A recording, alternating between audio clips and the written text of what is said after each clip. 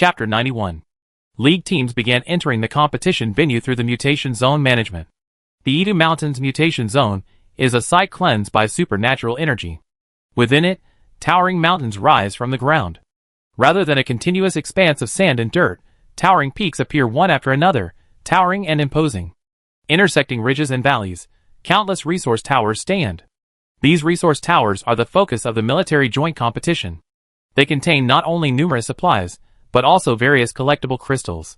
Of course, collectibles are not placed directly within these towers. Rather, crystals representing these collectibles are placed within them. First refresh of the competition. The refreshed collectible location is not long after entering the mutation zone, before even encountering the star beast, Qin Yangji and the others heard a voice from their optical computers. The locations of collectibles are not fixed, but are randomly refreshed. Because there are so many towers, not every one of them will contain collectibles. Qin Yangji listened intently to the refresh on her computer. She had a hunch that the item that would appear this time would most likely be the red tower. Because collectibles refreshed based on placement order, Qian, as the winner of the previous military joint competition, would be placed first this time. Qian red tower usage rights. Location: 347.562, Tower 337. Sure enough, after the voice rang out, Qin Yangji immediately had a sense of anticipation. She glanced at her current coordinates. To the southeast lay Tower 337. Let's find the red tower first. Qin Yangji glanced at his teammates and immediately sent a message to the group walking. The main force will head for Tower 337.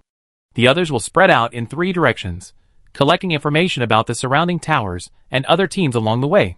Team leaders must remain within the range of my telepathic antennae. There's more than one type of collectible.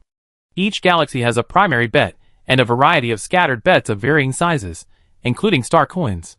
There are over 100 of these, including precious energy and rare materials, and even the works of masters from various galaxies. As the main force, Qin Yangji and his team's primary mission is to hunt high-level star beasts, gather their resources, and search for various collectibles. The competition is based on a weighted ranking of points represented by star beasts and collectibles. As Qin Yangji and his group headed towards Watchtower 337, they weren't just rushing. They also slew any ferocious beasts they encountered along the way, earning points representing their star beasts. Finally, as they reached the edge of Watchtower 337, they received an order from their squad leader. Qin Yangji's mental tentacles possessed an extremely powerful fission and extension capability, capable of maintaining a powerful transmission capability even over distances of several kilometers. This allowed him to scatter the Qian team like fireworks, spreading across the entire anomalous zone they passed through.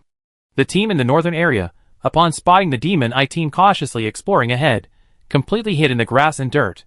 This was a skill Qin Yangji had taught them. According to her, if using supernatural energy is easily detected by others, then instead of constantly using mental tentacles to secretly probe the edges, the reconnaissance mech should simply hide themselves and use the most primitive methods of vision and hearing to observe the surrounding mech's arrival. Therefore, upon hearing the hidden movement nearby, the surrounding reconnaissance mechas reacted immediately, scanning the surrounding area and, as expected, detecting a close-range radar signal.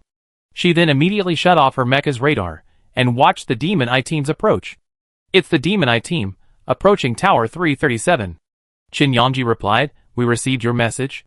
Evacuate quickly." She warned the mecha to withdraw from the Demon Eye's encirclement, otherwise, if discovered, it would be extremely difficult to escape. Qin Yangji then glanced around. They were still about 5 kilometers from Tower 337, and the Demon Eyes were not far away. If they were to reach Tower 337, it wouldn't take long. Rather than colliding outside Tower 337, it would be better to fight it out here. Qin Yangji knew that the other star systems had no intention of attacking the Red Tower. Only the Demon Eyes needed the Red Tower to stabilize their spiritual realm. Because Chris himself suffers from unstable mental states, he desperately needs the Red Tower to heal his damaged mental sphere. Furthermore, the biological experiments conducted within the Demon Eye require the Red Tower's presence to facilitate their more advanced procedures. Additionally, with the events at the starport, Rodney's overtures toward Qin Yangji could very well lead the Demon Eye to mistakenly believe that Qian and Tula have reached a partnership, leading to stricter surveillance of both teams. Wei Yabai would then have to choose between the Red Tower and the Space Crystal. Thus, Rodney deliberately approached Qin Yangji to attract Wei Yabai's attention and draw his attention to Qin Yangji. Wei Yabai was currently on his way to Watchtower 337. The first location to spawn was the Red Tower, which was good, but only one tower resource spawned per day. In order, the first was the Red Tower, followed by the Magic Eyes Space Crystal. All teams were now heading towards their respective targets. If he couldn't immediately secure the Red Tower, he would likely miss out on the next day's chance to obtain the Magic Eyes Space Crystal. That would be a huge loss. But he absolutely couldn't miss the opportunity to obtain the Red Tower now.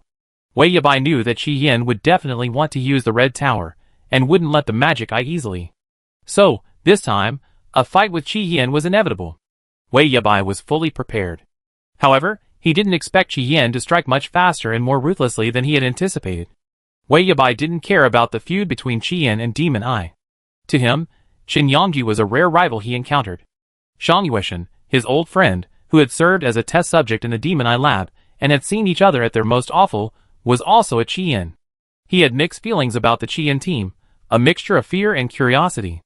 Zhang Yueshan had gone to great lengths to find such a rare opportunity to leave Demon Eye, abandoning the lab, and giving up the chance to become a core member of the Demon Eye's training. He could have easily become the Demon Eye's most powerful person, the one with the opportunity to become as powerful as he was, a rare powerhouse. All for the so-called freedom of being human. But now, he was content to stay at Qi Yin, to be its pawn. Wei Yabai's eyes flickered. Qin Yongji was indeed formidable. Not long after leaving the battle on Mineral Planet 167, Wei Yabai sensed he'd been tricked. After leaving the star track, he saw no sign of Qian's support. However, he had already left the Mineral Planet cluster, and returning would be a trap. He left in frustration. Even though he knew Qin Yongji had tricked him, Wei Yabai's first feeling wasn't fear, but the excitement of meeting a worthy opponent. His Demon Eye was an absolute commanding genius. The military, even the chief commander, held him in high esteem. He even had immense power over the military.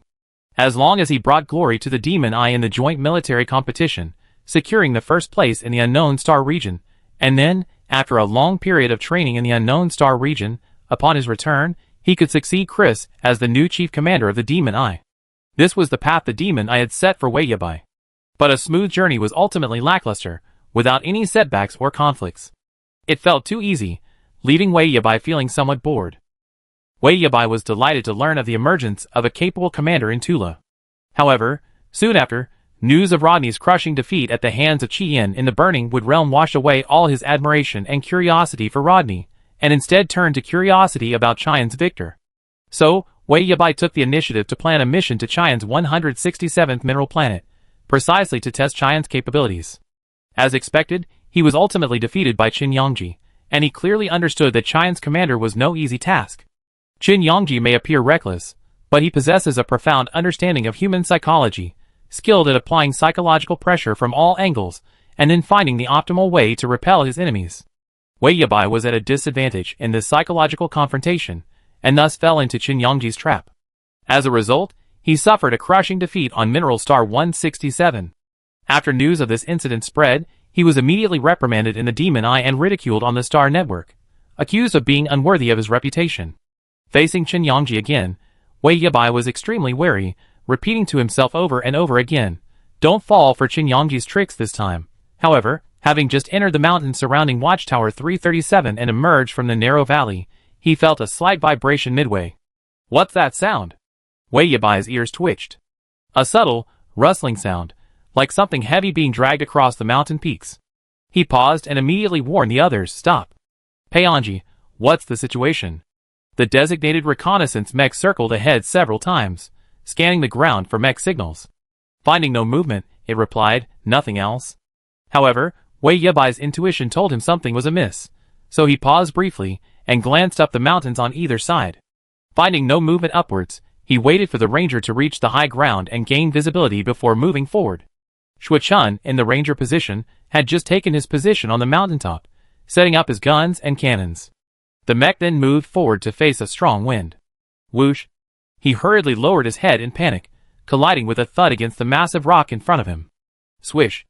Then the massive long sword from behind suddenly swept across, emitting a flash of fiery light, instantly splitting the boulder in two, sending it sliding down the slope. Shui Chen's figure froze for a moment, and he rolled on the ground beneath the powerful blade, trying to gain distance. The blade's immense force was so immense that he had no doubt it would have almost cleaved his head off in an instant if he hadn't dodged in time. A shadow of a decapitation rippled through Shui Chen's heart. The commander's voice hurriedly echoed over the team chat, but Zhuqian was so tense at the moment that he had no time to reply. All he could hear was Wei Yebai's steady voice echoing through the cockpit. Zhuqian, how's the situation over there?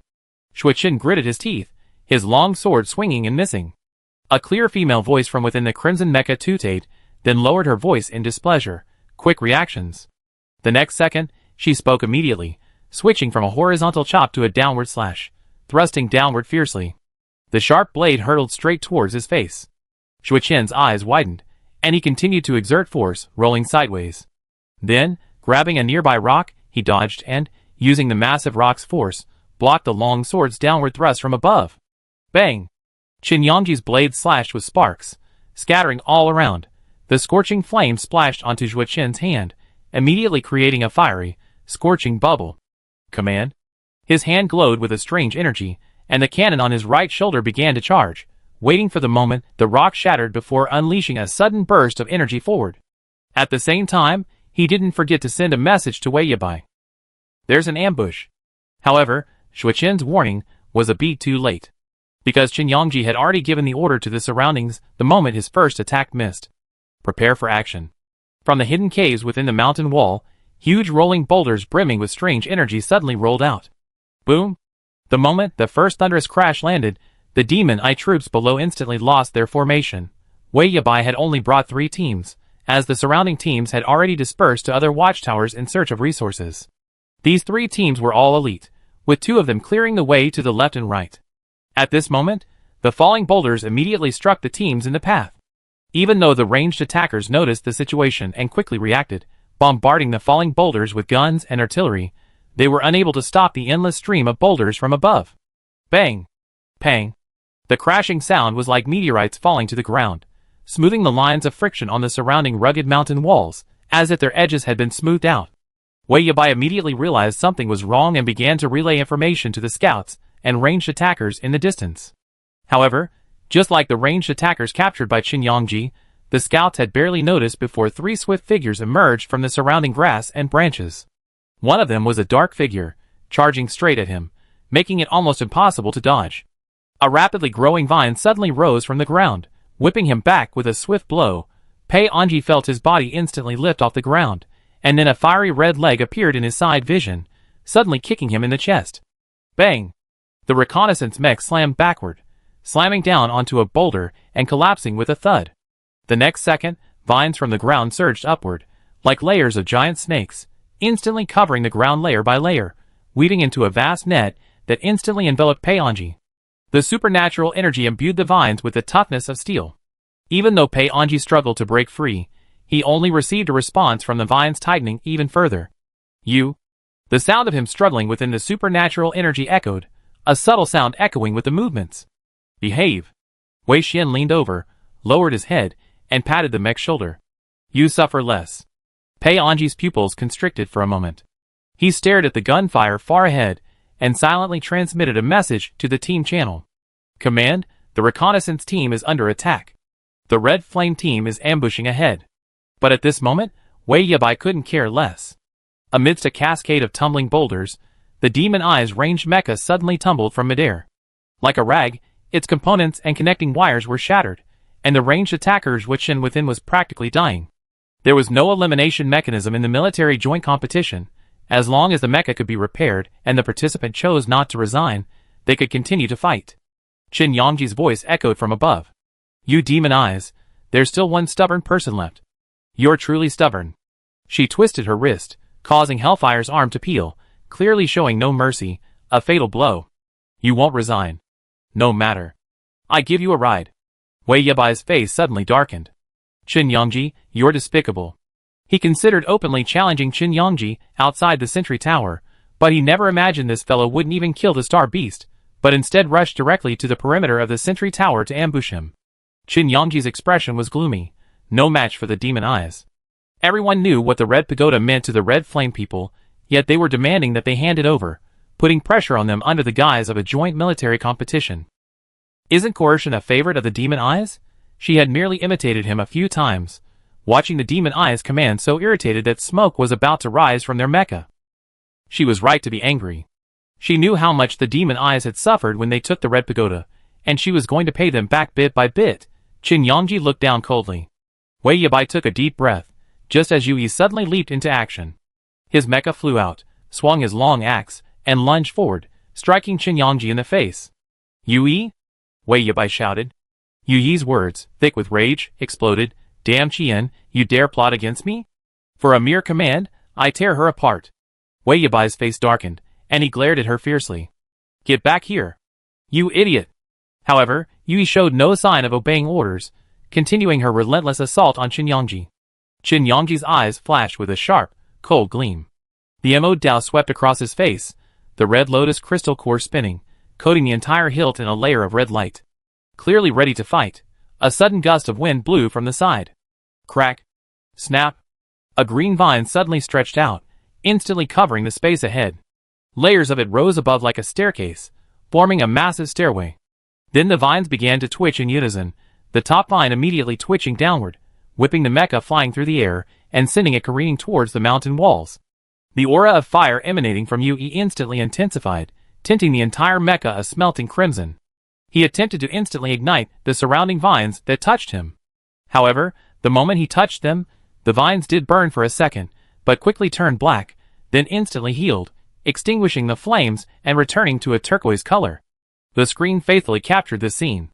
In the stands outside, the expressions of the politicians from the Demon Eye instantly changed. Commander Chris's pupils constricted. This is Immortal Vine.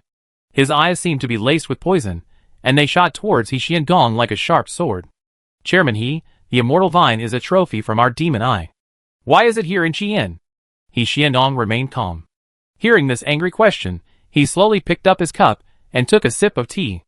At the end, he even spat some tea leaves into the cup, causing the surrounding leaders to frown. What Immortal Vine? Oh, Commander Chris, I've been away from the battlefield for years. Don't bother asking me these difficult questions. This kid brought this mecha himself, and insisted on joining us in Qian. How would I know what it is? We don't even inspect mechas when we admit them as official residents. The implication was that this person already belonged to Qian. As for the mecha, it was personal property. If you claimed it belonged to Qian, that was amiss, but if you claimed I took something from the Demon Eye, I had no idea. Chris's face suddenly darkened. This mecha can only be piloted by one person, Killer Star, the Demon Eye Lab's experimental subject number 01, the one codenamed Killer Star. He betrayed the Demon Eye and became Qian's lackey. Chris's pupils seemed to blaze with fire. However, as he stared at Shang Yueshin, his mind rapidly plotting how to bring him back to the Demon Eye. The Immortal Vine had completely merged with the Killer Star. They would soon create, after Chenju, the second mecha soldier with 100% compatibility, capable of transforming into a star beast, possessing immense strength and the power to instantly destroy a ferocious beast. Furthermore, Shang Yueshin possessed the immense biological power of the Demon Eye's past experiments. Perhaps, through his fusion, without any side effects, they could study how he escaped the effects of the biological link, thus providing a new opportunity to resolve Chris's mental collapse. The thought of this instantly stirred Chris's excitement. Behind him, Shelley, having heard the entire conversation, glanced up at the screen. The vines of the Immortal Vine withered and then blossomed, as if gradually resuscitating a dying being. But isn't life and death simply a normal part of life? Why not just follow this pattern instead of searching for a solution? He could see the reason for Chris's excitement, but Shelley was reluctant to admit it, or rather, he simply didn't want to. Chris, his superior, used to be a shrewd man, prioritizing the interests of the Demon Eyes, and determined to elevate them to a respected first-tier star system. Back then, they were all planets struggling under Yatu, suffering unfair oppression and treatment from Yatu. Chris had said that one day, he hoped to free his own kind from such humiliation. He had said that the Duda bird was the most miraculous creature in the world, and that the Demon Eyes, who evolved from it, shouldn't naturally grovel at the feet of a spirit beast. But now, this man has forgotten his original aspirations during the campaign, driven by his own interests and personal feelings, even this time when he pressured Qian to hand over the Red Tower. The Demon Eyes needed the Red Tower, but their military and the retired soldiers needed it even more. It could be said that planets like Qian and the Demon Eye, which advocated for expansion, all had vast numbers of people with damaged spiritual realms.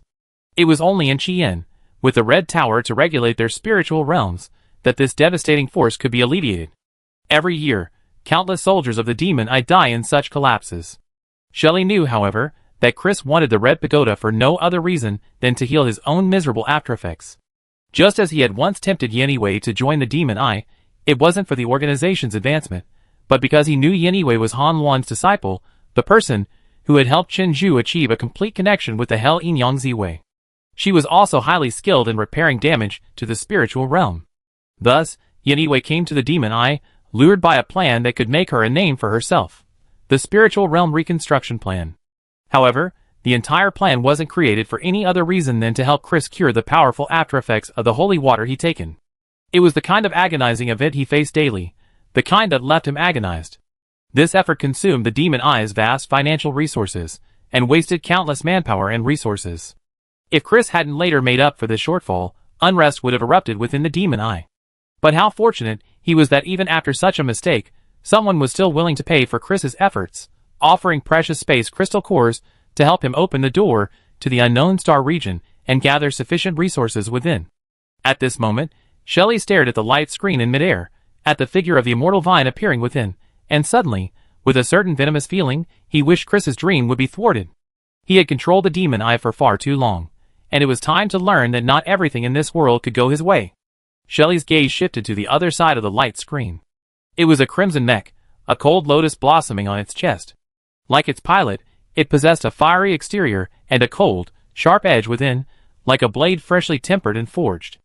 After the immortal vine flung the mech aside, it immediately wrapped itself around the pilot, enveloping him in layers, making it impossible to escape.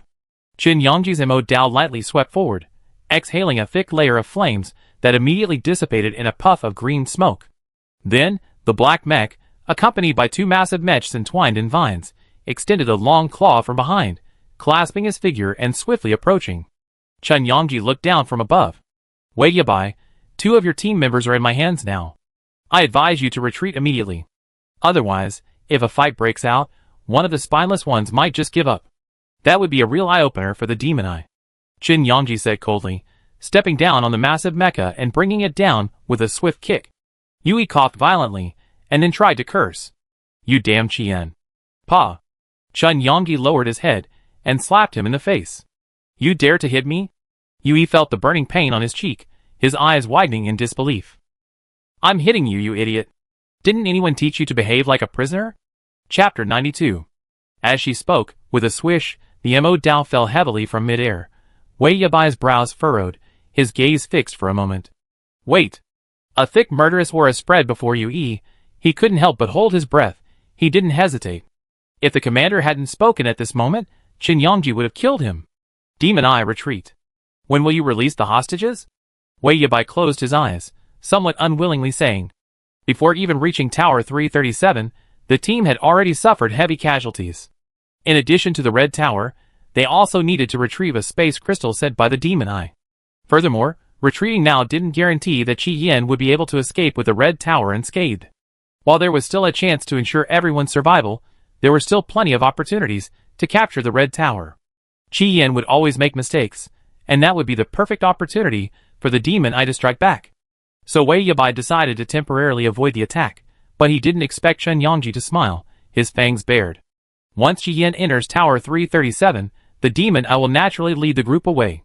As he spoke, Qin Yangji spun the Mo Dao in his hand in midair, then suddenly brought the hilt down with a powerful blow.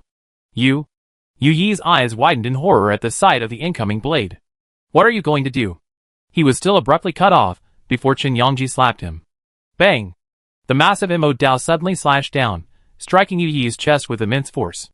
The pain darkened his vision, and he felt dizzy and unable to see clearly. Seeing this, Wei Yabai's face darkened, and he called out Qin Yangji's name in anger. Qin Yangji, the Demon Eye has decided to retreat.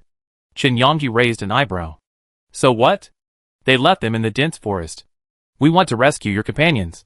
Let's see if you can find them. Qin Yangji's tone was quite excited. Wei Yabai's expression was frozen as he watched Qian's red team leave with Yui. Peionji was still barely alive.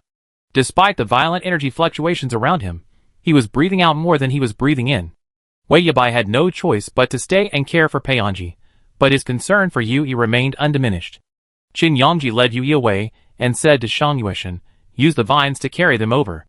Throw them into the dense forest. Shang Yueshan nodded and immediately used the energy of the immortal vine to summon layers of vines that enveloped the mecha, dragging it along the ground and moving forward. Even in his coma, Yui could still feel the powerful alien energy gripping his brain like a golden hoop. The energy in his spiritual realm surged rapidly like ocean waves. Feeling this powerful, threatening force, he felt a wave of fear. And in this coma, when he arrived outside the dense forest, Yui's body felt like he had been pulled out of a pool of water. A layer of fine, dense sweat formed, and his entire body was filled with heat. Qin Yongji hoisted the man high above a spider cave in the dense forest. Wei Xian was extremely excited to complete an exciting task. They carefully avoided the ghost-faced spider's compound eyes, and then hoisted the rope onto a high branch. The time it takes for the demon eye to bring this guy down will be enough for the ghost-faced spider to weave its web here.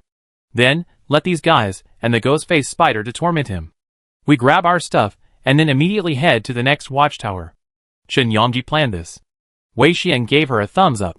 Excellent, worthy of being a commander. He was never stingy with his praise for Qin Yongji. Qin Yongji smiled faintly and waved his hand. Let's go to the watchtower. In his battle with the demon eye, Qin Yongji had taken advantage. Li Jingxian, worthy of being one of the best reconnaissance mechas in the entire Tianshu military region, had managed to conceal her movements from Pei Anji's detection, remaining undetected by his mental tentacles. This gave Qi Yan the opportunity to ambush the demon eye. However, this plan could only be used once, primarily because the terrain around Watchtower 337 was extremely advantageous. Two towering ridges faced each other, creating a treacherous ravine below. Continuing up the rock face were numerous caves of varying sizes. It was in one of these caves that Qi Yan's soldiers carried out their stone ball ambush. These stone balls were launched bit by Ruan Wenqing's guns and artillery, using extensive silencers to avoid alerting any nearby creatures. The demonic eye was imperceptible, and of course, undetectable, because all of the red flame mechas had shut down their radar detection and mental connections. Only the command link remained firmly locked within the individual soldier's mental realm. Qin Yongji was quite pleased with his arrangements, while Wei Yabai's face darkened as he too pondered his own mistakes. However, Qin Yongji's command seemed to be perceptive, and she knew every move Wei Yabai had made as commander. Thus, she could react with complete restraint, rendering all of Wei Yabai's preparations useless. In the observation room, Chris, the demonic eye's chief commander, knitted his brows together. Seeing Wei Yabai abandon the fight for the Red Tower, Chris breathed a sigh of relief. However, because Red Flames Wakan and Yixian Gong were nearby, occupying the corresponding seats on the disc, he was reluctant to show his emotions too clearly. But inside, a burning frustration welled up. It doesn't matter. It's just that he didn't get it at the beginning. Whether Qi Yan can reach the settlement alive is still uncertain. The Edo Mountains are fraught with danger. He wants to see what other tricks Qi Yan has besides these underhanded tactics. This little-known commander, who has never led a large-scale anomalous operation in a single area except in the Burning Wood realm, has. Chris's clenched hands on the table couldn't help but loosen, slowly sorting out his chaotic mental state, trying to calm himself down as much as possible. Wei Yabai is the most outstanding creation cultivated by the demon eye with all his might. He possesses superb biological fission abilities, and uniquely powerful mental perception.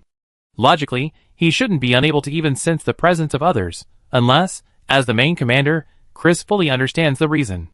Unless, Qin Yongji's mental perception far exceeds Wei Yabai's. Only in this way can she create an effect that conceals her mental fluctuations, making Wei Yabai completely unable to sense the presence of the commanding mental energy. Even though Qin Yongji's mental perception was indeed powerful, Chris found it difficult to imagine how powerful a force it took to keep so many soldiers hidden even under Wei Yabai's gaze.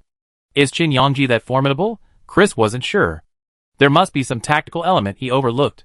If Wei Yabai could think it through, he wouldn't fall so easily into Qin Yongji's trap next time.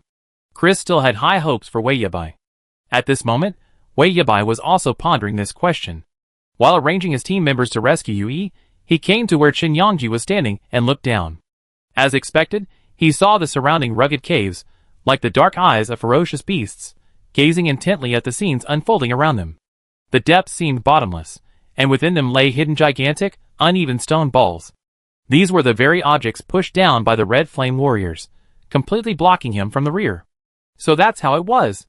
Qin Yongji hadn't concealed any individual soldiers, he had relied on them alone, abandoning the coordination with the mecha. What a bold move. If the stone balls didn't achieve the desired effect, and he discovered the design within these caves, then the first thing to do would be to deal with these hidden stone throwers. Knowing Qin Yangji's plan, Wei Yabai delivered a powerful punch to the surrounding stone walls. But it was just a fraction off, because he hadn't determined the enemy's position. A single person, either in range or on reconnaissance, would have immediately spotted them. However, the scouts he had sent out were ambushed ahead, and the ranged attackers who remained were caught red-handed by Qin Yangji and his men as they made their way to the elevated artillery position. Qin Yangji was fully aware of his arrangements. This was Wei Yabai's first feeling. Everything he did seemed to be seen through. Qin Yangji had to figure out how to counter every one of his actions, completely blocking him in a dead end with no way out. What a sensitive person. The only footage Wei Yabai had circulated was a few brief videos of him commanding operations in the mutation zone. If he could infer his own command patterns based solely on these, then Qin Yangji would be a formidable enemy, one who could completely understand him from the smallest details. The formidable enemy, Qin Yangji, pulled his Mo Dao, a blade coated in green slime, from the massive tree stump before him. He then kicked aside the massive tree blocking his path. The trees here are practically spirits. The supernatural energy in the mutation zone is too dense. Wei Xian flung the giant treeman he was holding back away, and Ruan Winqing fired a cannon at it, instantly reducing them to rubble. Several of them worked together to clear the path around them, clearing the path occupied by the treemen. Qin Yangji glanced at her bracelet. The supernatural energy concentration in the mutation zone is increasing. Night is approaching in the mutation zone. She looked up at the sky. Dark clouds now covered the sky, a constant, gloomy mass, with no visible light from the stars. But night in the mutation zone isn't determined by the presence or absence of light sources, but by energy fluctuations. At night, the supernatural energy in the mutation zone becomes extremely volatile.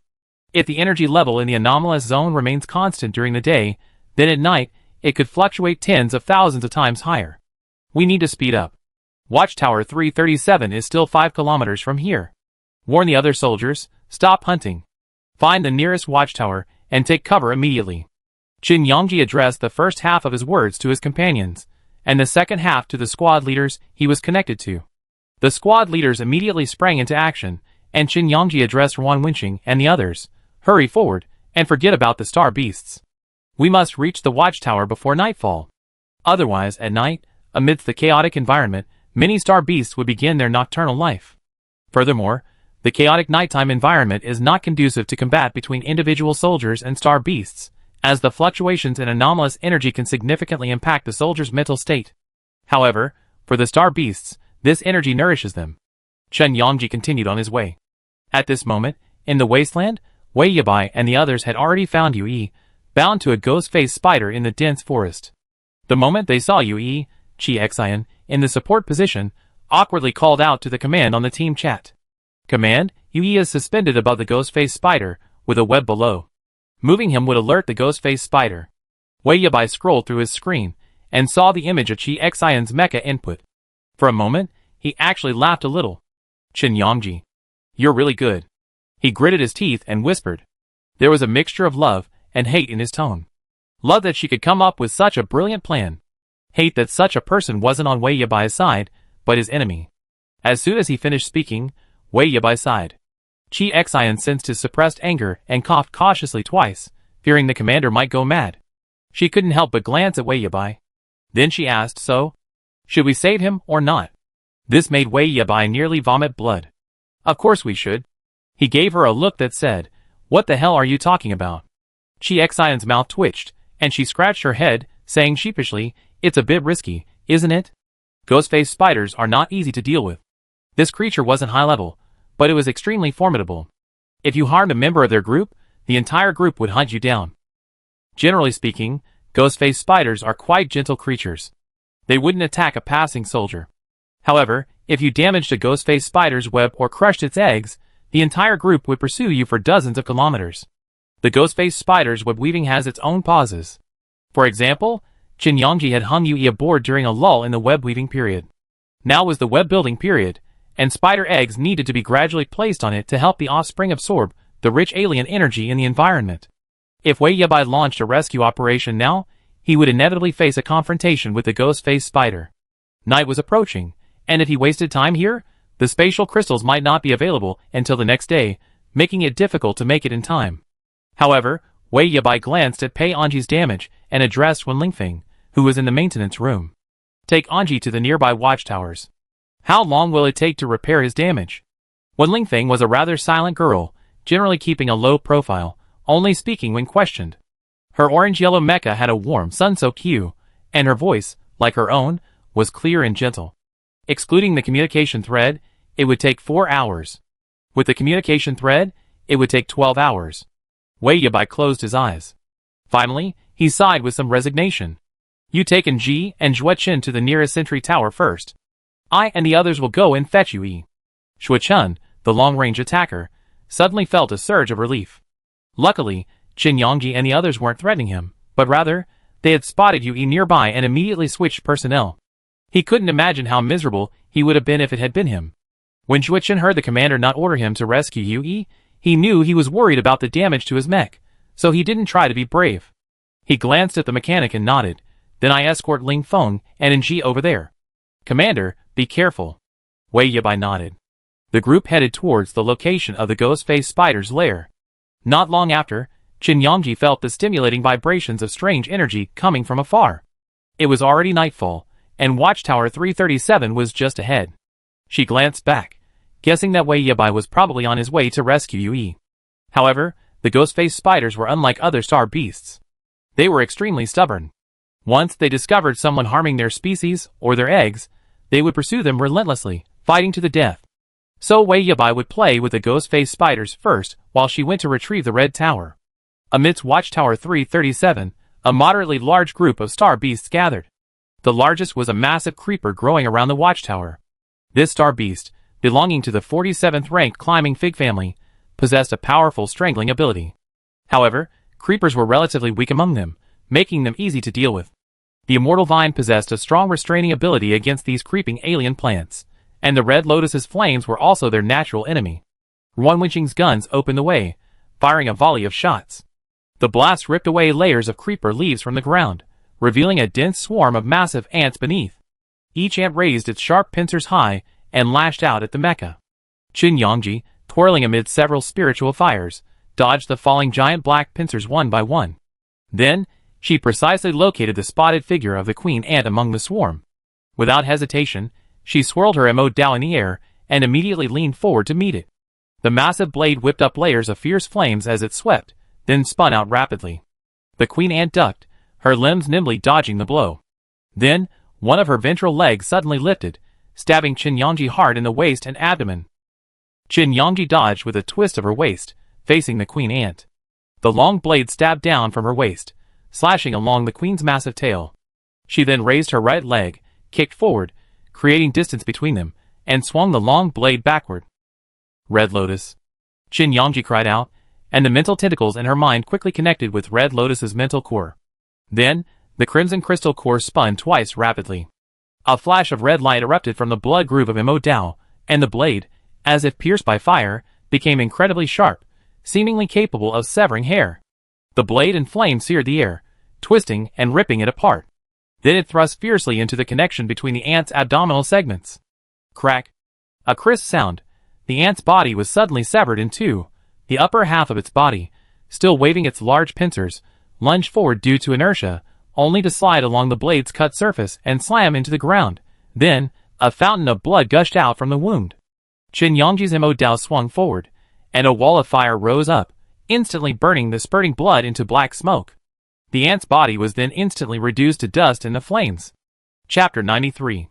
Blood splattered everywhere, and Li Jingxian and Shi Cixin could not help but dodge in disgust. After Qin Yongji's flames ignited, the splattering blood immediately dissipated. The surrounding ant colony, now freed from the queen's control, became extremely easy to deal with, clearing out in a matter of moments. After Qin Yongji dealt with the queen, he immediately plunged his Mo Dao into the ground. Shan Yueshen's gaze fell on her. Seeing this, the immortal vine quickly followed the Mo Dao's strike and began to spread forward, covering the entire ivy cluster in a matter of moments. At the moment, the ivy unleashed its powerful energy, streaks of silver-green light emerged from the ground, seemingly dividing it into cracks and fissures, rapidly spreading outward. The ivy's roots resembled cracks, and the moment they swung, they were like indestructible swords, slashing and striking. Clang! Qin Yongji's Mo Dao swept across to intercept, but was blocked by the ivy roots. The two collided, a resounding metallic sound. Qin Yongji narrowed his eyes, gripping the blade and attempting a sudden slash. However, the roots trembled, offering a resistance like a golden bell. Bang! As Qin Yongji's blade advanced, piercing the ivy roots inch by inch, a resounding bell-like sound suddenly erupted. The sound waves instantly reverberated. Several people nearby covered their ears, then doubled over, grimacing and howling in agony. Hiss! Wei Xian howled in agony, tears streaming uncontrollably. What the hell? He clenched his fists and pounded his head repeatedly, then looked at the ivy marks with red eyes. Qin Yongji suddenly paused, the blade's thrusts pausing, the chiming of the bells fading, and a faint silver glow emanated from the ivy. The top of the tentacle that was pressing against Qin Yongji flexed twice, then suddenly sprang back, as if in defiance, causing Qin Yongji's eyes to turn cold. Quite arrogant, she scoffed coldly. It's a pity this guy doesn't realize that when it comes to brazenness, no one can surpass her, Qin Yongji. Qin Yongji was smoldering with rage, and at the moment the vines curled, she shouted, "Cover your ears." Everyone around them, even Shang Yueshan, immediately clenched their fists around their ears. Layers of energy from the mecha rapidly transmitted through, forming a powerful protective barrier around their bodies. Seeing this, Qin Yongji completely lost her scruples and immediately began to thrust her blade forward. Red Lotus. The crystal core spun, layers of blazing flames flaring up like a ferocious beast, devouring the steely tentacles of the creeper in front of her. The tentacles remained entombed in the flames for a long time, a continuous thumping sound echoing in her ears. Qin Yongji felt as if someone were pounding her brain with a hammer, the excruciating pain making her blood vessels throb violently. But Qin Yongji paid no heed, persisting in pushing the blade forward until, with a clang, the blade passed through the outer layer of the golden bell and collided directly with the creeper's tentacles. She then grasped the hilt with both hands. As the bells rang and crashed, the raging fire suddenly subsided. The tentacles of the creeper seemed to have triumphed, baring their fangs and claws as they danced wildly before Qin Yongji's eyes. And then, swish! A flash of cold silver light, like a flaming meteorite, trailed a long, trailing meteor-like tail. It ignited a sharp, streamlined trail in the air, passing through with a single simple stroke. Then, with a clear clang, the creeper's tentacles crackled and shattered. Then, a second later, boom! A loud bang. The flames roared like a ferocious beast, and as the blades severed the tentacles, they began to surge towards the creeper ahead. The flames burned with a crackling sound. Layers of blackish piled on the ground. The creeper's tentacles had been reduced to a charcoal-like mass. A deep green crystal core remained within the charcoal, a faint golden glow gleaming within it. Defensive attributes. Abilities: Protective Golden Bell, Climbing Star Beast, SSS rank, inferior to Red Lotus. Qin Yongji finished with a disparaging comment. Then, with a purported smirk, he raised his foot and crushed a fallen ivy tentacle, its charred charcoal-like structure, completely crushing it into a puddle. He then scoffed, "You dare challenge me with just this?" She shook her head slightly. After dealing with this major problem, Qin Yongji picked up the crystal core and looked at the others behind him. "Okay, you can put it down now." As soon as Wei Xian lowered his hand, his legs gave way, and he collapsed to the ground. "Hickey," he retched loudly. Weakly, he looked at Qin Yongji and explained, "No, that noise gave me a headache. I still feel a little nauseous. It's definitely not because I'm weak, nor because I can't defeat this creeper." Qin Yongji laughed heartily, even clutching his stomach. "Wei Xian, you're in such a pity." "I'm not you." Wei Xian felt even more distressed, hugging himself in grievance. "Xiao Yang, aren't you feeling dizzy at all? This protective golden bell has a powerful backlash and stun effect. It's really not my fault." Qin Yongji shook his head. "Dizzy, but not unbearable. Look, Xiao Xian. Sister, Brother Ruan, and Cixian and Little Rainbow, all of them are still. Xiao Yu isn't dizzy either, right?" Shang Yueshan suppressed her nausea, pursed her lips, her Adam's apple bouncing twice as she nodded. "Yeah." Qin Yongji looked at Wei Xian with satisfaction. TSK, you're the only one who's dizzy like this. It's hard to say you're not weak, Wei Xian." Qin Yongji patted his shoulder. "Young man, you have to understand something." She squatted down, looking quite serious. Wei Xian leaned over and, despite her discomfort, asked, "What's the principle? Are you trying to teach me some secret method? Something to stop me from dizzying?" Qin Yongji raised a finger and shook it. "No, no, no. The principle I'm talking about is very simple, just 4 words." She gestured with 4 fingers, pressing them down one by one. There are 10 lotus flowers in the pond. I only pick one, and you. Li Jingxian and Shi Cixin sensed something and exchanged glances, stifling laughter. Wei Xian foolishly pointed at himself. I pick 9? Qin Yongji narrowed his eyes, grinning like a golden-haired mouse who had successfully done something bad. Hee, that's right. She stood up and glanced at the now-cleaned watchtower. What do you mean? Wei Xian was still a little confused. Seeing this, Wan Wenqing shook her head and walked past him. Li Jingxian and Shi Cixin walked by, stifling laughter. Shan Yueshan's guilty gaze flickered a little, and when he noticed Wei Xian staring at him, he quickly raised his hand, making it all the more obvious. Don't look at me. He knew nothing, not even that Wei Xian was a complete novice. Lan Qingcheng, Wei Xian's good friend, sighed and stepped forward to help him up. He patted his shoulder earnestly. Fool, pick 9 lotus flowers. Taste them yourself. Wei Xian, his legs weak, supported him, still savoring them carefully. Pick 9. That's right. I didn't make a mistake. He couldn't possibly have miscalculated such a simple formula. Then Wei Xian slurred his words. I picked 9 lotuses, so how many are there? Qin Yongji. Are you secretly cursing me again? His complaints echoed throughout the entire 337th watchtower. Qin Yongji finally couldn't help it anymore and ran forward a few steps, bursting into laughter. Instantly, everyone behind him burst into laughter, their laughter revealing a vibrant joy. Wei Xian, still furious, couldn't help but laugh himself when he heard the laughter. Really? You're being so roundabout. Don't you realize I don't understand? These days, cursing requires some culture. He muttered. Lan Qingcheng held him speechlessly with one hand. With your IQ, it's no wonder Xiaoyang fooled you. Wei Xian curled his lips and said stubbornly, What do you know? I was just giving in to her. The gate to Tower 3371 opened under Qin Yongji's command. The interior of the sentry tower was rather rudimentary, and mechanization wasn't widespread. A medical pod was a necessity, though. Wei Xian was vomiting profusely, so Qin Yongji simply let him lie down inside. Then a group headed to the main control room and located the Crimson Flame Tower token, nestled in a blue beam of light at the center of the central control console. They then slammed it into the socket on the mech's chest. The mech's chest had a socket for the token, which served as the location for the token. Once it was nested there, the tower's position would no longer be broadcast, though it would otherwise continue monitoring. The Crimson Flame Tower signal dimmed. The crowd in the viewing room immediately sighed in admiration. He Xianyong and Zuikan exchanged glances, both eyes brimming with approval. Qin Yongji performed even better than I expected in the joint military competition, Zuikan said to the two men. Zui Jiangying's eyes couldn't help but tinge with nostalgia. She's certainly bold, unlike Azu. This kid is even more high-spirited.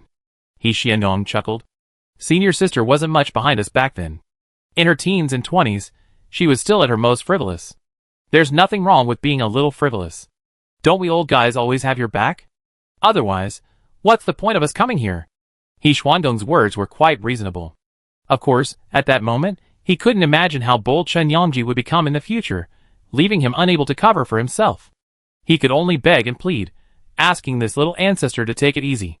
In contrast to the peaceful atmosphere here at Qian, the Devil's Eye was filled with a gloomy, dark cloud hanging over the sky. Chris watched Wei Yabai and the others break into the ghost-faced spider's lair to rescue them. He couldn't help but sigh, what fools. He was referring to Wei Yabai, and also cursing Yui. He said that at this moment, when it's time to give up, you should do so decisively. Losing a melee position does have some impact, but it won't shake Wei Yabai's plan. Wei Yabai also has excellent abilities to make up for it. But for this melee mecha, Wei Yabai gave up the fight for the Red Tower, and now he's wasting time fighting the ghost-faced spider. What a fool. The time lost is enough for the next day's collectibles to spawn. According to the collectibles locations, the second location is the Magic Eyes Space Crystal. This time, 2 extremely special collectibles spawn immediately in the early stages. Other teams will definitely not miss this opportunity. The Red Tower isn't very competitive because only the Red Flame and the Magic Eye are in urgent need. And the Space Crystal, that thing means another chance to enter an unknown star region. What star region wouldn't want it? If it fell into someone else's hands, I wake up laughing in my dreams. And what was Wei Yabai still doing? Still fighting that damn ghost-faced spider. How foolish. He always been smart, but he was a bit too soft-hearted, placing his comrades above all else. Little did he know that as a commander, you have to let go of things when necessary, otherwise, How could you accomplish anything great? Chris's chest heaved, but he didn't dare expose his emotions in public, lest others, especially those despicable red flame people, laugh at him. If he had said that, if that melee mech had any sense of the bigger picture, it should have decisively pressed the exit button when the commander lost his mind, and not delayed the entire team. Unfortunately, Yui didn't have such a realization. And everything happened just as Chris had predicted. When the location of the Magic Eye space crystal was refreshed the next day, the Magic Eye team was still trembling with the ghost-faced spider. At this moment, the Chien team, having received the news, had already replenished their resources and energy, maintaining sufficient energy and stamina. They left the watchtower in high spirits. The Magic Eye's space crystal location is 221.177, which is already deep inside the Edu Mountains. It will take at least 2 days to travel. Even if the others want to go, it won't be less than 2 days. We can check for enough Star Beast points along the way, kill a group, and then go. We shouldn't be late. Chen Yongji calculated that they had teleported in from several nearby locations at the same distance. Everyone was the same distance from the final settlement location. At this moment, Chen Yongji's direction overlapped with the Demon Eyes, meaning the other teams would be in the surrounding areas. However, the 2 sentry towers were located within their entire fan-shaped area. Any other team attempting to approach would have taken a route several meters further from the command post, so Chen Yongji wasn't worried at all. The only competitor was the Demon Eye, and her strategy was excellent. The Demon Eye was probably still trembling with the ghost-faced spiders, being hunted by a group of vengeful spotted spiders. The Demon Eye's current condition was certainly not very good. Wei Yabai had been leading the support and defense positions, battling these spiders for too long, and his stamina was running low. His energy was also running low, and he needed to replenish it immediately. Put Yui down first. Wei Yabai's voice was slightly hoarse. The second after he made his decision, he heard the sound of a spatial crystal refreshing. The genius commander gritted his teeth. Damn it! After a furious curse, he immediately spun his blade and stepped on the carapace of the giant ghost-faced spider. Wei Yabai couldn't care less at this moment. He immediately ripped apart the spider web above, scattering spider eggs all over the ground. Then, with a swift slash of his blade, he sliced through the immortal vine that was holding Yui captive, carrying a strange aura. The energy of the top-level crystal core of the demonic eye required dozens of slashes to completely cleave the vine, demonstrating the immense power of the immortal vine. Looking at the fallen immortal vine, Wei Yabai's eyes were filled with a hint of complexity. This should have been his melee mecha. Unfortunately, Shang Yueshan was someone the demonic eye couldn't hold. They were supposed to be old friends, sympathetic to each other, but now they were on opposite sides. What a shame. But Wei Yabai didn't have much time to grieve. With the announcement of the space crystal spreading, he quickly glanced at the map, and hope immediately ignited. There was still a chance. 2 full days, enough time for them to defeat the ghost-faced spiders, and then make their way on. Unexpectedly, as soon as Yui was freed, he collapsed to the ground. His mecha's communication cables are all broken. Chi Xian, who was in the support position, stepped forward to take a look and immediately shook her head gravely. Yui's mecha had completely lost its combat capability. Wei Yabai had originally rescued him, hoping to free up some combat power, giving him more resources to fight the ghost-faced spiders. Unexpectedly, Yui was unable to fight, and could only become a burden. His expression shifted, and then he made a decisive decision. Let's not waste time here with these star beasts. Let's return to the watchtower first. The ghost-faced spider's pursuit would last a long time, but right now, the Demon Eye team was running low on energy. Wei Yabai said hurriedly. The backup immediately hauled Yui up with their grappling hooks. Then, with Wei Yabai leading the way, he quickly pursued him, all the way back to the watchtower. At that moment, within a cave nestled among another towering rock in Edu Mountains, an emerald green mech rested quietly at the cave entrance, awaiting the passing of night. The moment their energy stabilized, they heard a supply refresh. This time, it was the location of the space crystal, and the group immediately jumped to attention, as if alarmed. Command, it's the space crystal. The voices of the twins, who had brought their prey back from outside, emanated from the mech. Rodney glanced at the outpost supplies they brought back and nodded. Pack up. We're heading for Outpost 501. Mingheng and Mingyu nodded, then immediately entered the cave, waking up their teammates one by one. Rodney only ventured a short distance into his own area, having a hunch that the space crystal wouldn't be placed too far back. Once inside the Edu Mountains, most of the task would involve slaying high-level star beasts to earn points. The competition committee wouldn't make things so difficult, deliberately setting the difficulty so high.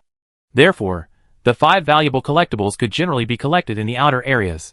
Once inside, within 150 coordinates, the focus would be on slaying star beasts. At this moment, Rodney felt the increasingly powerful aura of alien energy around him, and a wave of murderous intent surged within him. The Adu Mountains possessed a vast aura of alien energy.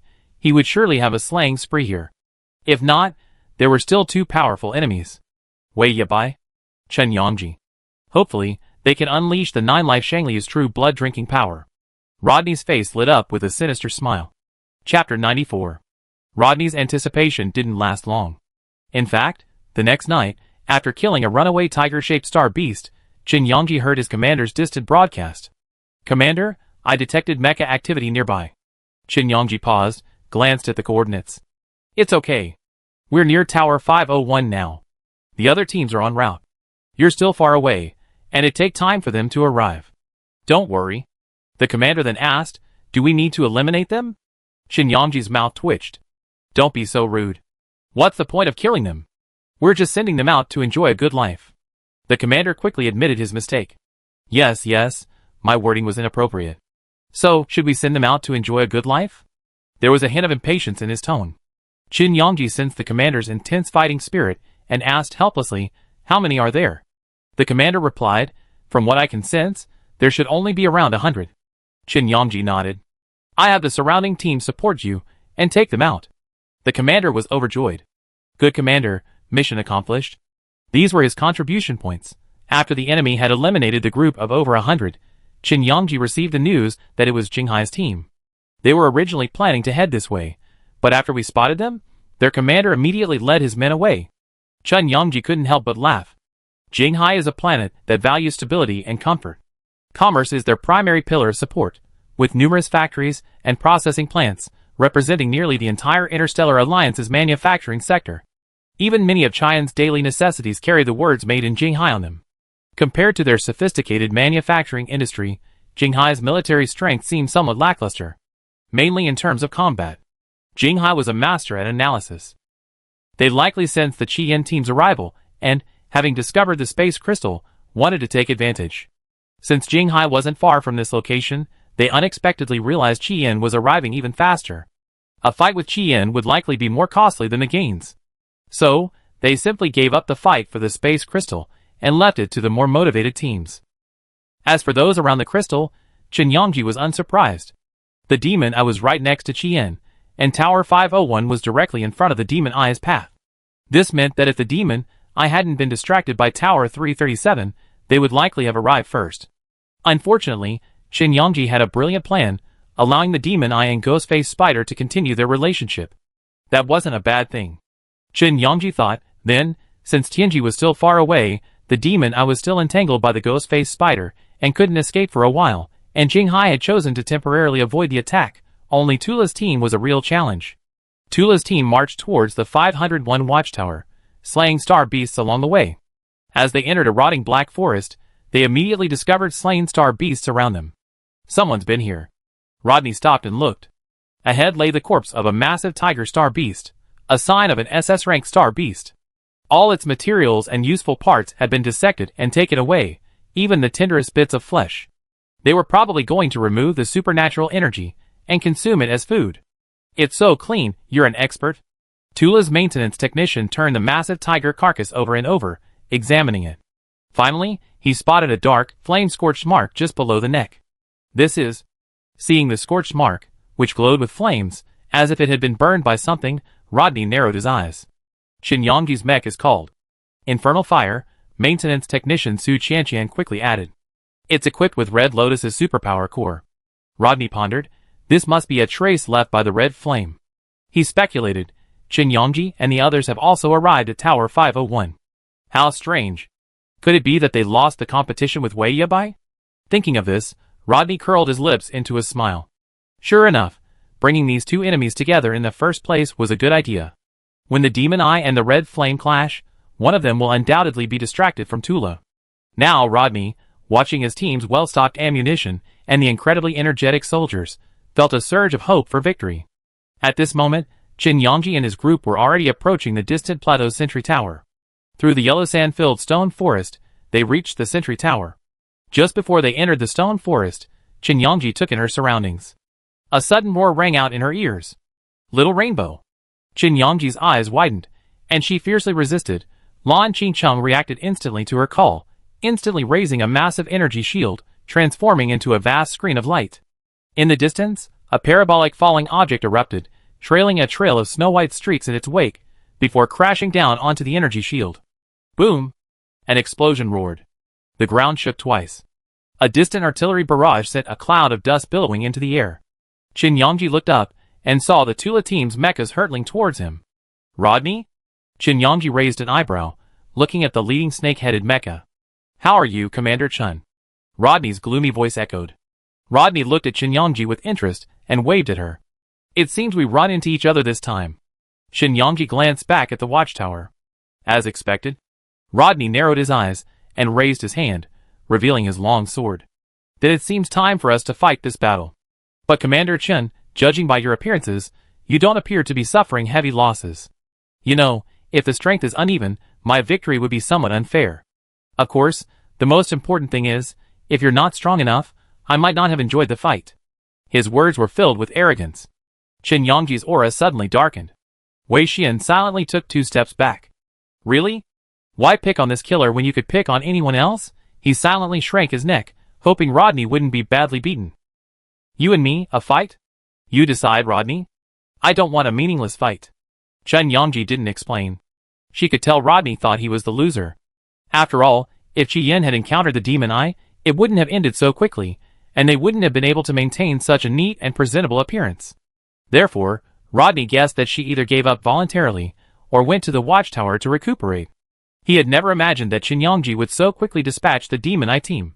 After all, in Rodney's mind, Qin Yangji was certainly formidable, but she didn't understand Wei Yabai's formidable nature. That man possessed incredibly powerful coordination skills, able to predict almost every commander's move. It was a pity that Qin Yangji seemed to excel in perception and prediction. She was the master of psychological warfare. And at that moment, Rodney was momentarily amused by Qin Yangji's words. Of course I can decide, he said with a smile, then looked at his companions. No one objected. Only Ming Hing stepped out of the team. Wei Xian, we're commanders fighting commanders. I challenge you to a duel. Do you dare? Qin Yangji glanced at Wei Xian. Don't waste your time with him. She moved her lips and whispered softly. Wei Xian waved his hands repeatedly. Our commander has the final say. Qin Yangji smiled at Rodney. It seems your words don't carry much weight in your Tula team. Rodney's face darkened, and he glanced at Ming Hung. Ming Hung felt a chill on his neck.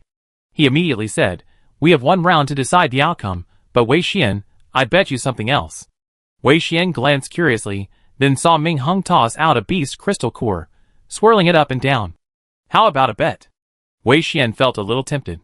But Qin Yangji glanced past him. Don't argue with him. Buy time for Sister Xiaoxian and Xiaoya. Rodney, what a fool. Having a little fight with her outside the watchtower, aren't you afraid someone will come in and take the spoils? Qin Yangji didn't think she was stupid. She was determined to win the competition and take the contents of the watchtower. Whoever got to Rodney first would know the details of the competition. Even if the results came out, what would it matter? Were they really so honest and trustworthy that they wouldn't steal just because they said they wouldn't? They were both commanders, so who knew the other's heart was not good and their minds were as cunning as a sieve? Qin Yangji didn't think she would refuse to steal even if she lost. She might even resort to underhanded tactics. Deception is always welcome in war. What's the point of our bet? I bet on our commander to win. That's a bit interesting. I don't even bother to fight a defeated general like you. Ming Hung sighed and took a step forward indignantly. Rodney's snake-like eyes swept over, and the mecha made a click, which immediately made Ming Hung calm down and retreat. I'm also betting on our commander to win. Wei Xian, I lose to you just once. Don't keep bringing this up. It's still unclear who will win in a one-on-one fight. Ming Hung felt a bit regretful, but he knew this wasn't his home turf, so it would be better to leave it to the commander. Rodney's desire to fight was strong, and Nanlai Shangli was the type who needed to vent. On the other hand, Qin Yangji was just a weak commander, seemingly unremarkable except for his scheming. Such a person shouldn't be given much room to maneuver, it's safest to go it alone. So let's see how she unleashed these schemes. However, Rodney didn't take Qin Yangji's abilities too seriously at the time. The weapons equipped by the 9-life Shangli mecha are a snake-shaped longbow and a slender thin sword. The longbow has been improved, and the crystal core it controls is a water snake venom cannon, which can produce extremely toxic water arrows, instantly blocking the supernatural energy and setting off a supernatural energy shock. The force of the explosion is enough to instantly shatter the outer shell of the mecha, and even the communication wires will be cut off, breaking off inch by inch. Qin Yangji, however, showed no fear at all. The Emo Dao swept through the air, sending up a flash of fire. The mecha took a running start and charged forward. Rodney's long sword didn't even pause. The serpent pupil on the hilt seemed to glow with a luminous green light. The 9-life Shangliu's supernatural core rapidly activated, instantly unleashing a powerful burst of supernatural energy. Boom! The two supernatural energy bursts collided with the collision of long sword and Emo Dao. Instantly, a huge curtain of smoke and dust rose up on both sides, completely obscuring the vision of those around him. Qin Yangji, upon seeing this, immediately exerted his strength, bringing the Emo Dao down heavily. Rodney felt an irreversible pressure on his wrist, his arm trembling slightly, and a moment of surprise flashed through his heart. In the observation room, many commanders began to discuss the battle between the two commanders. "You're still young. You're both so reckless at that age. How can you be so stubborn in a team competition like this? If the other team gets ahead, won't you regret it?" Rodney and Qin Yangji. I heard that Rodney from Tula is a master in close combat, with many impressive achievements in underground competitions. As for Qin Yangji, some people also say she's a good fighter, but she's known for her brilliant strategies.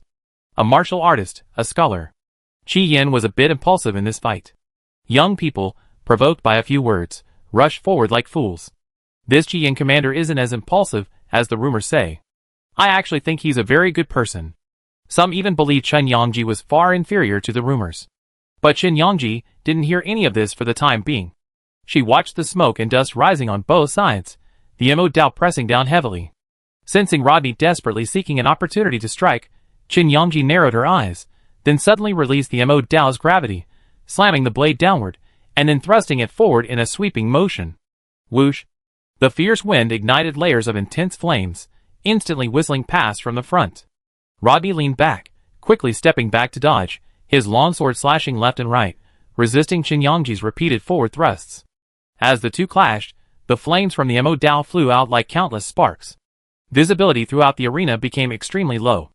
Many mechas were shrouded in a black haze of dust and flames, making it impossible to see their surroundings. At that moment, Qin Yangji's voice rang out from the smoke and dust. "Sister Shaoxian Xiaoye, you can move now." Li Jingxian received the instructions and, along with Shang Yueshan, circled around, one on each side. Then, Wei Xian approached the Tula mecha in front of him and ran his arm along Ming Heng's body. "What is that?" Ming Heng, horrified, began to twist his body wildly, drawing Ming Yu's attention. Looking at his brother, he was speechless. "What's wrong with you? Why can't this man be quiet?" Ming Heng felt deeply wronged and looked around in the smoke and dust. Something is touching me." Wei Xian then spoke faintly. "Yes, that thing touching you is a ghost." "A what?" He made a mock noise, startling Ming Heng so much that he nearly jumped onto Ming Yu's back, terrified. However, Ming Yu had already recognized Wei Xian's voice, so he wasn't surprised at all. His expression remained stern, unmoved. "Is it interesting?" he asked speechlessly. Wei Xian burst into laughter, unable to contain his laughter at Ming Heng's expression. Ming Heng, realizing he'd been tricked, immediately attacked Wei Xian. "Good for you, Wei Xian. You're playing that trick on me. I beat you up." Ming Heng then launched an uppercut at the chest of Wei Xian's Firehawk mech, but Wei Xian swiftly dodged it, pulling Ming Yu into the mix. The three of them spun around like a tornado, knocking the surrounding mech speechless. The other Tula mechs retreated several steps, giving them ample space for the group to play. Childish. Someone shook their head, their gaze returning to the battle they were directing. As soon as Qin Yangji finished speaking, she immediately retracted her Emo Dao, for she had a premonition that Rodney was about to use his bow and arrows. Sure enough, the next second, a gust of wind swept past, and Qin Yangji felt a heavy object suddenly sweep over her head. With a whoosh, she dodged with a quick jerk of her waist, then shook her head and tail, quickly turning back. The Emo Dao suddenly blocked from the right, and Rodney's arm suddenly stretched out, catching the longbow that spun back. Just as Qin Yangji blocked the bow, the longsword on the other side suddenly stabbed at her mech's chest. When Qin Yangji saw the flash of the knife, he immediately pressed down the Emo Dao, flipped over, pressed the bow arm heavily under the blade, and then suddenly pressed on the hilt, jumped, and turned around the hilt, then flexibly turned to the other side of the mo dao. Bang! The longsword strike missed, piercing the air. Rodney's eyes flashed. Seeing this, a flicker of surprise crossed his eyes. Rodney had indeed improved greatly, becoming much more mature than in his last fight in the ring, and with the help of the 9-life Shangliu. However, Qin Yangji hadn't been a pushover in the past few months. Rodney had made tremendous progress, but who knew she was standing still? As soon as her figure landed, Qin Yangji knew she was at a disadvantage due to her weapon. Rodney wielded 2 weapons, capable of both left and right strikes, both close and far. This put her in a difficult position, and she needed to control the rhythm of the battle. Just as the heavy bow was about to strike down, Qin Yangji raised her leg and sideways, launching a sideways kick towards the top of the mecha. Rodney felt the sweep of the kick and immediately leaned back to avoid it. Just as he was about to right himself, he saw the mech suddenly sweeping his legs around him. He paused, continued to press his waist and abdomen, and then quickly stepped back. Seeing Rodney dodge, Qin Yangji immediately raised her leg and slashed down. In a few moments, she quickly changed her kicking techniques. The downward strike was like a thunderbolt, crashing down. Panicked, Rodney laid down his longbow, his bow arm against her knee, and then swung his long sword in a sword flower, ready to stab Qin Yangji. However, Qin Yangji reacted faster than him. The moment Rodney's longbow pressed against her knee, her long sword suddenly swept behind her, then stabbed out from the left, like a flying dragon, immediately piercing Rodney's waist and abdomen. Puff! A loud tearing sound echoed, and Rodney felt a sharp pain in his waist and abdomen. He looked down to see the mo dao, blazing with flames, piercing his mecha. Then, he felt a pressure from the longbow. Almost instantly, Rodney's brain throbbed, veins throbbing, and a sudden chill washed over him. Instinctively, he let go of the longbow and thrust forward with his rapier, but Qin Yangji suddenly tried to hold the longbow down, leaping up and launching a whip kick at him. A sudden chill ran down his neck. He immediately released his grip, swirling his rapier, and spun it around the bow arm, spinning it around Qin Yangji's mechanical leg and landing in his hand. He then quickly withdrew and retreated. Tear! A series of tearing sounds echoed from his waist and abdomen as Rodney's mech ripped open a massive rift, its communication threads exploding like a tangled mess of hemp rope. Rodney's actually at a disadvantage? Qin Yangji has the rhythm of the battlefield under his control. Can Rodney regain control? The commanders in the observation room were a bit surprised, especially at Qin Yangji, who was subtly oppressing Rodney in the battle. You know, the most notable commander in this joint military competition was Wei Yabai of the Demon Eye, a renowned figure who had long since established his reputation as a commander. Next was Rodney of Tula, known as Tula's rising star, capable of competing against the Interstellar Alliance's top commanders. Then came the likes of Xiao Yufeng and Xin Zhao, and finally, this new commander, hastily selected by Qi Yan and recently promoted to SSS. Aside from her opportunistic behavior in the Burning Wood realm, Qin Yangji seems to have nothing commendable to her. But upon closer inspection, she orchestrated a victory over Rodney in the Burning Wood realm, and then used a trick to force Wei Yabai to retreat on the 167th mineral planet. It's safe to say that in the realm of planning, no one among commanders can match her, but her close combat prowess is unknown. Statistics regarding Qin Yangji also indicate her high reputation among individual soldiers. In typical military exercises, when selecting a lead commander, 999 out of 1,000 men choose to team up with Qin Yangji. The remaining one chooses because they don't want to be Qin Yangji's enemy, demonstrating his relative prestige among individual soldiers. Someone secretly inquired on the forums of the Qian Tianshu military district, and someone named Don't Want to Go to the Heavenly Palace replied, calling Qin Yangji a complete loser and a complete failure. The forum participant wasn't exactly a formidable figure. Qin Yangji wasn't even as good as him, so naturally, he wasn't much more powerful. So, almost no one took her seriously. Most people assumed that Qin Yangji's presence was Qi Yan's desperate move. If Qi Yan were truly so confident, he wouldn't have hesitated so much when it came to bringing out the Red Pagoda. However, this duel seemed to reveal something unusual. Qin Yangji fought Rodney to a 50-50 draw, even slightly gaining the upper hand. This was truly impressive. Many of the council members, those who had previously served as commanders, those in close combat, and even those in other positions, perked up and watched intently as the two young commanders clashed. Qin Yangji and Rodney were not unfamiliar with their techniques. As outstanding commanders of the military district, the battle between the two was practically evenly matched. Rodney sensed that close combat offered no advantage, as Chen Yongji's abilities were far greater than she had imagined. Therefore, she decisively distanced herself, hoping to use the water snake venom cannon on her bow to buy her ample opportunity to attack. As soon as he retreated, he immediately released the bowstring, and a faint blue light, tinged with a faint green fluorescence, emerged from the bowstring. Chen Yongji narrowed his eyes. Rodney's movements were extremely agile. Leaping swiftly, each time he paused, he released dozens of rounds. In an instant, the sky was filled with dark blue water cannons, raining down on Chen Yongji like a torrential downpour. Wrapped within them was a powerful aura of strange energy, sending goosebumps cascading down Chen Yongji's neck. Then, she swung her Emo Dao fiercely, its blade whirling rapidly before her, its light swirling almost without gap.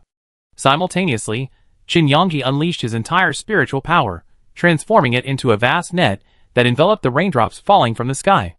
The raindrops splattered rapidly, the supernatural energy acting like a meat grinder, instantly ripping apart her spiritual tentacles. Then, transformed by the power of the blood poo, they fused and reunited, forming the jagged shapes of raindrops. As the raindrops approached, Chen Yongji continuously used this powerful supernatural energy to cleanse her spiritual tentacles. Until the moment the raindrops touched the mecha, Chen Yongji was left with virtually no shielding except for the swirling Emo Dao before her and the invisible streams of spiritual tentacle power emanating from it. The onlookers who witnessed this scene couldn't help but sweat for Chen Yongji. How can he dodge like this? As expected of the 9-life Shangyi's psychic core, the water snake venom cannon is incredibly powerful. Just relying on a longbow, it can unleash such formidable force. What's even more surprising is that Rodney can control so many energy balls in an instant. Can Chen Yongji dodge them? In such dense raindrops, he's completely exposed, with virtually no escape. Just when everyone thought Chen Yongji was doomed, even He Xiangong lowered his clenched fist with a hint of regret. Getting to this point has been incredibly difficult. He remained very satisfied with Chen Yongji's performance. However, what happened next was almost beyond everyone's expectations. Just as the raindrops were about to hit the mecha, Chen Yongji suddenly felt a powerful force, and her connected spiritual tentacles completely transformed into the raindrops' psychic energy signature. Then, instantly, the bombing message was disseminated. As the raindrops danced through the air, before they could even touch Chen Yongji's mecha, before they even had a chance to penetrate her barrier, a series of loud booms, like firecrackers, erupted. The raindrops were instantly ignited, exploding with a roar, splashing water everywhere, like fireworks descending from the heavens. Chapter 95. The fireworks exploded right in front of Chen Yongji, barely an arm's length away, yet they could never get close enough, not even reaching the mecha, and instantly exploded in midair. Instantly silence fell all around. Rodney, watching from afar, could hardly believe the scene. His pupils suddenly narrowed. How is this possible? How could the water snake venom cannon self-destruct without his command? At the very moment the raindrops exploded, streams of green mist emanated from the explosion, like faint vapor, rising and falling with the air's breath, pouring into the surrounding life forms. Chen Yongji saw the green mist creeping ever closer, and immediately swung his Emo Dao. Whoosh! A blazing flame instantly appeared on the Emo Dao's blade, then roared and whistled out into the distance as he swung it. In an instant, like a giant beast devouring, it devoured the area shrouded by the green clouds. The venom lingering within the water snake venom cannon was no match for the scorching flames of the Red Lotus, and it was quickly defeated. Rodney realized that his ranged attacks couldn't find Chen Yongji's loopholes. Her defense was too tight. It was incredible that a single person could have perfect defensive opportunities in both ranged and close combat. He momentarily lost himself in thought, trying to find a way to deal with Chen Yongji. But soon, he ran out of time. Chen Yongji swept away the obstacles before him, barely pausing to wait. He immediately drew his Emo Dao behind him, and launched himself forward with unstoppable momentum. Rodney felt a flash before his eyes, and then a sharp blade slashed down from mid-air. Bang! Rodney raised his longbow to block. The Emo Dao slashed against the massive bow, which weighed a full 300 pounds, like a heavy, red-hot iron, resisting a force comparable to a mountain. Chen Yongji's hands throbbed with veins, and her back teeth clenched. She knew this was a golden opportunity to launch an attack. Rodney's strike missed, and the rhythm of the battle returned to her own hands. If she didn't seize this moment and launch a counterattack immediately, by the time Rodney reacted, Chen Yongji would still be unable to withstand the combined melee and ranged attacks of longbow and rapier. So, when she realized that the Emo Dao couldn't cleave the bow's power, Chen Yongji's eyes flashed, and then she made an extremely unimaginable move. She suddenly let go of the Mo, letting the blade slide downwards, driven by the force within. Rodney felt the oncoming force suddenly relax, and he sighed deeply. As expected, he had won this confrontation with Qin Yongji. Rodney's excitement was just beginning to build. Clang! The sound of metal clashing echoed. Rodney looked up, but before he could fully grasp the scene before him, he felt the object in his hand suddenly being torn away. The bow had slipped out of his hand. Qin Yongji had actually feinted a release. It looked like a release, but in reality, he was waiting for Rodney to relax his guard, releasing the energy attack from the bow. Then, with a sudden, swift movement, the Mo slashed down from below, the attack suddenly shifting, creating an ideal position for an upward thrust. He then penetrated from below, exerting force from the crook of his arms, and in an instant, he effortlessly swung the massive 300-pound bow away. Rodney's bow slipped from his grasp, and he immediately realized something was wrong. His rapier, like a piercing silver snake, darted towards Qin Yongji's face. Qin Yongji dodged to the side, and the Mo spun in a perfect circle along his arm, landing instantly to block the slender snake sword thrusting from below. Clang! The crisp sound of two metals clashing reverberated. A flash of crimson light flashed in Qin Yongji's eyes. That bombardment was pretty satisfying just now, wasn't it? She lowered her figure to Rodney and asked. Rodney's entire body suddenly stiffened. An extremely dangerous aura approached, and a dense chill spread across his back. Qin Yongji twisted his palm, gripping the long handle of the Mo. Then, a powerful force was released from his palm, surging along the Mo's handle and into the Red Lotus's crystal core. Instantly, a powerful surge of strange energy erupted. Rodney heard Qin Yongji sneer. Rodney, your snake venom is quite good. I offer you a taste of the hellfire. The moment the words fell, Rodney felt the temperature around him suddenly rise. It was like being trapped in volcanic lava, engulfed in flames, unable to escape. The intense heat burned him layer by layer, threatening to melt his mecha. He felt the threat of a powerful alien beast's gaze. Qin Yongji suddenly drew his sword and leaped into the air, soaring to a great height. The moment the water snake venom cannon resonated with Rodney's, Qin Yongji realized something. If the blood poo's assimilation power allowed her to simulate a powerful force similar to the mental fluctuations of others, then what if she could simulate the crystal core she was connected to?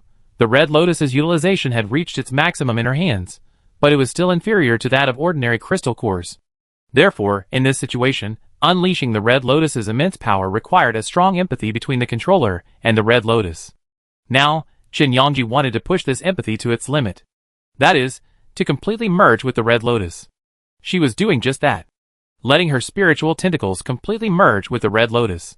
Slowly, they merged with the powerful crystal core into a single entity, their spiritual tentacles gradually penetrating the Red Lotus's interior. As her figure ascended into the air, the Mo slashed a brilliant crimson arc through the air, like a magnificent sunset glow across the horizon. Then, the Mo slashed heavily downward. In that instant, a gust of air surged several feet high, and smoke and flames rose into the sky, obscuring all sight. As the Mo attacked, no one noticed that the light of the demon eye's spatial crystal suddenly dimmed, instantly fading into darkness. Yet, at this moment, all eyes were fixed on the crimson blade in midair, obscured by smoke and dust. Even the commanders in the observation room couldn't help but stand and watch, trying to grasp the details through the holographic projection. Unbeknownst to anyone, amidst the smoke and blazing flames, a bud suddenly appeared on the ground, its pointed bud trembling from the sea of fire, its petals quivering, as if about to burst forth in an instant, revealing its beautiful splendor. The flower's appearance lasted only a fleeting moment, barely noticed.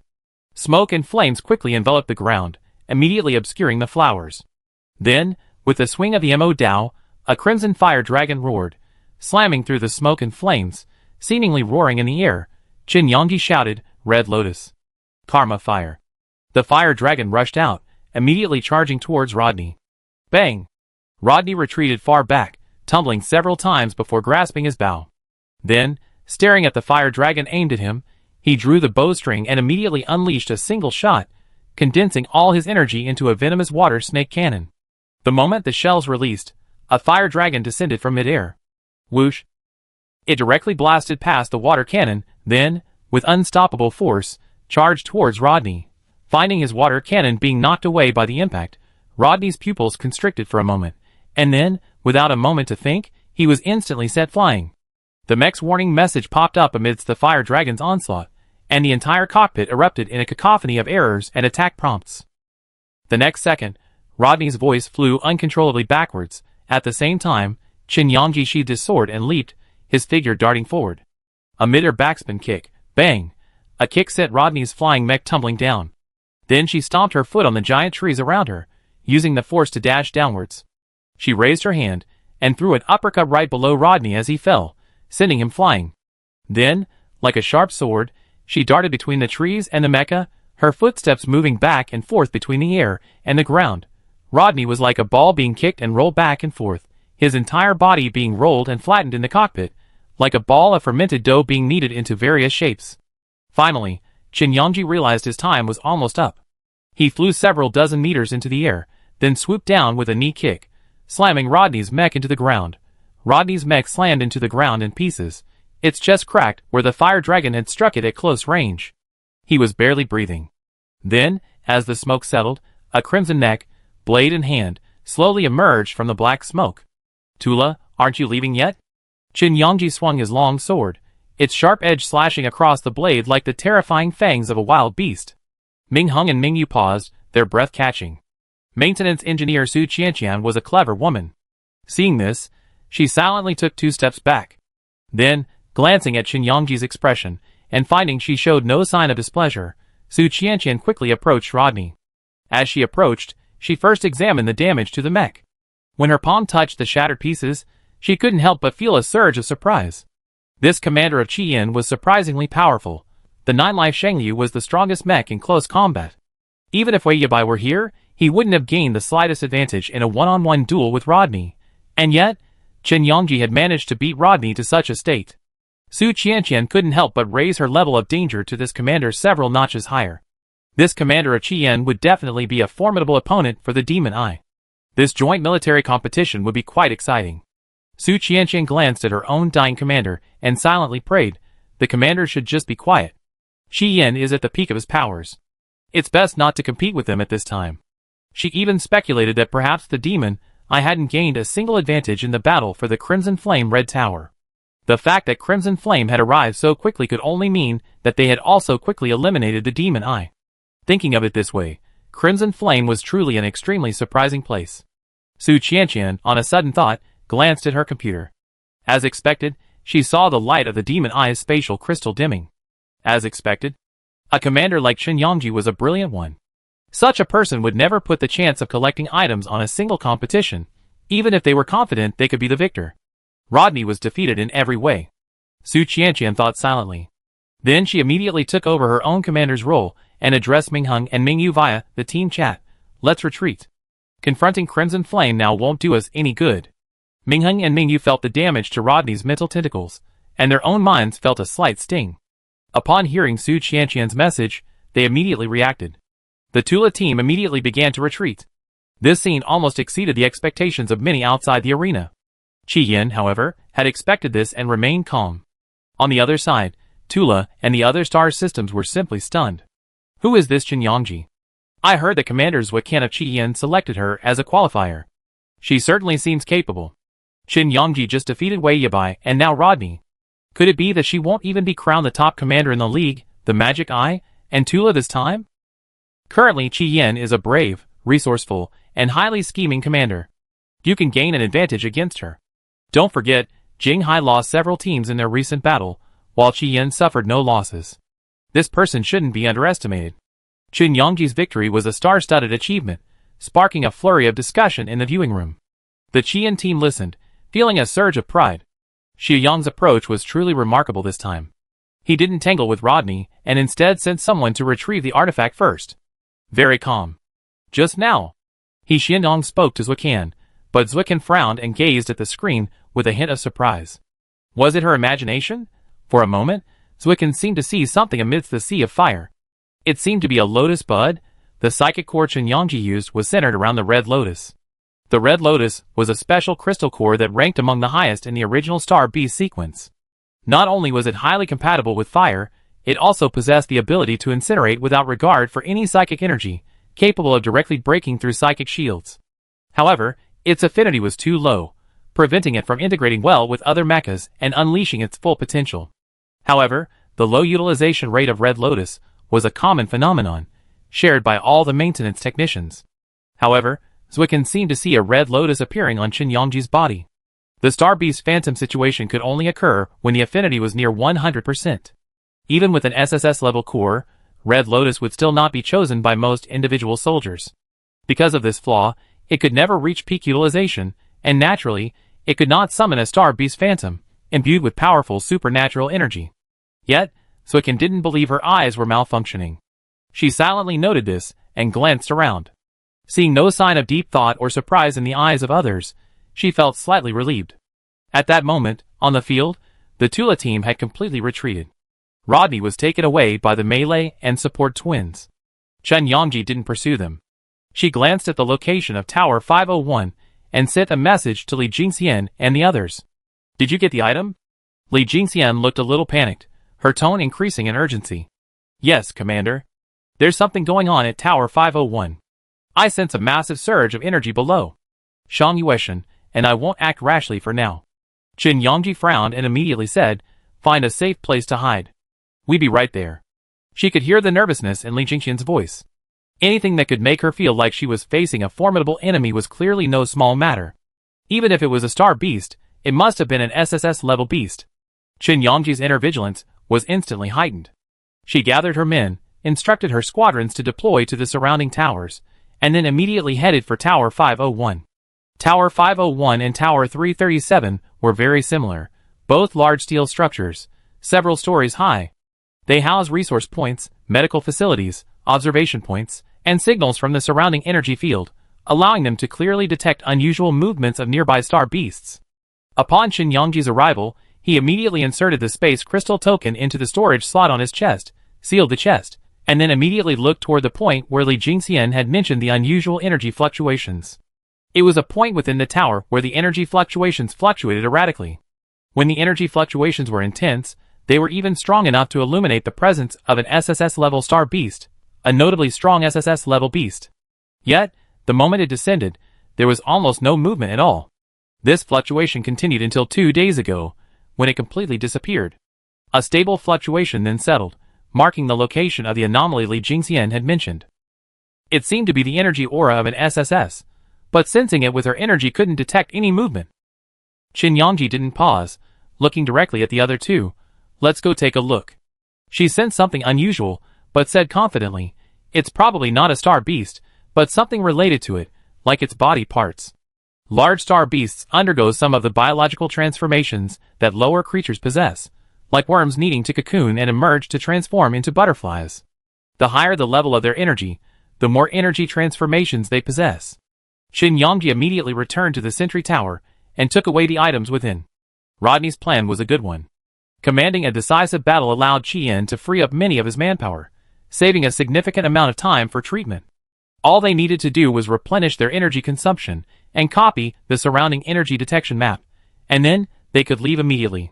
Shortly after they arrived, beyond 501 Watchtower, dozens of kilometers away, the bookshelf mechs hurried towards it in a panic. Then, in the distance, the leading mech brushed off the spiderwebs on its body, glanced at the information transmitted by the surrounding squadrons, and said to its companions, "There's a resource watchtower nearby. Go there to replenish energy first, then head to 501.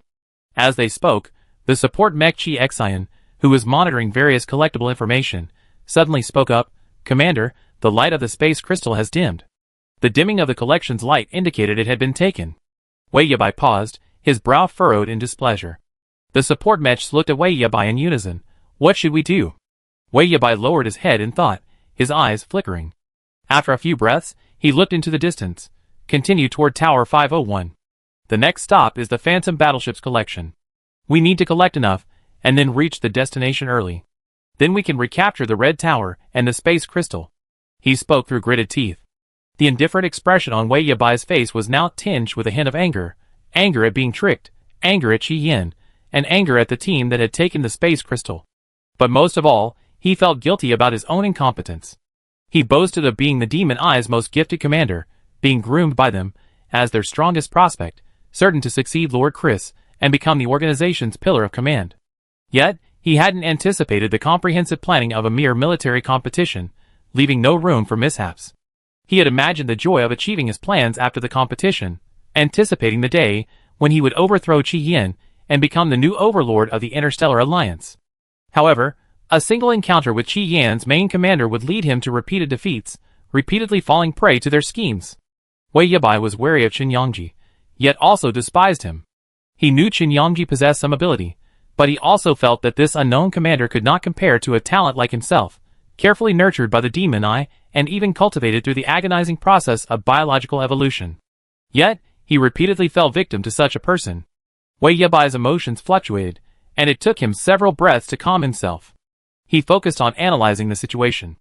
Qi Yin had set out from a similar route as them, and even if they reached outside the 501 Sentry Tower, they wouldn't be able to ambush Tula the way they had ambushed them. Besides, Jinghai Shinjiao and Tianji Xiao Yufeng were no pushovers. Tula's Rodney was the epitome of brutality. His mecha, the Nine-Life Shangliu, possessed a longbow and a rapier, combining powerful long-range and short-range attacks. It was difficult for ordinary people to gain an advantage in his combat. Tula also had the twins Mingheng and Mingyu. In a real fight, even if Qi Yin possessed a mecha monster like Shang Yueshan, a killer star, they wouldn't have any hope of victory. A battle against someone like Rodney relied heavily on command and combat prowess. If Qin Yongji's positioning was flawed, even Shang Yueshan's ability to turn the tide would be futile. Because he couldn't connect with any commander. His spiritual realm was powerful enough to shred any spiritual tentacles that reached into it. His coordination with the Qi Yin team was bound to have loopholes. Wei Yabai convinced himself. Tula must have taken the spatial crystal. He wouldn't feel inferior to Rodney. Rodney was indeed formidable, and the Nine-Life Shangli was also a very powerful psychic core, but his silver light was no ordinary mecha either. Masters Yeniwei and Lei Xian personally crafted it, inch by inch, a perfect mecha comparable to the Killing Star. The mecha's core was an Eye Cicada core, 10 digits lower in the Star Beast psychic sequence. It possessed powerful water attributes and a weakening ability, perfectly countering the Nine-Life Shangliu's violent power. Tula's space crystal would eventually return to the Demon Eye, so Rodney wasn't anxious. He would eventually retrieve Qian's Red Tower token from Qin Yongji, so let these Qian Nin be happy for a while longer. Wei Yabai thought grimly, then raised his head and looked ahead, continue to the watchtowers. We rest at 501 Watchtower, then go directly to the next collectible token. The team naturally believed Wei Yabai's words without any resistance. Wei Yabai wielded immense power within the Demon Eye team. At this moment, the Qian team had already left 501 Watchtower. After spending the night in the mutation zone there, dodging the constant stream of Star Beast activity, Wei Xian and Shang Yueshan went out to collect a batch of Star Beast points. Qin Yongji, naturally a sleep-deprived individual, also got up and went outside to pick a batch of Star Beasts. Star Beast activity at night was much more active than during the day, and there were even significant migrations. The group of weasels she had slain was part of a migration, likely originating from the interior of the mutation zone. Looking at the weasel carcasses strewn across the ground, Qin Yongji couldn't help but glance inside. Is there something in there? So many Star Beasts are fleeing, natural enemies? Her doubts remained unanswered. As dawn approached, Qin Yongji returned to the Sentry Tower, fully replenished his mecha's energy, and then piloted the mecha, preparing to depart. In his free time, he observed the surrounding team's progress in strangling Star Beasts, and the status of their collection of low-level collectibles. The team led by Chu Yang and Shang Tiangong was part of this detachment, and they played a significant role. Because Chu Yang was timid, Qin Yongji assigned him to the frontline reconnaissance position, monitoring for the presence of Star Beasts. If he detected one, he would flee. To save his life, this SSS-level commander had to maintain absolute focus, constantly monitoring the external situation, not daring to rest for even a moment. After several nights of hard work, he developed thick dark circles under his eyes, but even then, he dared not relax. He was well aware of the number of Star Beasts in the mutation zone, and Qin Yongji was not one to pamper him like a new recruit. The fact that she hadn't killed Chu Yang was a testament to his SSS-level mental strength. Whether it was due to the constant exposure to Star Beasts, or the effectiveness of this desensitization therapy, Chu Yang had actually developed a certain amount of courage under these circumstances. Qin Yongji even witnessed the scene of him slaying the beast with a knife, which was quite remarkable. This scene also caught the attention of several commanders from the Tianshu military region, each of them sporting an admiring smile. Kids of this age are sure to find ways to deal with kids. Chu Yang has received tremendous training in the joint military competition. Qin Yongji, that's a good idea. I always said you've been doting on Chu Yang too much. He's afraid, so you're really not letting him face anything. How can he possibly fight on the battlefield like that? Well, what's the difference? Chu Yang is a commander, so it's great that he can make choices. But he can't just hide every time. Then why would we even need to enter the mutation zone? We can just avoid it. You know what? Chen Yongji is a real talent for command. Look at what this fellow SSS commander has taught him. Chen Yongji once again earned high recognition within Qian. At this moment, Chu Yang, having been trained to a considerable degree, also earned considerable points for the team. He fully utilized his abilities as an SSS-level commander, not only knowing the locations of numerous star beasts, but also meticulously planning and designing tactics to counter them. Chen Yongji was quite satisfied upon seeing this. That's right. No one in her team should be idle. Everyone should give their best. Leaving Tower 501, Chen Yongji and his group approached the unusual coordinate point. The location was deep within a cave. When Chen Yongji and his group looked for it, they only found a collection token and a large amount of slime surrounding the stone wall. Is that a flight path? The moment Wan Wenqing saw it, she could hardly believe her eyes. Just found it. He glanced at Chen Yongji, momentarily finding it a bit amusing. They fought tooth and nail for the red pagoda and the space crystal, and now you say the route suddenly appeared in the cave? Aren't all the tokens in the watchtower? Chen Yongji surveyed the cave. Seeing the dust and debris on the ground, she suddenly bent down to pick up a fragment. Black crystal, this is a fragment of the watchtower's structure. She activated her mech's lighting system and scanned the surroundings. The faint light illuminated the surroundings, revealing layers of ruined structures. Inside were objects imbued with faint energy, emitting a very faint aura. Is this the control structure for the main console? Shi Cixin stepped forward, picked up an iron cylinder-like object lying on the ground, and examined its edges. It's been bitten to pieces by something. The cuts on the edges look a bit like rodents. No, Chen Yongji said, putting the other object and the cylinder together. Two pierced fangs could be seen. It's a snake, she said. Then she looked toward an extremely narrow area within the cave. A faint glow emanated from it, a faint energy aura emanating from it, seemingly containing a faint energy source. Chen Yongji's eyes flashed, and he looked forward. There's something in there, go take a look. She stepped forward, and Shang Yueshan immediately moved. Raising his hand, several vines flew out, extending from in front of Chen Yongji. I do it. He glanced at Chen Yongji, and when he saw the commander nod, he unleashed all his vines. The vines reached into the crevice, seemingly touching something. Shang Yueshan slowly pulled the object out. It was a complete, neatly shed snake skin, pulsing with strange energy. The moment they saw the pattern on the skin, everyone's eyes were fixed on it. And then they gasped. A hexagram, is it a star beast sequence 6? The black python? Chen Yongji pursed his lips, his mental tentacles moving over the snake's skin, sensing every inch of it, his expression growing more serious. It is indeed the black python, she confirmed. There was an uproar.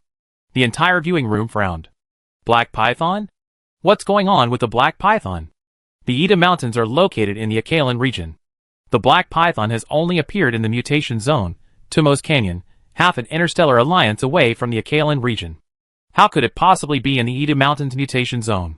The energy within Tumos Canyon is what makes the black python feel comfortable.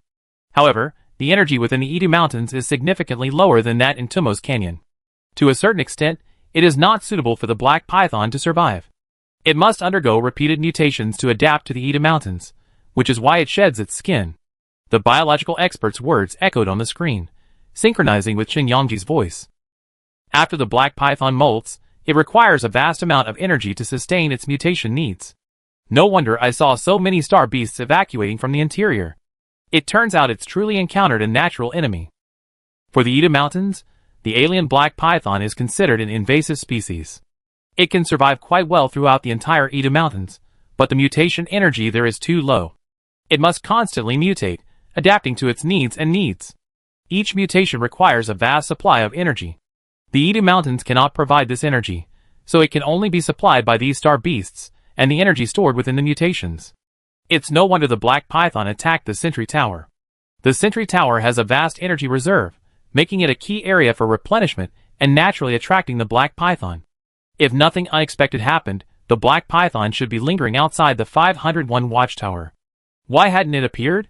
Chen Yongji speculated that perhaps, after shedding its skin, it had sensed the battle between her and Rodney. After all, Nine Life Shangliu and Red Lotus were both at the top of the Star Beast power sequence. If the Black Python faced them, in an environment like the Edu Mountains where supernatural energy was suppressed, it would be severely restrained. This Star Beast just left not too long ago. If we pursue it now, we should be able to find it. Qin Yongji picked up the scattered interstellar route tokens and inserted them into the chest of his mecha, then counted everything. The Black Python had left in a hurry, leaving many items untraceable, which was a good thing for them. It seemed that it had indeed been startled and fled due to the battle. Otherwise, the Black Python would have recuperated after shedding its skin and absorbed the energy within before fully retreating. Qin Yongji had some thoughts about the Black Python. This creature was a Sequence 6 Star Beast. The Black Python's special ability is its ability to control the wind and its immense speed. Its rapid movement creates different phantoms of the Black Python. Its body is as vast as a mountain, and the moment it descends, it becomes as dark as the sky. Its two main attack methods are strangulation and rapid impact. Xiaoya and I, working together, will be very effective against these tactics. Furthermore, Wei Xian's speed isn't necessarily slower than his. Ruan Wenqing frowned, pondering, but there's a problem. He raised his hand slightly. Qin Yongji nodded, signaling him, if the Black Python possesses both exceptional speed and the ability to control the wind, our guns and artillery will struggle to deal with it in such a situation. Qin Yongji nodded.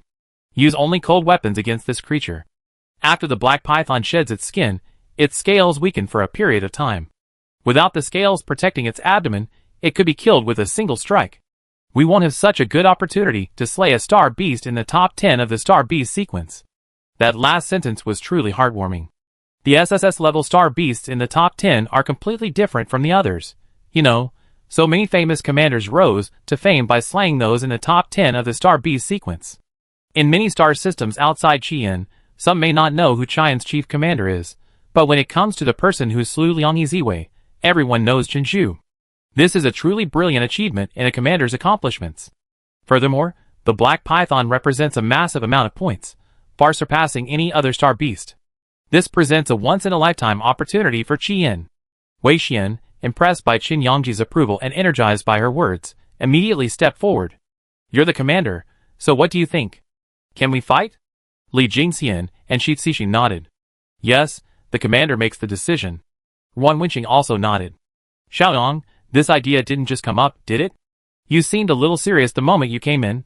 You weren't already thinking about how to deal with the Black Python? Qin Yongji nodded unabashedly. Brother Ruan, you really understand me. Ruan Wenqing smiled helplessly. You're just a bit of a troublemaker, but there's nothing wrong with that. It's just a Black Python, so let's fight it. How do we do it? You decide. He wasn't afraid of facing the Black Python. In fact, Qian had never been afraid of facing any creature. Ruan Wenqing simply lacked a clear target. He was in a long-range attack position. If his guns and artillery couldn't be effective in a confrontation with the Black Python, then his position would not only not be a help, but would become a burden. This was Ruan Wenqing's real concern. The Black Python's greatest threat lies in its wind control and immense speed. Xiaoya's immortal vine has trapped it. Brother Ruan will set up fire at close range to blast open its plastron. I then dissect its abdomen and prepare medicine until I find an opportunity. If you can blast open its plastron, I can join the group. Ruan Wenqing's expression suddenly grew serious, realizing this was a formidable challenge. Even at close range, the direction of the projectiles is crucially dependent on wind speed. If they encounter a wind-controlling Star Beast, there's almost no chance of a hit, as the aiming gun will be displaced by the wind. At this moment, his single shot became crucial. Chapter 96. Qin Yongji didn't realize that while she was outlining the tactics, her words also sentenced the Demon Eye's commander to death. Chris closed his eyes. Immortal Vine. It really was the Immortal Vine. He suddenly opened his eyes and looked at the man named Shang Yueshan. Earlier, when he saw Shang Yueshan and Yui fighting, Chris had been very suspicious. The perfect experiment subject 01 in the Demon Eye lab had been missing for a long time. Without the Demon Eye's advanced equipment, they all wondered if he had died somewhere. After all, those who had undergone the Demon Eye experiment were no different from others. Their physical fitness did improve, but with it, their resistance to psychic energy became extremely weak. Before they developed, they were almost the same as those who had experienced mental damage. Shang Yueshan would have a very hard time surviving in such an environment. During that time, after the experiment subject was lost, the Demon Eye searched the territory and only detected pirate ships near the Demon Eye star field. No one knew where the experimental subject had gone, nor what he had become. Having not encountered the immortal vine or the killer star in all those years, Chris had almost forgotten about it. But then he noticed Shan Yueshan. He belonged to the Demon Eye.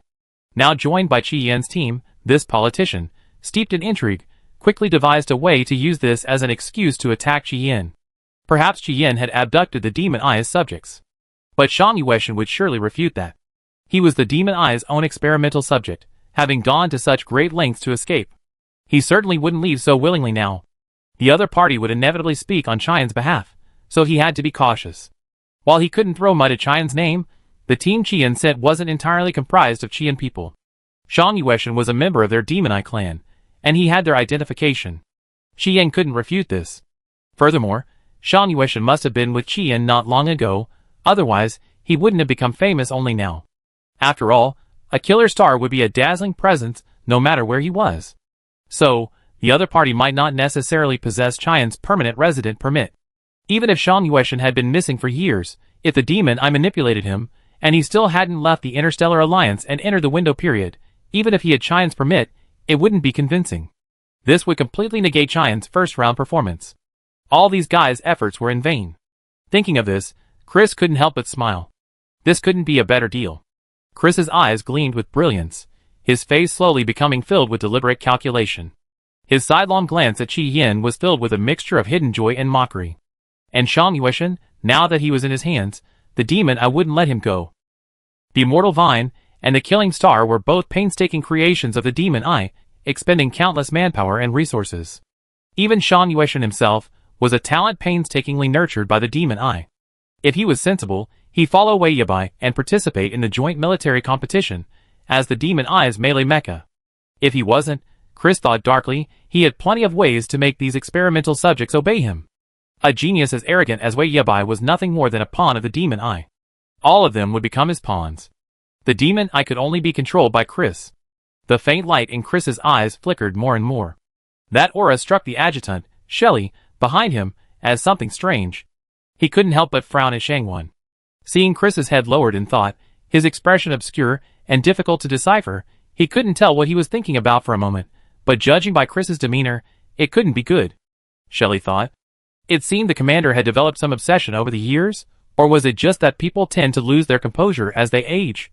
He thought Chris's collaboration with the escaped experimenters was the height of his craziness, but he hadn't expected Chris to become even more insane after taking the divine water. He seemed to be increasingly obsessed with power, even repeatedly challenging the authority of the Interstellar Alliance. You must know that the Interstellar Alliance was established many years ago and remains unshakable, standing firm as the most neutral pillar of the galaxy. Even at the height of Yatta's power, the Interstellar Alliance's influence could not be shaken. The major galaxies could ignore the Interstellar Alliance's regulations, but they could not challenge them. For the Interstellar Alliance controls the power and means to reach the unknown star regions. It's not just the existence of a space crystal core. It's the most fundamental thing for the development of all galaxies.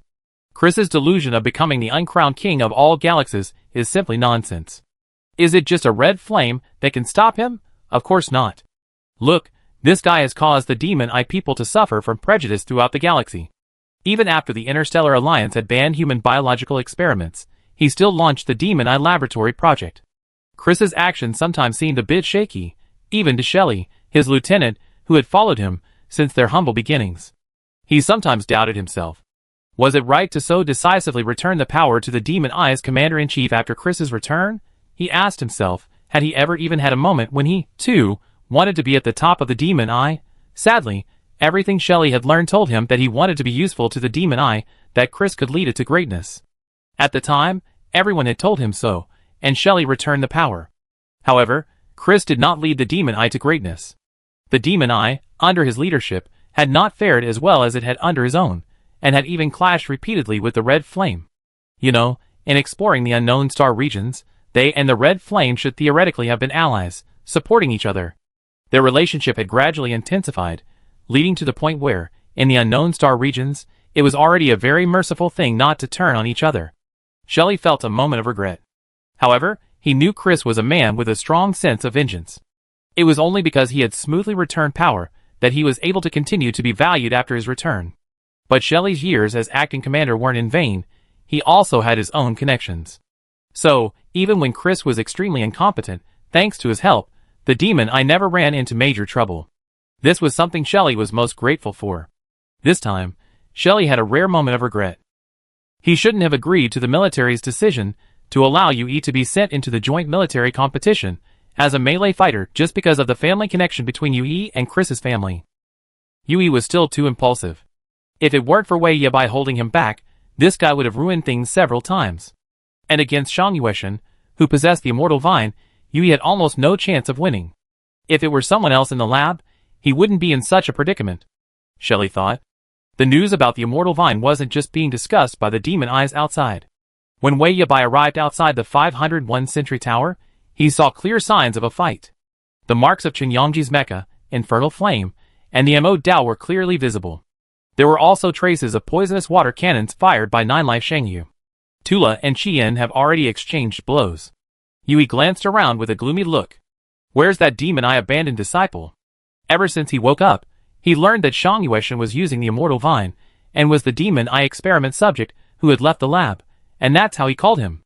To Yui, Shang Yueshan was a traitor to the demon eyes. He left the lab on his own initiative, delaying the experiment. You see, he had learned of the existence of the demon eyes laboratory, and had repeatedly begged his father to send him inside to gain access to the means to become stronger, but he was ruthlessly rejected. Shang Yueshan clearly had such an opportunity, yet he didn't know how to cherish it or be grateful. You see, everything he has now was given to him by the demon eye. If it weren't for the demon eye, Shang Yueshan would be just another ordinary person among millions, insignificant. How could he have such a chance to rise to prominence in the military joint competition? Yui's heart burned with a raging fire against that demon eye traitor. He was determined to give him a bloody beating, and that commander, a golden-haired Qian guy, dared to attack him.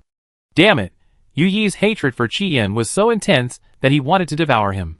However, in Wei Yabai's eyes, he seemed more rational. Seeing the current fight, Wei Yabai's heart sank. Judging from the situation here, Qian doesn't seem to be losing ground. Wei Yabai's brows knitted together, somewhat misjudging the situation. Could it be that the Qian people really have all the things? He murmured softly. Then he heard Yui's voice. Wei Yabai glanced sideways. Watch your words, don't cause unnecessary trouble. Yui curled his lips. I'm not wrong, this guy. He was about to argue, but Wei Yabai's gaze silenced him. He raised his hands and exhaled, somewhat unwillingly. Okay, you're the commander, you have the final say. Then he lowered his hands and looked around. If Qian has all the stuff, why don't we just go to Qian and deal with him directly? These Qian guys, with all those tokens, are robbing them? We got everything we want, haven't we? After Yui finished speaking, he seemed to recall his previous arrogance when he approached Qian, and he couldn't help but add a few words. Those Qian people were cunning before. This time, we catch them off guard and send them away directly, so they don't have to worry about staying here. He opened his mouth, revealing his sharp teeth, and sneered. I'm going to tear the golden-haired Qian guy's head off, and see how she can still be so arrogant. From childhood to adulthood, no one had ever dared to slap him. Chen Yongji, what kind of man is Yui if he doesn't avenge that slap? Wei Yabai glanced at him, saying nothing, only looking at the watchtower in front of him. Qian isn't inside the watchtower. He stood up, his mental tentacles darting around. Qian's team isn't in any of the surrounding watchtowers either. The team's scouting position immediately returned to the interior. The Qian men disappeared, and the entire Demon Eye team instantly grew tense, their gazes filled with alarm. Where could Qian's team go? Could they be looking for the Phantom battleship? The location just reported was the Phantom battleships, but during the days of travel, several other locations had been reported: resource stars, interstellar routes, and other lesser-known collectibles. The Phantom battleship's position is further out. Qian probably won't turn back. This would be very unfavorable for Qian, but that's not certain. Wei Yabai had already realized that one couldn't use normal thinking to judge Qian's situation. Who knows what Chen Yongji was thinking? All that can be said is that the demon eye can't be led away by Qian. Wei Yabai immediately reacted. We won't chase Qian. Yui frowned and wanted to say something, but Wei Yabai raised a hand to stop him. The most urgent task now is to earn enough points, then quickly cross Yushan Pass, rush to the points determining destination, and set up an ambush at Yushan Pass. Otherwise, we won't have a better chance. The demon eye's priority should be earning enough points, not chasing Qian.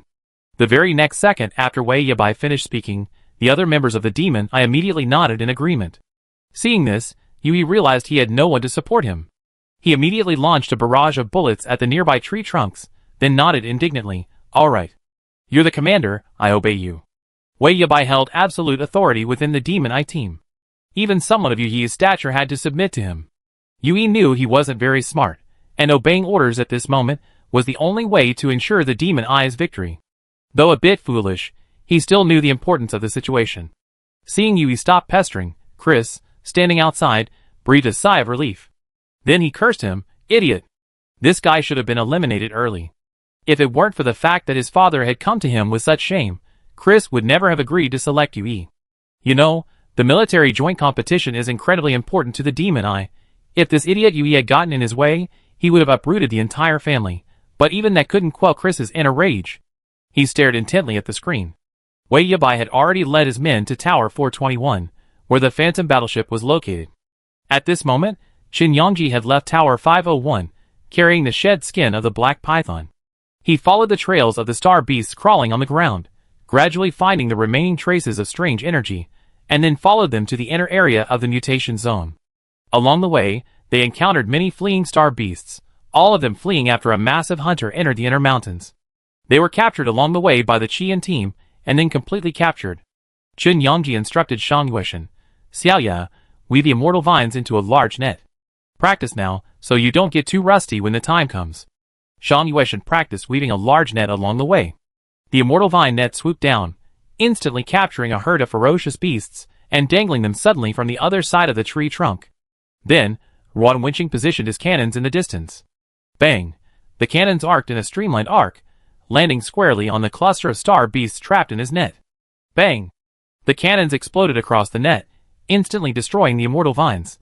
In a split second, before the prey even landed, Shang Yueshan manipulated the energy of the immortal vines to reshape them.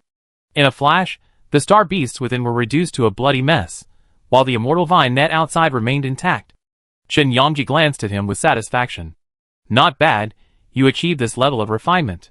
She patted Shang Yueshan's shoulder approvingly. The boy in the cockpit blushed as red as an apple, his eyes sparkling as he looked at Qin Yongji. Shang Yueshan then clenched his fists, sensing a powerful aura ahead. We found it. Qin Yongji's spiritual tentacles detected the Black Python's location, and he couldn't help but smile. The Black Python, ranked 6th in the Star Beast sequence, is renowned for its speed and wind control. It's said that it first descended into the Tumos Valley, home to the massive Whirlwind Valley. A vast stone forest encircled the valley, and the teams clearing the anomalous zone were immediately blasted away by the swirling winds before they could even enter, preventing them from reaching the Black Python. And now, the Black Python that had appeared in the Edu Mountains was, Qin Yongji was almost certain, the same one from Tumos, as it appeared to have shed its skin for quite some time. If it were a newly born exotic beast, it wouldn't have grown to its current size. If not, then Qin Yongji couldn't help but think with some concern. Then, it's very likely that something has happened in the anomalous zone of the Edu Mountains. Or perhaps, a connection has been established with the unknown star region, causing the Black Python, originally supposed to exist there, to arrive here. These are all speculations. The most urgent task now is to slay the Black Python. After Qin Yongji sensed the Black Python's location, he stopped making any sound and gestured toward Li Jingxian. After seeing this, Li Jingxian immediately and silently flew along the stone wall toward her target. Behind her, Ruan Wenqing also quickly scaled the mountain wall, sprinting through the high mountains to find the most suitable spot below. A snake body has appeared 2 kilometers away. Li Jingxian's speed was so fast that Qin Yongji received her message within the few hours he waited. Then the mecha immediately moved forward, rapidly advancing. Qin Yongji recounted the battle situation once more. Wei Xian and Shang Yueshan nodded. Shi Cixin and Lan Qingcheng served as support on the left and right wings.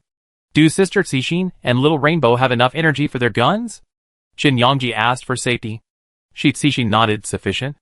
I replenished my energy in the 501 Sentry Tower. They also modified my guns to focus their energy on 100 rounds of fire. However, after 100 rounds, I need to recharge. Qin Yongji nodded. 100 rounds should be enough time. With 100 rounds, Qin Yongji thought, he would be able to defeat the Black Python. 2 kilometers ahead, Qin Yongji saw the massive snake lying beside a stream beneath the mountain wall. For a moment, the Black Python's half-black, half-white body with its white back facing upward, seemed to merge with the stream, and for a moment, it looked like a newly opened river channel.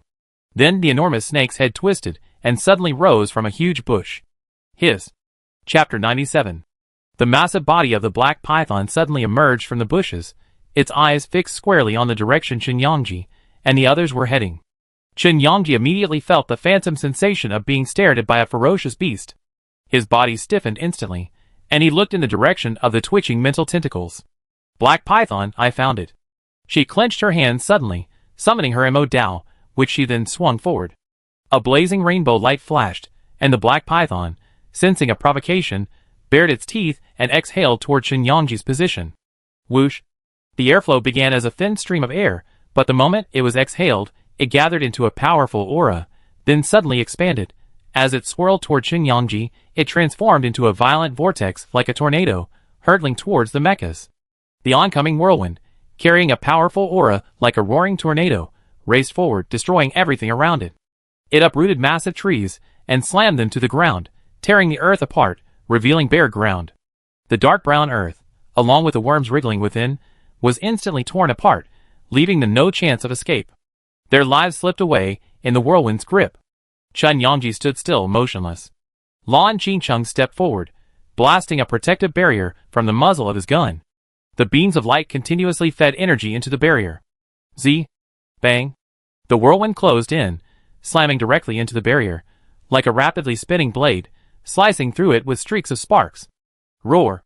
Though the whirlwind was ferocious, Lan Qingcheng's gritted teeth and held it back, preventing it from advancing an inch. The black python seemed to sense the trend, knowing its whirlwind would not gain any advantage, and roared in anger. Its long body suddenly lashed out from midair, swiftly descending like a lightning whip, leaving a trail of swift afterimages in the air, making it almost impossible to tell which was the true landing point of the snake's tail. Lan Qingcheng raised his barrier to intercept it upwards, but Chen Yongji placed a hand on his shoulder. I do it! According to the plan. Her expression grew serious, and she glanced at the group. Their gazes hardened, and they nodded emphatically. Chen Yongji tapped his toes on the ground quickly, then soared into the air, instantly flying away. The Mo Dao swung in a perfect arc, slicing a streak of crimson fire that splattered in all directions. Then, he suddenly flew out, slashing at the massive snake tail swung out by the black python. However, the snake tail had too many phantoms, and Chen Yongji pierced through each one before striking the real snake tail, unleashing a burst of fiery flames.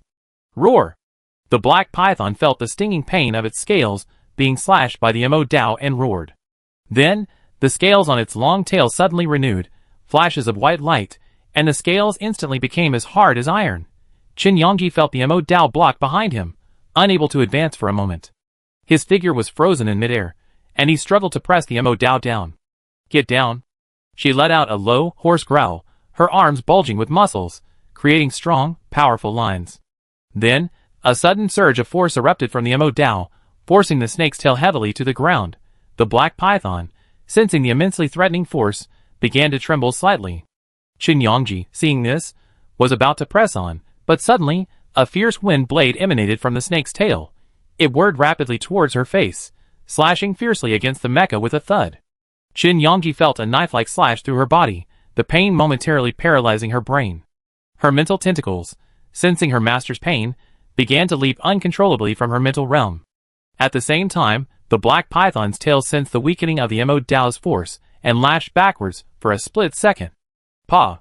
Chen Yongji was flung backwards, the Mo Dao stabbing heavily into the ground, sending him hurtling backwards. The blade carved a crack in the ground, stretching across the flat surface like a ferocious centipede. Chen Yongji's knees scraped against the ground, creating a flame as he barely managed to stop himself. He slid over 30 meters before slamming into the surrounding rocks and coming to a sudden stop.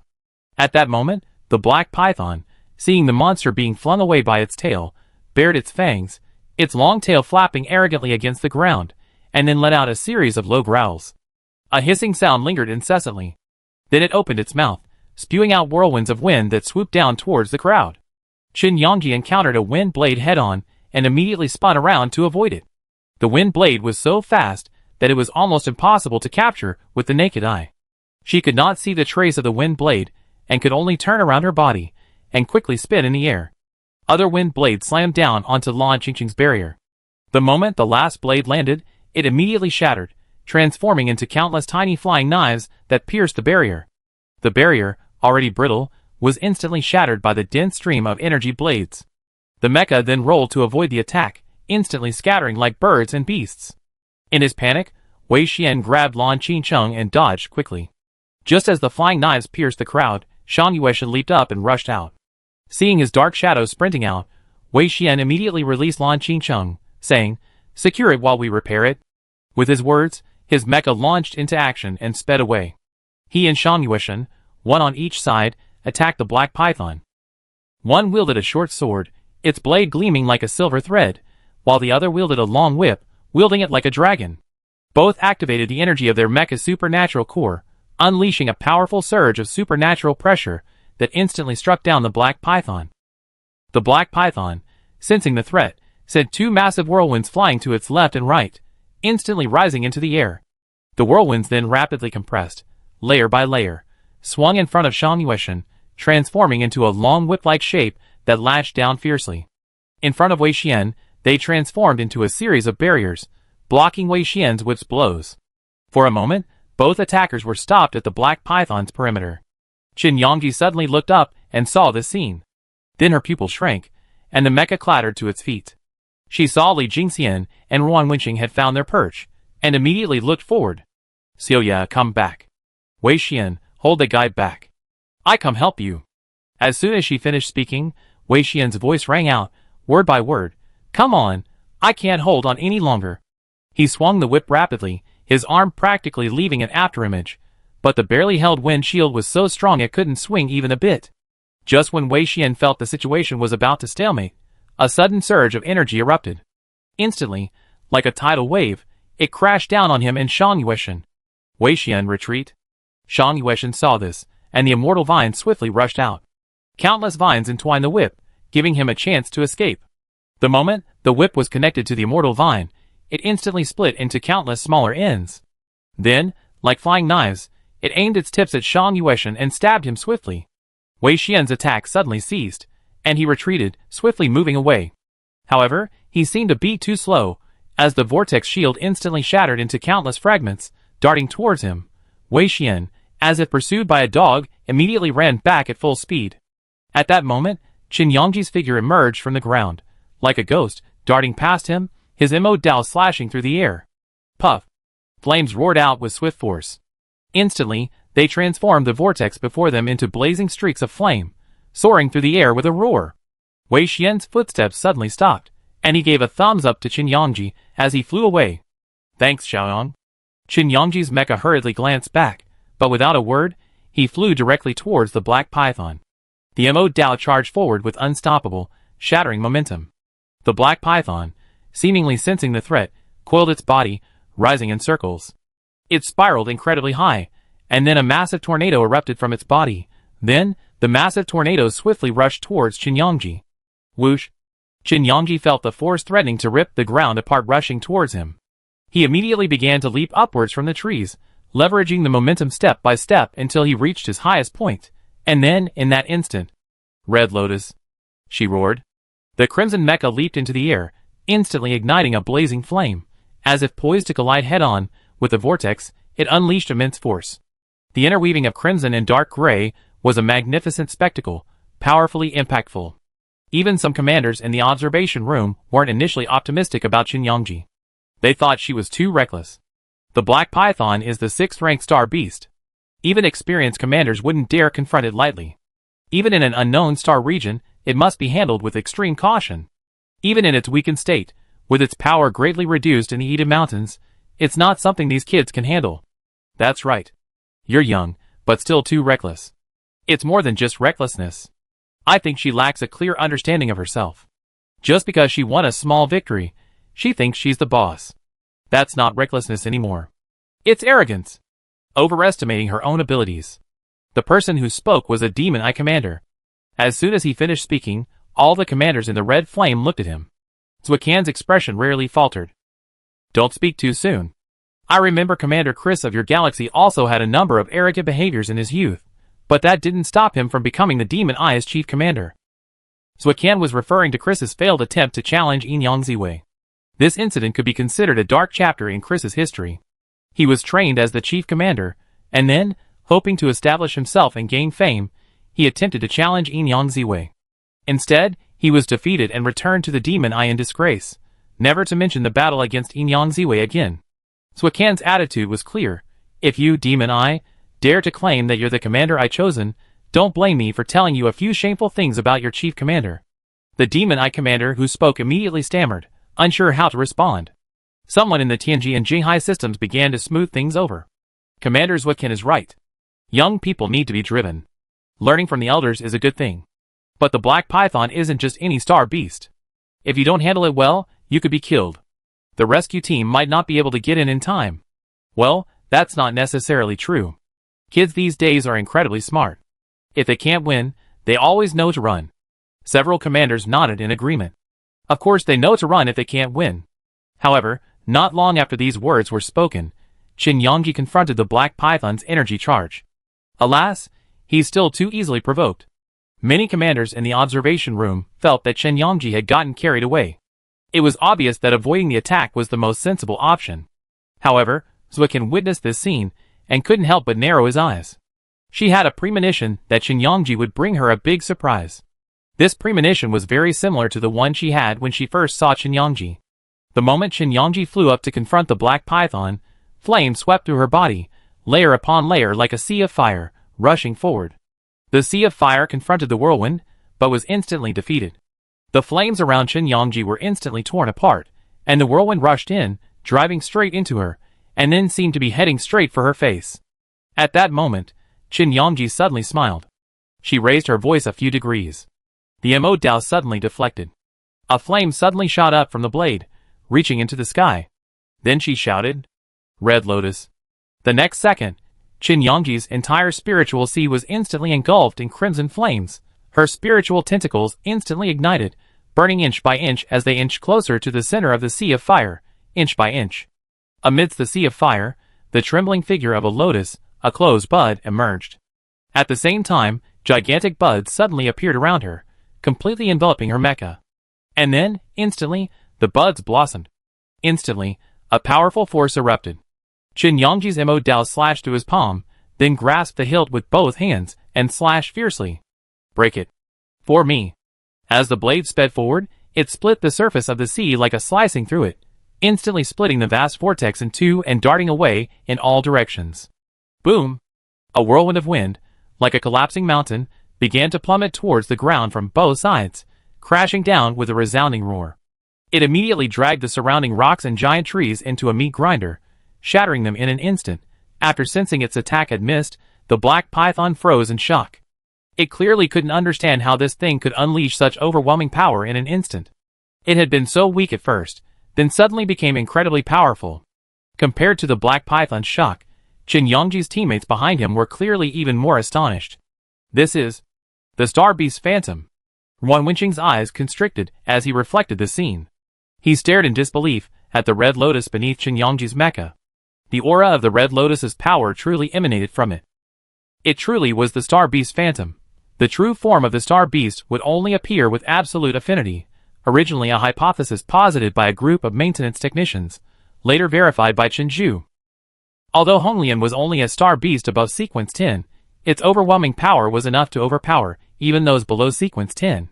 However, it was precisely because of its extremely low utilization rate that it ultimately fell into Qin Yangji's hands.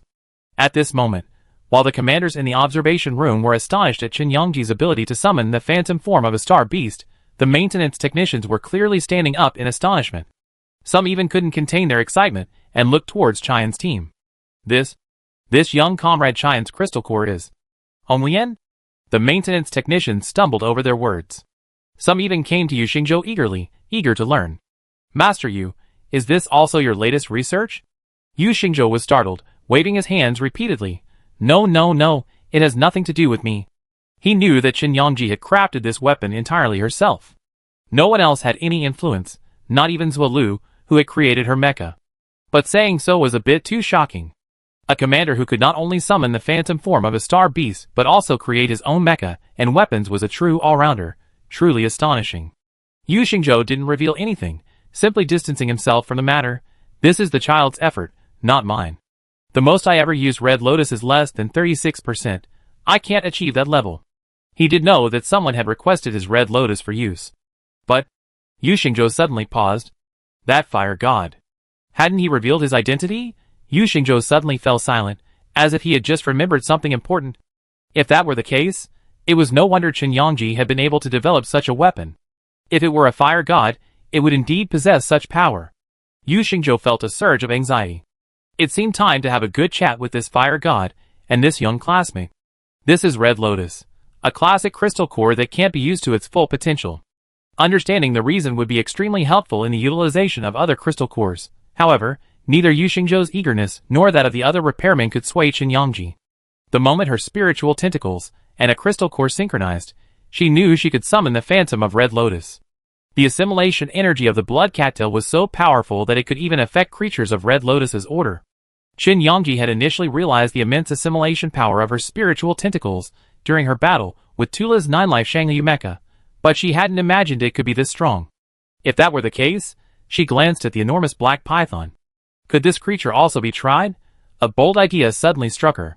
Could she also try to connect with the black python and see if she could produce any minor effects? Most importantly, see if she could have some impact on the 6th Order Star Beast. Chen Yangji had already reached a positive conclusion, but she still felt a little hesitant to believe it. After all, according to Blood Alsophala, Blood Poo had originally left the unknown star region with red mistletoe. Red mistletoe, the most powerful alien plant in the Star Beast sequence, possesses a powerful aura of alien energy that's nearly unstoppable. If Blood Poo could assimilate red mistletoe's power, then assimilating black pythons should be no problem. With this thought in mind, Chen Yangji's Mo Dao deflected, his figure immediately closing in on Black Python.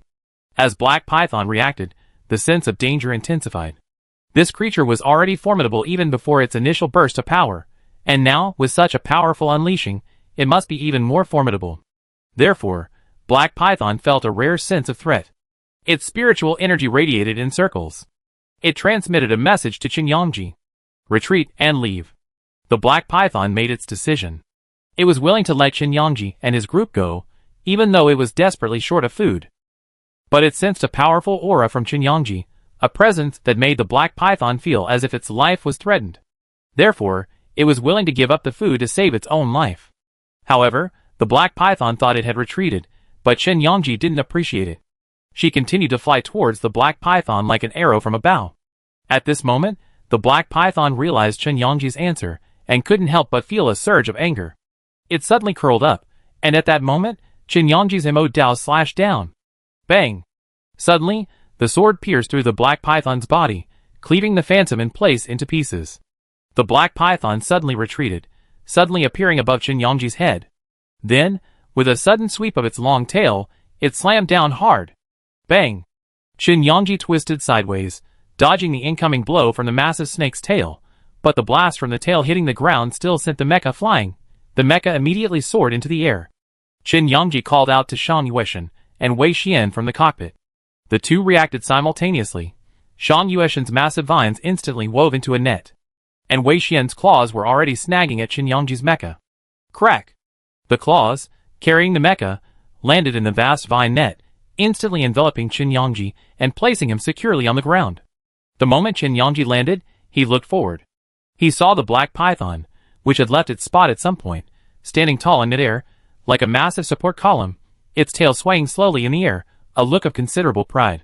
A cold glint flashed in Chen Yangji's eyes. Xiaoya, prepare to act. Wei Xian, you and I will force the Black Python's position. The claws released, and Wei Xian nodded immediately. Chen Yangji flew out, and together with Wei Xian, they touched the ground, suddenly rising from the ground. Two swift figures flew out at full speed. Chen Yangji's eyes took in the Black Python's full form, observing the layers of wind swirling around it, feeling the flow of the air. Since you control the wind, does your movement also follow it? She curled her lips into a smile. Shan Yueshan heard Chen Yangji's voice, and immediately understood. The immortal vine's web of vines spread in the direction of the wind, gradually forming a vast net, waiting for its prey to fall into it, and be completely engulfed. At this moment, Chen Yangji and Wei Xian lunged at the massive body of the Black Python, one on each side. Mo Dao slashed fiercely horizontally, stepping on a crimson lotus flower. Her posture was as nimble as a tiger. As she slashed with her sword, she carried a ferocious aura that threatened to rip heaven and earth apart. The black python couldn't help but take notice, and its eyes were filled with extreme vigilance as it looked at Qinyongji. Then, the black python's long tail suddenly swept out in all directions, like a whip, immediately lashing out towards Qinyongji's mecha. Snap! The long tail's swift shadow was stopped in mid-air by the slashing Mo Dao. The black python bared its fangs and roared furiously. The instant it roared, countless wind blades suddenly appeared around it, rapidly scattering in all directions, indiscriminately piercing every living thing within its reach, seemingly intent on shredding everything in sight, with a destructive aura. Snap, snap, snap! Wei Xian swung his whip, swiftly deflecting the layers of flying blades flying towards him. He immediately shattered the wind blades, turning them into a puff of smoke that dissipated into the air. Then, with a flick of his whip, his claws shot out. The moment he approached the black python, they shot out. With a whoosh, they shot out like a black shadow. Snap! The claws caught hold of a scale on the black python, dragging its entire body a little further away. The black python, sensing its body being controlled, immediately began to struggle fiercely. At this moment, Qinyongji swung his sword at the python's body, slashing through its scales with each strike. Red lotuses shimmered with crimson light, leaving a trail of fiery scars across its body. Bursts of fire emanated from these scars, and then, in pain, the python erupted in a mighty roar. Roar! Qinyongji's eyes flickered with solemnity as he saw the python's gesture. Unnoticed by anyone, tiny spiritual tentacles emerged from within the scars Qinyongji had inflicted. They probed deeper and deeper until they reached the source of the python's immense spiritual energy. Then, they rested just outside that vast spiritual realm, hesitating to approach. Qinyongji's spiritual tentacles cautiously penetrated the python's spiritual realm, but the Mo Dao didn't hesitate. Swiftly, the blade stabbed out, leaving a trail of scars across the python's body. Its scales flipped up, revealing the bloody, slashed flesh beneath. Wei Xian's claws had originally attracted the black python's attention, but Qinyongji's relentless attacks forced the python to overlook this position, giving Wei Xian ample time to pull the python's body toward the wind. Just as the python entered a certain area, instantly, the surrounding vines rustled and swirled, completely enveloping the enormous snake's body. Then, a second later, they quickly closed in. The python, feeling the restraint, let out a shrill cry. Countless wind blades appeared around it, frantically slicing at everything on its body. Its scales began to rapidly spring forth, like the sharpest blades, slicing away at every obstacle. However, the immortal vine possessed a powerful regenerative ability. Almost the moment it was severed, it regenerated, leaving the python no room for escape. With no escape possible, it was left to its own devices. Upon noticing this, the black python instantly erupted in fury. The entire snake's body began to emanate streaks of white light, flowing from its head toward its tail like a moving halo. Amidst this radiance, its body rapidly expanded and grew. An extremely powerful and dangerous aura emanated from the snake itself. Instantly, wind and thunder roared, dark clouds enveloped the sky, and layers of faint light shone through the cracks in the clouds. A fierce wind howled above the ground, uprooting the earth. Dust instantly spread throughout the sky, and tornadoes suddenly emerged from the ground. This was the power of the black python. The unrivaled strength of an SSS-class star beast instantly instilled a sense of overwhelming pressure and repression in everyone present, like mountains pressing down on their backs, preventing them from straightening their chests. Boom! Qinyongji's mecha pressed down toward the ground, and she knelt on one knee among the petals of the red lotus.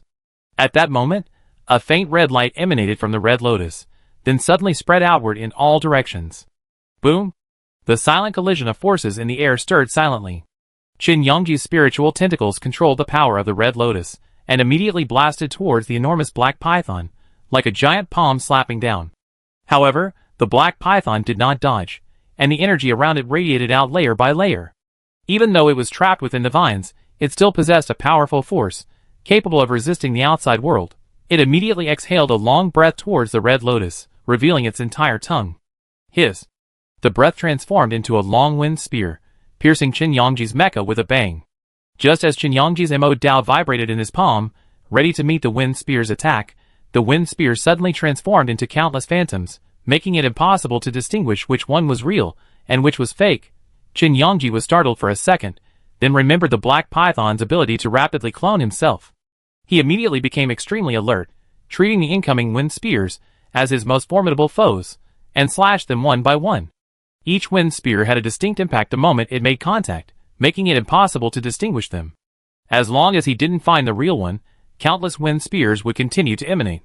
Qin Yongji twirled his sword rapidly to resist, the sound of the blade's clanging edge gradually spreading through the air. The black python bared its fangs, manipulating its wind spear, waiting for the moment Qin Yongji dropped her guard so it could deliver the fatal blow. Unexpectedly, however, Qin Yongji had grown tired of dealing with the wind spear. She wiped her face with her hand. Then the Mo Dao slashed across her chest. In an instant, a sky of flames erupted. Like a gorgeous sunset, it suddenly blossomed in the air.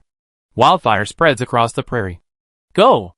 Qin Yongji shouted softly, and the red lotus beneath her feet instantly flew out. The red lotus spun swiftly in the air, and everything it touched instantly dissipated like smoke, melting into the air. Only a lone wind spear remained. The moment it appeared, Qin Yongji's Mo Dao had already unleashed its sword from below. Puff! The wind spear, pierced by the Mo Dao, was instantly dispersed by the gushing flames. Distorted by the blazing wind, it immediately transformed into an indistinct mass that scattered around. Then plumes of sparking smoke descended from the air. Qin Yongji watched the falling object and immediately thrust his sword downwards. The moment the wind spear was destroyed, the black python instantly struggled, twisting its voluptuous body. With a snap, it slammed into the ground, causing it to shake twice before a long crack appeared, but it didn't completely split. But Wei Xian and Shan Yueshan still felt their steps were unsteady. Just as the black python twisted its body, Qin Yongji's spiritual tentacles, entering the black python's spiritual realm, suddenly grasped a broken section. Then, like a starving wolf spotting its prey, her spiritual tentacles swarmed over it, abruptly connecting with the broken tentacle. The next second, roar!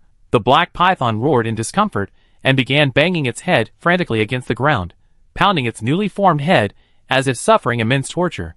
Qin Yongji stared at the black python, not moving an inch.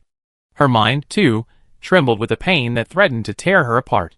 However, Qin Yongji was a person of immense endurance. Her fingers dug deep into her palms, her teeth biting the soft flesh of her mouth, leaving a rusty, bloody smell. Veins bulged on her forehead, and her back teeth creaked as she bit. But she showed no sign of abnormality.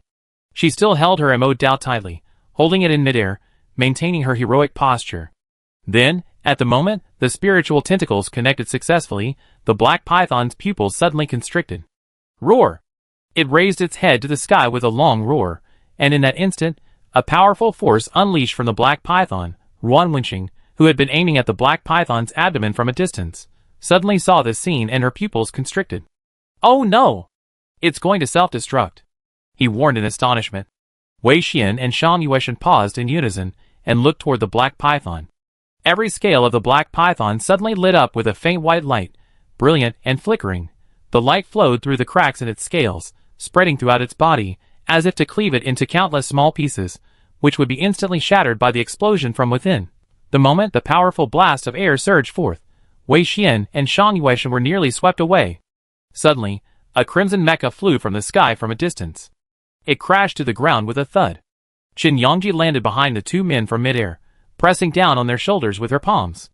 A powerful burst of crimson lotus energy erupted from her body, forcing her to withstand the immense blast of air. Then she looked up, her gaze solemnly ahead. The effect of the mental tentacles is that while they will cause people to obey her commands, they will also inevitably enter a state of madness and mental collapse.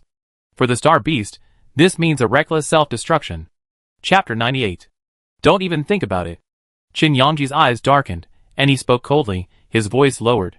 Self-destruction? Just leave the crystal core as her trophy. If the crystal core is destroyed, what's the point of all their hard work?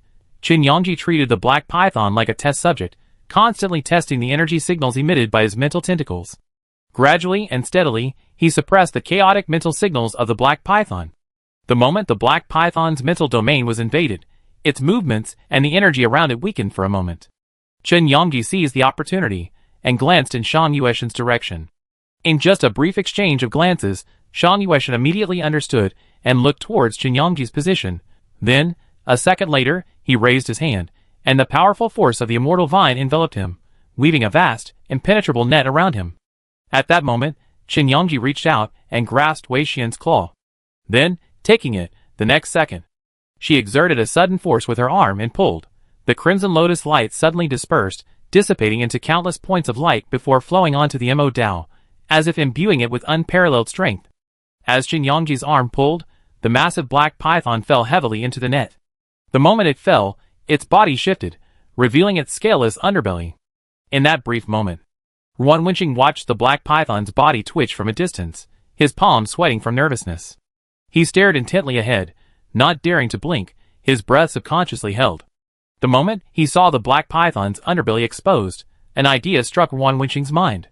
Then, out of instinct, he held his gun, aimed sharply, and fired. The massive shell swirled and shot towards the other end of the air, trailing a white arc in the air as it flew straight in the other direction. Just as it was about to slam into the black python's body, Qin Yangji's mental tentacles suddenly severed their connection with it. Instantly, this change caused the black python to lose all control over its supernatural energy. The massive energy barrier surrounding it instantly vanished. The gunfire was unstoppable, piercing the black python's abdomen. Wei Xian's quick eyes and hands instantly pulled Qin Yangji away. Then, a streak of fire shot up in front of them, shooting straight into the sky. Bang! With an almost deafening roar, the explosion erupted. Flesh, blood, and mud splattered everywhere. Roar! The beast let out a low, furious roar, its massive body dragging along the ground, trying to locate its enemy. But then, amidst a cloud of smoke and blood, it was. Qin Yangji lifted her head from the protective embrace of Wei Xian's arms and grasped his shoulder. Wei Xian, give me a hand. Wei Xian understood immediately and dropped to the ground, kneeling on one knee. He patted his back and said, "Come on." Qin Yangji rolled, finding her spot on the ground. Then, with a short run up and a leap, she suddenly stomped her foot onto Wei Xian's back. The moment she stomped, Wei Xian's mecha unleashed a powerful surge, instantly launching her upwards, dozens of meters into the air. Through the murky yellow and bloody mist, Qin Yangji saw the massive beast's body, its bloody mouth piercing the ground. Without hesitation, she thrust her Mo Dao downwards, swirling with layers of energy, ripping. The sound of flesh tearing rang out. The energy of the Red Lotus, attached to the Mo Dao, instantly pierced the black python's body. Qin Yangji then grasped the Mo Dao and sped along, swiftly running along the snake's body. The instant the black python's energy was mobilized, it tried to quickly escape the Mo Dao's presence, but found itself trapped in an impenetrable web. It could only exist within it, its life slowly being slashed away. Qin Yangji tore through the black python's abdomen, feeling its life rapidly ebbing. She panted heavily, her mental tentacles cautiously probing the black python's spiritual realm. The spiritual realm, suppressed by the self-destruction, immediately fell into a dead silence, fading into nothingness, devoid of any life. Bang! Just as the light in her spiritual realm vanished, Qin Yangji heard a loud crash. The pressure on her Mo Dao suddenly eased. She looked up. The black python's massive body collapsed to the ground. Motionless, utterly dead. The smoke settled. The blood mist dissipated. Vision gradually returned to clarity. Seeing the black python unable to move, Wei Xian carefully swung his long whip twice. There was no movement, and everyone, as if the force had been released, immediately fell to the ground. Who? A sudden exhale. In the distance, Ruan Wenqing collapsed, his hands trembling from the gun he had been holding. He was sweating profusely, his hair streaked with sweat. Then he suddenly closed his eyes and calmed down, suppressing the pounding of his heart. A slow smile appeared. Success. Qin Yangji's Mo Dao slammed into the ground. He leaned on his long sword, clinging uncontrollably to the weapon, gasping for air. His muscles, belatedly aching, felt like convulsions with every movement. Shang Yueshan raised his hand to retract the immortal vine. His short sword sank into the python's fangs. The moment he pulled it out, the entire mecha arm was nearly ripped apart by the snake's bite. Without a word, he dragged his broken arm forward and used his other good hand to pull Wei Xian up. The man's entire body was twitching slightly, the after effects of exhaustion.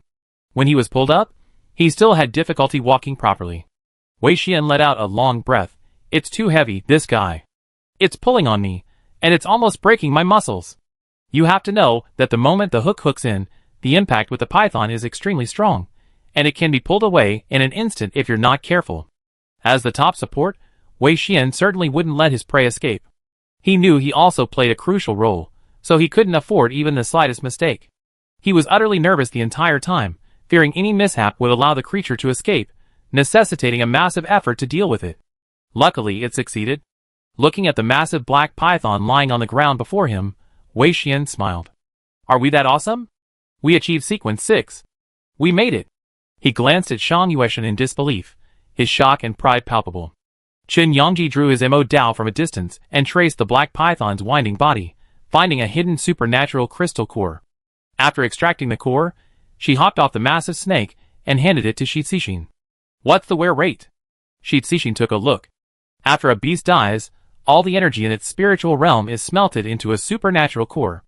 This core possesses some of the beast's supernatural powers, and can be used as a weapon or mecha core. The wear rate of the beasts handled by Qin Yangji has always been low. Her execution is extremely precise, always minimizing harm to the beast or causing it to self-harm or self-destruct. But the black python had just self-destructed, so Shi Cixin had actually prepared for some wear and tear. To her surprise, the crystal core she received far exceeded her expectations. The wear rate of this supernatural core was surprisingly low, comparable to that of other star beasts Qin Yangji had previously dealt with. This supernatural core has an extremely wide range of uses, and is in extremely high demand. As soon as Shi Cixin delivered her diagnosis, Qin Yangji nodded. Good, it's useful. Once we get to the Sentry Tower, give this energy core to Wei Xian's weapons. Wei Xian stepped forward and heard the good news. He immediately asked in disbelief, Give it to me? Really? His eyes gleamed with gold as he looked at Qin Yangji, as if he were looking at a god. Qin Yangji nodded. You put in so much effort, of course I have to give it to you. This is a speed-boosting crystal core. It's perfectly suited for support. Wei Xian excitedly raised his fist, brimming with joy like a 3-year-old. He threw himself at Li Jingxian and Wan Wenqing, who had rushed over. Ah, I can use the black python's energy core too. Let's go to the Sentry Tower now. He was already impatient. Then Qin Yangji gave a somewhat helpless smile. Come on, we're going over now. You don't want all this stuff? You're so rich? The black python's body holds numerous valuable items. Besides the hard scales that can be used as a shell, there's also a massive gallbladder that can be used to deflect gunfire, a fang powerful enough to make a dagger, and the venom it contains.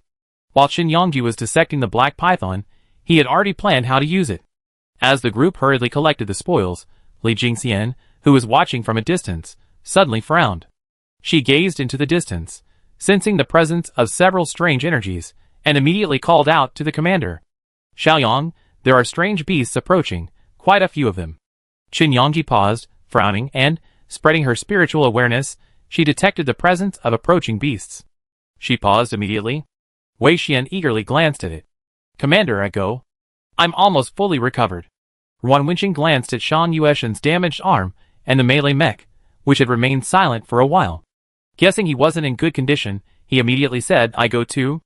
Let Xiaoye recover. We talk after we reach the watchtower and heal the mech's damage. We carry it first. Qin Yangji glanced at Shan Yueshan's broken and crushed arm and reached out to touch the back of his neck. How is it? She whispered. Shan Yueshan's lips were pale, and he smiled faintly at the sound. I'm fine. His voice was a little hoarse than usual, carrying a gentle soothing tone, yet it was easy to hear a hint of hidden repression. He was clearly experiencing intense pain. When Qin Yangji approached the black python, the python's head was about to bite her. At this time, Shan Yueshan was quick-eyed and quick-handed. He grabbed the fangs and turned the snake's head over, creating an opportunity for Qin Yangji to make the final killing blow. Killer Star's arm was severely damaged. To others, this damage might be merely to the mecha, not a serious injury. However, once Shan Yueshan and Killer Star were connected, they felt a 100% empathy and affinity, becoming one with the mecha. For him, this injury felt like a knife slowly slicing his arm every second, each cut so deep that the bone was visible, and the pain gushed out continuously. Even more terrifying, this injury carried with it a strange energy aura, gradually invading his spiritual sea, like a knife slicing flesh. Thus, Shan Yueshan was actually enduring this constant impact and pain.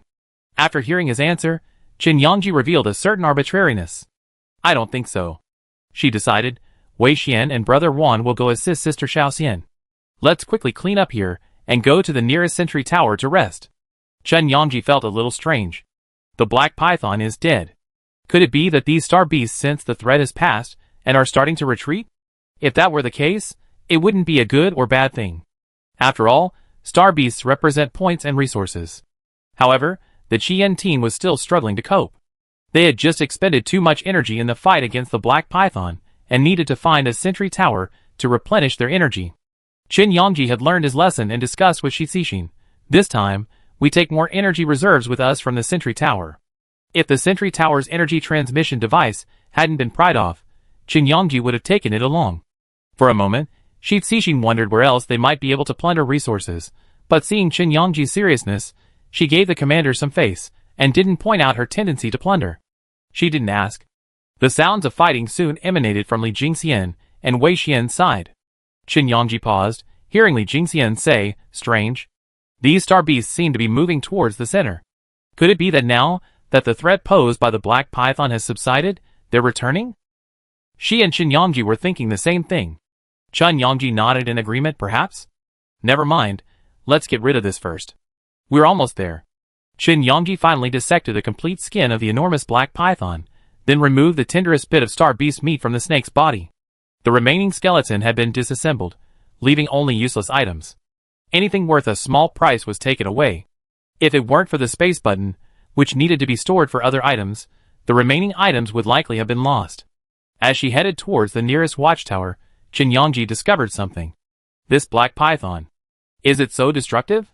The watchtower had completely collapsed, reduced to a ruin. Amidst the rubble, it was impossible to discern the towering structure that once stood there. Some structures still bore the marks of being severed by the snake's tail, and others were slashed by wind blades. The gate itself had been severed by a wind blade, and then the black python bit it, wrecking the entire tower within its serpentine body until it was reduced to a heap of fragments. The tower before him was about to collapse, and Qin Yongji glanced up at the sky. It was almost dark. After the black python's death, a large number of star beasts would return to the central area. At this point, there would be no shortage of star beasts roaming the mutation zone. If he remained outside, he might become a prey for the star beasts. Qin Yongji glanced at the map and continued forward. The black python's range should be around this area. Let's head straight for Tower 101. She confirmed the location. Tower 101 was already very close to the central area, but that wasn't a big deal. It was already the 6th day of the competition, and the refreshed collections had only left a few unimportant items. Qin Yongji had quite a few collectibles. Of the 5 major collectibles, she had 3, the Red Tower, the Crystal, and the Interstellar Channel. The remaining fantasy warships were on the outskirts of the mutation zone. The location of one resource star hadn't been revealed yet, and it should be gradually revealed in the final days. However, we had to be able to secure it until then. The remaining items were insignificant items from various star systems, so even if they were lost, there was no need to regret them. Qin Yongji took a look at the team's situation. The team had also made quite a few gains, having already found 3 collectibles, and had even battled back and forth with the Jinghai and Tula teams.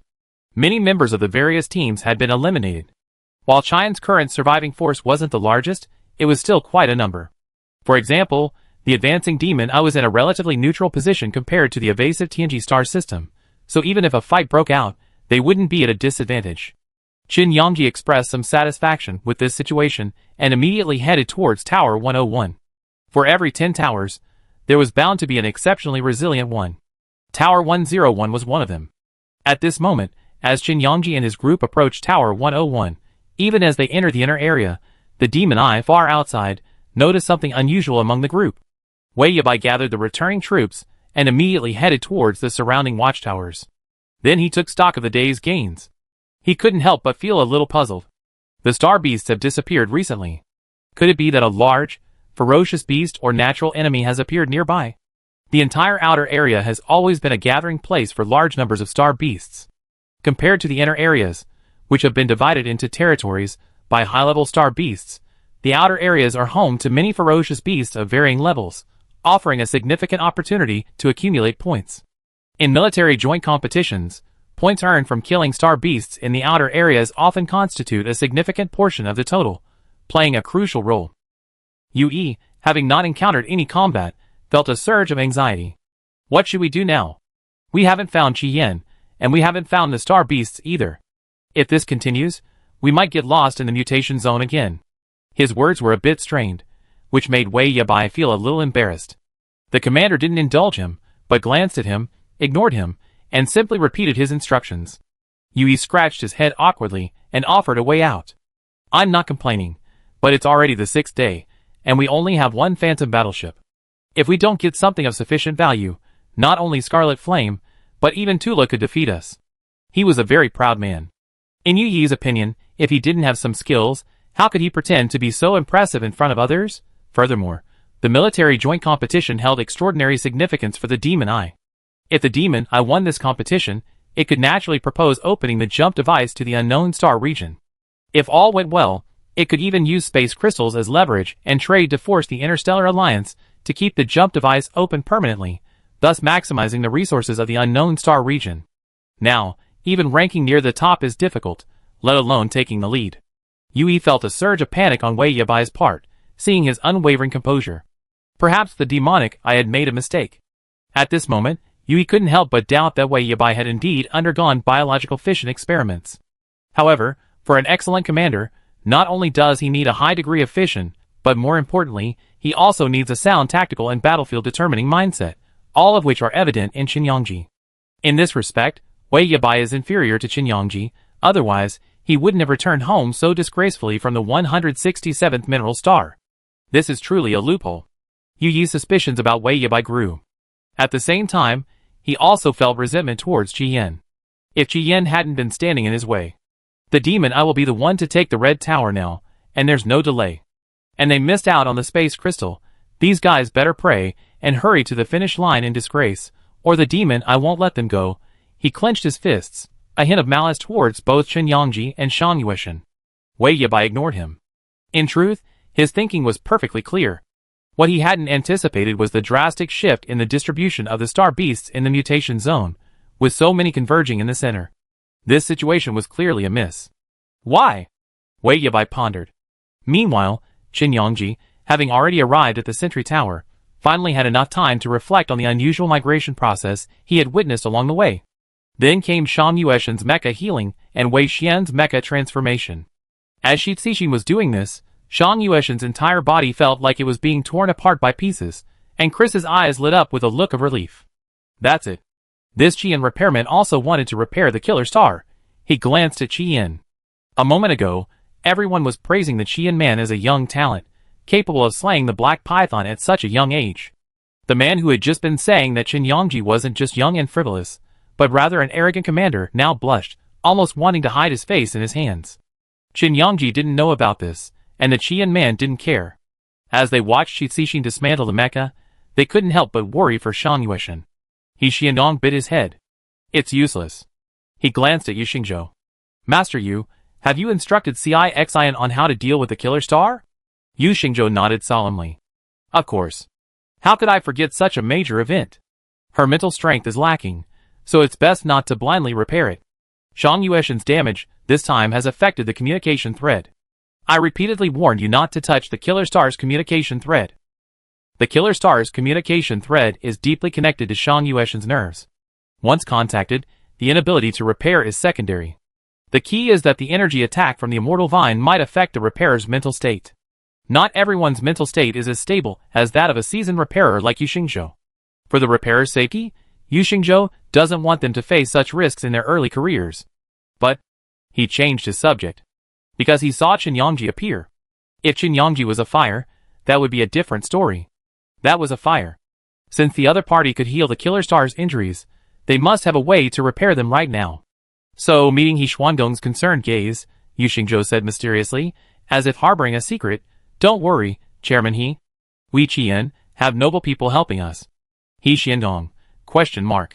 You better not be bragging. He glanced at Yu Xingzhou suspiciously. The old boy said seriously, I'm not kidding, seriously. Then, half doubtful, He Xiandong pointed at the screen, asking if anyone was inside. Yu Xingzhou nodded in response, and he immediately looked back, trying to discern some clue. Just as He Xiandong was staring at the screen, Shi Cixin suddenly detached the killer star's arm, untied the connecting thread, and handed it to Qin Yongji beside him. Then, Qin Yongji donned the maintenance technician's gloves, jumped out of the mech, and climbed onto the Starkiller mech. The spectators were all bewildered. What's going on? Why is Qin Yongji getting involved? Isn't that a maintenance technician's job? She's just giving orders, isn't she just adding to the chaos? One maintenance technician asked anxiously, pointing at the image, eager to step forward and pull Qin Yongji away. That's the Starkiller mech. Like Honglian, they are considered the three most difficult problems in mecha maintenance. Solving even one of them is enough to establish a firm foothold in the maintenance profession and earn the respect of being called a master. What does a commander like Qin Yongji know? Chapter 99. Li Jingxian barely had time to turn. The dead branch instantly pierced the mecha. Puff. A crisp, piercing sound. Instantly, Li Jingxian's mecha was carried several meters away. Instantly, Qin Yongji unsheathed his Mo Dao and chopped down the dead branch. The dead branch immediately shook off the mecha. Li Jingxian's mecha crashed to the ground with a swift thud. Wu Xian, horrified, turned and tried to catch the mecha. Qin Yongji and Shan Yueshan simultaneously pursued the dead branch. The Mo Dao, blazing with layers of flame, swung forward swiftly. The immortal vine quickly sprang into life, transforming into vines that instantly pulled the entire dead branch up. The dead branch, about to retreat, was abruptly stopped mid-flight. Qin Yongji swung his sword down hard, and in an instant, the dead branch snapped. In the instant it broke, it transformed into a lush green branch, from which tiny crepe myrtle flowers blossomed, their petals instantly spreading outward. Qin Yongji's expression changed, and he raised his sword and swung it into the air. Whoosh! The flames that erupted instantly burned the entire crepe myrtle petal to ash. A small amount of crimson liquid oozed from the broken end of the dead branch. Qin Yongji grabbed the branch and yanked it hard. The branch began to struggle frantically, twisting and turning, but gradually lost its strength under her furious aura. Qin Yongji's mental tentacles danced rapidly in his mind, as if to tear the object before him to pieces. The thought of Li Jingxian being harmed before his eyes filled Qin Yongji with a feeling of unforgiveness. The withered branch, sensing a powerful threat, immediately broke free. Qin Yongji felt the struggle on the other side suddenly loosen, leaving only a forcibly severed branch. This time, the branch didn't transform into a vibrant green tree. Lian Easy Way. Ruan Wenqing looked at the black ash on the ground and sternly glanced at Qin Yongji. Let's go to Yushan Pass and take Sister Xiao Xian to the Sentry Tower for treatment. She immediately stepped forward, opened her mecha, and took a look at Li Jingxian's condition. Her right shoulder was pierced, but fortunately, it deflected from her body, avoiding a vital organ. The entire mecha was pierced and damaged. The damage was severe. Qin Yongji didn't hesitate. We can't deal with Lian Easy Way. We must request support from the competition committee. She glanced up into the air, catching sight of the invisible hologram surrounding her, and suddenly raised her hand and waved it. Ruan Wenqing watched her movements. Qin Yongji's expression grew grave. All the photography equipment has been isolated and placed in an alternate dimension. This meant the competition committee wouldn't be able to see any of the live action. Ruan Wenqing's pupils narrowed. No wonder there's been no movement yet. The Yin Yang Ziwei has triggered a wave of star beasts. We must intercept it and place Sister Xiao Xian in the Sentry Tower for proper care.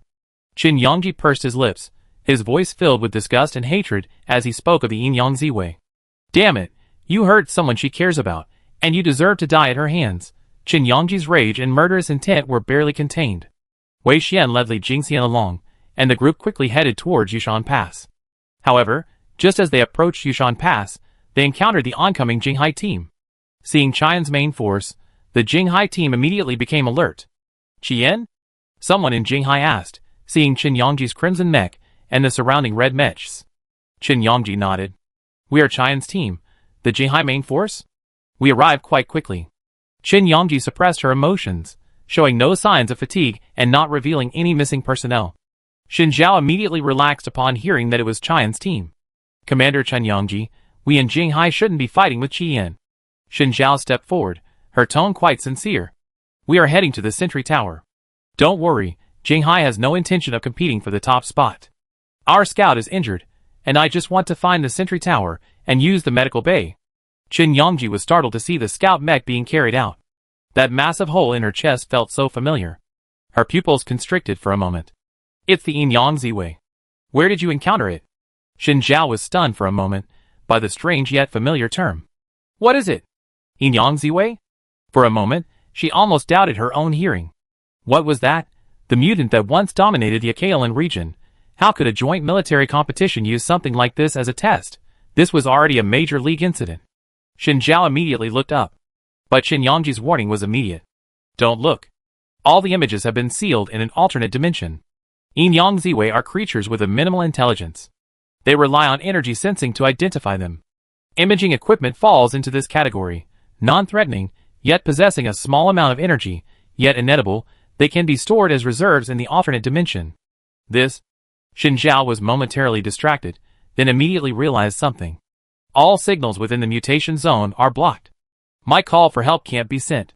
The support mech in Jinghai's team glanced at their own mech controllers, and immediately realized what was happening. Xin Zhao regained consciousness. How could Yin Yang Ziwei appear? Could it be? Qin Yangji noticed her shrinking pupils, and quickly added to her speculation. Either Yin Yang Ziwei seeds left in the Akalan region, or perhaps a spatial channel to an unknown star region has opened. Whichever way he looked at it, Qin Yangji hoped it was the former. If it was the opening of a spatial channel to an unknown star region, then they would have to face more than just the star beasts in the mutation zone. Xin Zhao's expression changed. She glanced at the injured reconnaissance mecha in her team, and immediately addressed Qin Yangji. Our team was attacked by Liang Ziwei. Commander Chen, Jinghai has no intention of competing for ranking. We simply want to rescue our teammates in an environment where the mutant energy is stable. She made her position clear. Qian is a very ethical team. Generally speaking, they wouldn't embarrass others at a time like this. Furthermore, Qin Yangji glanced at Li Jingxian's injuries and made a decision. She was about to nod when the sound of a massive swarm of star beasts approached from behind. Qin Yangji couldn't help but look back. The smoke and dust, like a giant beast breathing its last breath, belched out long streams of air, then suddenly advanced forward. It's a star beast tide, Xin Zhao said gravely. Qin Yangji had eyes, so she could see that the number of star beasts far exceeded the capacity of the entire Yidu Mountains. Qin Yangji's heart skipped a beat, the balance of possibility constantly tilting. She summoned Li Jingxian's mecha and quickly drove it forward. To the southeast is Sentry Tower 27, behind Yushan Pass. Take your wounded, and we go there first. Xin Zhao glanced at the vast swarm of star beasts beneath the distant horizon, and the shock and panic in her eyes suddenly eased a little. Qin Yangji's demeanor was unusually calm, as if a star beast tide, or anything else, was just a common occurrence to her. Influenced by Qin Yangji's attitude, Xin Zhao unconsciously relaxed, allowing himself to reflect calmly. The group quickly rushed forward. Shortly after they left, another team appeared outside their original location. Tula's mecha glanced at the ground, then took a high vantage point and peered down. The Demonite team is heading towards Yushan Pass. Command, it looks like they're trying to reach the final main sentry tower to complete the collection verification. Should we stop them? A sinister glint of fear flashed in Rodney's serpentine eyes, and then he nodded. Let's go and see. With this beast tide emerging, the surrounding sentry towers can't be defended. Let's head to Yushan Pass first. Yushan Pass is the only way to reach the final sentry tower. A massive circular valley encircles the northwest and northwestern sides of the Yidu Mountains, extending even further south. Only the eastern side faces a vast, almost boundless sea. Thus, passage through Yushan Pass is crucial to reaching the final, main sentry tower. Just as Tula and the demon I were heading toward the final sentry tower, Qin Yangji and his group had already passed the numerous sentry towers outside Yushan Pass that had been struck by star beasts and arrived at the still intact number 27. Xin Zhao gazed at the intact number 27, a hint of surprise in his eyes. Without hesitation, Qin Yangji immediately opened the sentry tower's door. Carrying Li Jingxian's body, he sprinted inside. Seeing her desperate condition, Xin Zhao couldn't help but suspect that Qian's scout must be seriously injured. Li Jingxian's condition was not good. She had already fallen into a coma due to the momentary impact of the communication thread and the invasion of strange energy. Qin Yangji, as her commander, was closely connected and could feel the pain Li Jingxian was experiencing at that moment. Thus, at this moment, she also harbored a deep hatred for the Liang Ziwei. Because, at that moment, if Qin Yangji had not used the energy of his spiritual tentacles to protect Li Jingxian's spiritual sea, the situation would have been far more serious than it was now. Find medical equipment first, Qin Yangji said to Xin Zhao behind him. The two teams immediately began searching the entire sentry tower. When they finally found medical equipment, Xin Zhao's eyes flickered. At that moment, the alarm inside the sentry tower sounded. Alarm, alarm. We're under attack from external energy. Qin Yangji paused, then immediately connected to the sentry tower's command authority, bringing up the footage outside. A flock of ravens came into view. They're the first group of scout star beasts. She looked serious. Wan Wenqing and Wei Xian grabbed their mechas and headed out. Let's deal with them. Qin Yangji nodded, checking the medical bay's health status. Then, with a serious expression, she scrolled back and forth about the situation around the sentry tower. After a long pause, She glanced at Shen Zhao. It takes time to purify the medical bay's energy. Shen Zhao's expression was slightly touched. 2 hours. All the energy evolution requires a stable energy environment. The chaotic energy brought by the surrounding star beasts will interfere. She was a smart person, and she understood Qin Yangji's meaning the moment he spoke. Yushan Pass, the two commanders said in unison. Yushan Pass will be a crucial point. Qin Yangji and Shen Zhao immediately issued an order on the command channel, urging all teams to gather outside Yushan Pass. Jinghai and Qian are now on the same page. Commander Shen Zhao, you and I both want to save them, but the power of the Star Beast tide is too immense. Just your 2 teams and mine are far from enough. Qin Yangji's words were blunt. Shen Zhao said firmly, Jinghai and Qian's teams aren't enough, but there are 3 other teams on the entire field. My influence is limited, and I can't convince the other commanders to assist. But Commander Chen, you have a solution. Qin Yangji nodded. Jinghai needs someone to stay here to activate the purification system. We need to go to Yushan Pass. Qin Yangji's plan was very simple. Perhaps everyone was unwilling to cooperate at first. After all, Qian and Jinghai wanted to control the Star Beast because someone on their team was injured and had to enter the Sentry Tower for treatment. But the other teams didn't have such worries. The most important thing they should do was to reach the finish line Sentry Tower to complete the certification and then immediately contact the race committee. If communication elsewhere was down, the finish line Sentry Tower would be the only way to contact the race committee. Shen Zhao and Qin Yangji exchanged glances, and in a split second, the 2 commanders quickly reached a consensus. Jinghai's team left behind 2 maintenance and support personnel, while everyone else followed Qin Yangji's lead and left, heading non-stop to the Yushan Pass area to encircle the area. At that moment, outside, within the Qian spectator team, Sui Qian and Yi Xiandong, who had initially detected all the signals from the cadets and immediately sensed something was amiss, immediately instructed their information personnel to contact the cloaking equipment on the field. However, there was no communication signal. While signals from all the sentry towers were present, they were extremely faint, and the remaining signals indicated that a large number of them were completely destroyed. This scene conveyed ominous news. A tide of interstellar beasts. As the main commander, Sui Qian almost instantly realized this.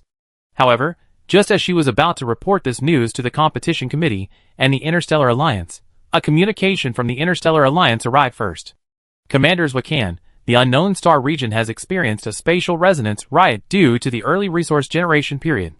All mutation zones have begun to accumulate a large amount of energy. We need the assistance of the Qian team to maintain stability in the mutation zone. This news immediately caught Sui Qian off guard. Even before she could explain the situation on the field, the unrest in the mutation zone had already left Sui Qian a bit unsettled. Mutation zone? Yi Xiandong stepped forward at this moment. He glanced at Sui Qian and said, you lead the team to handle the mutation zone within Qian. Yu Lian will lead the team to assist the Interstellar Alliance. I will ask the Interstellar Alliance for permission to lead the team into the Yidu Mountains. If it's a mutation zone disturbance, then these children must have been involved as well. The strategic location of the Akalan region is crucial. We must go there. Yi Xiandong spoke seriously. Sui Qian immediately thought of a possibility, and the mere thought of it sent goosebumps surging down the back of his neck. You mean? Yi Xiandong had shed his usual eccentric attitude and become remarkably reliable. It's just a guess. If possible, I prefer not to. His cheek twitched for a moment, clearly wary of himself. The entire Qian, or rather, the entire Interstellar Alliance, sprang into action at that moment. Demon Eye Commander Chris assigned the mission to his lieutenant, and then led his men to the Yidu Mountains. However, just after Yi Xiandong reported the news about Liang Yiziwei, Chris's expression suddenly stiffened. He made an immediate decision. The energy in the entire mutation zone is extremely unstable, unable to accommodate the massive star beasts and large numbers of troops. The Demon Eye team will provide support from outside.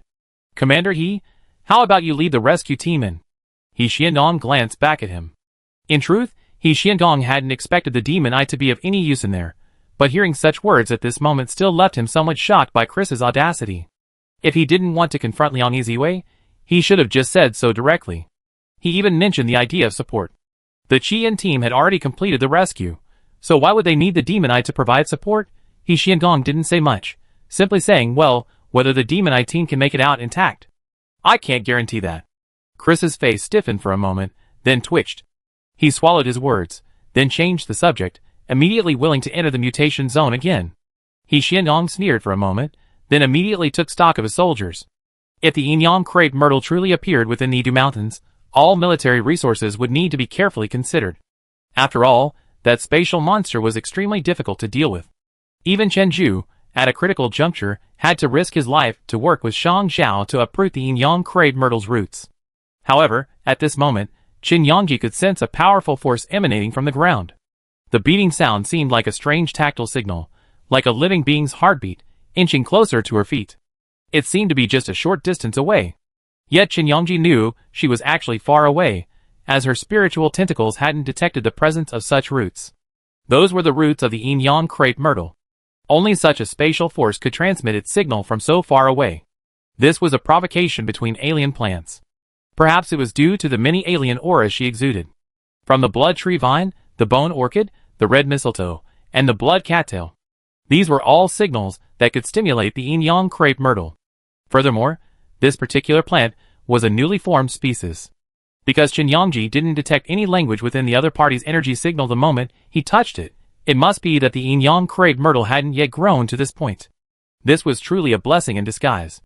Qin Yangji couldn't help but breathe a sigh of relief. You know, dealing with a young Inyang crepe myrtle is far easier than dealing with a mature one. After all, a normal, mature Inyang crepe myrtle could lead the entire Akalan region into a chaotic spatial flow world. Chapter 100. The entire Yushan Pass is extremely treacherous. Team Jinghai and Team Qian approached this location together, encountering numerous star beasts along the way, each one sprinting frantically towards Yushan Pass. Upon hearing this information, Qin Yangji's eyes narrowed. What does this high-ranking star beast master want? So many star beasts were purposefully approaching Yushan Pass, not for the numerous mecha soldiers present. After all, Qin Yangji and his companions hadn't even arrived before the large force of star beasts began moving towards this location. But now, things seemed different. Qin Yangji surveyed the surrounding terrain and immediately began conducting reconnaissance around Yushan Pass, encompassing it layer by layer. Yushan Pass was so named because it contained a vast jade crystal ore vein. With enough luck, one might even be able to excavate an entire mountain of jade crystal ore, which would truly be a stroke of fortune. The mountains surrounding the jade crystal veins have always been high and steep, earning them the name Jade Mountain Pass. Countless peaks are scattered across the landscape, with only scattered paths branching off. Many teams passing through this entrance must pass along the path Qin Yangji was standing on. This is the formal exit from Jade Mountain Pass, known as the Mountain Gate. Just as the Qian and Jinghai teams met up, and after learning from their respective commanders that the two teams were now collaborating, Jinghai greeted the Qian team very friendly. The Jinghai team then watched the Qian team wander through the mountains and forests. Are you going to find the main commander to reunite? A commander in Jinghai was a bit bewildered. Qian's commander nodded, and then shook his head. Go, but not now. We received orders from the main commander to deploy something here. Qin Yangji's instructions were as follows. The remaining teams were only Tula, Demon Eye, and Tianji. The Tianji team was peaceful, but they wouldn't risk fighting Liang Yiziwei by staying at Yushan Pass. Demon Eye and Tula were needless to say. Qin Yangji had dealt with Wei Yabai and Rodney before. Both of them were the type who wouldn't hesitate until they saw a profit. Knowing that Qian had to defend Yushan Pass, they were definitely looking to intervene at this time. Before doing so, Qin Yangji needed to make them cautious. There was nothing more daunting than not having enough energy. Before reaching Yushan Pass, remove as much energy as possible from the Demon Eye and Tula teams. Qin Yangji's orders reached every commander. Understood, command. Someone replied immediately. Qin Yangji added, you practice the energy cannon removal technique. If it doesn't work, retreat within 10 seconds. As soon as she finished speaking, a voice answered. Qin Yangji suddenly felt familiar, and then realized it. It seemed to be Zhui Yuan. This guy had just worked with her on planet 526. Back then, he had faced Qin Yangji's energy cannon removal technique and the impact. He had practiced diligently since returning, and now he could finally put it to good use. He was so happy. Don't worry, Commander. I've been practicing for a long time. I won't let you down. He responded excitedly. The strange voices in the Qian team immediately disappeared. If a commander can do it, then it stands to reason that skilled maintenance technicians and other individual soldiers can as well. Let's do it. The Qian team immediately chose to follow Qin Yangji with great enthusiasm. Many of the team members, who had fought alongside Qin Yangji on planet 526 were still in the team. At her command, they immediately sprang into action, surrounding the vast mountain forest and engaging in a fierce guerrilla war. At that moment, Qin Yangji stood far atop the mountain, her mech towering in place.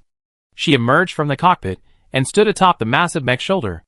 Several mechs towered over the mountainside, gazing at the vast clouds of dust rising one after another below, and then looked off into the distance. Command, mech signal detected at 2,000 meters. Our information has been blocked. A reconnaissance alert sounded, and Qin Yangji glanced toward the mech's location, then immediately averted his gaze, looking up and down, consuming the nutrient solution in his hand. There was so much going on in the mutation zone that even refilling the nutrient solution was rare, requiring only occasional replenishment. After downing the nutrient solution, she immediately leaped aboard the mech a few times before sliding smoothly into the cockpit. In a matter of seconds, the mech, which had been standing still like a puppet, suddenly lit up with its red eyes, its joints creaked smoothly, and then immediately began to move. Qin Yangji's mech leaped, gliding rapidly downward from its perch. The Demon Eye team has arrived. I handle them. Come out when I tell you. The main Demon Eye team had passed ahead, and the detachment wasn't targeting Wei Yabai and his men. After successfully passing through the forest, Qin Yangji prepared to detain them at Yushan Pass. As for the rest of the Demon Eye team, whether they could successfully make it through depended on their own abilities. Wei Yabai, upon entering the vicinity of Yushan Pass, keenly sensed something amiss. However, he paused and glanced around, finding nothing unusual. It was simply his commander's instincts that kept warning him, telling him something was amiss. Be careful around here, everyone on alert. He sent a signal to the surrounding mechas, but the signal remained constant until they reached Yushan Pass, with nothing happening. Just as the Demon Eye team passed by, a mecha lurking far away in the forest emerged from the ground and bushes. That was a close call. The men exchanged glances, inwardly marveling at the Demon Eye commander's acumen. Then, they felt relieved. Fortunately, they had followed the main commander's orders and blocked all signals and mental energy. This was the only way they hadn't attracted the attention of the Demon Eye commander. At this moment, the team led by Wei Yabai had already passed through the mountains and forests. Ahead lay the arch of Yushan Pass. The towering mountain range arched over it, its cliffs intersecting to form a vast bridge-like shape, spanning between two massive peaks. Beyond Yushan Pass lay countless sentry towers, each containing abundant energy, allowing them to engage the pursuing star beasts without fear, rather than being chased around like a drowned dog. Wei Yabai's eyes flickered. Just as he watched the support and reconnaissance mechas fly forward, a powerful energy aura suddenly surged from the side. Wei Yabai's expression suddenly grew serious. Be careful. He had barely shouted out when Qin Yangji's sword swung even faster. Swish. The blade flashed like a thread, swirling out in an instant. Puff. A massive sword flew from afar, its edge sharp enough to slash hair like mud, piercing the ground. The blade grazed the face of Peionji, the mecha under the demonic eye. It carried an extremely familiar, terrifying aura. Qin Yangji. Wei Yabai's voice was tinged with gritted teeth. He now understood why he had felt that inexplicable strange feeling, because he had fallen into Qin Yangji's trap once again. At this moment, Wei Yabai was on high alert, his eyes fixed on the crimson mecha emerging from the huge rock at the foot of the mountain. Qin Yangji's demeanor was rather unassuming. His mech shook its head, then swooped forward, unsheathing its Mo Dao, a sword, from the ground. Suddenly, it swung forward, its blade flashing in an instant.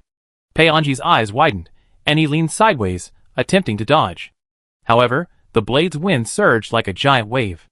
Almost uncontrollably, he immediately hurtled backward, even dragging the supporting mech Chi Xian with him. Bang! Two loud bangs echoed through the Demon Eye team, as the two mechs crashed directly to Wei Yabai's left and right. Bang! The Mo Dao landed with a dull thud. Wei Yabai's eyes were bloodshot as he watched Qin Yangji's frivolous response. The man scratched his ears, and then looked at him coldly. What's the point of calling you ancestor? Wei Yabai's ears twitched, and the sullen expression on his jade face was forcibly suppressed. He said to Qin Yangji, the Star Beast tide is approaching. Qin Yangji, it's not the best idea for you and me to fight at Yushan Pass. Once we pass Yushan Pass and intercept the Star Beast tide, there will be plenty of opportunities for Demon Eye and Red Flame to fight. Wei Yabai tried to reason with him. After all, he knew that no team wanted to face the Star Beast tide. Those Star Beasts were endless, but unexpectedly, Qin Yangji was no ordinary person. Qi Yan had no other purpose here than to drag everyone down with him. So, as she stood there, her spiritual tentacles immediately spread out. A red light flickered from the Mo Dao, and the energy of the SSS-level crystal core instantly erupted. Although no Red Lotus phantom appeared behind her, such a powerful force made anyone sense the extraordinary danger. Well said, Wei Yabai, but... Qin Yangji's eyes tinged with crimson as she swept her gaze towards him. The powerful energy pressure swept through the group of demon eyes one by one with her movements. A feeling of being stared at by a ferocious beast, unable to escape, immediately enveloped them. Even a reckless man like Yui froze in place, not daring to move an inch. Qin Yangji's voice then pierced the air. Today, no one will dare cross Yushan Pass.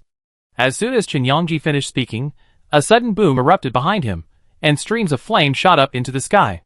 The flames immediately spread outward, enveloping the entire Yushan Pass, forming a massive, almost impenetrable barrier.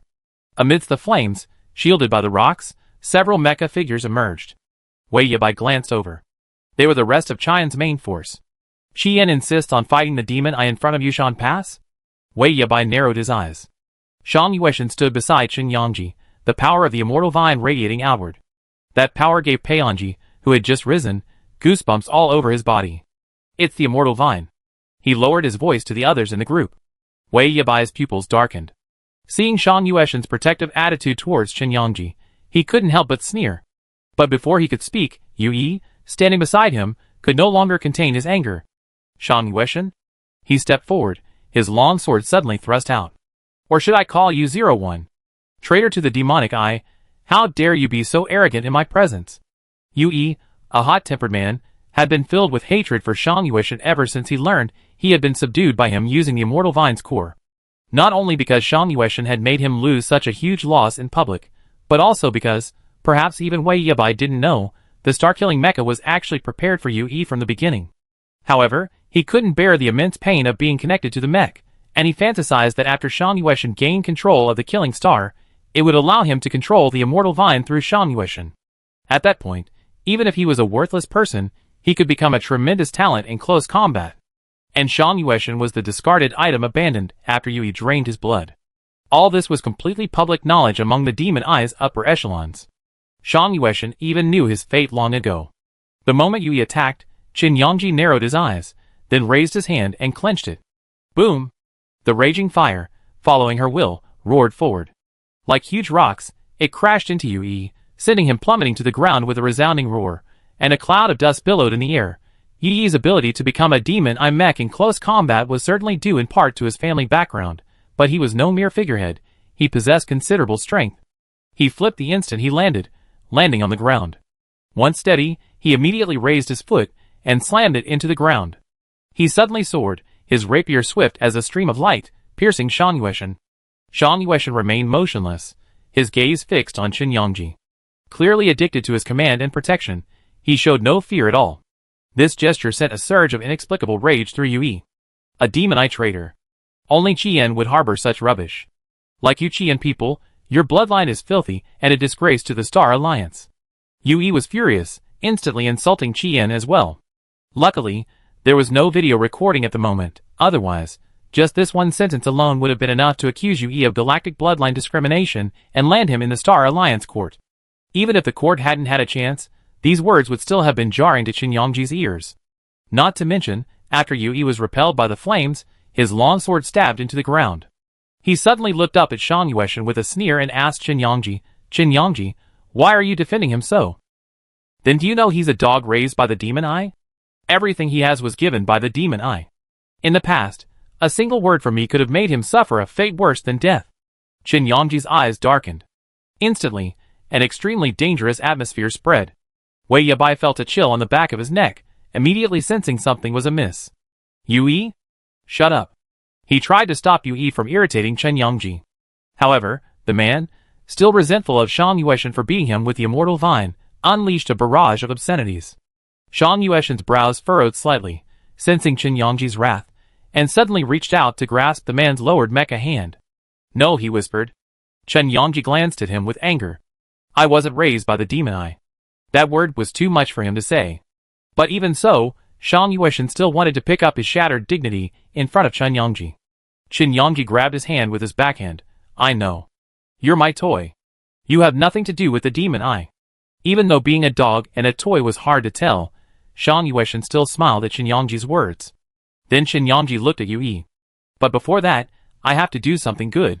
She twisted her wrist, making a sharp, crackling sound. Teach some people what they can and cannot say.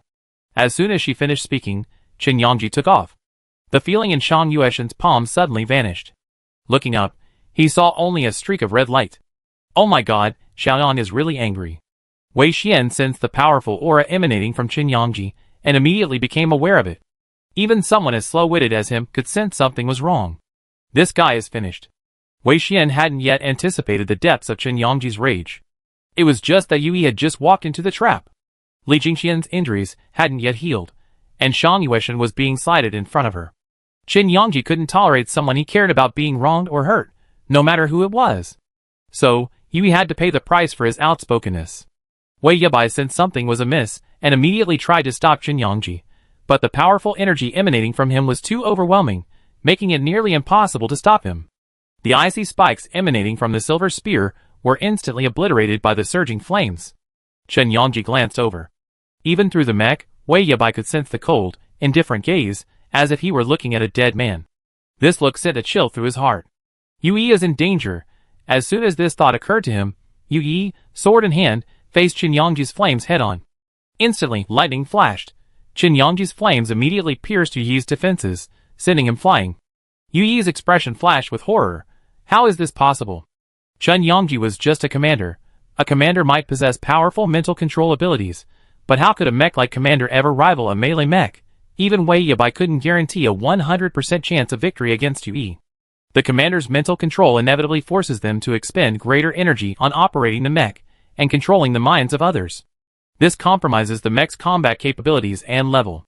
After all, not everyone is a mech core like Nine Life Shangliu, who needs combat and pain to whittle down his raging energy. However, the moment Chen Yangji charged toward Yui, he sensed an aura even more terrifying than Rodney's. That aura left him with no doubt that Chen Yangji was nearly his demise. At that moment, Yui couldn't help but recall the look he seen through Chen Yangji's mech that day, when he was entangled by the immortal vine. If the commander hadn't spoken in time, he would have nearly perished there. And yet, at this moment, Yui once again felt Chen Yangji's terrifying power. But this? It was too late. Chen Yangji's flames emanated from his body, instantly blasting him away. Then, just as Yui landed, Wei Yabai alerted the support mechs, Xian, to pick him up. No matter how many flaws Yui possessed, one thing was undeniable. He was part of the Demon Eye's core team. If they lost a melee mech, they would be at a severe disadvantage in the confrontation between Demon Eye and Qian. Furthermore, Wei Yabai couldn't explain Qian's assault on a member of his own team in front of so many people, nor could he command the confidence of the Demon Eye team. So he had to save Yui. However, just as Xian and Pei Anji were about to contribute, a burst of gunfire rang out from afar, instantly pinning the two mechs as they were about to launch. We have orders. Ruan Wenqing's figure was now like a frozen shard of ice. He was the one filled with grief over Li Jingxian's injury. He could no longer maintain his calm facade, leaving everything to Chen Yangji. He faithfully followed Chen Yangji's instructions. No one can enter Yushan Pass, so everyone, stay put. As Ruan Wenqing finished speaking, Wei Yabai frowned. Why did Qian intercept everyone outside Yushan Pass? He was puzzled. Is it just for the ultimate victory? Or is it to eliminate the other teams? But with the Star Beast tide approaching, even Qian wouldn't be able to handle it. Could they be so sure they could reap the benefits of the Star Beast tide? Something's wrong. Wei Yabai's expression suddenly grew serious. As if a thought had occurred to him, he silently glanced towards the Qian team. 1, 2, 3. One of the Qian team's mechas seemed to be missing. The reconnaissance mecha that always coordinated with the support position had disappeared. Where had Li Jingxian gone? Wei Yabai suddenly became alert. His first thought was whether Chen Yangji had set up another ambush nearby. You know, Rodney from the Burning Wood realm had suffered a terrible loss just like that. But then, Wei Yabai realized something was wrong. If it were just an ambush, he should have seen traces of Li Jingxian by now. But his mental tentacles had been out for so long, and there had been no movement. This was very wrong.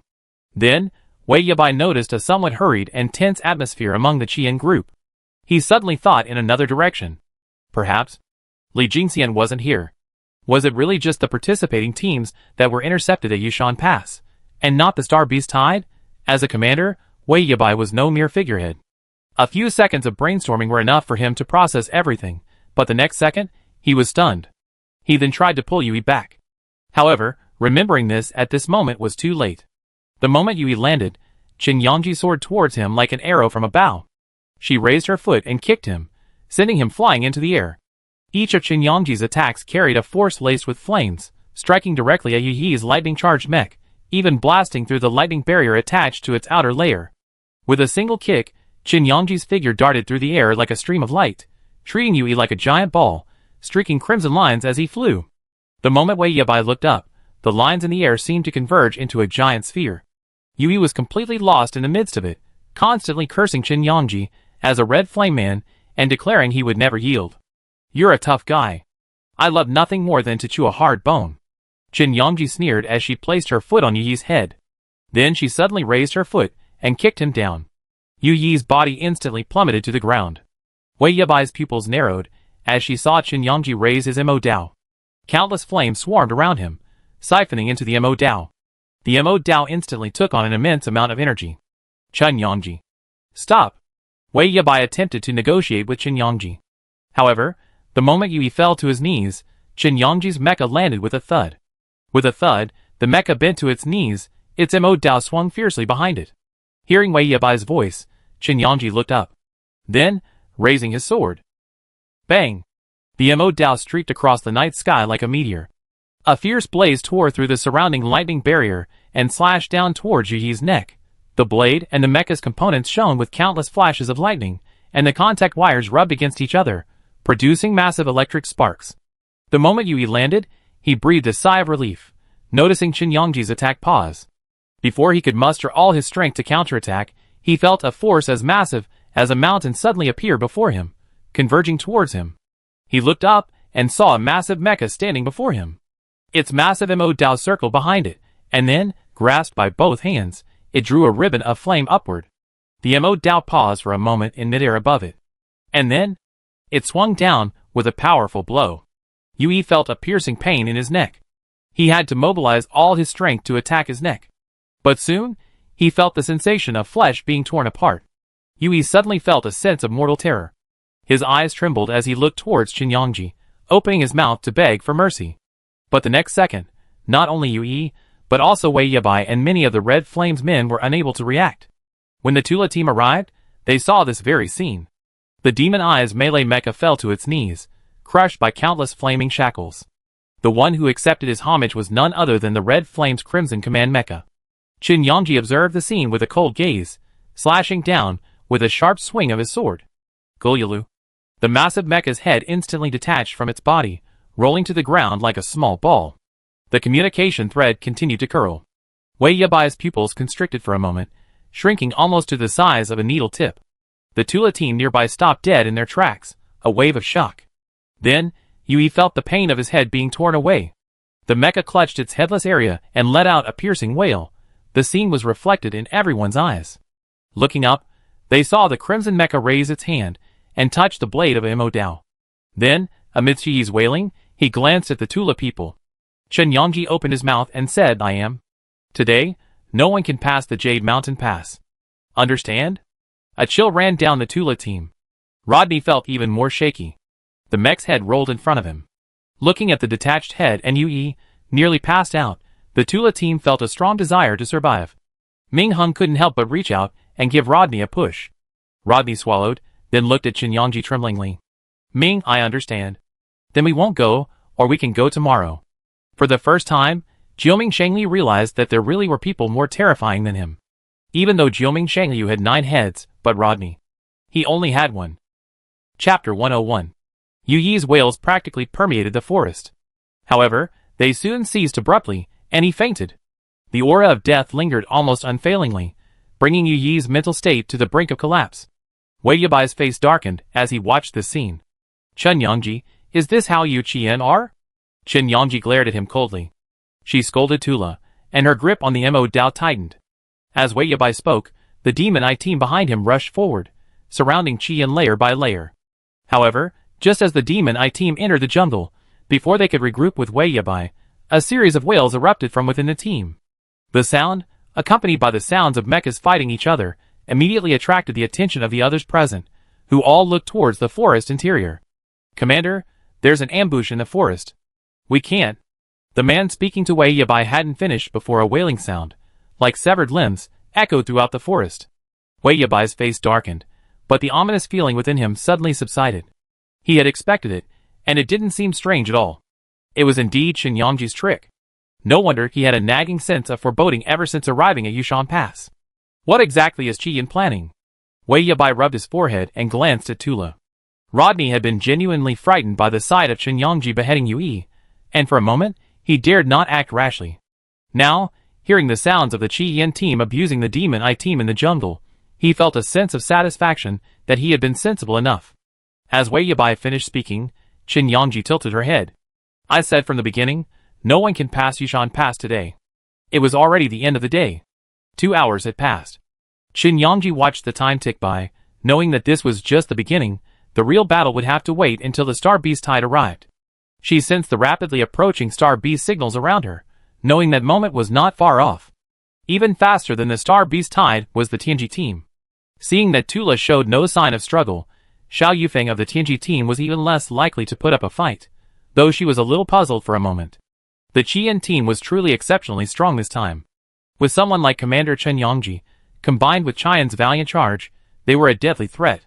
You want to drag everyone down with you to deal with the Star Beast tide? Wei Yabai looked at Qin Yangji gravely, immediately deciphering Qian's purpose. Qin Yangji raised his eyebrows, his chin rising with them. Qian is happy to share, and doesn't hoard all the points for themselves. She said it with great pomp and circumstance. She learned this from the Demon Eyes. Wei Yabai nearly laughed out loud. So, should we thank them? Rodney, upon hearing Wei Yabai's remark, immediately glanced towards the Qian team. Sure enough, he saw the main force missing a member, and instantly understood everything. He shook his head, knowing he missed the best opportunity. If they had encountered the Qian team from the beginning, perhaps they could have used this small advantage to defeat them and Qin Yangji, forcing their way through Yushan Pass. But at this moment, Qin Yangji was clearly furious. The Demon Eyes had lost their greatest fighting force, a melee soldier, in such a tragic manner. Even more surprising was that Yu Yi's mecha was clearly overloaded, and he was already out. Several minutes had passed since Qin Yangji's beheading, and there had been no announcement from within the battlefield or any calls for help from outside. Rodney's face darkened. He thought of the worst-case scenario. Wei Yabai was no fool, of course. He immediately understood Rodney's signal. So, is anyone else going through Yushan Pass? As soon as Qin Yangji finished speaking, Jinghai's team emerged from behind the rocks. The moment the two teams merged, Xiao Yufeng's eyes flashed with surprise, while Rodney and Wei Yabai both closed their eyes, their expressions gloomy. No chance. They both thought at once. Demon Eye can stay and deal with the Star Beast tide, but we need the information Qian has. Qin Yangji, the Demon Eye team has so many people, I can't let everyone risk their lives to delay the game. With Yue in this state and rescue still to come, I'm not sure the outside world can still know what's happening inside the arena. Wei Yabai was a smart man and immediately understood that Qi Yan dared to confront the Star Beast tide, knowing that his own team alone wouldn't be enough. He must have some crucial information. However, Qin Yangji nodded, but his words were like a drop of water in a frying pan, instantly stirring the entire team's excitement. Okay, of course I can tell you. The Star Beast tide was triggered by the Yin Yang Ziwei.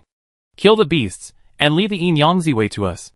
There's no need for Demon Eye and the others to risk their lives. The moment Qin Yangji mentioned the Yin Yang Ziwei, a cold glint flashed in his eyes. A mere seed, yet it dared to dream of taking Li Jingxian away right under her nose. Having injured her friend, Qin Yangji would risk his life to uproot her. She was just a sequence 4. She could even kill the Black Python. What was Liang Ziwei to her? However, for the other teams, Liang Ziwei's words were like a devastating wave, leaving them somewhat horrified. Liang Ziwei, how could we possibly handle it? The Tianji team was the weakest present, and Xiao Yufeng, cautious by nature and unwilling to take risks, frowned and glanced at the other 3 teams. The moment she finished her words, numerous Qi Yin and Jinghai teams emerged from the forest, hurling their mechas to the ground. Those mechas were either Demon Eye or Tula's. It was clearly a threatening signal. If they did not agree to Qi Yan's alliance request, all their forces would be driven back beyond Yushan Pass. Xiao Yufeng's face paled for a moment, then she sighed, and waited for Wei Yabai and Rodney's response. Qin Yangji was already furious, so she shouldn't be the first to take action. Yu Yi's fate was still hanging in the balance. Wei Yabai and Rodney were horrified. Liang Ziwei. That's a sequence 4 Star Beast. Are you crazy? Rodney was somewhat surprised by Qin Yangji's audacity, but he also felt a suppressed excitement. He knew Qin Yangji was a skilled fighter, and that they got along very well. If they weren't rivals, they might become very good friends. However, he hadn't expected Qin Yangji to be so brave, even charging at Liang Yiziwei. That's something even the main commander wouldn't dare touch. Isn't Qin Yangji afraid? Wei Yabai's mind was in a turmoil. He knew something could harm the Red Flame's main force right under Qin Yangji's nose, but at this moment, he wasn't happy at all. Qin Yangji, the Liang Yiziwei aren't as easy to deal with as you think.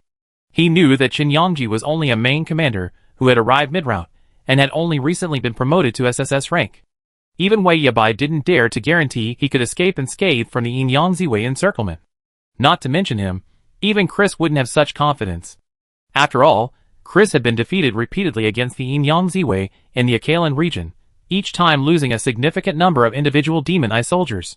Even if I don't think about you, I have to think about Qi Yan's individual soldiers. A star beast like the Liang Yiziwei, which possesses powerful spatial power, will envelop the entire space the moment it appears, leaving no escape. Qin Yangji narrowed his eyes. Why run? I told you, Qi Yan will handle the Liang Yiziwei. The mission of Wei Yabai, Demon Eye, and Tula is to kill these star beasts and force the Liang Yiziwei to appear. The rest is none of your business. Wei Yabai frowned. But if we're going to cooperate, how can we be confident in doing so without Demon Eye's safety guaranteed? Who said I'm being reasonable? Qin Yangji asked inexplicably. As soon as he said this, Xiao Yufeng and Rodney's expressions changed. What do you mean? Qin Yangji pointed his Mo Dao at the ground. Boom! A circular flame burst forth in the direction of the Mo Dao, instantly enveloping the main forces of the three teams. Rodney, Wei Yabai, and Xiao Yufeng's spiritual tentacles were violently torn apart by Qin Yangji's spiritual power. The pain emanating from the spiritual realm caused several people to gasp in unison, then, they covered their heads with their hands, sweat streaming down their faces. Rodney and Wei Yabai clenched their teeth clenched. Qin Yangji's actions were somewhat tainted with personal vendettas. I may not have made myself clear, everyone. This isn't cooperation. You must do this. Because I don't give you any other choice. Either you deal with the star beasts, or I feed you to them. Comparing morality with her? Sorry, Qin Yangji doesn't have that kind of thing. The faces of the three teams suddenly darkened. Even Jinghai's commander, Shen Zhao, couldn't help but twitch his lips when he heard Qin Yangji's words. That statement sounds so righteous. Commander Qin, are you really not going to be beaten like this? Simply glancing at the powerful aura surrounding Qin Yangji, Shen Zhao didn't dare ask. She knew, of course, that with Qin Yangji's strength, few could surpass her. So everyone, what are your choices? As Qin Yangji spoke, the energy output from her hands increased with each word, and the ripped mental tentacles she had torn apart felt a tearing pain. The threat was now clear. Xiao Yufeng was the first to give up, curling up, nodding to Tianji's persuasive voice. Commander, agree? Xian controls all the roads leading to Yushan Pass. Even if we don't agree, we eventually be trampled by the star beasts. Rather than being the first to bear the brunt, it's better to join forces with Qian. Xiao Yufeng immediately understood and nodded to Qin Yangji. Tianji is willing to deal with the star beast tide. Commander Qin Yangji, are we free to leave? Qin Yangji nodded in satisfaction. Of course. She raised her hand, and within the vast encirclement of flames, a door-like opening appeared, allowing the mecha to slowly emerge. Rodney endured the excruciating pain and smiled at Qin Yangji. You have a terrible temper. Okay, we Tula will fight you. But let me be frank. Liang Yiziwei has emerged. If Qian can't defeat us, we flee. Qin Yangji, you can't blame us for that. Qin Yangji looked over with a cold gaze. Of course, she said in a low voice. Rodney curled his lips. Let us out. Qin Yangji used his old trick to open the gate, then slowly shifted his gaze to Wei Yabai. What about you, Demon Eye Commander? Wei Yabai's Adam's apple rolled twice, and he sighed. Demon Eye is willing to join forces. He insisted on the word join forces, and Qin Yangji didn't try to correct him. He simply dimmed the surrounding flames and looked around. The ground began to shake slightly. The star beast tide is approaching. Qin Yangji stood at the top of the mountain, watching the dust and smoke pouring in from the forest. In the distance, massive star beasts surged toward Yushan Pass, as if sensing the convergence of all auras there, and began to approach in a vast swarm. Long-range attack, find firing positions. Support and coordination are ready. Qin Yangji spoke his orders, and at the same time, His mental tentacles tightened the connection with the commanders of several teams. As she connected with Wei Yabai, she left a trail of energy-sensing tentacle tendrils within his spiritual realm. This tentacle had no other purpose but to sense the energy fluctuations of the yin-yang ziwei. Qin Yangji wasn't after the yin-yang ziwei energy that had appeared in this energy field. It was Qinju's spirit core. The spatial crystal that the demon I had produced made her somewhat uneasy. Space spirit cores were rare. That was why Qin Yangji had taken the risk of killing yin-yang ziwei. If successful, she could bring Qi Yin a spirit core with spatial abilities. Qin Yangji couldn't help but tighten her grip on her Mo Dao. At that moment, rumbling footsteps echoed from the ground, and a series of trembling sounds surged into the mountains and forests, echoing through the air. Boom! Guns and cannons roared, and artillery fire flew. Accompanied by the roars and roars of the star beasts, they exploded simultaneously. Qin Yangji's voice sounded coldly, "Prepare to fight." Wei Yabai, Rodney, and the others were still adjusting to the intense discomfort brought on by her direct connection, and for a moment, they felt a little strange. You have to understand, these people used to be high-ranking commanders, always the only ones who could connect with others, never the others. So, don't even mention how unfamiliar they were at this point. Qin Yangji frowned, giving them time to adjust, then immediately ordered, "Surround them from all sides, and Qi Yin will break through." Surrounding them from all sides is a classic encirclement tactic, creating a breach in 4 directions, instantly dividing the battlefield. Qi Yin, acting as the breakout force, could disrupt the neat formation of the star beasts. These were originally a group of scattered soldiers. Even if they could gather under Liang Yiziwei's command, they would never truly function as a perfectly coordinated group. Therefore, Qin Yangji was in no rush. Once the star beast tide was disrupted, that would be the optimal time to attack. The long-range guns began charging. Ruan Wenqing was at the highest point, acting as Qin Yangji's second pair of eyes. With the scouts absent, he had to shoulder some of the scouting duties, observing his surroundings intently. This time, the opponent was more threatening than any other beast he had encountered before. This sequence 4 yin-yang ziwei star beast possessed formidable spatial power. To kill it, one would either have to break its spatial barrier or kill it with a single strike before its spatial barrier fully opened. The former was impossible. Who could claim to rival the power of a sequence 4 star beast? Not even Qin Yangji, who controlled the Red Lotus with 100% affinity, dared to make such a claim. You have to understand that the Star Beast sequence ranking is based on the strength of the Star Beast's mutant energy. It's not simply a ranking. So Ruan Wenqing could only do the latter. Besides that, his only consolation was that if this was a newly born yin-yang ziwei, it likely hadn't yet fully developed the ability to open the extra-dimensional space. You see, Chen Zhu and Shang Zhao were sucked into an alternate dimension, wandering for nearly a month before they worked together to crawl out, breaking through the protective barrier of the yin-yang ziwei and killing it. Since then, after Chen Zhu obtained the yin-yang ziwei's supernatural core, he has been invincible, even slaying the red mistletoe, the number 1 star beast. Xiaoya, extend the immortal vine. Qin Yangji's words snapped Ruan Wenqing's mind back to its original state.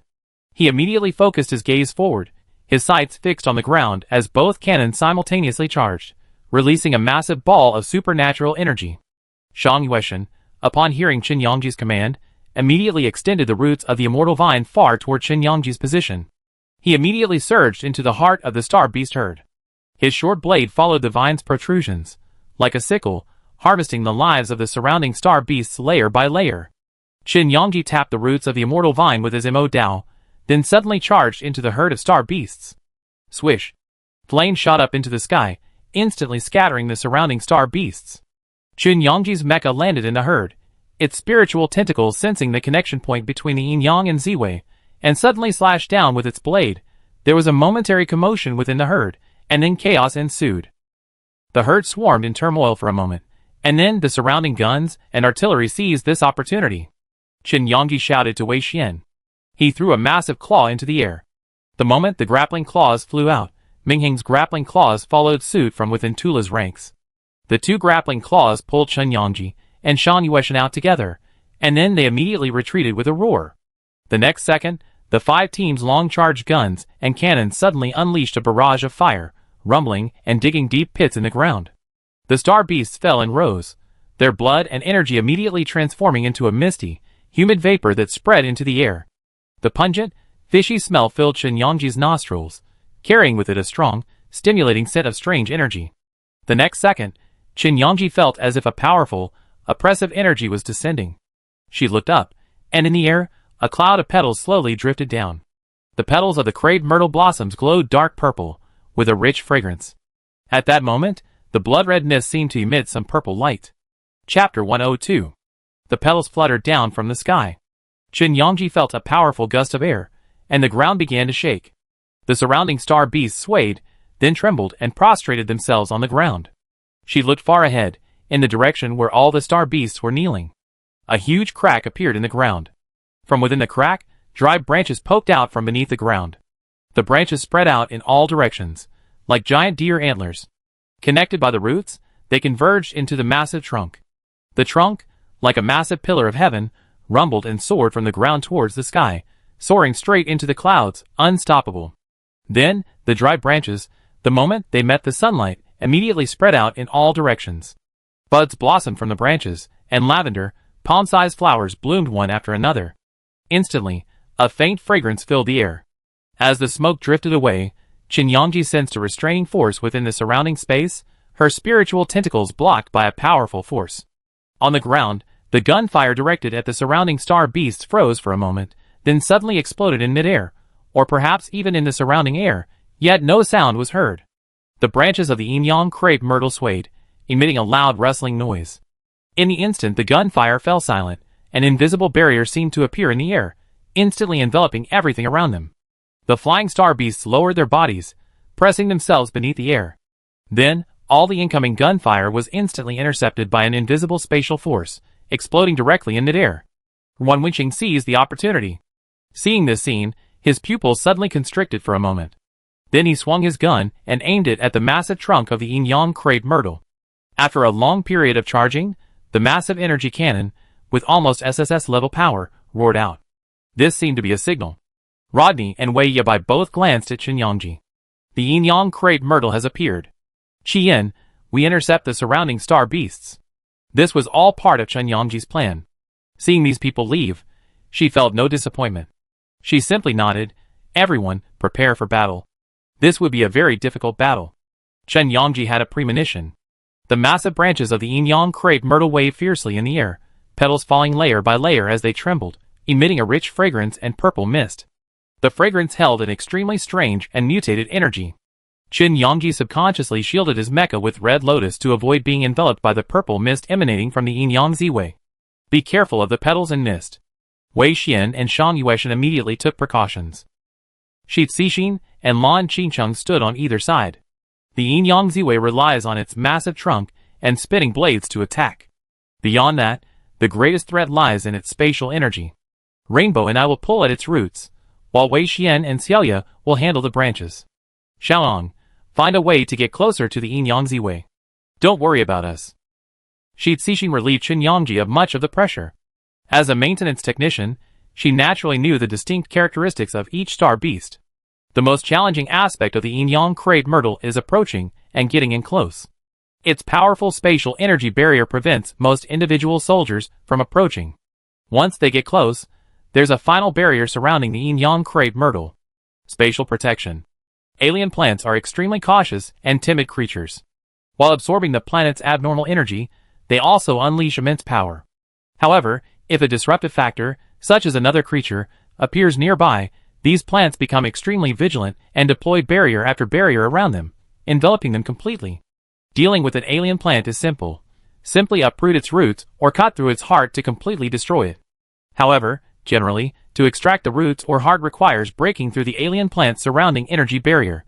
For alien plants like the Yin-Yang crepe myrtle and the red mistletoe, which control the power of time, this energy barrier provides even more protection.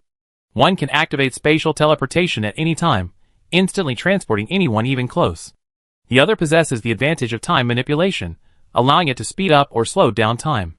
Both possess incredibly powerful instantaneous alterations, making them nearly impossible to counter. Chen Zhu had slain the Yin-Yang Ziwei plant because, during his breakthrough into the alternate dimension, he had located its energy weakness and, at its most vulnerable moment, expended all his might to slay it.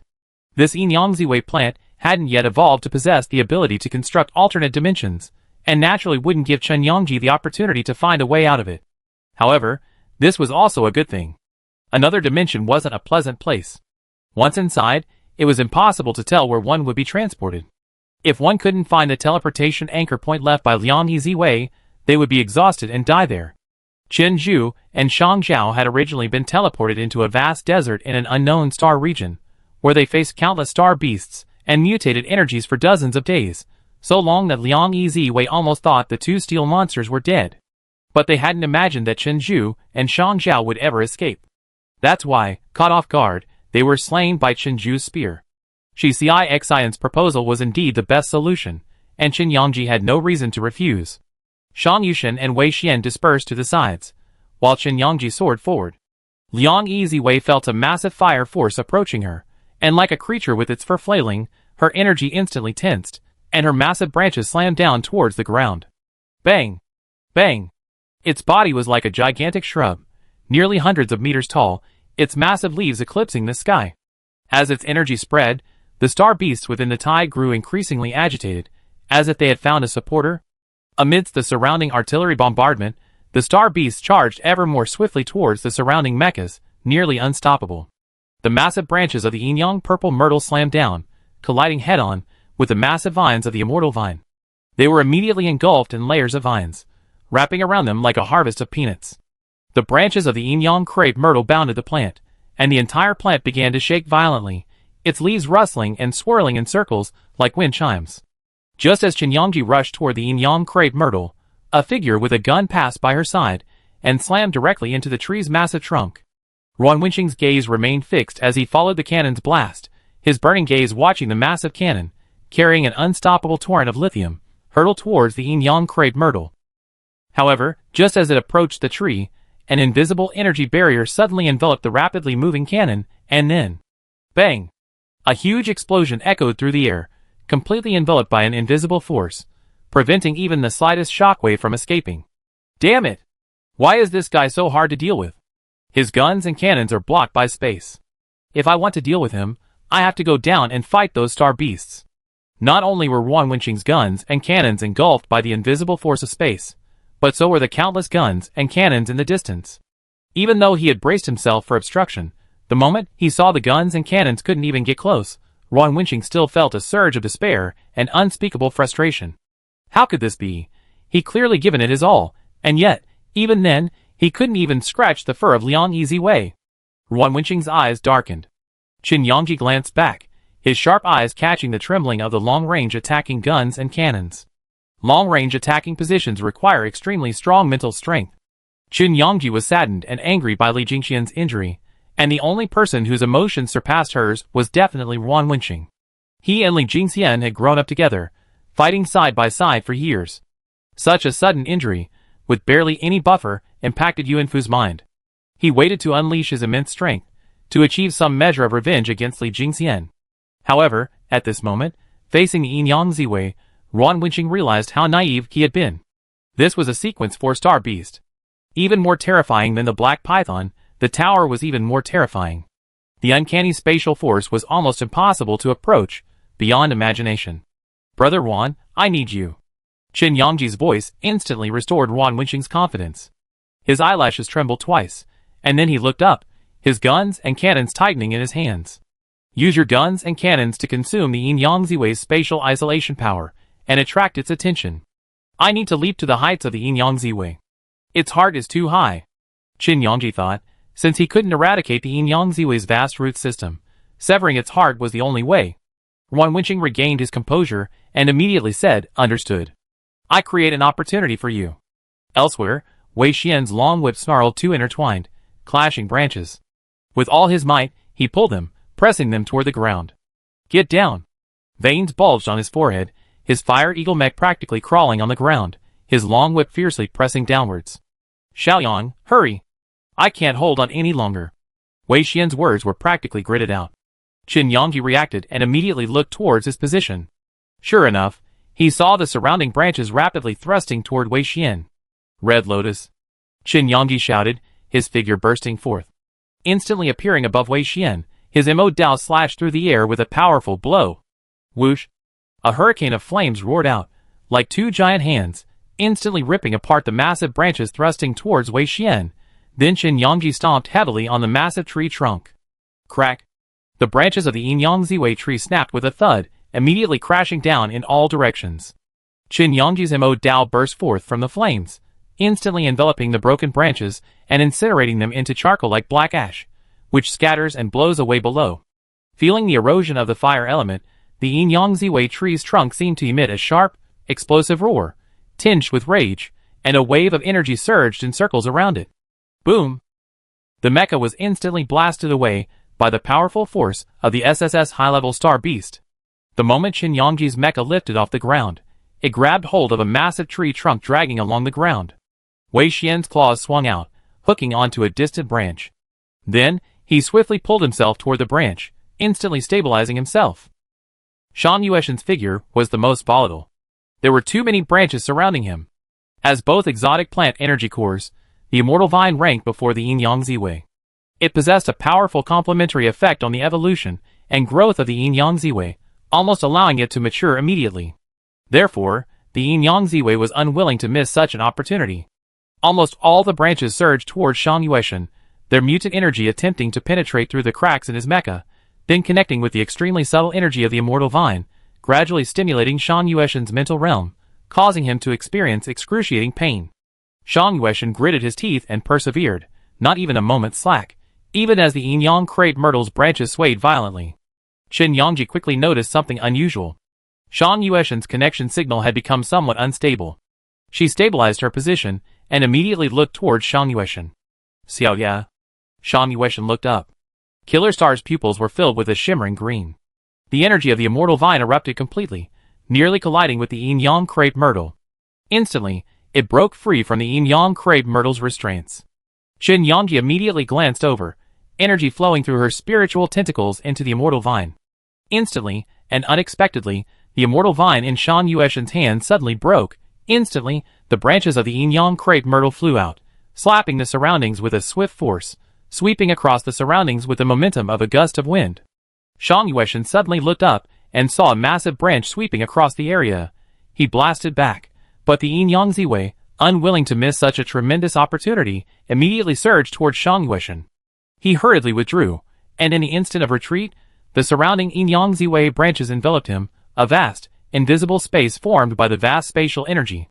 Qin Yangji felt her spiritual tentacles trapped within, nearly unable to escape. She glanced at Shan Yueshan and saw several streams of purple mist pouring into the black mecha, gradually wearing away its connecting threads, as if to sever them completely. Qin Yangji's heart skipped a beat. The moment she landed, she gritted her teeth and poured a massive amount of power into her spiritual tentacles, instantly stabilizing Shan Yueshan's shaky spiritual sea. The Killer Star mecha, entangled in dead branches, looked up. Hold on, Xiao Ye. Qin Yangji gripped his Mo Dao tightly, his figure bursting forth, transforming into a stream of crimson light as he charged fiercely toward the entanglement of the immortal vine and the Yin-Yang purple myrtle. The Mo Dao slashed through the air like a dancing silk, instantly dyeing the sky crimson. With ferocious force, it slashed down like a giant axe splitting a mountain. Get out of here. Qin Yangji's voice suddenly became a thunderous, weightless rebuke, and he slashed down at the dead branches surrounding Shan Yueshan. At the very moment of the strike, a crimson shadow materialized behind her, a crimson lotus phantom expanding, nearly obscuring the sky. Everyone who witnessed this scene was stunned. This is the Crimson Lotus Phantom. Wei Yabai and Rodney's pupils constricted. It was indeed the Red Lotus Phantom. Qin Yangji had surprisingly become this powerful. The next second, however, something even more shocking occurred. The moment Qin Yangji swung her sword, touching a completely sealed space, she immediately understood that Liang Ziwei had set her sights on the core energy within the immortal vine. Star beasts, especially high-level ones, also have their own food chain. Alien plants can significantly advance by absorbing the pure, mutant energy of fellow alien plants. This is why the red mistletoe had taken the blood cattail from the roots of the blood tree fern. In fact, it had initially set its sights on not the puny blood cattail, but the enormous blood tree fern. However, she hadn't expected that after all her efforts, she would only obtain a completely useless blood cattail. The red mistletoe gradually merged with the blood cattail. If it weren't for the blood cattail, the blood tree vine's energy would have been greatly reduced without its roots, and the red mistletoe would have completely devoured it. At this moment, Liang Ziwei harbored a similar desire for the immortal vine. This was still a posing no threat immortal vine crystal core. If the immortal vine's true form were here, Liang Yiziwei would certainly not act rashly, for the immortal vine was far more powerful than she was. But now, the one before her was merely a borrower of the immortal vine, unable to fully unleash its power. However, Liang Yiziwei hadn't anticipated this. The moment its energy penetrated the communication thread and surged toward the communicator, a significant amount of its energy was used to block the immense fire aura from outside. That aura was incredibly fierce, and Liang Yiziwei had no doubt that the flames would consume her completely. So, it expended considerable effort to shield itself. However, Liang Yiziwei, believing her greatest threat was Qin Yangji, was entangled by the immortal vine, obediently waiting to have its energy sucked away. Unexpectedly, Qin Yangji's progress was stopped outside the space. A blinding green light suddenly erupted from within. Amidst the green light, tentacle-like vines slowly and powerfully emerged from below. The immortal vine's roots curled around its withered branches, and in the clash of forces, they pushed Liang Yiziwei's branches away from the outside. The sound of the Killer Star Mecha was instantly revealed from within its envelopment. Instantly. Boom! A huge, emerald green sound emerged from behind Shang Yushin. The enormous phantom of the immortal vine danced in midair, like a gigantic sea monster. Seeing this, Wei Yabai's pupils suddenly constricted. That was the immortal vine's phantom form. Shang Yueshan had summoned a phantom form that was 100% compatible with the immortal vine's energy core. The moment this phantom form appeared, Wei Yabai understood that it was no longer him who needed the killing star, but the killing star who needed him. Shang Yueshan could break free from the killing star's control and control the entire mecha. The moment this thought suddenly occurred, the immortal vine took root in the ground and immediately began to grow rapidly, winding from the ground towards the sky, transforming into a series of spiral staircases, the highest vines almost reaching the height of the yin-yang purple myrtle. Xiaoyang, hurry! Shang Yueshan's mecha broke free from the yin-yang purple myrtle's restraints, and he immediately, enduring the chaotic intrusion of his energy within his mind, glanced towards Chen Yangji. In the instant their eyes met, Chen Yangji understood what he meant. At the same time, upon hearing Shang Yueshan's words, Ruan Wenqing and Wei Xian reacted immediately. Wei Xian, who had been fleeing at full speed, turned and charged at the vines of the Yin Yang Ziwei, which were frantically flapping. Ruan Wenqing's guns and cannons also began to pound the Yin Yang Ziwei frantically. A huge amount of energy rained down upon the Yin Yang Ziwei, thundering against the massive alien plant. The roots and vines snaked deep underground. Shi Cixin and Lan Qingqing's mechas weaved through the undulating root system, dodging the Yin Yang Ziwei's energy strikes, and intently restraining the relentless pursuit of the vines.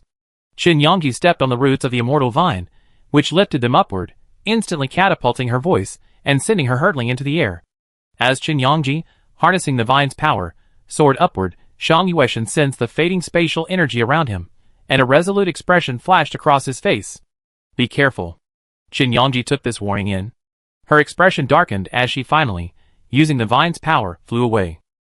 The immortal vine's power allowed her to ignore spatial barriers, eliminating the need for her to be transported far away by spatial forces before even approaching the yin-yang purple star. At this moment, Qin Yangji faced only one problem: how to break the yin-yang purple star's spatial barrier. As she soared, her sword slashing down, the yin-yang purple star sensed the threat and unleashed a massive burst of spatial energy.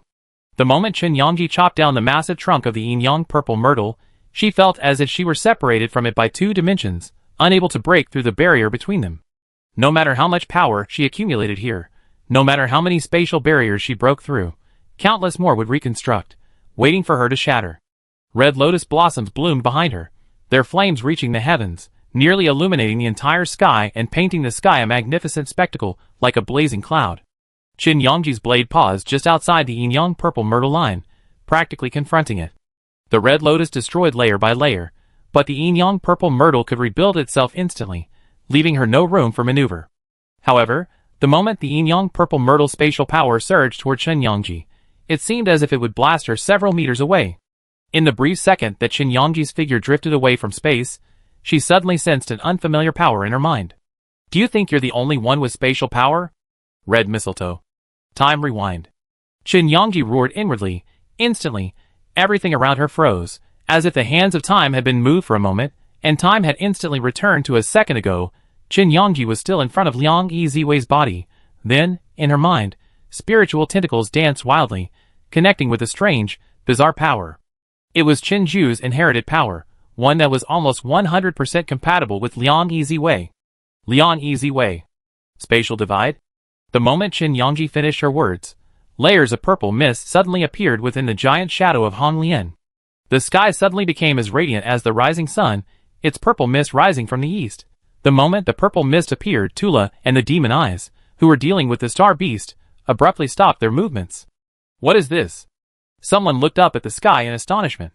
The two enormous phantom forms were undoubtedly feared, but at this moment, within the red lotus phantom form behind Qin Yangji, a second plant suddenly emerged, like a twin lotus blossoming. It was a tiny Yin Yang Ziwei. Yin Yang Ziwei. 100% affinity. How is this possible? Everyone in the demon eye's main force was stunned. Where did Qi Yin get the power of Yin Yang Ziwei? This was simply impossible. And yet, the Yin Yang Ziwei phantom form appeared just like that. It was astonishing. Qin Yangji's spatial division severed the energy entangled around Yin Yang Ziwei. The Emo Dao shattered the spatial barrier and pierced directly into the torso of the Yin Yang Ziwei tree. Crack. An extremely deafening sound echoed. As if a crack had appeared in the sky, its echo instantly resounded throughout the earth. The sound of the crack opening continued. Qin Yangji grasped the Emo Dao in both hands, and the red lotus shook off the shadow of the Yin Yang Ziwei.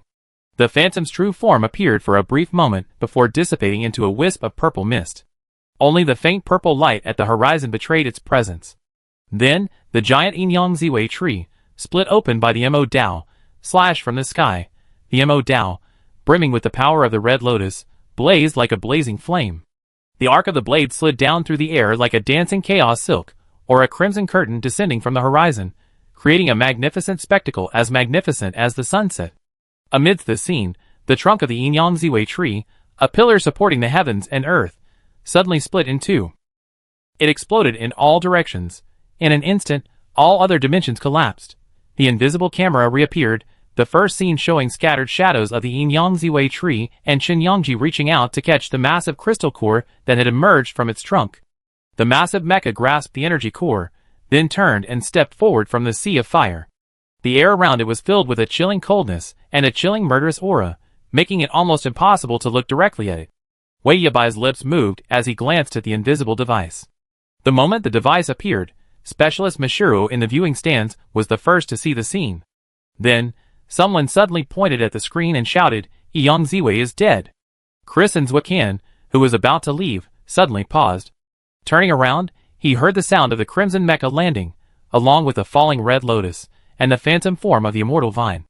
The moment he saw the phantom form of the immortal vine, Chris's pupils suddenly constricted. He glanced at Zwakan, who was about to leave, and suddenly realized. The Killing Star possessed an extremely powerful redevelopment. Shang Yueshan and the Killing Star were 100% fused, and now he was almost 100% fused with the core of the Immortal Vine as well. If he could return to the Demonic Eye, it would be a fatal blow to the Red Flame. Moreover, the Demonic Eye would also gain a significant boost. At this moment, the Red Flame team was greatly weakened, presenting a perfect opportunity to exploit the gap. Catch them by surprise, overpower the Red Flame, and seize the Killing Star. Chris instantly made a decision. Chapter 103. Qin Yangji was still unaware of these events. The moment she received the spirit core, she glanced at Jinghai and the others. The star beast tide has stabilized. Head to the Sentry Tower. Wei Xian glanced at the others. Qin Yangji turned back and glanced at him. The support mech immediately disappeared into the crowd. Out of sight, Wei Xian, carrying all his supplies, sprinted toward Sentry Tower 01. Elsewhere, Wei Yabai and Rodney barely noticed. Upon hearing Qin Yangji's words about heading to the Sentry Tower, the Demon Eye team picked up Yi's head, dug him out of the mech, and carried him to the Sentry Tower. The mech couldn't be repaired. With such damage, they would likely need to rebuild the communication lines. Besides, Yi's condition wasn't good either. He might have suffered a significant psychological trauma. At this moment, the most important thing was to quickly get the injured to the Sentry Tower for treatment. Just as Qin Yangji and his group approached the Sentry Tower, the passage to the mutation zone opened, and Yi Xiandong led his men inside. They explored along the path leading to the watchtower, and then, at the bottom, they saw the body of the Yin Yang Ziwei. For a moment, Yi Xiandong and the entire rescue team were filled with astonishment. Then, they discovered traces within the Yin Yang Ziwei, which appeared to be the wounds left by Qin Yangji's Emo Dao. At that moment, Yi Xiandong's astonishment almost tangibly overflowed. He had left earlier, having to enter the mutation zone after all, so he didn't have time to wait for the light screen to open. On the other hand, Chris, who had said good things about going into the mutation zone with him for the rescue, was still nowhere to be seen, and it was unknown when he would return. However, upon seeing the current state of the Liangyi Ziwei, He Xuangong's worries were instantly alleviated. He immediately arranged for his men to remove the remaining remains of the Liangyi Ziwei. These guys must have been unable to fit their space buttons, otherwise they wouldn't have left their loot there. They should have gone to the watchtower by now. He Xiandong looked around. There were quite a few dead and wounded star beasts around, clearly demonstrating the price the teams had paid. However, he saw many teams inside. There was surprisingly some harmony between the teams from the various star systems in this league. At least they knew how to help each other. However, He Xiandong thought about Qin Yangji's methods, and it was possible that his harsh tactics had forced these people to cooperate. It must be said that the old ones still have their wits about them. If Commander He Xiandong knew how Qin Yangji had lured them into this situation, he would have praised her for her skillful work. At this moment, Qin Yangji had returned to the watchtower. Li Jingxian and Lu Jianqing had awakened, but their mental state was very poor, and they remained in the stabilization chamber. Through the hatch, Qin Yangji showed Li Jingxian Liangyi Ziwei's spiritual core. "Look, Sister Xiaoxian, I avenged the guy who bullied you." Qin Yangji swayed, his mouth pursed as he looked at Li Jingxian's pale face, tears welling in his eyes. This scene frightened Rodney, and the others who had entered later. "Oh my god, what's going on? A tough woman in tears? Qin Yangji, you weren't like this when you were beating us up outside." However, Li Jingxian adapted very well. In her heart, Qin Yangji was just such a sweet little sister. She smiled and praised, "Excellent. Thank you, Xiaoong." Then, looking around, she assured her teammates with a weak tone and a look in her eyes, "I'm fine. Sorry to have worried you." Li Jingxian scanned the crowd and suddenly noticed Wei Xian's presence. But she was a very perceptive person and immediately understood what was happening. She didn't point it out, simply asking, "What's the situation outside?" Qin Yangji told her about the Liangyi Ziwei and the Star Beast Tide. Li Jingxian's eyes flickered as she listened. Wei Yabai entered with the Magic Eye team and placed Yui in the treatment chamber. He glanced at Jing Hai and Qian's investigation and immediately understood. No wonder Jing Hai and Qian had joined forces. It turned out that one of them had been seriously injured by the Liangyi Ziwei. Wei Yabai glanced at Li Jingxian and Lu Jianqing's condition and said nothing further. After settling Yui, he quietly left the treatment room and signaled the Demon Eyes to prepare to collect the energy from the Sentry Tower. "Commander, Qian still has the Red Tower and the Space Crystal. Should we?" The Demon Eye commander who spoke clearly had some intention of taking action. But Wei Yabai pondered for a moment and immediately shook his head. Now is not the right time to act. The Demon Eyes, without a capable melee mecha, would be at a significant disadvantage against Qin Yangji was no pushover. In a fight, he could easily defeat several others. What could Wei Yabai possibly do against Qian? Furthermore, the Demon Eyes had already suffered a setback in the forest. The Qians had removed their energy cannons. Although they later returned them, the energy in those cannons had been processed, leaving little surplus energy. Now, after defeating the Star Beast, there weren't many left. So he shook his head and instructed the Demon Eye commander how the individual soldiers recharge, and we ambush around Tower 01. He made a quick decision. Yui needed time to recover in the medical bay. However, Qian was currently focused on Li Jingxian and probably had no time to worry about the Demon Eyes deployment. Now was the perfect time to deal with Qian, and Wei Yabai wasn't about to miss it. Qin Yangji caught a glimpse of the Demon Eyes' movements from the corner of her eye, but she said nothing. After speaking with Li Jingxian, she headed for the tower's main control room, pretending to wait there. This reassured the Demon Eyes. Then, the Demon Eye team slowly departed the tower in several groups. Qin Yangji, observing this from afar in the control room, wasn't surprised.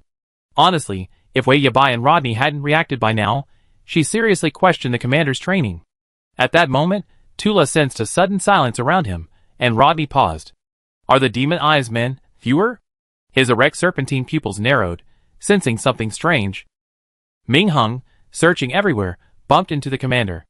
Upon seeing Rodney, he complained, "Strange. Where's that kid Wei Xian? Is he afraid of me and deliberately avoiding me?" Rodney's mind was suddenly struck by a club, and he snapped back to consciousness. He reacted immediately and looked at Ming Hung. "Oh no! Tower 01. Rodney's pupils narrowed, and he shouted to Ming Hung, "Hurry! Take the collection to Tower 01 now." No wonder he always felt something was amiss. It turned out Qian was missing its loudest member. In the past, at this time, Wei Xian would have been showing off in front of them, swaggering like a madman. Even if he hadn't been showing off, he would have visited Li Jingxian. He definitely would have gone. But at this moment, no one was in the treatment room, and no one was in the training room either. Rodney thought carefully, and it seemed that he hadn't heard Wei Xian's noisy voice since the fight with Liang Yiziwei. At that time, everyone was lost in the shock of Liang Yiziwei's slaying, and no one reacted. But now, thinking back, it seemed that Wei Xian had left the vicinity of the watchtower since then. A support mech, traveling at breakneck speed, neared its destination when the surrounding star beasts, all drawn together by the power of the Yin Yang Ziwei, fled to their distant nests before the scattered ones could respond. Who could argue that this wasn't a good time to hurry? Without star beasts blocking the way, nor any other teams, they could simply advance straight ahead without stopping. Just as both teams noticed something unusual and immediately began to respond, before they even left the Sentry Tower gates, a broadcast echoed throughout the mutation zone. Sentry Tower 01 signal. Qian team verification completed. The signal, transmitted from one Sentry Tower to another, instantly spread throughout the mutation zone. Not only did the teams in the Sentry Tower sense something was amiss, but even Yi Xiandong and the others, who had just entered the mutation zone, were taken aback. Then the Qian Council president threw back his head and laughed heartily. Not bad, these guys. Yi Xiandong immediately understood and rushed towards Tower 01. At the same time, Li Jingxian emerged from the treatment chamber, and Jinghai's Lu Jianqing also recovered. The Jinghai team didn't say much. Shen Zhao and Shen Yangji said goodbye and immediately prepared to leave the tower. Meanwhile, the Demon Eye team and the Tula team had already sent people to Tower 01. Having replenished their energy, the two teams looked at Shen Yangji, who was about to reunite with Wei Xian at the tower, with a flicker of surprise in their eyes.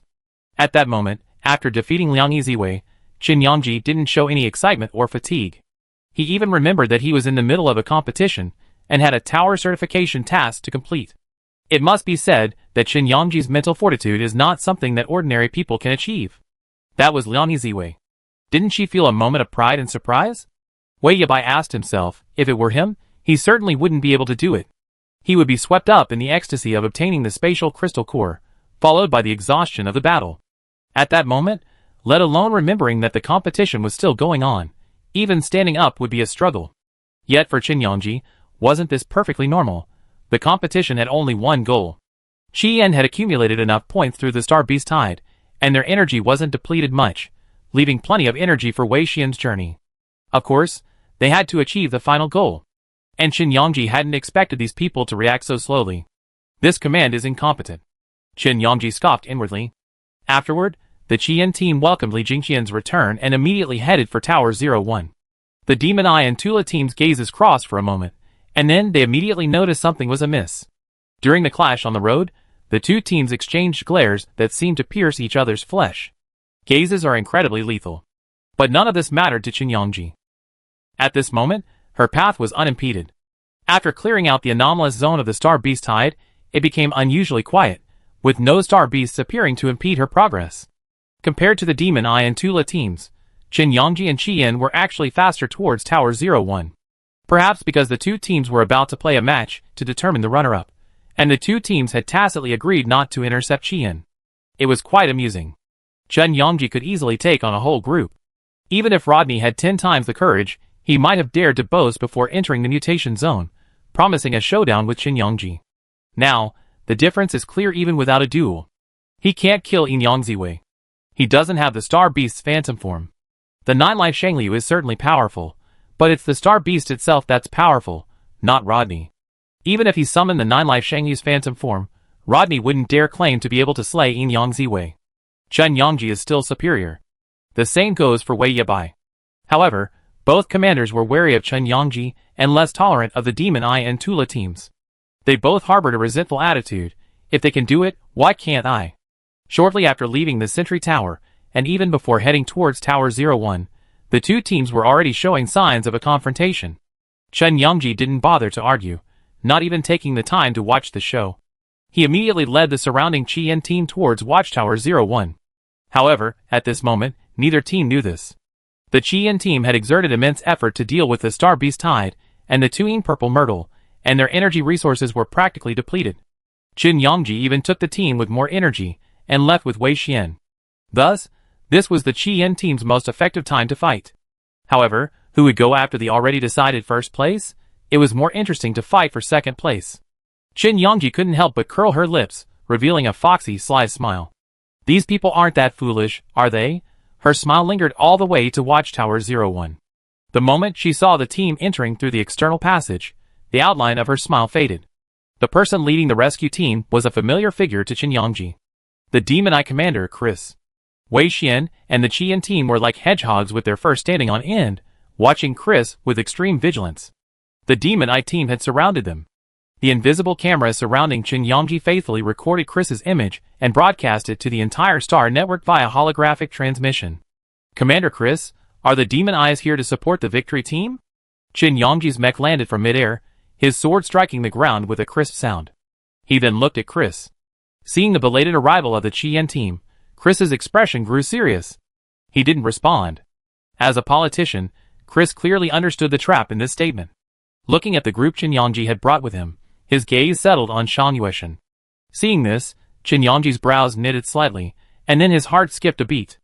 As expected, ever since Shan Yueshan had demonstrated the special qualities of the immortal vine, Qin Yongji had prepared for the demonic eye to come knocking. But Zwicken had already told her at the start of the league. Shan Yueshan was already a Qian. This was his will, and even with the demonic eye army at the gates, it would remain unaltered.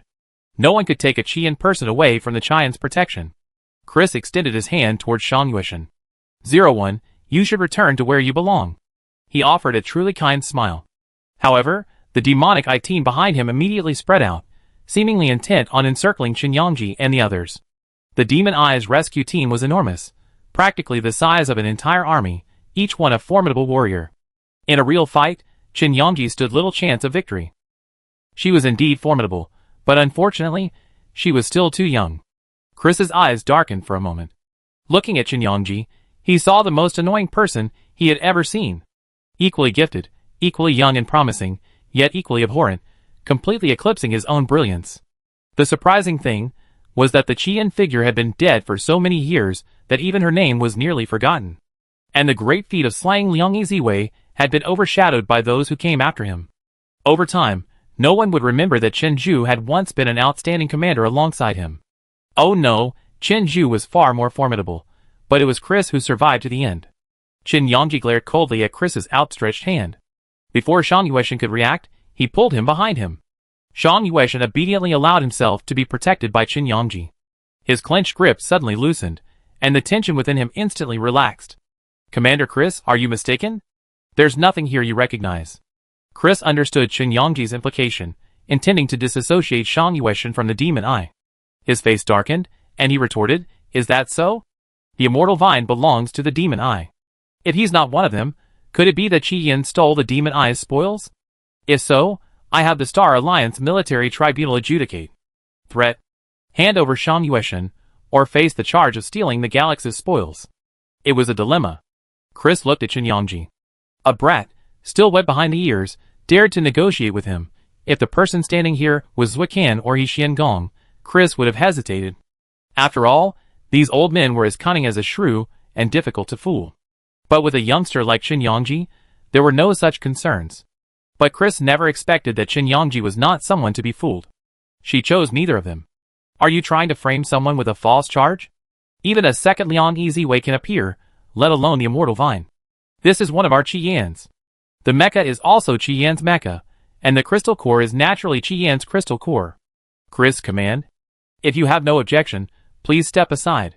Qian is about to return victorious, and there will be a celebration banquet. Qin Yongji's words were incredibly domineering. Chris's face instantly turned pale, and he gritted his teeth. Really? The killer star is also a Qian mecha. Okay, then I'd like to see. Chris pulled out a controller resembling a crystal core, and suddenly pressed it.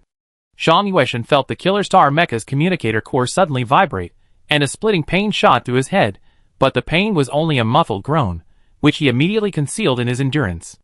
Qin Yongji turned around and saw Shan Yueshan hunched over, enduring. Even though he feigned calmness, saying it was fine, his clenched hands told him something was amiss.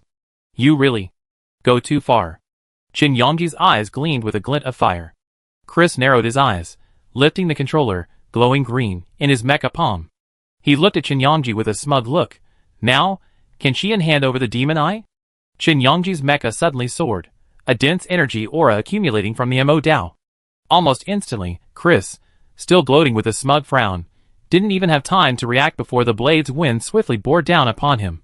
His pupils constricted for a moment, then, the Mo Dao's crimson flames erupted, transforming into an extremely long column of fire, piercing directly towards Chris's palm. Crack! A crisp, shattering sound. Chen Yongji's spiritual tentacles detected the strange energy aura tinged with the immortal vine, and he immediately mimicked the same energy wave, entangling the trace of the immortal vine's energy and carrying it away from the controller. Without the protection of the immortal vine's regenerative power, the controller shattered instantly. But Chen Yongji's blade, blazing with fire, hadn't yet stopped. It pierced Chris's palm and hurtled straight toward his face. Pa! The moment Chris tilted his head, the fire glimmered across his cheek, then swung sharply. A sharp, crisp slap landed on Chris's mech's cheek. The crisp sound of the slap instantly echoed across the screen, carried by the holographic projection. Outside the arena, everyone who witnessed this scene gasped. Arrogant. This Chien commander truly had a truly arrogant personality. Not only did he attack the Demon Eye's main commander in public, he even slapped him. Chris felt a burning pain on his cheek, but he couldn't react in time. He simply watched the barely functioning controller shatter. He tried to activate the immortal vine energy within with his mental tentacles, but it activated nothing. Empty! Nothing. Chris's expression changed. How could this be? He had barely uttered the words, when he felt a stinging pain on his cheek. Then he realized what was happening. You hit me? Chris suddenly looked up at Chen Yongji. The Demon Eye's team, arriving a little later, witnessed the main commander being slapped. Wei Yabai and Rodney both paused. Rodney's mouth twitched. Oh my god. So fierce. That was the Demon Eye's chief commander. He wasn't one to mess around like them. And just slapped him? That was the Demon Eye's highest authority, on par with the Red Flame Left commander. Chen Yongji's audacity stunned almost everyone present. Chris was filled with disbelief. He'd been slapped in the face by a brat? Chen Yongji's expression was indifferent. I'm hitting you. Listen up. Chen Yongji glanced at him coldly. The moment he sheathed his sword, a massive crimson lotus appeared behind him, carrying a powerful aura of strange energy. Shang Yueshan is my personal property. The demonic eye is beyond my reach. Chris, command? If you want to take them away, ask my sword first. The aura emanating from the crimson lotus even rivaled the immortal vine. Its power was so immense that even Chris was startled. This was a powerful aura emanating from all of Chen Yongji's strength, capable of instantly slaying an SSS-level star beast. It was a flame fused with the temporal and spatial power of the red mistletoe and the yin-yang purple myrtle. Even Chris, upon sensing that aura, felt a sense of dread. This little girl from Chien, she only just been through a competition. She grown to such a terrifying degree. Just as Chen Yongji was threatening Chris. On an unnamed planet far beyond the Star Alliance, the exterior of a massive starship looked tattered, pieced together from various colored iron blocks. Like the surrounding lock-on cargo ships, it was unremarkable. People were carrying supplies onto the starship, entering it. The gates opened, revealing a magnificent interior. Boss, everything's been brought up, the burly man said to a very young-looking blonde woman. The blonde woman nodded, her eyes fixed on the computer. The screen opened, revealing the scene of Chen Yongji slapping Chris. Wow! Such courage! The burly man couldn't help but praise. Shang Zhao, satisfied, picked up the teacup beside him and took a sip. Then, smacking his lips twice, he lifted it up and gulped it down. The tall woman, who had walked in a moment later, narrowed her eyes at the sight. Shang Zhao.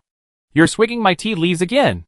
The burly man, hearing the second-in-command's roar, felt his muscles tremble, and he glanced at the boss with sympathy. Shang Zhao immediately restrained his movements, slowing down his chewing pace like a cow chewing a peony, and began to savor it slowly. At this moment, Shang Yueshan's name played on the screen. The roar of the woman in the white windbreaker paused abruptly. Shang Yueshan? Is that Xiaoya? Shang Zhao nodded. Yes, he's having a good life, and he's even got people defending him. He's so lucky, isn't he? Shang Zhao's mouth twitched, and he began to criticize her. Yunjie came forward. She was the medic of the Scarlet Star Pirates, and the revered second-in-command of this pirate group. Shang Zhao had once saved her life, and she had followed her throughout the interstellar seas. She had been the one who had saved Shang Yueshan, and because his energy surged beyond control, She had no choice but to send him to the Red Flame Galaxy. Seeing that Shang Yueshan was doing well, Yunjie smiled, no longer minding Shang Zhao's gulping down her precious tea. How did this girl get into a fight with Chris? This old fox is not easy to deal with. Shang Zhao heard this and laughed out loud. Xiao Yuan, you misjudged me this time. A random punch can kill a master. Qin Yangji's move is nothing short of awful. It really hits me right in the gut. Shang Zhao hadn't met someone so agreeable in a long time, and he immediately felt relieved. Seeing Chris's furious face, he felt even more pleased. Old man, you've been living a good life for too long. Sooner or later, he'd get his revenge. Shang Zhao narrowed his eyes, feeling annoyed as he recalled Chris threatening Shang Yueshan with the controller. He immediately ordered, change course. Let's go to the Demon's Eye. It had been so long since he'd been out of the mountains. Perhaps those high-ranking speakers of the Star Alliance had forgotten the name of the Crimson Pirates. He dared to touch her son. Sooner or later, he'd teach him a lesson. Shang Zhao's gaze shifted to Qin Yangji, wondering if she should go to Qian. It had been so long since she'd seen Shang Yueshan. She wondered if he still remembered that she found him a mother. Wouldn't it be really embarrassing for her to rush over like this? But Shang Zhao soon stopped thinking about it, because another protagonist appeared on the screen. He Xianong, her old friend. Back in the days of their tit-for-tat confrontation, this guy had been a key ally of Qinju's. He disliked her deeply, and whenever they met, they always fight. This guy was truly ruthless. Shang Zhao's brows flickered with emotion. He Xianong arrived just as Chris was furious. Seeing the Red Lotus Phantom appear behind Qin Yangji, he felt a deep sense of dread. But he couldn't swallow his anger. The Demon Eye's chief commander had been slapped in the face in public, and he could still let him go, as if nothing had happened. Where would the Demon Eye's authority be in the future? Catch him! Chris immediately gave the order, and began to use force. The Demon Eye team responded, and prepared for action. Qin Yangji's eyes darkened, and a vast pressure emanated from them. They immediately entered combat mode, and Wei Xian and Shang Yueshan even drew their weapons. The moment Shang Yueshan unsheathed his short blade, the shadow of the immortal vine condensed from behind him. Chris's pupil showed even more surprise. Feeling the pressure of the immortal vine up close, it was as if he were witnessing his battle with it in the past. A sense of dread at the overwhelming pressure immediately enveloped Chris. His breath caught subconsciously, and a hint of greed flashed across his eyes. The 100% friendly immortal vine must be brought under the Demon Eye's wing. Chris immediately ordered. The Demon Eye has no intention of engaging Qi Yin, but those belonging to the Demon Eye must be taken away. As soon as he finished speaking, He Xianong arrived with Qi Yin's team. Upon hearing this, they burst into laughter. Chris, are you really getting old, or are you just sick and confused? The Qi Yin team immediately advanced, dividing the crowd. Demon Eye's single soldier tried to intercept, but the oncoming Qi Yin team immediately overpowered him, instantly dispelling his mental pressure and clearing a clear path for He Xianong. Seeing He Xuangong's arrival, Chris's face froze for a moment, then he reacted immediately. No chance. Qi Yin, this commander, is truly a tough nut to crack. Chris couldn't help but feel a surge of anger. After He Xuangong's arrival, Chris realized even more clearly that with the Qi Yin team's arrival, there was no chance of taking Shang Yueshan away. Qi Yin wouldn't let someone with the Immortal Vine Core go, and certainly not a mecha like the Killer Star. Where are your demon eyes here? Although He Xiangong smiled, his eyes held a coldness. Seeing the arrival of someone who could back him, Qin Yangji became even more arrogant. Flames instantly burst forth, charging directly at the Demon Eye's team, as if to incinerate their mechas as well. He Xiangong winked at her, silently nodding his approval, and then took over the conversation. Okay, Chris, you've been ordered to arrange the evacuation. Don't get involved. Otherwise, or rather, if Demon Eyes wants to declare war on Qi Yin, we fight to the bitter end. He Xuangong's voice dropped slightly as he finished speaking, revealing a set of sharp white teeth that looked terrifying. Everyone knew that Qi Yin possessed an incredibly powerful army. Not to mention Demon Eyes, even Yatu had been reduced to ruins by Qi Yin's attacks. Chris only dared to threaten Qin Yangji when He Xiangong was away. How could he dare act so recklessly in front of him? But he still felt a bit unwilling. If he missed this opportunity, there was no telling when he'd get the Immortal Vine back to the Demon Eye again. However, no matter how unwilling he felt, Chris knew that now was not the right time to confront Qi Yin. According to He Xuangong's instructions, Qin Yangji and his group immediately withdrew. The Demon Eye and Tula, who had arrived a little later, also completed the certification process.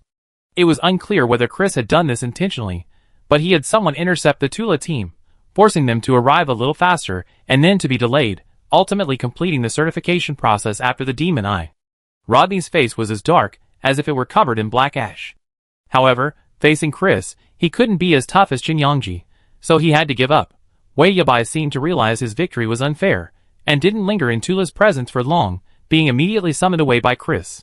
In the brief evacuation period, several teams isolated at the competition venue quickly learned of the outside news. He Xiandong said with a serious expression, the league will likely be suspended. Qin Yongji frowned and asked, is there an incident in the unknown star field? He Xiandong nodded. A riot has occurred in the unknown star field, and the spread of abnormal energy has impacted the stability of the abnormal zone.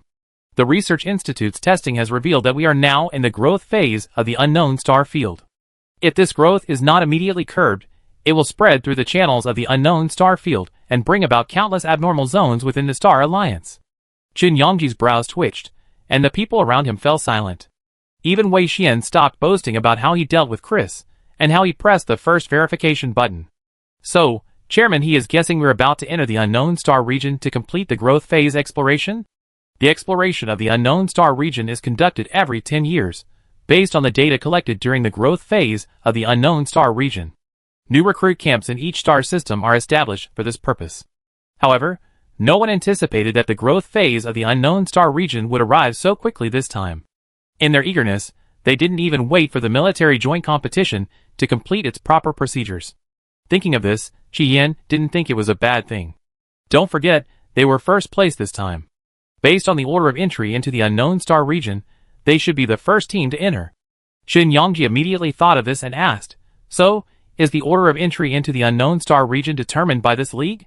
He Xiandong nodded. That's the preliminary plan from the competition committee.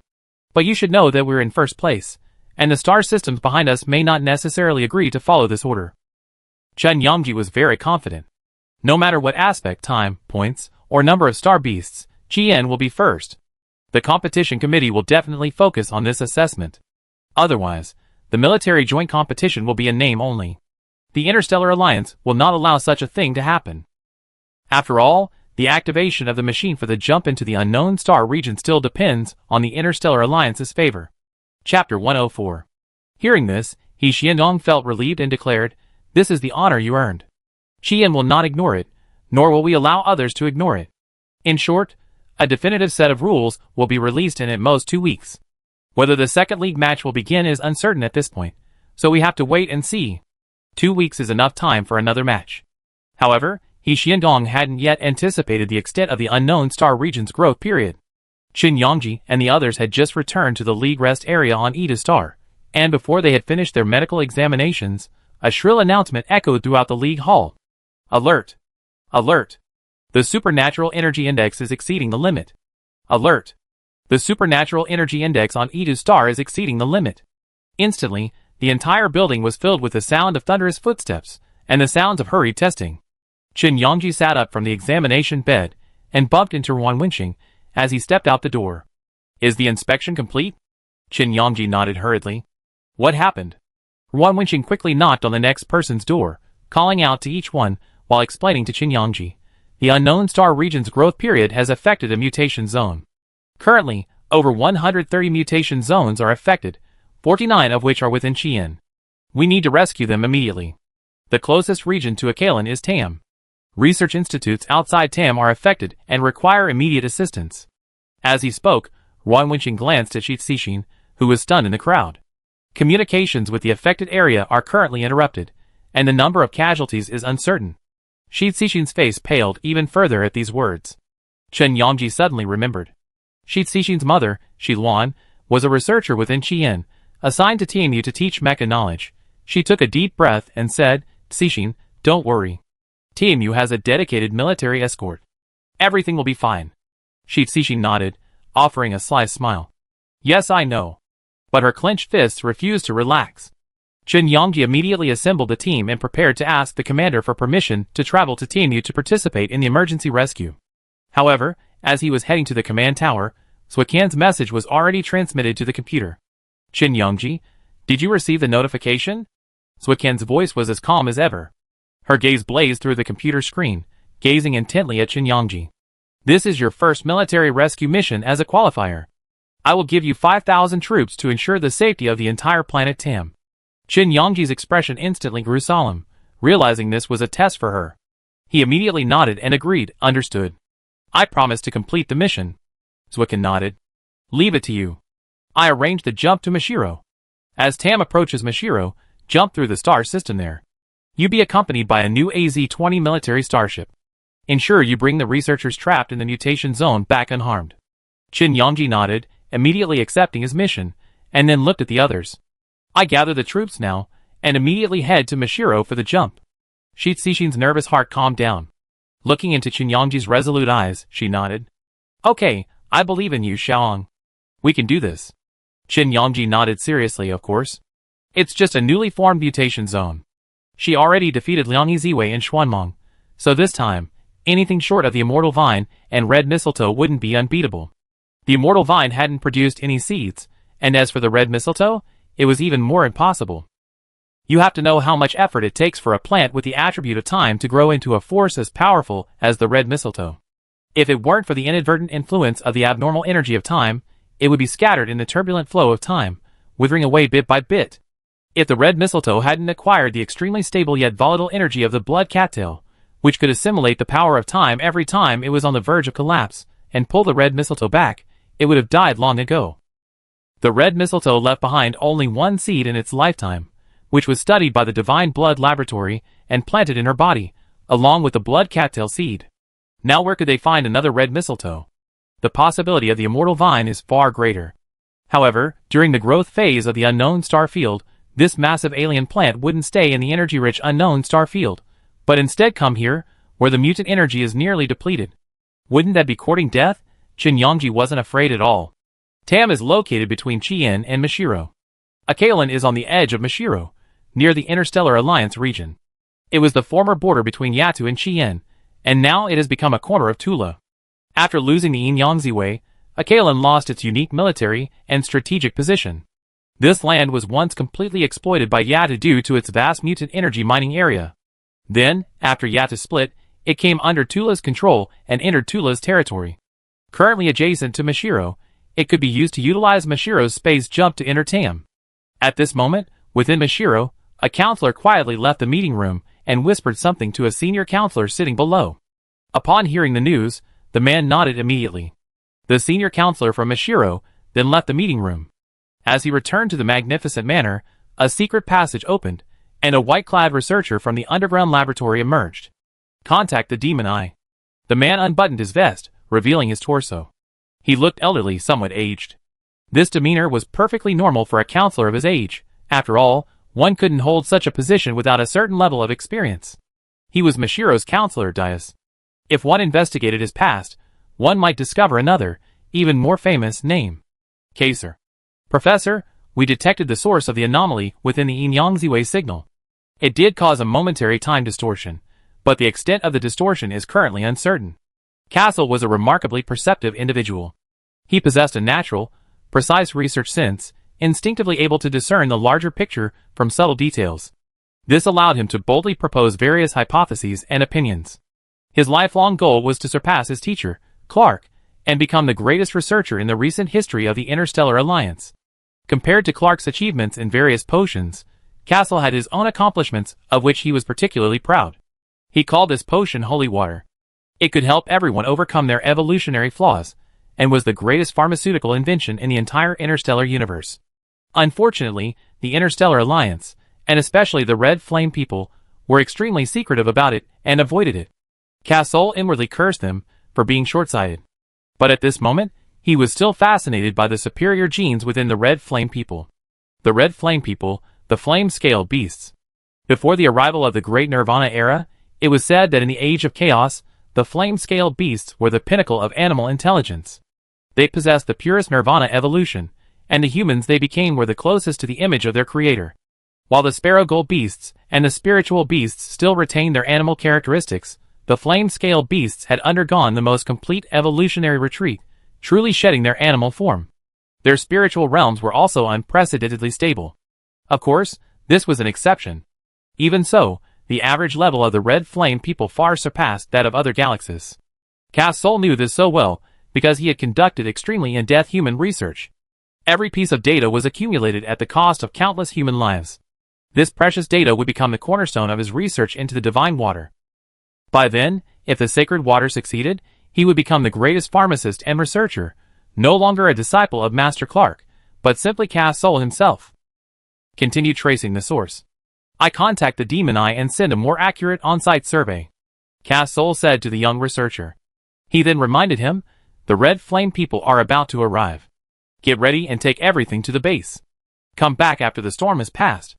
The researcher, understanding the seriousness of the situation, nodded immediately, bowing respectfully. Yes, I'd do it right away. Cass Soul nodded in satisfaction. Then he began to ponder. The power of time. Red Mistletoe had been dead for years. There was only one person who could possess time. Who could it be? If the experimental subject who had escaped from his grasp could be found, he could surely develop the most stable divine water, instead of this inferior stuff that instantly drives people insane.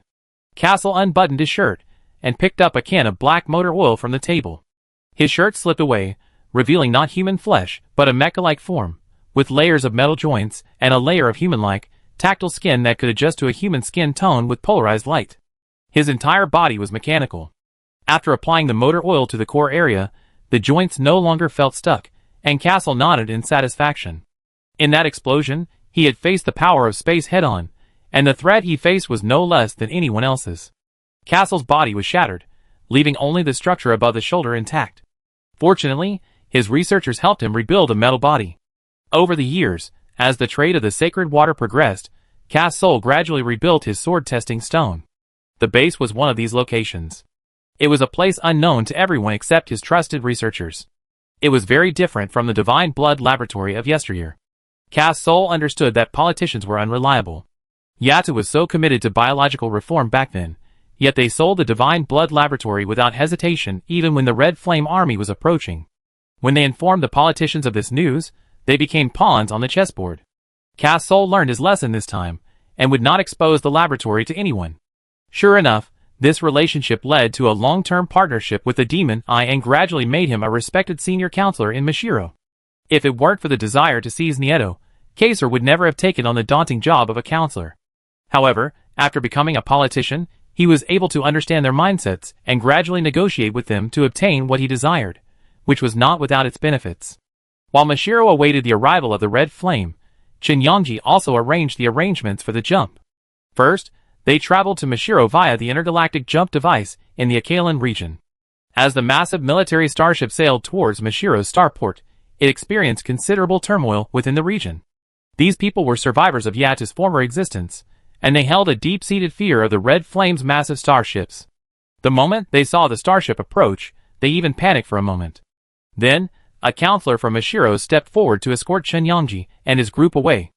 Arriving at Mashiro from the starport, the area still retained some of the standard gray and white architecture of the old Yatu, exuding a very cold and stoic atmosphere, perfectly in keeping with Yatta's emphasis on biological research and innovation.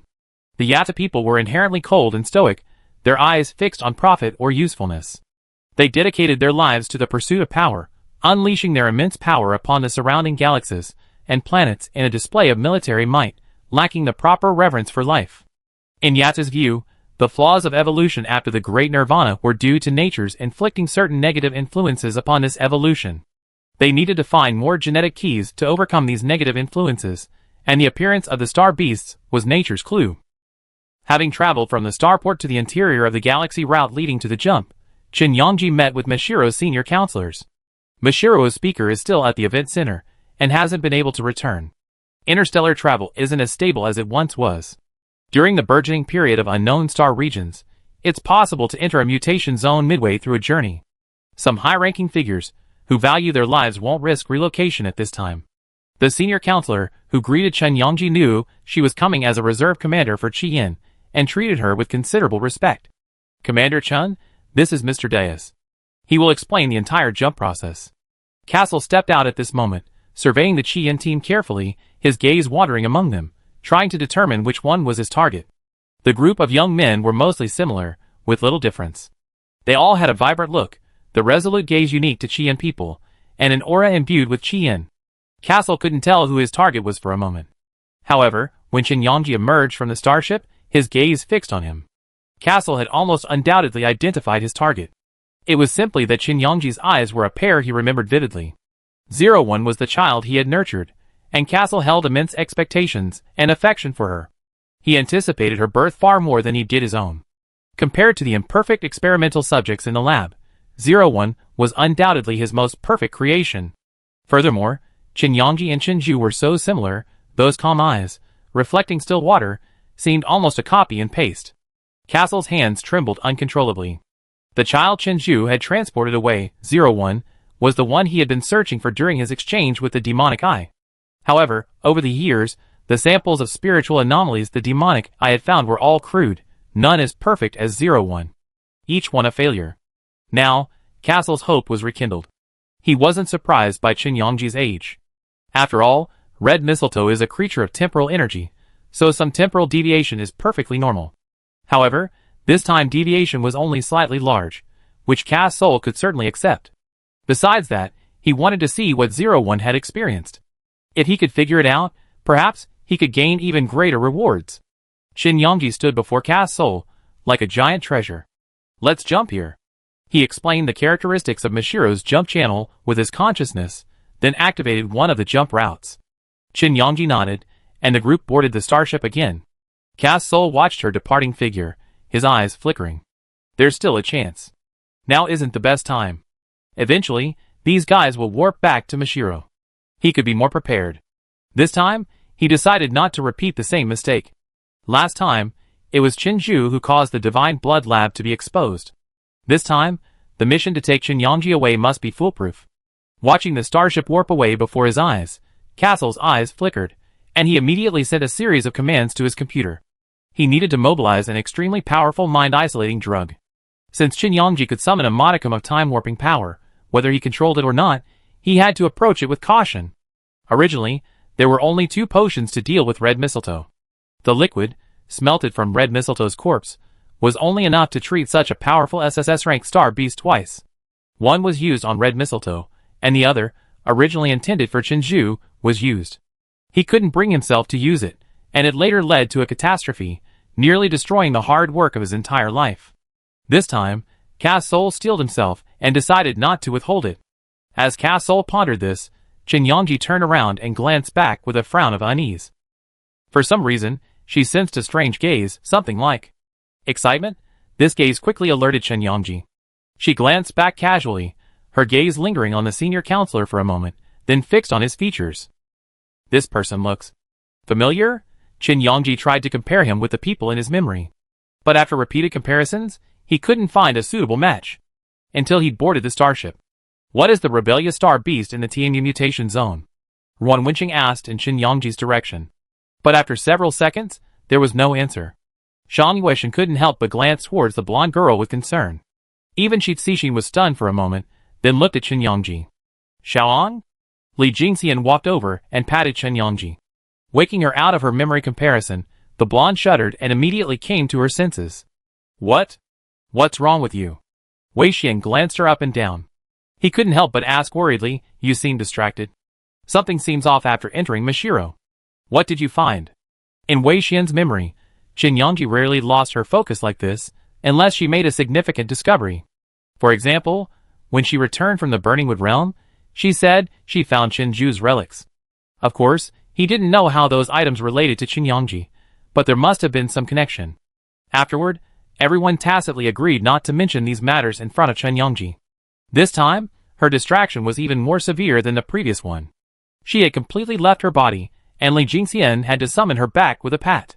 Qin Yangji shook her head, reaching out to brush the strands of hair away from her cheek. "Nothing. I'm just thinking about something."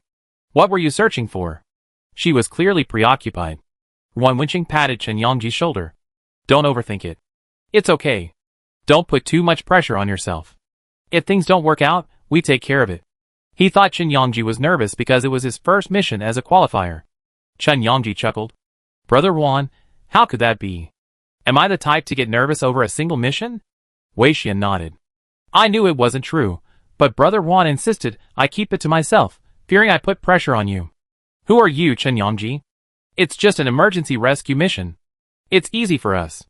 Chen Yongji nodded and glanced at Shi Cixin. Her expression was much more relaxed, clearly relieved by Ruan Wenqing and Wei Xian's reassurances. Chen Yongji nodded repeatedly. Yes, it's just an emergency rescue. The main Star Beast group this time is the Iron Tribe.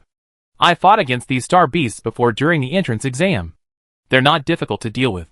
It requires a coordinated energy gradient. We see what Little Rainbow can do. Lan Xingcheng nodded heavily. Leave it to me. He felt a rare sense of responsibility. This was Chen Yongji's charm. She always made others feel as if they were irreplaceable, and they were perfectly content to be at her beck and call. Chen Yongji quickly explained the situation in the mutation zone, ensuring everyone was fully informed. Then, as the starship warped, he prepared to summon all commanders to assign rescue tasks within the mutation zone. Shi Luan's research institute was the largest on Tam, housing many elite researchers. They had to be rescued. Furthermore, with the abundant energy resources surrounding the institute, it was bound to be the primary target of the Star Beast's attacks, requiring a significant force. Chen Yongji needed to lead the main force there. Once they could break through the invisible steel communication network formed by the Iron Clan, rescue efforts elsewhere would become much easier. This was a special technique for targeting group-type Star Beasts. Before doing so, Chen Yongji, observing the worried expressions on his companions' faces, smiled and said, I was just thinking, this Counselor Mashiro looks familiar. I wonder if I've seen him somewhere before. Are you talking about Counselor Deus? Li Jingxian replied. She has a very good eye for facial recognition. Because she loves gossip and can always instantly identify characters, she has a strong ability to recognize people. Chen Yongji nodded, and she heard her say, we should have met before. When we went to Tula before, didn't I mention that a Counselor Mashiro had some very unfortunate misfortune? It seems he was assassinated, and it was Counselor Deus who was injured? Chen Yongji was suddenly reminded of Tula's memories, and her mind uncontrollably flashed back to the Burning Wood realm. Then, the scene in the God's Blood laboratory flashed uncontrollably. Castle's face flashed repeatedly before her eyes. She nodded. Oh, no wonder he looked familiar. She was about to head out the door, about to call the other commanders to a meeting, when she suddenly paused. No! In her mind, Castle's face and the counselor's face overlapped. Although their bone structure had undergone some strange changes, the structure of their facial features could be seen to miraculously overlap. In that instant, the two pairs of eyes overlapped, almost identical. Even the glint of light within them was so similar. Suddenly, a thought struck Chen Yongji, and she took a sharp breath. Two people so similar. She suddenly turned to look at Li Jingxian. Sister Xian, do you know why Councilman Deus was assassinated? Li Jingxian pondered for a moment, noticing a hint of anxiety on her face, as if trying to confirm something. Knowing Chen Yongji wasn't someone who acted without reason, she immediately recalled carefully. I'm not sure of the specific reason, but I know the person who tried to assassinate him seemed to be an amateur, possibly an old acquaintance of Deus. After the assassination, Deus didn't pursue the matter in detail. Chen Yongji calmed down, slowly calming down. She narrowed her eyes, a hint of suspicion rising in her heart. It seemed that Mashiro also had some secrets she wanted to know. After the rescue was over and she warped back, she could investigate Deus thoroughly. She didn't think this was just a coincidence. After all, not everyone had the ambition and greed of Caesar. Furthermore, Chen Yongji clearly recalled that he could smell a hint of potion on Councilman Deus's person. This was a commonly used accelerator, known to accelerate drug reactions. This person had entered the lab, and although he had deliberately concealed the scent of the potion, Chen Yongji was all too familiar with its aroma. Chapter 105. Tam. When the military starship arrived, the first thing they heard was a series of rumbling explosions. From afar, Chen Yongji could only see the roofs of the research institute's tall buildings billowing with black smoke. The administrators of the anomalous zone, who had followed the starship into the rescue mission, were inputting the anomalous zone central control permissions.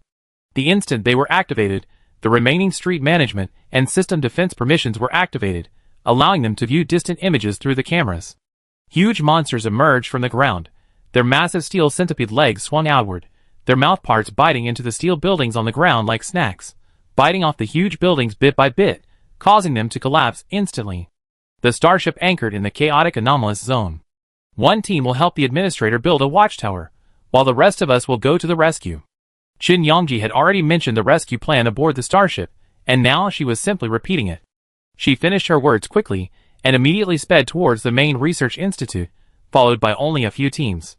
The entire research institute was surrounded by Iron Star beasts, their hordes of monsters surrounding the massive building tightly, layer upon layer. The moment Qin Yangji realized it, she almost couldn't move. There were so many star beasts around, so densely packed, it looked incredibly terrifying. Xiao Yu. She glanced back from her mecha, and Shang Yueshen's mecha instantly landed from the sky with a thud. Her palms covered the ground, instantly sprouting countless vines that flew towards the swarm of star beasts. Qin Yangji swung his Mo Dao forward fiercely, and the crescent-shaped blade immediately drove back the swarms of star beasts. Go straight ahead. Her eyes glared for a moment, and she immediately issued the order. The surrounding soldiers stiffened, their guns and weapons charging in unison, slashing in different directions, and preparing for battle. The moment Qin Yangji swung his Mo Dao, a phantom of red lotus erupted. The tip of the blade touched the vines on the ground, and flames, like a giant dragon consuming water, instantly rushed out in different directions. Roar! Countless sharp roars emanated from the star beasts. Qin Yangji's flames followed the vines of the immortal vine, rushing all the way to the gates of the research institute, almost reaching the surrounding giant beasts of the Iron Clan.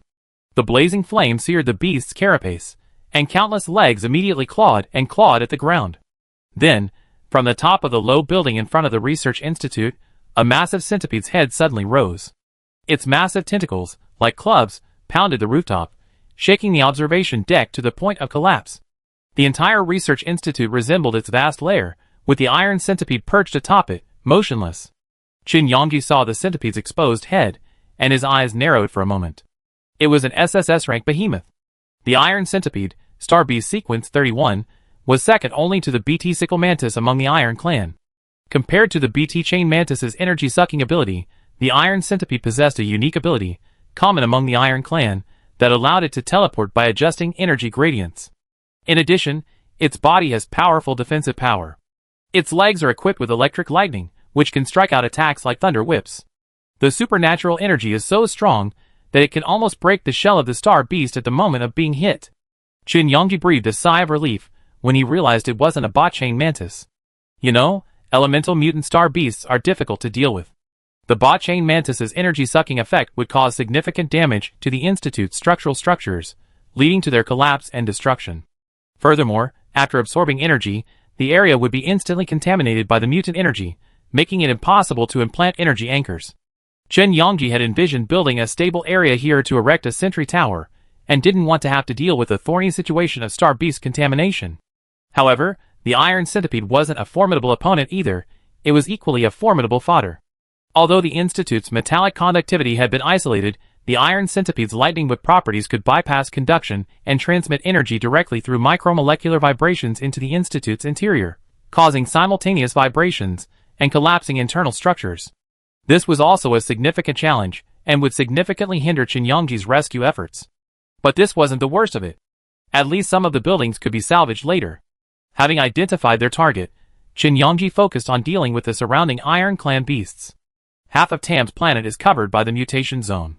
They must quickly establish sufficient sentry towers to contain the mutation zone energy, and hand it over to the mutation zone management office for resolution. Otherwise, the mutation zone energy, fueled by the nascent energy of the unknown star region, will continue to spread outward, and by then, it would no longer be a problem limited to Tam. Dealing with mutation zones between planets would be extremely challenging. Fortunately, a single iron centipede wouldn't have caused such a disaster. This was a blessing in disguise. Qin Yangji's fire dragon blasted through the surrounding Iron Clan star beasts, instantly clearing a wide passage. The surrounding mechas, working in perfect harmony with her, rushed into the passage the moment it appeared. The mechas combined their powers, instantly unleashing a barrage of gunfire and blades, slashing down upon the surroundings. The star beasts let out shrill cries, sounding incredibly pitiful. It was a pity that no one present showed the slightest compassion. For a moment, the battlefield erupted in a chorus of swords and volleys of gunfire. With the others clearing the way, Qin Yangji immediately spotted the Iron Clan supporters from afar. Watching the star beasts, leveraging the surrounding energy concentration to rapidly shift their attack, her eyes flickered, and she immediately took notice. Little Rainbow, defense positions, prepare your energy cannons. The defensive mechas, led by Lan Qingcheng, immediately unleashed their guns, charging and preparing to blast the surroundings. Qin Yangji stomped her foot heavily on the ground, leaping into the air, Her mecha hovered in midair, and a blazing flame instantly erupted, engulfing the entire mecha. The next second, a massive fire lotus appeared beneath the mecha's feet, almost directly touching its soles, supporting the entire mecha.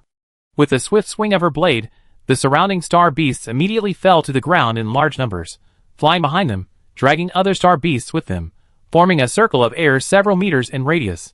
The next second, as the circle of air appeared, the long-range attack mecha's guns instantly focused on it, and the surrounding defensive mechas immediately fired downwards. The energy cannons exploded on the ground, emitting a series of intense energy signals. The surrounding Iron Clan star beasts, instantly drawn in by the surrounding energy gradient as they leaped, appeared in the empty circle before them in a matter of seconds, landing with a thud. Long-range guns and cannons instantly took aim. Boom! Bombs and cannons rained down like streams of light, impacting the ground with deafening roars that instantly sent the surrounding ground soaring into the air. Before the star beasts could even bar their teeth in disbelief, they were instantly blasted into a bloody mess by the oncoming gunfire. The long-range guns rotated, charging their energy and firing without blinking. One after another, the guns and cannons bombarded the star beasts, reducing them to a pool of flesh and blood like meat patties. Qin Yangji swung his long sword, instantly slashing and pushing back the falling star beasts. New star beasts continued to leap over, only to be smashed into mincemeat in an instant, before being propelled away by Qin Yangji's sword. For a moment, the surroundings resembled a workstation, like an assembly line. Only when the number of star beasts visibly decreased did Qin Yangji settle down. He observed the now thinning tide of star beasts, and quickly rushed towards the research institute. Spread out and rescue people. First, go to the research institute and retrieve the researchers. Bring along all the necessary personnel and prepare to set up a sentry tower. Qin Yangji was incredibly organized. He immediately arranged the surrounding matters, prepared everything, and then led the main force directly into the new battle ahead, ready to charge directly towards the research institute and confront the Iron Centipede. At this moment, inside the research institute, the building creaked loudly under the weight, and the surrounding movement quickly caught the attention of the researchers. One looked at the crumbling ceiling with a look of horror. That guy is still above our heads. What should we do? He's pressing down on the aircraft's launch hatch. A researcher looked ahead, bewildered. There stood a cold-faced young woman with crimson eyes. She wore a spotless white protective suit. On the left breast of her long coat hung a metal badge-like sign. 2 lines of writing were written on it. The first line read her name, Shi Luan. The next line stated her affiliation, Senior Researcher at the First Research Institute of Red Flame Star. Shi Luan's expression remained unchanged after hearing the researcher's words. She simply glanced up at the situation above and warned the others, get into the mecha first. Don't let the centipedes catch you. Red Flame's rescue team will be here soon. Hold on a little longer. Her tone was calm and indifferent, carrying a soothing force. Her demeanor was so calm that the anxious people around her immediately calmed down. Professor, she is right. Now, we need to deploy the advanced mechas and split them into 2 groups. One group will go to the main control room and communicate with the outside world, while the other will enter the aircraft and find an opportunity to evacuate as quickly as possible. The researchers were all Qian's elite, so they naturally quickly grasped their responsibilities and immediately came up with a plan. They acted without panic. But after Shi Luan finished speaking, she looked up. The entire building was severely deformed by the centipede's clutches. She had a vague feeling that the Institute's low-rise building might not hold out. At this moment, Shi Luan couldn't help but feel fortunate that everyone had retreated to this low-rise building the moment the mutation zone descended. Otherwise, they would have been torn into countless pieces below the taller building, or even fallen from above as the taller building collapsed. Survival would have been extremely difficult. But she watched the changes in the low building with a burning gaze. Being trapped inside now was no use. She had to find a way out. The Institute's main entrance was now entangled by the centipede's body, its intelligent activation device damaged, making it difficult to open.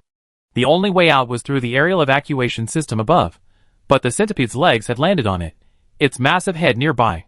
She just needed something to divert it. As soon as Shi Luan's thought came to mind, her optical computer vibrated twice. All external optical computer connections were affected by the mutated energy, so they were still relying on the Institute's internal communication. The researchers who had entered the main control room showed surprise. Looking at the screen, they couldn't help but smile. Professor Shi, help. Shi Yan's help is here. Shi Luan's eyes suddenly lit up. She glanced at the screen, her eyes filled with crimson mechas. She immediately spotted a maintenance mecha darting back and forth among the crowd. A large sun symbol was emblazoned on the mech's chest. It was Shi Cixin's mech, the sun. Cixin. Shi Luan's expression of surprise was tinged with worry, and then she pursed her lips and quickly made a decision. We will coordinate with the enemy and prepare for battle. Everyone, gather your strength. Immediately connect the signal from the main control room to the Qian Rescue's main command mech. I lead the troops up the ventilation duct to distract the centipede's tentacles. You find an opportunity to launch the aircraft. Although Shi Luan was a maintenance technician, she had also piloted mechs in close combat in her youth and participated in rescue missions in other star systems during critical moments. She possessed a strong martial spirit, and it was through this that she became acquainted with Shi Cixin's father. As soon as she finished speaking, the researcher stopped her, unwilling to let Shi Luan take the risk. What a joke. This person is Master Han Luan's disciple, a pillar of the institute. Professor Shi, you should stay down there and wait for rescue. We can leave the troops to break out, and the same thing will happen. Shi Luan glared at the speaker, her lips curled coldly. Young man, don't underestimate us elders. When I was galloping on the battlefield with the commander-in-chief, you weren't even born yet. She could be the researcher's mother. Her daughter, Shi Cixin, was a year older than him, so Shi Luan said this without any guilt. The researcher's face instantly turned red. That's not what I meant. I'm just worried about you. This iron centipede isn't easy to deal with. Shi Luan didn't waste any words. She pulled out her mecha necklace and prepared to enter the mecha. Don't worry about me. Contact the commander immediately. We unite our forces. A mere iron centipede? I even defeated the Silver Star Suzaku in Luofei City back then. A mere iron centipede is nothing. The Silver Star Suzaku is a Star Beast Sequence 15 dual-element lightning and fire ability core. This ability core is now the main communication core of Zhuokan's Mecha Yuanwei. Her Mecha Yuanwei was also scrapped during the battle in Luofei City and underwent a major repair. It was also during that time that Yeniwei defected from Qian. Shi Luan will always remember this. The teacher's broken body persuaded Yu Xingzhou to join Qian, succeeding the great void left by Yeniwei. At that time, she swore that one day Yeniwei would regret it. She would become a repairman even more formidable than Yeniwei, but it seemed her talent capped it. Even with everyone praising her, Shi Luan was still far from Yeniwei's. Shi Luan's thoughts shifted, and she immediately looked around. Her gaze took in the craggy ceiling above, a solemn look in her eyes. Just as Shi Luan entered the iron centipede's field of vision through the ventilation duct, the centipede sensed someone approaching and immediately reared up, its legs lashing out frantically. Lightning whips rolled over the low building like giant balls of thunder. Lightning flashed and swung toward Shi Luan and the others. Chen Yongji arrived and suddenly saw this scene. His pupils constricted for a moment, and then he saw Shi Luan's mecha. Shi Cixin's voice trembled with worry. It's my mother. Chen Yongji's expression grew grim, and his movements became faster, harvesting the lives of the star beasts layer by layer, his pace becoming increasingly hurried. Shang Yueshan followed closely behind her, her immortal vines entwining each star beast. Her short sword, like a crescent, drew monsters, like a death scythe. The two, one on each side, quickly cleared the star beasts before them, clearing the path to the Research Institute's main gate.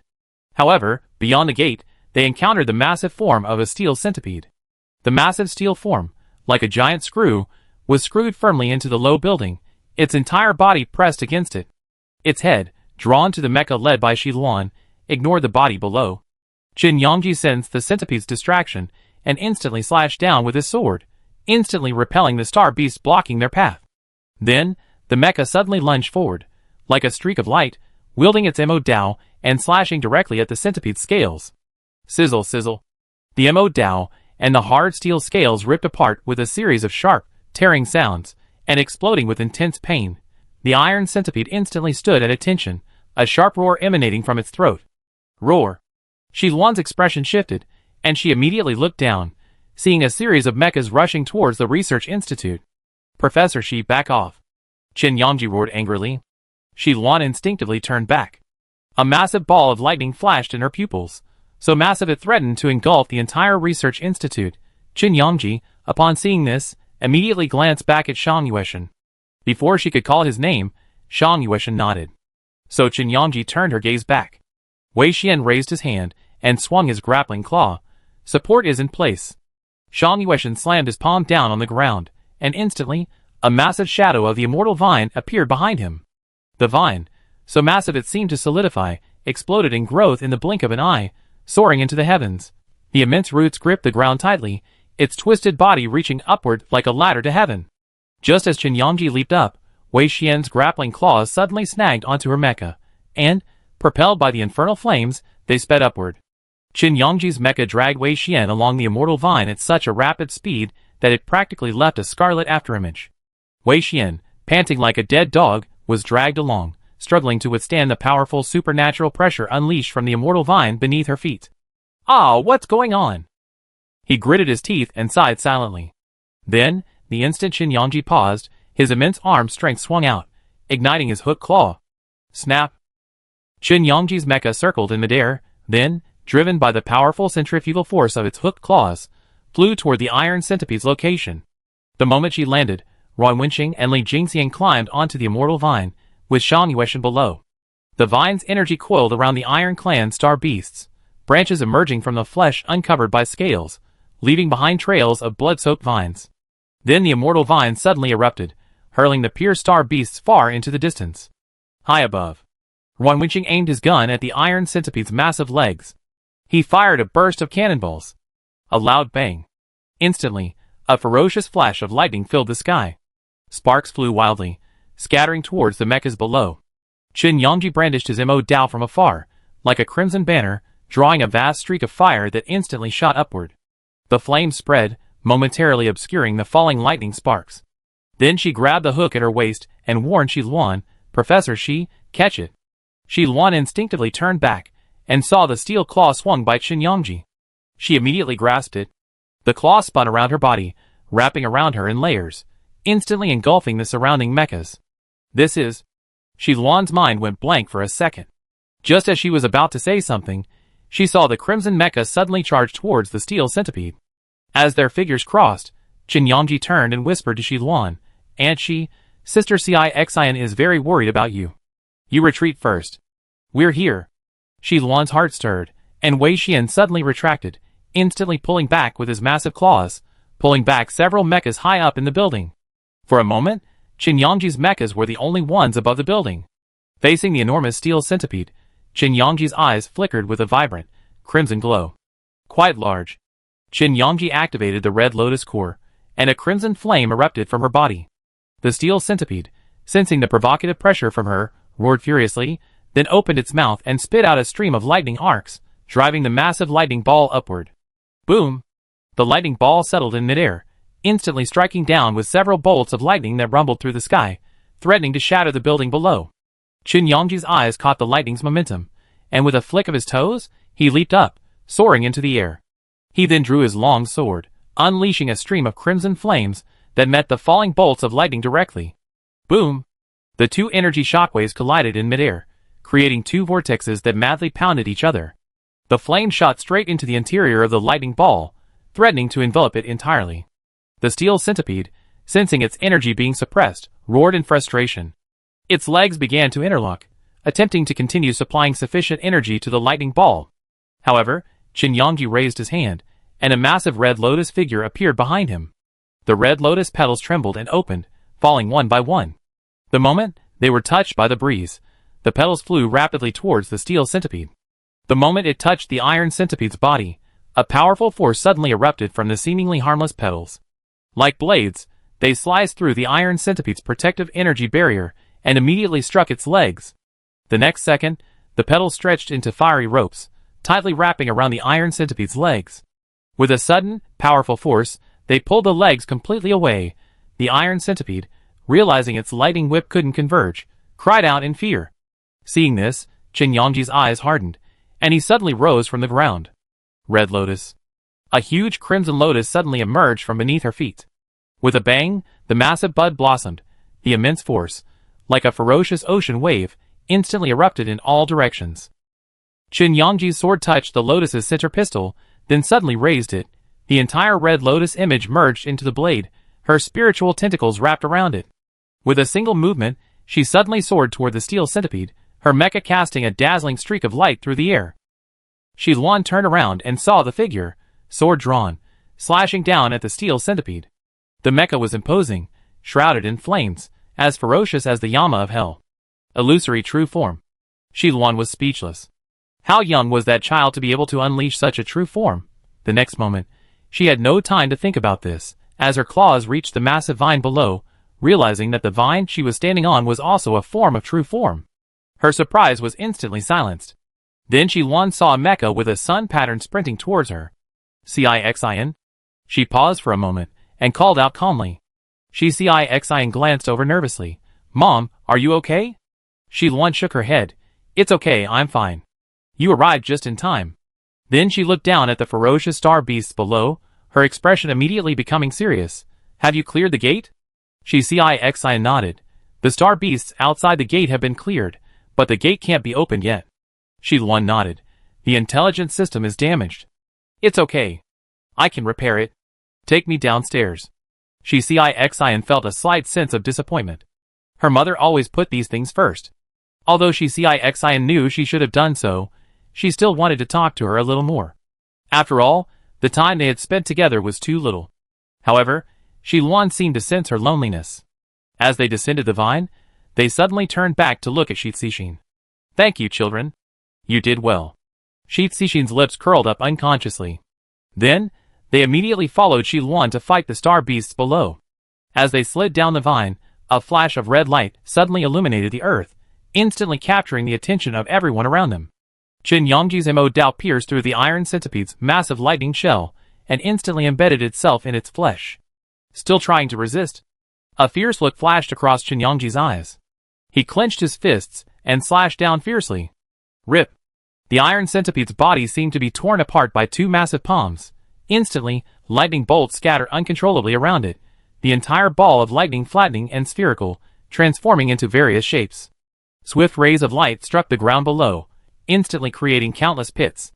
Even many star beasts perished in the lightning's blast. Most of this lightning bolt deflected and struck Qin Yangji, but was intercepted by a massive lotus bud on the periphery, unable to penetrate. Qin Yangji's Mo Dao slashed, instantly tearing the iron centipede's body apart. The two held each other for only a few seconds before the crimson lotus flames instantly engulfed the lightning, enveloping the entire massive ball of thunder. The next second, rip! The sound of shattering flesh echoed through the air. The iron centipede's body was slashed by the Mo Dao. Ropes formed from its giant petals restrained its massive legs, instantly shattering it into countless fragments. The massive star beast instantly lost all signs of life, its eyes gradually losing their luster, and it collapsed to the ground with a loud thud. Chapter 106. Qin Yangji released all the force and plummeted from the sky.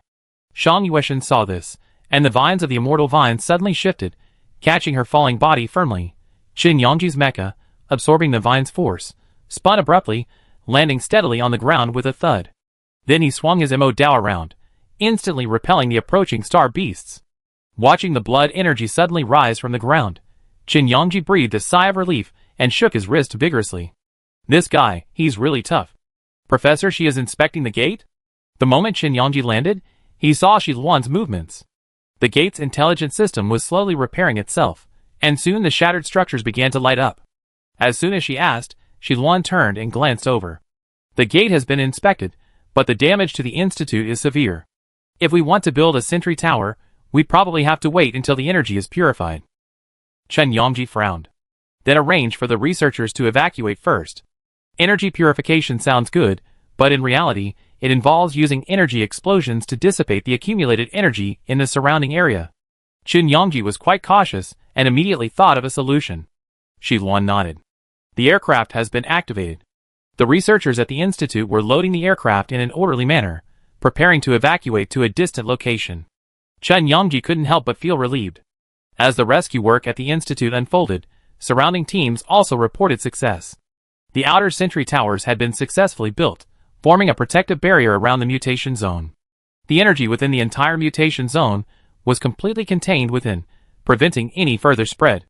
After Qin Yangji arranged the remaining matters, he immediately began to prepare for the decontamination of the institute.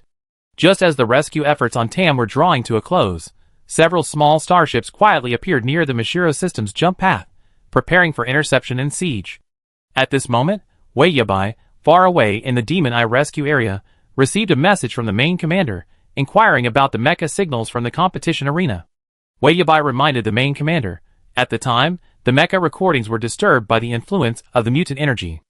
Chris was faintly impatient, and Wei Yabai keenly sensed his bad mood, as if someone had annoyed him.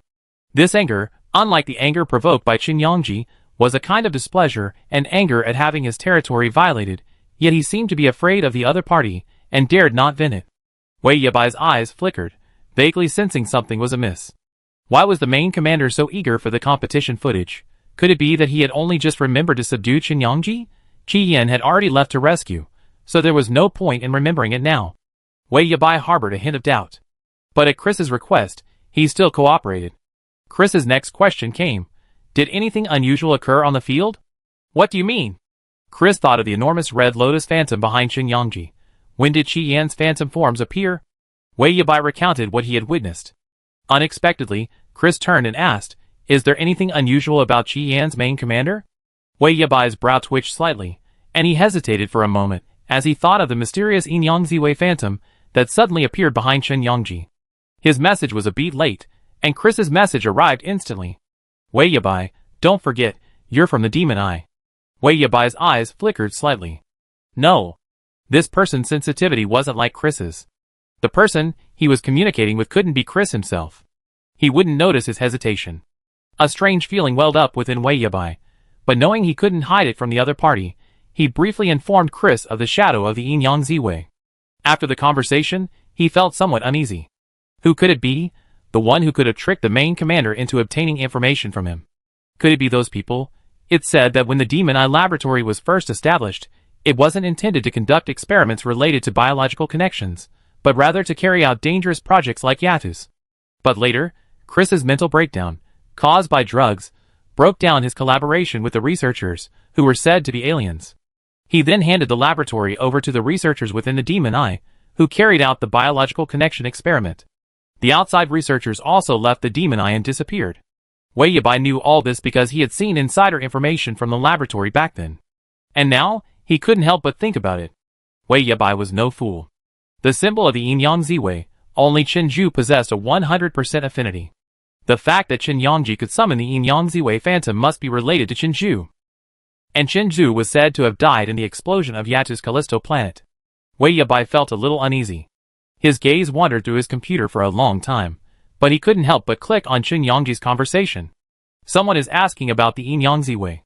Be careful. I don't know if it will work. But Wei Yabai hoped that if he ever had a chance to defeat Qin Yangji, it would be in a proper arena, or perhaps in an unknown star region, rather than at the hands of some despicable researcher.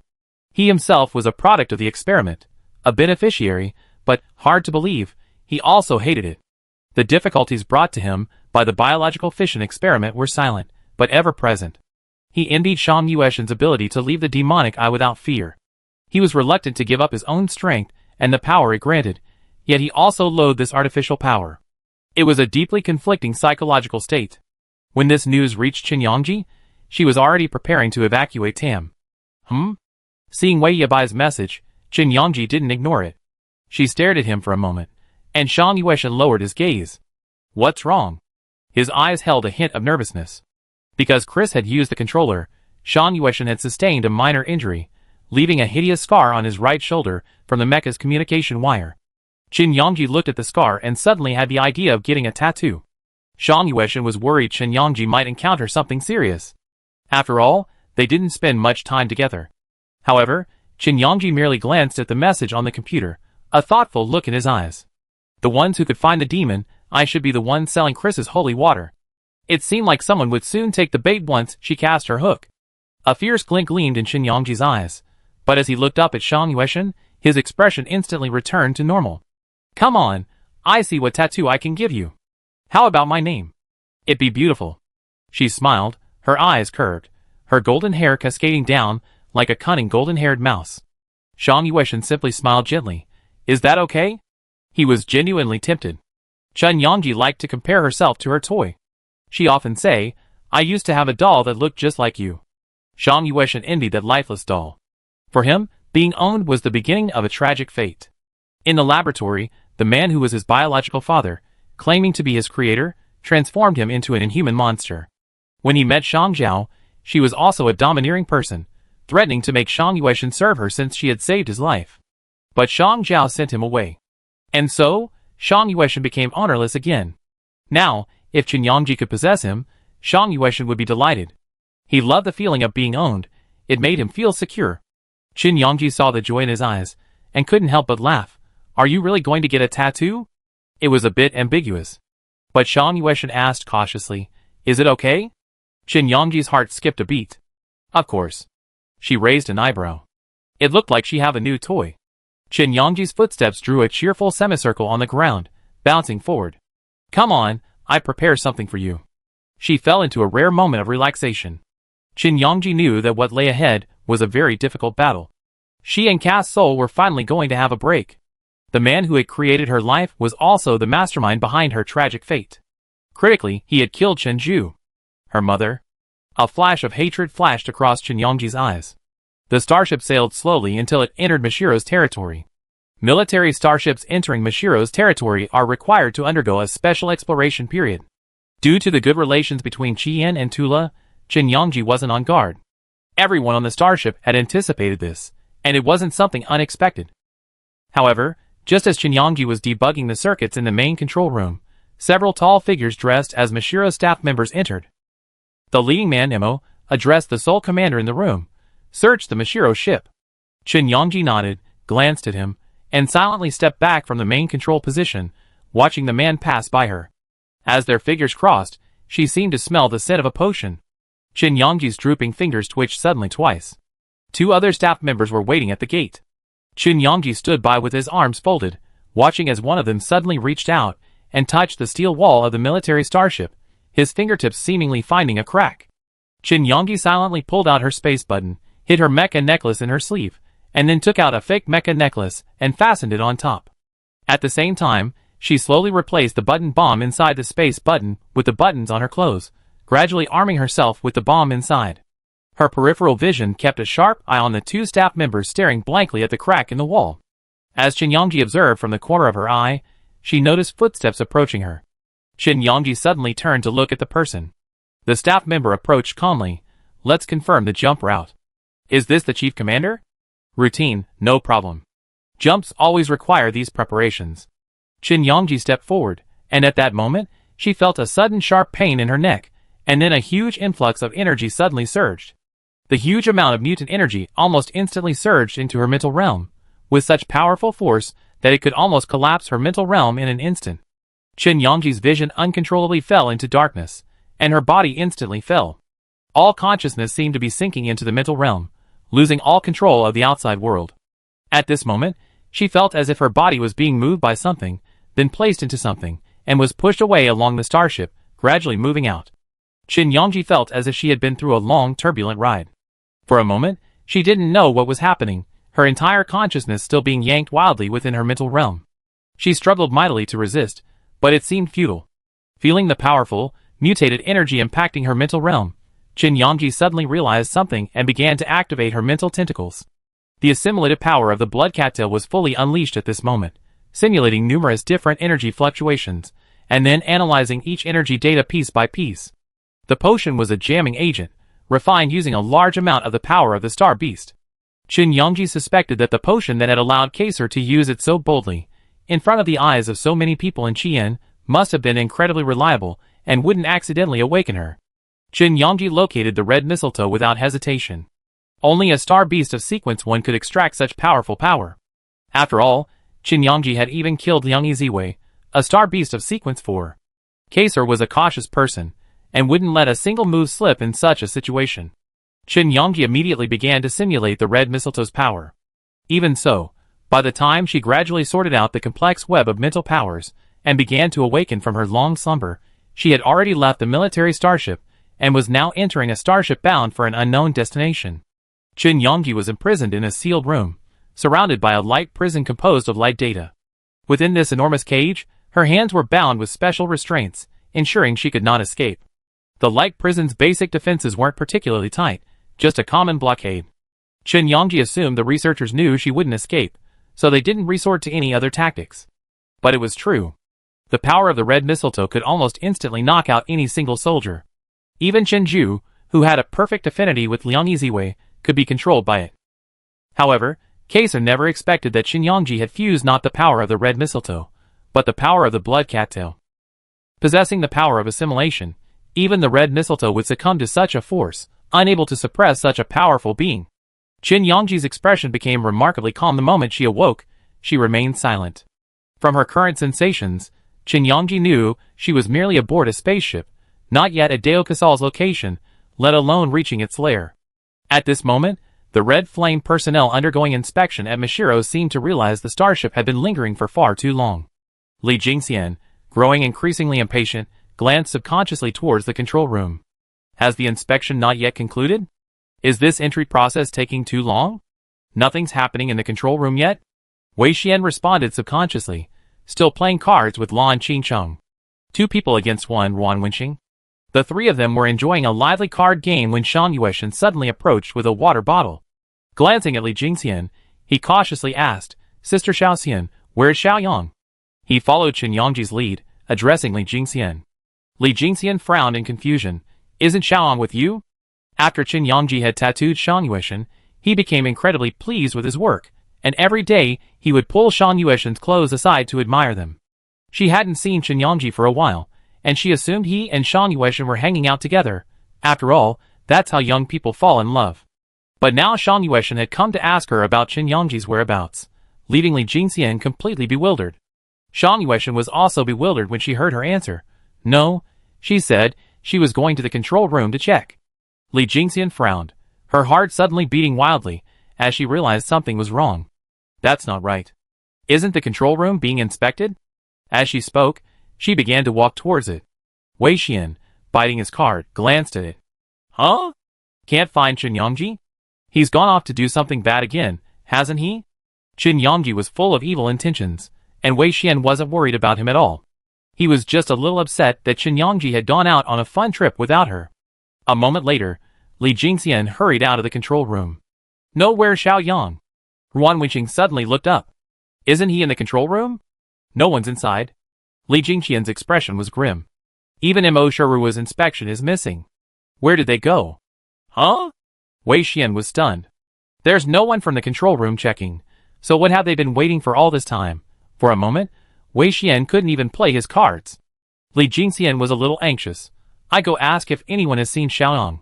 For some reason, she felt a sense of unease, as if something had happened, which made Li Jingxian a little scared.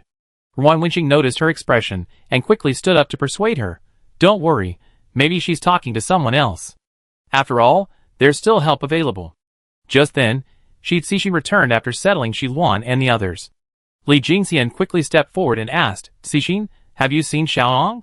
Shi Cixin was stunned and shook her head. No, I just came back from the research institute. Isn't Xiaoyang with you? Li Jingxian shook her head.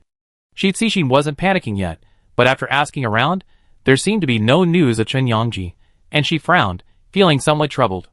Qin Yangji's blonde hair is still very eye-catching and memorable. He can't possibly blend in with the crowd. If nothing else, let's check the panoramic surveillance. Li Jingxian remembered that the military starship had panoramic surveillance and immediately headed for the main control room. When the panoramic surveillance was pulled up, even those at Mashiruo's starport were puzzled. The guards guarding the satellite port looked at the massive Qian military starship with a bewildered look. Why is this Qian warship still parked here? Hasn't it been inspected? Hasn't the passage been notified yet? The person in charge frowned upon hearing this, sensing something was amiss. He had already sent someone to inform Qian about the matter, so why was the warship still standing there motionless? Could it be that Qian was planning to do something? The person in charge's brows twitched suddenly. For a moment, he stared at the somewhat crowded starport, unsure whether to hurry up. At that moment, within the starport, not far from the flight path, a dilapidated starship with a cloaking coating suddenly appeared. The starship's hull was constructed from scrap metal of varying colors. Looking at Mashiro's starport, it seemed uncertain whether to dock there. Inside the starship, Shang Zhao, rather unlucky, was examining the footage of the starship's progress. Suddenly, he saw a starship speeding through space, brushing past his own cloaked ship and nearly scratching it. That guy was rushing like he was being reborn, eager to get out right away.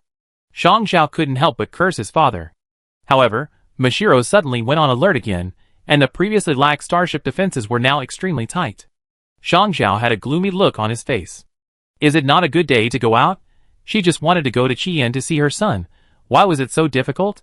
Opening her computer, She saw a message from Zhu Jiangying sent many days ago. Shang Zhao replied angrily, saying that she had already reached Mashiro and asked if he could discuss a route to Qian or directly to Yidu Star, so that they could pass smoothly. Unexpectedly, the message was still spinning when a violent argument broke out between the Mashiro and Qian warships ahead. Shang Zhao even heard the surrounding guards immediately draw their weapons. Li Jingxian sensed something was amiss when she checked the control room's panoramic surveillance. Qin Yangji was there one moment, then suddenly stopped functioning the next, and then disappeared. This was truly unusual. Soon after, while inspecting the control room, Shi Cixin discovered a disc inside the main door that was interfering with the panoramic surveillance signal. This was clearly a premeditated kidnapping. Qin Yangji's disappearance was now completely clear. With the missing person at Mashiro's starport, Li Jingxian immediately mobilized her forces to put pressure on the Mashiro leader. The leader was deeply distressed. Shang Zhao could hear the tense atmosphere on both sides from afar. But the moment she looked over, her gaze, unsettled by the mood, suddenly caught sight of the child in the crowd. Shang Yueshan hadn't changed much over the years. He remained as aloof as ever, though his expression now seemed even more apathetic. Shang Zhao's brows twitched. He silently pulled out his laptop, carefully avoiding the massive surveillance of the Star Network. Using his battered laptop, he connected to Mashiro's network signal and sent a message to a contact on his list he hadn't spoken to in a while. Just as Li Jingxian was questioning Mashiro about whether they had orchestrated the abduction of their commander, his laptop suddenly vibrated twice. "Mashiro, are you going to go to war with Qian?" Li Jingxian's threats were still ringing in his ears. The person in charge of Mashiro's starport was sweating profusely. "Please, who dares to touch your Qian commander? The grass on Yada's grave, the last person to kidnap your commander, is now several meters high.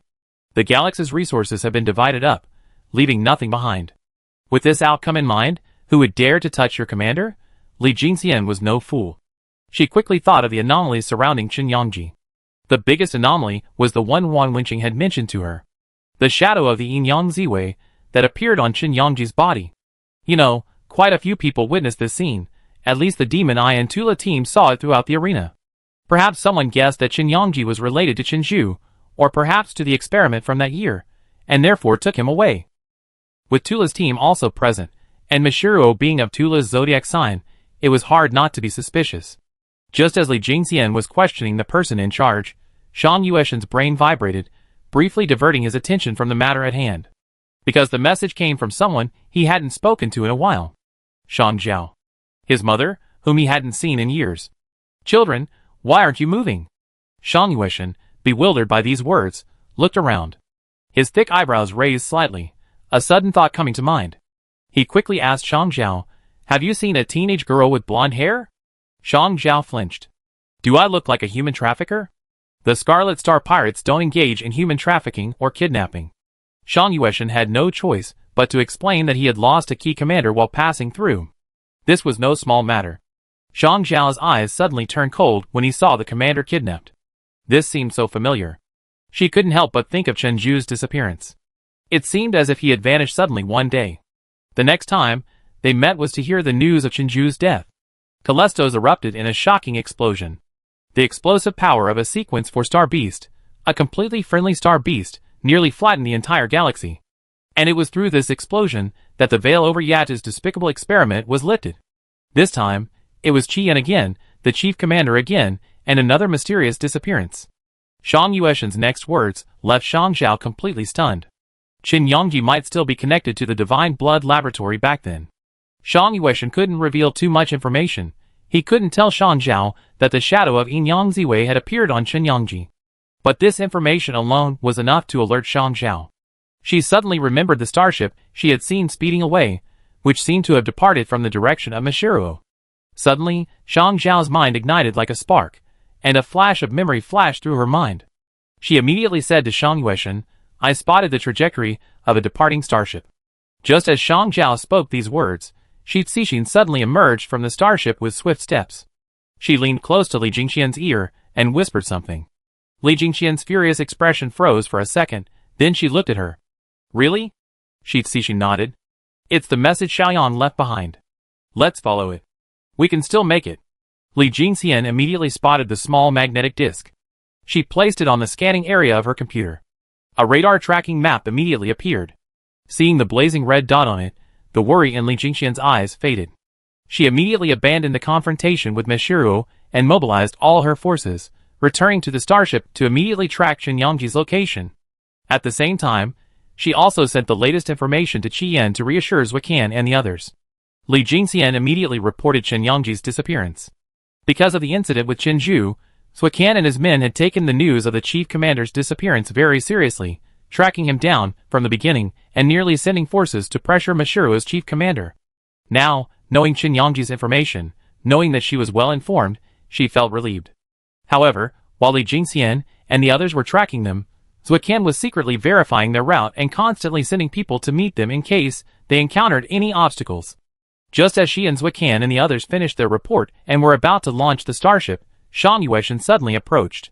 Someone has spotted a starship moving strangely. He handed Shang Zhao's message to Li Jingxian. Li Jingxian then displayed the radar map left by Chen Yangji. I got Xiaoyang's coordinates. We're heading there now. The warship slowly edged out of the starport. Shang Zhao's brows furrowed slightly upon seeing this. A subordinate asked, Boss, are we still heading to Michiru? He seemed to see the young master among the departing starships, but he wasn't sure if it was real. Shang Zhao glared at him unpleasantly, going for nothing. Hurry and catch up with the starship ahead. What are these kids trying to do? Shang Zhao felt a little worried. Oh, since she's seen them, she might as well go along and see what happened. After all, she owed Qi Yan a favor, so why not repay it? Perhaps Qi Yan, because she saved these little brats, would even write off the favor he owed Shang Yueshan for raising her. She's a grateful pirate. Shang Zhao thought to himself. Meanwhile, Chen Yangji had no idea the message she left behind had been found. She felt as if her voyage had come to a halt. With a click, the starship seemed to come to rest on flat ground. Shortly thereafter, hurried footsteps echoed outside the door, and it creaked open. Chen Yangji heard a calm voice giving her instructions. Take the person away. Chapter 107. Chen Yangji's eyelids twitched slightly, but the movement was barely noticeable, and no one noticed anything unusual. She felt several footsteps approaching. Then, a warm touch touched her body, and she was instantly lifted up. She felt her body shifting in midair. Chen Yangji secretly memorized the path those people had taken when they carried her. She had experienced kidnapping when she was very young, and honestly, kidnapping was the thing Chen Yangji was most familiar with. After arriving in the interstellar world, there were no twists and turns like those she had experienced in Yunzhou, which made Chen Yangji feel a little uncomfortable. Now, being kidnapped again, Chen Yangji found some joy in returning to her old job. She felt herself being led to an unknown place. Then she heard someone using their privileges to open the laboratory door.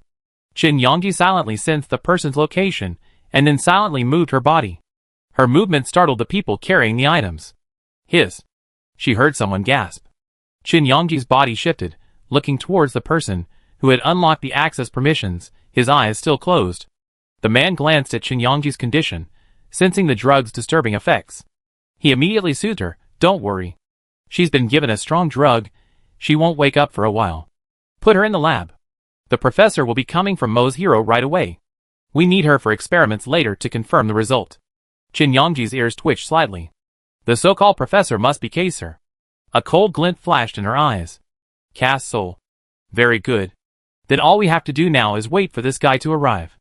Before that, she'd better not act rashly. Chen Yangji was placed back in a laboratory. She didn't open her eyes rashly. Chen Yangji was very familiar with the laboratory environment. Besides the experimental equipment, there were surveillance cameras. Perhaps countless surveillance cameras were secretly watching her. As Chen Yangji closed her eyes and recalled her path, the location of the laboratory slowly formed in her mind. Not surprisingly, this should be the base Cass Soul had established after leaving the Divine Blood Laboratory. Chen Yangji called this place Divine Blood 2.0. Divine Blood 2.0 wasn't built underground. When she disembarked from the starship, she felt a slight warmth in the air. The air around her was still tinged with coarse sand and gravel. Beyond that, there was a very clear, apple-like scent. This scent came from a special material. This material is a fairly common ore. Many resource planets, or rather, many resource planets, have such mining areas, so it's not uncommon. In other words, this laboratory was built within a sparsely populated mining area. The Divine Blood Laboratory was once built underground, because Yaten knew he was working on something shady, and didn't dare expose it. Now, Kaser seems to have learned the lesson that concealing things only draws attention, and has built the laboratory inside the factory, using it as a cover. Qin Yangji could even smell the odor of factory oil around him, but once he entered the research institute, it was immediately overshadowed by the scent of chemicals. Outside the research institute, there was a very strict layer of authority. But Qin Yangji wasn't worried about not being able to leave. Though her eyes were closed, she was constantly rehearsing her mental tentacles in her mind. This was the perfect way for Kaiser to die, chosen after countless nights of careful consideration and countless practice. She was sure the guy's expression would be truly impressive. Qin Yangji was eagerly anticipating it. Just as she was repeatedly testing the strength of her mental tentacles, the door to the laboratory suddenly opened. "Professor," Qin Yangji heard the familiar male voice say respectfully. "The person has been brought here," followed by a weathered, elderly voice. "Excellent. Extract her mental information and blood samples. I need to give her a comprehensive examination. Oh, and don't forget to replenish the other half of the potion to ensure she doesn't wake up mid-process." Kesa had deeply remembered the lesson Chen Zhu had taught him. This time, no matter what, he would not let Qin Yangji escape his control. The young researcher nodded immediately. "I understand." Castle glanced at Qin Yangji from a distance and suddenly said, "It's indeed very similar. It's worthy of being a replica of Chen Zhu's genes." The young researcher's hand paused slightly. Qin Yangji was edited using his other half of his genes. The researcher knew better than anyone that it was precisely because of this that he had caught Castle's eye and could begin a remarkable evolutionary research with the professor, unprecedented and unparalleled. Hearing this, Qin Yangji couldn't help but shake and bite her tongue, fearing she would lose control and wake up at this moment to punch the old man. "Cass Soul." She recognized the voice. The research institute drew a blood sample from Qin Yangji, and then extracted her spiritual energy signature. Qin Yangji didn't intercept it, because she knew that this laboratory would cease to exist after today. Just after the extraction, the researcher suddenly injected Qin Yangji with the remaining half of the potion. Qin Yangji immediately felt a surge of energy, and her brow furrowed in discomfort. The researcher saw Qin Yangji's struggle, and was momentarily startled. "Don't be afraid, she won't wake up." This was the power of the red mistletoe. Qin Zhu had been struck down by this same power. Without the intervention of spiritual healing, one person alone couldn't digest such a powerful force. The researcher felt relieved, gathered all his belongings, and left with Cass Soul. Qin Yangji's body slid to the ground again. The door closed, and the surrounding light suddenly dimmed. Qin Yangji lay on the cold ground for a long time. She once again began to sort out the chaotic energies. This time, Qin Yangji was much more experienced, and her sorting was much faster than the first time. She still had some excess energy to hone her mental tentacles control and assimilation. She believed that if she could penetrate Kaiser's mind at this moment, she would be able to quickly control him. Just as Qin Yangji had finished sorting out all the energies, her sleeve trembled. A metal sticker slipped from the inside of her clothes. Twisting her body, Qin Yangji suddenly pressed the sticker against the wall. Soon, a flash of lightning spread along the wall like a spider web. The next second, if someone were watching the surveillance cameras at this moment, they would have noticed that the entire lab's footage seemed to freeze, instantly becoming silent. Qin Yangji clearly opened her eyes, and even climbed to her feet. She twisted her hands, and in just a few blinks, she had freed herself from the shackles. Qin Yangji had no trouble removing this kind of thing. You have to know that ever since she learned that Chen Zhu had been forced into the lab, Qin Yangji had been researching these devices that could control people. The shackles contained the power of mental tentacles, and no power could be hidden from the assimilation of the blood poo. The shackles were undone, and Qin Yangji was completely free. She extracted the iris information of the young researcher she had previously recorded. Coincidentally, Qin Yangji had done something similar on planet 526. These people were still too young to have inquired about her past methods. But then again, who would have cared about an orphan from the Red Flame back then? Qin Yangji's eyes grew cold. She opened the door with her authority, and then attached a button bomb to its edge. Qin Yangji had never intended to stay in this lab. Blowing it up, like the Divine Blood Lab, would be the best fate. As for all the researchers inside, conducting such unscrupulous research, Qin Yangji honestly felt that sending them off like this was a bit of a bargain. After placing the button bomb, Qin Yangji closed the door and abruptly left the current lab, entering a lab around the corner. There happened to be a researcher inside, hunched over a research table, intently focused. Next to him, a transparent glass window held the carcass of a star beast, completely dissected, its flesh and blood slashed into a blur by the milling cutter. Hearing the door open, the researcher turned back to look, only to see a flash of silver light pass before him. The short blade slashed across her neck, sending blood splattering instantly. Qin Yangji covered the blood with his hand, then swiftly removed her protective suit and donned a mask. When she left the lab again, she looked drastically different. Then Qin Yangji silently and immediately followed the lab schematics he copied from the lab to find the core laboratory at the center. Where would Cass Soul be now? Qin Yangji didn't need to guess, because the moment she saw the schematics, she knew immediately. Cass Soul was a maniac obsessed with perfect evolution. Now that he had Qin Yangji's blood sample and mental tentacle samples, he would surely eagerly begin research. He must be in the central laboratory right now. Qin Yangji walked towards the central laboratory without stopping. Just as she entered the main door, attempting to open it with her researcher's authority, a male researcher suddenly emerged and spotted her around the corner. "What's going on?" the male researcher suddenly asked. Qin Yangji immediately lowered her voice in panic. "That test subject, her mental state seems a little off. Do you want to go check on her?" The male researcher's expression immediately changed, and he reminded her, "I go check on her. Go to Lab L and get Qin Yangji's mental examination report. The professor needs it right away." Qin Yangji nodded, watched him walk away quickly, and immediately got to work. It would take at least 10 minutes for the other party to check on her, and Qin Yangji needed to finish the next task immediately during that time. She immediately used the male researcher's authority to open the door. Cass Soul was now completely absorbed in the experiment before him, motionless. Hearing the voice, he asked without turning, "Back so soon? How's the research report?" He had no doubts, for he knew that only a handful of people had access to the central laboratory. However, after waiting for a moment, he suddenly felt something approaching him, but no sound came in response. Castle's movements paused abruptly, his instincts as an old man telling him something was amiss. Qin Yangji saw Castle's fingers tremble, and then he casually lowered his hand from the instrument, as if about to press the red button in front of him. Just as Cass Soul was about to strike, Qin Yangji suddenly reached forward and twisted his neck. "Who are you?" Castle glared at Qin Yangji, but he didn't answer. Instantly, almost as soon as she touched him, her mental tentacles swarmed, pouring out of his mind like a mountain torrent. In a split second, Castle felt as if his brain were imprisoned. His thoughts were instantly frozen in place, his entire mental sea as if weighed down by a heavy boulder, unable to flow at all. The force held him in place, unable to move, and he was constantly on guard against a powerful intrusion. Castle tried to defend his mental territory, but the invasiveness of Qin Yangji's mental tentacles was too strong. Almost instantly, like shattered glass, all defenses vanished, allowing Qin Yangji's mental tentacles to penetrate, locking down his entire thoughts. Qin Yangji. He sensed a familiar aura within that spiritual power. It was the red mistletoe, and also the yin-yang purple myrtle. Only one person possessed such power. But how could it be possible? How could Qin Yangji escape such a drug? And how could this guy possess such powerful strength? It was impossible. Castle couldn't believe it. But now, looking at Qin Yangji, he felt a sense of accomplishment for some reason. This was his creation, the most perfect creation.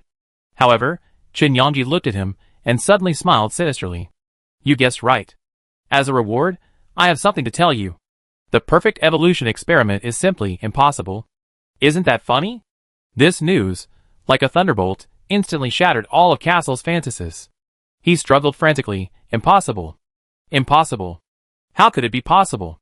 You already succeeded. Do you know that you are the most perfect creation? Everything you have is given by me, Qin Yangji." Qin Yangji scratched his ear. "Don't scream so loudly." Her eyes suddenly turned cold, and as she spoke, her mind instantly attacked Cass Soul. Castle's mental realm vibrated violently, like a series of drills, crushing his brain. Castle's face was filled with suppressed pain. However, Qin Yangji, observing his posture, suddenly released his grip. Cass Soul felt he could breathe again, gasping for air. He tried to stand, but found he had lost control of his body. At the same time, Qin Yangji thrust something into his hand. Then, Cass Soul heard Qin Yangji ask, "Did you take Qinju's crystal core?" Castle's lips curled, wanting to sneer. He knew why Qin Yangji had come. However, his head nodded uncontrollably. This loss of control frightened Cass Soul. He desperately wanted to control his body, but he couldn't wrest control from the violent and overbearing mental tentacles. In that instant, he sensed a powerful anomaly. How could it be possible? How could one person possess the ability to control another? Even a star beast with mental attributes only had a temporary effect, not the ability to completely change a person's mind, as if completely becoming that person. Cass Soul sensed the anomaly, but his mental tentacles and mental realm didn't seem to register it as abnormal. They treated Chen Yangji's command like any other mental energy within their body, even giving an answer that went against his will. Yes. Castle's eyes suddenly widened. Chen Yangji's expression was astonished. Then she asked, where is Chen Ju's spiritual core? She only wanted to know this one question. After receiving the answer, K-Soul's existence would cease to have any meaning. But K-Soul's eyes widened, as if they were about to pop out. He clenched his teeth, refusing to utter a single word. A crimson light flashed in Chen Yangji's pupils, and they looked like dandelion seeds, a creepy sight. K-Soul felt his voice pierce through his teeth, bit by bit. The spiritual core was given to the demon eye by me. Right now, the demon eye is using the space crystal to create the instrument core, which is... Chen Yangji's expression suddenly turned cold. She knew it. How could the demon eye be so willing to help Kaser? So besides the holy water, there's also a trade for the space spirit core. The demon eye indeed holds Chenju's spirit core. Where's the manufacturing equipment? The demon eye's Kagula mining planet. That's where the demon eye's defenses are most tightly guarded. No one except the demon eye's top brass can approach. Kaser's rationality and Chen Yangji's consciousness fought frantically, but they couldn't resist Chen Yangji's power, and immediately told him everything they knew. Chen Yangji heard all the news about the Kagula mining planet. The space crystal manufacturing equipment is indeed the Magic Eye's most closely guarded secret. Aside from Chris and his closest associates, almost no one knows its location. Even the entire Kagula mining planet has been abandoned due to the depletion of its mineral resources. Now, Kagula mining planet is nothing more than an abandoned planet of the Magic Eye. It is here that the Magic Eye has established a vast garrison area for military training and holographic combat. Within numerous training rooms are the space crystal manufacturing equipment, and under the guise of purchasing and replacing military holographic chambers, the space crystals are transferred. After hearing this, Chen Yangji's face suddenly darkened. You know, Cass Soul, I've been waiting for this day for a long time. Ever since she regained her memories, Chen Yangji has longed for the day when she could avenge Chen Ju. Of course, it wasn't just for Chen Ju. It was also for her own sake. A despicable creature born in sin. It was Chen Ju and Qi Yan who gave her everything she had as a human being. Chen Ju's death brought her new life. Now, she would use K-Soul's death to bring Qi Yan's rebirth. Chen Yangji must take Chen Ju's spiritual core. You have no value in existing. Chen Yangji pronounced K-Soul's death. These words sounded like the whisper of death to K-Soul, and his pupils suddenly constricted. K-Soul shook his head. You can't kill me. He was the most gifted researcher in the galaxy, the being closest to the creator. How dare Chen Yangji? He was her creator. Chen Yangji, however, looked at K-Soul's face in disbelief, as if he had seen the long-awaited ending of a TV series. As expected, this expression on K-Soul's face brought her the greatest joy. End your own life, Cass Soul. Chen Yangji's spiritual tentacles suddenly erupted with crimson light. A red lotus blossomed within her spiritual realm, radiating brilliance and enveloping her with a scorching heat. Yet, without blinking, her eyes instantly transformed into a rich blood red. Then, with a swish, Castle's eyes lost all luster. His mind, for a moment, lost control. Castle's only conscious awareness was that he had fallen into an abnormal state, yet he had no way to stop it. He could only watch helplessly as his own hands, gripping the dagger, slowly plunged into his temple. Puff! Puff! The dagger's blade slowly sank into the skull. Blood flowed down the gaping wound, dripping onto the ground, instantly staining the surrounding floor a crimson red. Castle's tense muscles gradually relaxed. It wasn't because his mental battle with Chen Yangji had reached its end, but because he no longer had the strength to resist. Chen Yangji saw the cold, mechanical form beneath Castle's clothes. She knew Castle's survival had come at a price. Chen Ju's explosion couldn't have left him unscathed. This guy must have paid a greater price than she imagined. As expected, Castle had no body. His body had long been shattered in the explosion. The researchers brought out his remains and, under Castle's guidance, piece by piece, shaped this bionic body for him. Castle's pride was his brain, and now, Chen Yangji wanted him to destroy it with his own hands. The dagger churned relentlessly inside Castle's skull, grinding away every bit of brain tissue until it was reduced to a sludge of rotten flesh. Even the most powerful of warriors wouldn't have the slightest chance of recovery. How will you come back this time? Castle, you only have one life. After doing all this, Chen Yangji let Castle draw the dagger. She felt Castle's mental power slowly fading. Now, it was only Chen Yangji's mental power that controlled his body. The moment the mental tentacles detached from Castle's body, The bionic body slid slowly down the operating table, a deathly stillness. Castle's lips were still trembling imperceptibly. Qin Yongji could see that he was begging, pleading with Qin Yongji not to kill him. Unfortunately, he didn't even have the chance to utter these words. Under Qin Yongji's control, Castle couldn't even utter a single word independently. Qin Yongji looked at his corpse with indifference, then silently placed a button bomb in the center of Castle's forehead. Back then, Qin Zhu had spared Castle's head. Now, Qin Yongji wanted to send this thing down to see Qin Zhu. As her mental tentacles detached from Castle's body, she sensed a trace of the spirit core within Castle's mental realm. Without hesitation, Qin Yongji forcibly yanked the spirit core away from Castle's mental realm. The next time she visited Qin Zhu's monument to martyrs, Qin Yongji thought she would use Castle's spirit core as a sacrifice, crushing it piece by piece before Qin Zhu. Chapter 108. After dealing with Castle, Qin Yongji washed her hands at the operating table. Then, standing at the door, she heard a sudden, loud alarm. The entire laboratory erupted in turmoil. Qin Yongji's brows furrowed. Great. It seemed she had been discovered. Qin Yongji didn't panic.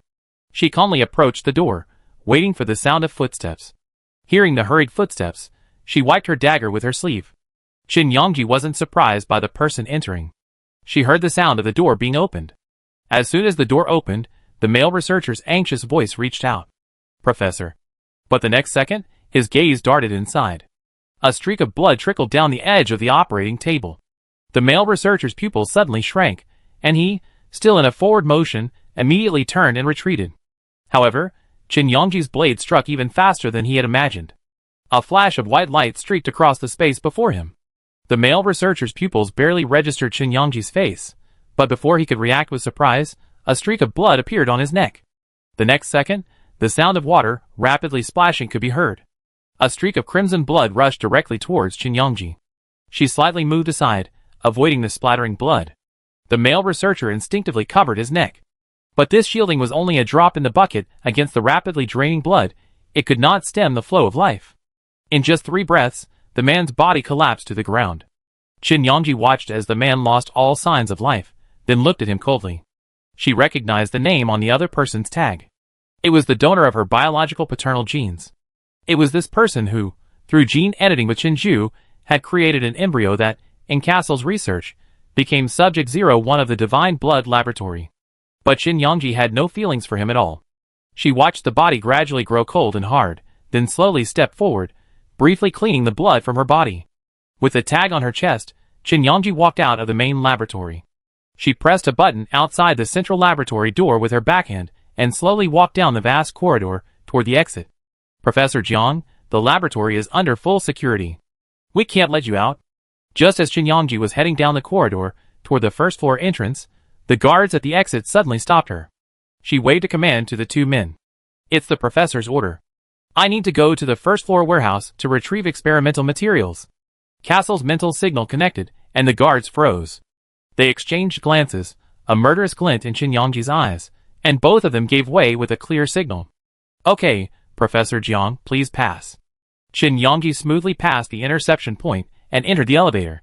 The elevator descended to the first floor. There was a brief commotion among the crowd, and a long alarm blared throughout the laboratory, signaling a major experimental accident. The sound made the researchers inside nervous. Someone whispered, "Has the laboratory location been discovered?" This fear, like an inescapable dark cloud, hung heavily over the laboratory. Qin Yongji walked resolutely down the corridor, not even stopping at the sound. Look!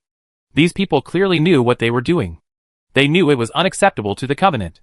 Were they simply pursuing fame and fortune, or perhaps some other reason, to go along with Kaisar? Qin Yongji silently planted button bombs all over the first floor. From the upper floors of the lab to the entire first floor. She couldn't count how many bombs she had taken out. All her buttons had fallen off, the collar of her combat uniform lining her protective suit open. As Qin Yongji headed for the exit, she removed her protective suit and slowly started the 10-second countdown on her buttons. A massive mecha stood at the lab's door. Qin Yongji leaped onto it, drew her MO Dao, and soared from the vast factory in front of her, her figure soaring through the sky along the atrium. The button bombs flashed a crimson light. The entire Divine Blood Laboratory was in chaos, everyone awaiting information from Kaisar. However, when the researchers arrived at the central laboratory, they found the male researcher lying in a pool of blood, and Kaisar, his head ripped open with a massive bloody hole, his brain shattered, his body already stiff. At that moment, screams echoed throughout the Divine Blood Laboratory. And at that moment, in the space lanes far beyond this planet, Li Jingxian saw the information on the radar, and suddenly realized something. This is it. She stared at the desolate planet ahead, her eyes fixed on it. The warship sailed in with great momentum, leaving all the forces monitoring Qi Yan's whereabouts feeling a sense of bewilderment. When the demon I received news of Qi Yan's entry into the desolate planet of Mashiro, it assumed Qi Yan had discovered something significant. It wasn't until the spies who had entered Mashiro inquired that they learned. Is the main commander of Operation Qi Yan missing?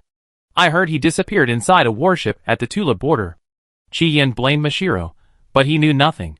The demon I immediately sensed something was amiss, and tracked Qi Yan's forces in all directions, rushing towards the Mashiro system. Just as all the starships were closing in on Mashiro's nameless desolate planet, a sudden rumbling earthquake erupted above. A massive explosion sent a mushroom cloud several feet high into the sky, its layers of detonation pushing the cloud upwards. Qin Yangji, piloting a massive mecha, flew through the flames and out of the devastating explosion. This was the scene Li Jingxian witnessed the moment the starship stopped above the desolate planet. The ground erupted like a volcano, billowing black smoke so thick it was barely discernible.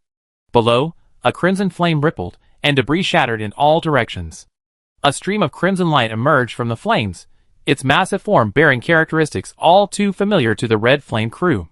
It was Qin Yangji's mecha, Infernal Flame. The starship rumbled down onto the desolate planet. The hatch opened, and Li Jingxian and the others quickly emerged. At the same time, beyond the desolate planet, Shang Zhao's pirate ship sensed the presence of an approaching starship. Boss, radar scans have detected an unfamiliar starship. Shang Zhao then looked downward. As expected, he saw a series of bright red dots. Her brows suddenly furrowed. She sent a message to Shang Yuishan. The crowd that had found Qin Yangji was now in a state of jubilation, no one paying attention to the buzzing of their laptops. Seeing the massive mecha approaching, Li Jingxian hurriedly called out Qin Yangji's name.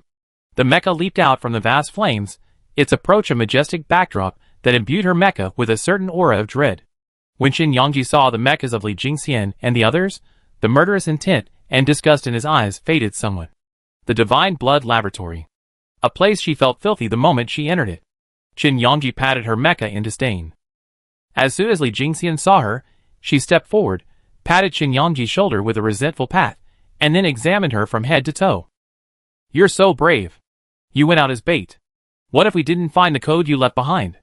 Li Jingxian now felt a pang of fear at the thought, terrified that something might happen to Qin Yangji right under her nose. If that were the case, she feared her lifelong obsession with interstellar travel would be haunted by it. Qin Yangji, knowing he'd taken a risk, lowered his head obediently when Li Jingxian reprimanded him. Ruan Wenqing, however, stared at the destroyed laboratory ahead. That's... Qin Yangji turned his head and gave a cold glance. The remnants of the Divine Blood Lab. The pupils of everyone present suddenly shrank. Ruan Wenqing frowned. The Divine Blood Lab appeared so openly in Tula. I report this to the control tower. For Qi Yan, the Divine Blood Lab had a complex web of grievances. Whether they were in the Divine Blood Lab to create so-called perfect experimental subjects, or whether they were harming the people of Qi Yan, they were unforgivable public enemies of the universe. Ruan Wenqing immediately sent a corresponding message to headquarters. Zhuo Qian's question soon followed. The first thing he said was to inquire about Qin Yangji's condition. Only after learning that he was safe did he feel comfortable discussing the contents of the Divine Blood Lab. Qian's warships will be there to pick you up. The Divine Blood Lab is destroyed, so be it. Qi Yan will quickly explore the situation on the desolate planet via Tula. Hearing Zhuo Qian's words, Ruan Wenqing felt a great deal of relief. Qin Yangji wasn't surprised. For Qi Yan, destroying the Divine Blood Lab was already a significant victory. Just as Qin Yangji boarded the warship and prepared to depart the desolate planet, Li Jingxian's eyes suddenly darkened as she watched the series of radar signals from the main control room. A starship is approaching from a nearby star field. She glanced at Shang Yuishan and asked, "Can you contact the starship outside the desolate planet?" The Scarlet Star pirates weren't notorious in the interstellar world. On the contrary, they were a kind of civilian who fought against violence and upheld justice. It was said that the Scarlet Star pirates' leader, Shang Zhao, was descended from Yatu and Demon Eye. He held a deep disdain for the origins of his parent star fields, insisting that they possessed the filthy genes of greed and lust, and would inevitably commit irreparable acts. The subsequent appearance of the Divine Blood Laboratory in Yata further reaffirmed Shang Zhao's convictions. If anyone made a major decision that went against public opinion, the Scarlet Star Pirates would unleash their rose darts without hesitation. Once a rose dart was launched, it signaled the Scarlet Star Pirates' target. Qi Yan and Shang Zhao didn't have much contact. Their most intimate relationship occurred during Chen Zhu's time as Commander-in-Chief. Shang Zhao and Chen Zhu unexpectedly got along very well, often engaging in private duels, and later teamed up to eliminate Liang Yiwei. Thus, Qi Yan's impression of this pirate leader wasn't negative. Knowing Shan Yueshen's connection to the Scarlet Pirates, Li Jingxian didn't show any unusual expression. Now, before the Qi Yan army arrived, she asked Shang Yueshen to extend an invitation to Shang Zhao. We would like to hire the Scarlet Pirates escort warships to rendezvous with the Qi Yan main force, Li Jingxian stated her purpose. Shang Yueshen raised his eyebrows and subconsciously glanced at Qin Yangji. Qin Yangji checked the starship's internal energy status. Li Jingxian had already expended a significant amount of energy in pursuit, and the remaining energy was only enough to allow the starship to return to Qi Yan. At best, it could operate as a space defense, without any offensive capabilities. Qin Yangji narrowed his eyes. Has the warship's energy been confiscated at Tula Starport? Her attention was focused on the people from the Divine Blood Lab, and she hadn't noticed Mashiro's movements. Li Jingxian nodded. Those guys stole a fifth, but that's the downside of passing through a starport. Qin Yangji nodded. The energy isn't quite there. Can you get in touch with Shang Zhao? I try. At the commander's command, Shang Yueshen sprang into action. The message he sent to Shang Zhao quickly received a reply. Shang Zhao, seeing Qi Yan's hire, didn't seem surprised at all. Instead, he raised an eyebrow, a strange look of delight on his face. These Qi Yan kids are quite bold, making deals with the pirates. Shang Zhao wondered if they were just newbies or truly so bold. But it had to be said that this attitude, rather than awe or fear, was actually more pleasing to Shang Zhao. We, the Scarlet Pirates, have accepted this order. She replied swiftly. I asked Commander Zhuokan for the commission. These kids couldn't even afford the commission for hiring the Scarlet Pirates. Before that, would you like us to provide you with some energy? Shang Zhao glanced at the massive warship that slowly sailed out of the desolate planet and into the starport transfer station. She was curious about the Commander-in-Chief of the Red Flame. After all, even from space, one could see a massive explosion erupt somewhere on the desolate planet. What had the Commander-in-Chief of the Red Flame done to cause such a commotion? Shang Zhao's encounter with Qin Yangji was somewhat unexpected. Because behind Qin Yangji, she saw the tall, large figure following closely behind him. Shang Yueshen followed behind her, his eyes filled with wariness, as if she was about to do something to Qin Yangji. Shang Zhao, seeing the expression on the brat's face, whom he hadn't seen for a long time, let out a playful expression. Ah youth, ah youth. This innocent feeling, such a nostalgic moment. A hint of a smile flashed across Shang Zhao's eyes. Hello, Qin Yangji, commander of the Qi Yan rescue operation. Qin Yangji sat down across from Shang Zhao without ceremony, his round eyes like a hawk's, piercingly fixed on him. That dangerous gaze held an undisguised scrutiny. Shang Zhao looked up and saw Qin Yangji's strikingly bright blonde hair. For a moment, he couldn't help but marvel at the unique personality of the Qi Yan commander. Do you need me to introduce myself? What a coincidence. She's also quite the character. Qin Yangji smiled. Your name is well known to very few within the Star Alliance. The words were a bit of a compliment. If it were anyone else, Shang Zhao wouldn't have taken it seriously. But Qin Yangji, who had just been acting incredibly arrogant, now offered such a compliment, a gesture of complete approval of Shang Zhao, instantly making her feel completely refreshed. What a girl to behold. It's truly rare that someone as upright as Qi Yan could produce such a proud individual. Shang Zhao exclaimed. Young talent, Commander Chen. Shang Zhao herself froze for a moment as she uttered the words Commander Chen. It had been ages since she addressed someone like that. And the moment she raised her eyes, she suddenly met Qin Yangji's. Those familiar curved eyes shone with a completely different light, but even through that outline, Shang Zhao seemed to recall an old friend, and she was momentarily distracted. Qin Yangji waved his hand in front of her. Captain Shang Zhao, I don't like to procrastinate. I come to borrow resources from you. Qin Yangji wasted no time. The devils, I was encircling them, and there was no time to waste. Shang Zhao quickly regained his composure. Watching Qin Yangji speak directly to the point, he wasn't surprised. Desolate planet belongs to Mashiro. You caused such a commotion here that even if Qian arrives, the devils I won't let you off. Child, since I'm much older than you, don't take my calling to mind. You need to find a solution. Otherwise, at the most fundamental level, this matter will be considered interference in Mashiro's affairs on desolate planet. At the most fundamental level. I don't guarantee the devils I will let the devil handle it. Although Shang Zhao hadn't been seen inside the star system for a long time, she wasn't without her own sources. As soon as she entered the star system and her optical computer could connect to the star network, she began frantically catching up on the important information she had missed. Naturally, she wouldn't miss out on the reason Qi Yin had initiated this rescue operation. Your military joint competition can't go on for the time being. The demon I must be desperately trying to bring Qi Yin down. If I were Chris, I wouldn't miss this opportunity. What opportunity? The League couldn't proceed, but the entry process into the unknown star region couldn't be changed. Moreover, now that it was the growth period, it was impossible not to go. So, whoever entered first would advance. You know, all teleportations were unified. At this point, whoever seized the initiative first had the opportunity to gain more resources. Who would miss such an opportunity? As expected, the order of victory would be determined according to the usual practice, based on the rankings in the military joint competition. This time, the military joint competition consisted of just one match, and by every measure, Qi Yin was undeniably first. The demon I was firmly pinned on the second place finish. If Chris couldn't find a solution elsewhere, then he'd have to find something to hold against Qi Yin. And now, there was ready-made evidence. If Qian's core team was punished for blatantly violating the Star Alliance Treaty, Qian's entire achievements would be wiped out. Qin Yongji could hear the hidden meaning in Shang Zhao's words. But she showed no sign of panic. She simply sat firmly in her chair, raised her hand, tapped the tabletop, gently raised her fingers twice, and tilted her head towards her right shoulder. The tall man behind him stepped forward. Before Shang Zhao could grasp what he meant, he saw Shang Yueshan obediently rub Qin Yongji's shoulders. Shang Zhao was taken aback by the masseur's demeanor. Before she could say anything, Qin Yongji revealed a commanding presence. It had to be said that, at that moment, Shang Zhao truly sensed a certain aura of a commander-in-chief in Qin Yongji. No wonder his popularity skyrocketed immediately after the rescue operation concluded, and all the footage was uploaded to StarNet.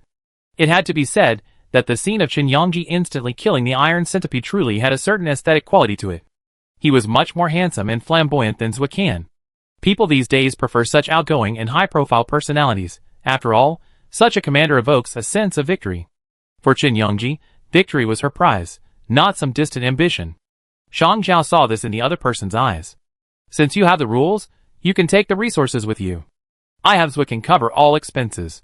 Qin Yongji borrowed enough energy. Meanwhile, the Demon Eye team approached. Without even a word of warning, the enemy warships attempted to break into the transit station, forcing themselves into the protective barrier of the Red Flame starship. Qin Yongji showed no mercy, instantly unleashing a powerful bombardment. A volley of orbital missiles blasted out, instantly blasting a massive hole through the warship's massive hull. The Demon Eye team reluctantly stopped. A brief stalemate ensued between the two sides. Seeing this, Qin Yongji immediately unleashed all his space weapons, holding nothing back. At this moment, the leading ship within the Demon Eye team located the Red Flame warship and immediately contacted the pursuing Demon Eye team. Upon hearing the Red Flame warship's instructions, the Demon Eye commander, who was pursuing Qin Yongji, froze for a moment. Then, Wei Yabai's voice came from the internal channel. He had come here midway through the rescue operation. He had heard about Qin Yongji and the need to contain the Demon Eye, so he was dispatched by the main commander to assist in this operation. Wei Yabai was momentarily stunned upon hearing this news. He immediately thought of the time on the mining planet, when Qin Yongji had used the same tactics, misleading him into believing the enemy possessed numerous tactics and backup plans, thus refusing to act. However, at this moment, Qin Yongji employed the same tactics, and Wei Yabai remained in the same state of hesitation. Should he use force? Before the Red Flame warship arrived, he had forced Qin Yongji to appear before the Central Star Alliance's military court and plead guilty immediately. However, Qin Yongji made it clear he wouldn't be manipulated. To the side of the Qian warship, there was another, less than remarkable starship. Just as Wei Yabai, having learned his lesson from the previous incident, was about to order an attack on Qin Yongji, a massive scarlet rose shell suddenly appeared from the nearby starship. Instantly, the chaos within the Demon Eye team quieted for a moment. Then a huge cry of horror erupted. Scarlet Rose. It's the Scarlet Star Pirates. The Scarlet Star Pirates were already a well-known name, especially among the Demon Eyes.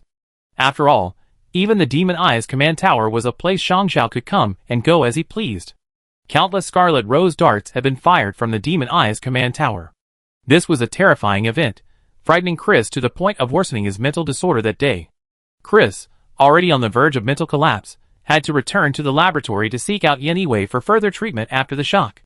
This sign was familiar to the Demon Eye. Wei Yabai's heartbeat suddenly began to accelerate again. It was impossible. The moment he saw the Scarlet Star Pirates, he knew Chris's plan was doomed. Qin Yongji had struck a deal with the Scarlet Star Pirates. As expected, the Demon Eye and the Red Flame forces arrived at almost the same time. As Zui Qian and Yi Xiandong disembarked from the starship, Chris, along with his lieutenants, headed for the transfer station. What does the Demon Eye mean by this? Intercepting my Red Flame warship, is this a sign of war? He Xuangong's sharp eagle eyes narrowed, and he glanced at the group. Chris wore a stiff smile. We're just following the rules of the Star Alliance, Speaker He. Why get so angry? Qi Yan appeared on Mishiruo's desolate planet, and caused such a massive explosion. Could it be that Speaker He has finally lost his temper, and wants to meddle in the affairs of another star system? Before He Xiandong could reply, Qin Yongji, who had emerged from the starship, smiled. She spoke loudly, her voice echoing throughout the transit station. The remnants of the divine bloodline must be punished by all. Death is not a pity. How can it be considered meddling in the affairs of another star system? Mishiruo should think more about how to explain himself to the Star Alliance court than Qi Yin. The moment Chris heard the word divine blood, his pupils suddenly constricted. He glanced at his computer discreetly. His contact with Kaser hadn't returned any results, and Chris was momentarily flustered. But he quickly regained his composure. A one-sided story is not going to cut it. Commander Chen, let's proceed to the military tribunal and gather evidence before we discuss anything. Chris was determined to frame Qin Yongji. Qi Yan couldn't be allowed to enter the unknown star region so easily. You have to know that the unknown star region is a time of resource consolidation and growth. During this time, the first person to enter has absolute advantage, not only in terms of physical resources, but also in terms of various energy reserves and geographical locations within the unknown region. They could even find a resource-rich planet and deploy garrisons or relocate it. Qi Yan had been constantly under attack from the Demon Eye for years because of resource depletion. If they could replenish their resources this time, the Demon Eye's influence in the entire Star Alliance Council would be greatly diminished. This was something the Demon Eye didn't want to see. Qin Yongji had no opinion on the military tribunal. Zwicken glanced at her. Qin Yongji nodded, and Zwicken understood. Then let's go directly to the Star Alliance. She slammed the table and made a decision. Chris watched Zwicken's quick movements and suddenly turned to look at Qin Yongji. What had this girl done? He didn't believe Qin Yongji was so clean, leaving no trace. But seeing Qi Yan's confident expression, Chris also felt a little uncertain. Bluster. He suppressed this suspicion. If he was really so confident, he would go to the military tribunal.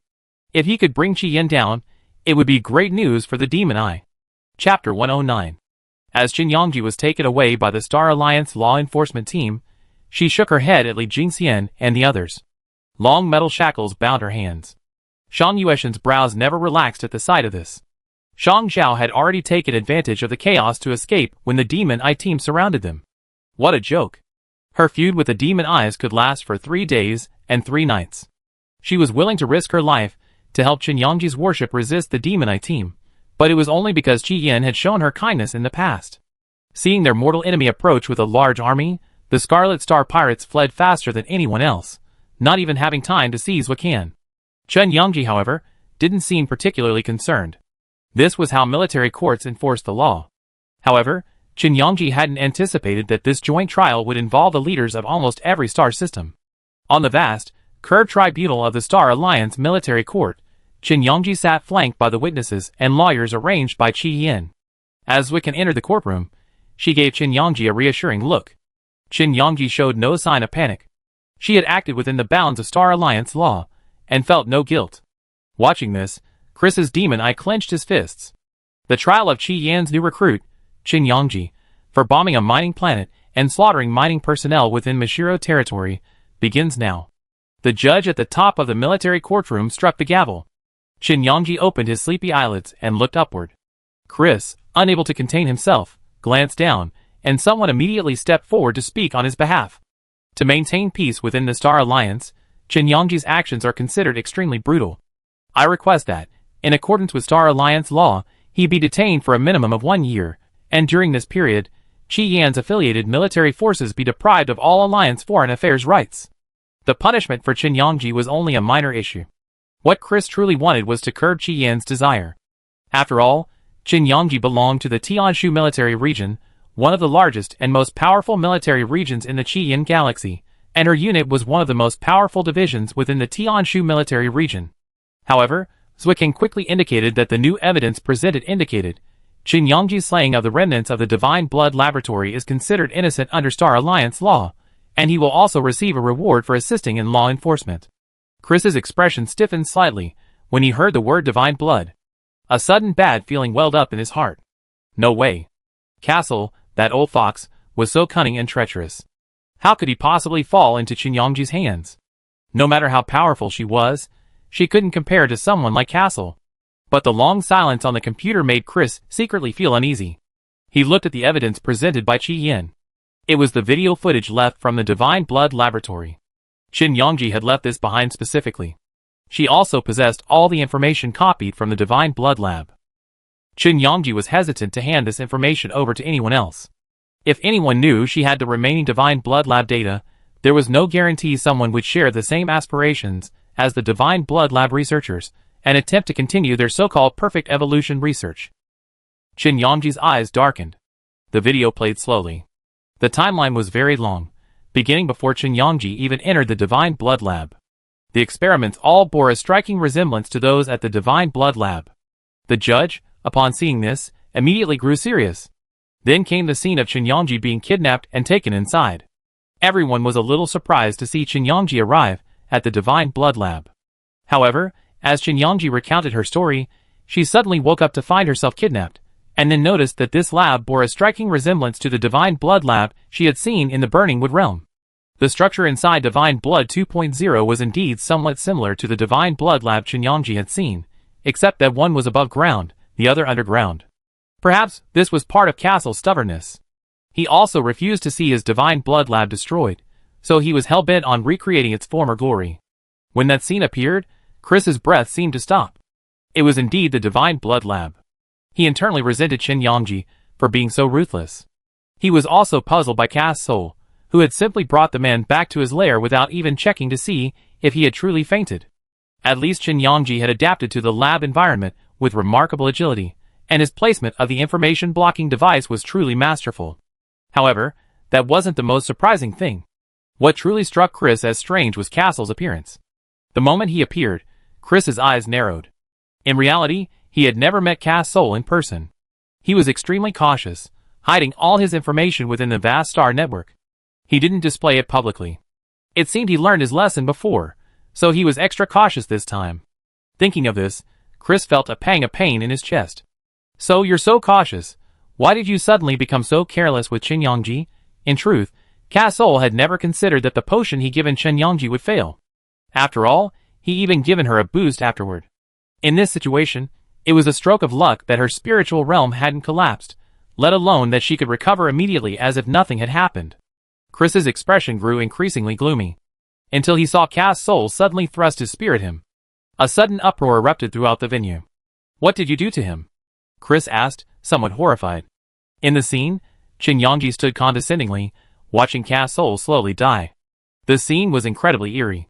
It was chilling. With Qin Yongji possessing such power, would they one day also die at his hands?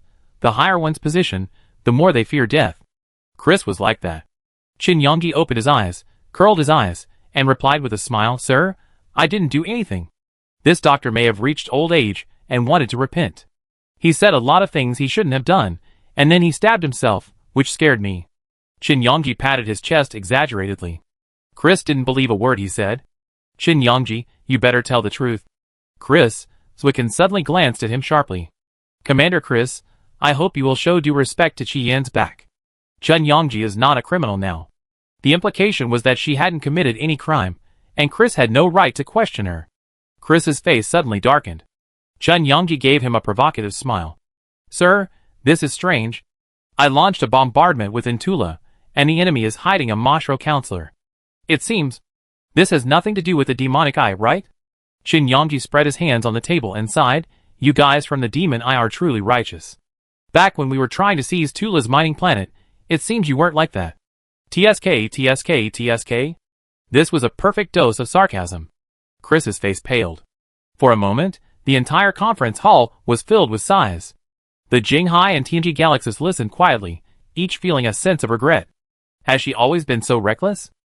A lone soldier from Jinghai's group glanced at the Qian group. Wan Wenqing's mouth twitched at the sudden question. What could he say? But Qin Yangji's words made a surprising amount of sense. Maintaining peace in the Star Alliance is everyone's responsibility. There's no need to be so sharp-tongued. Chris said it in a high-sounding manner. Qin Yangji pursed his lips and smiled, exclaiming exaggeratedly, "Wow, what a magnificent statement." As expected of Chris, the commander. Chris sensed her mockery and internally cursed Qin Yangji for a long time, yet he refused to let out a single accusation. As the two galaxies engaged in a dispute over Qin Yangji's situation, Mashiro and Yatu, caught in the middle, were stunned. They had never imagined that the counselor they had recruited would be the once famous Cass Soul. You know, this counselor got in through connections with the Demon Eye. After all, when Mashiro raised this point, the Demon Eye, as if it had caught on, immediately said, "Your claim that he's Cass Soul is just one-sided. Deus has a deep connection to the Demon Eye. How could he possibly be Cass Soul?"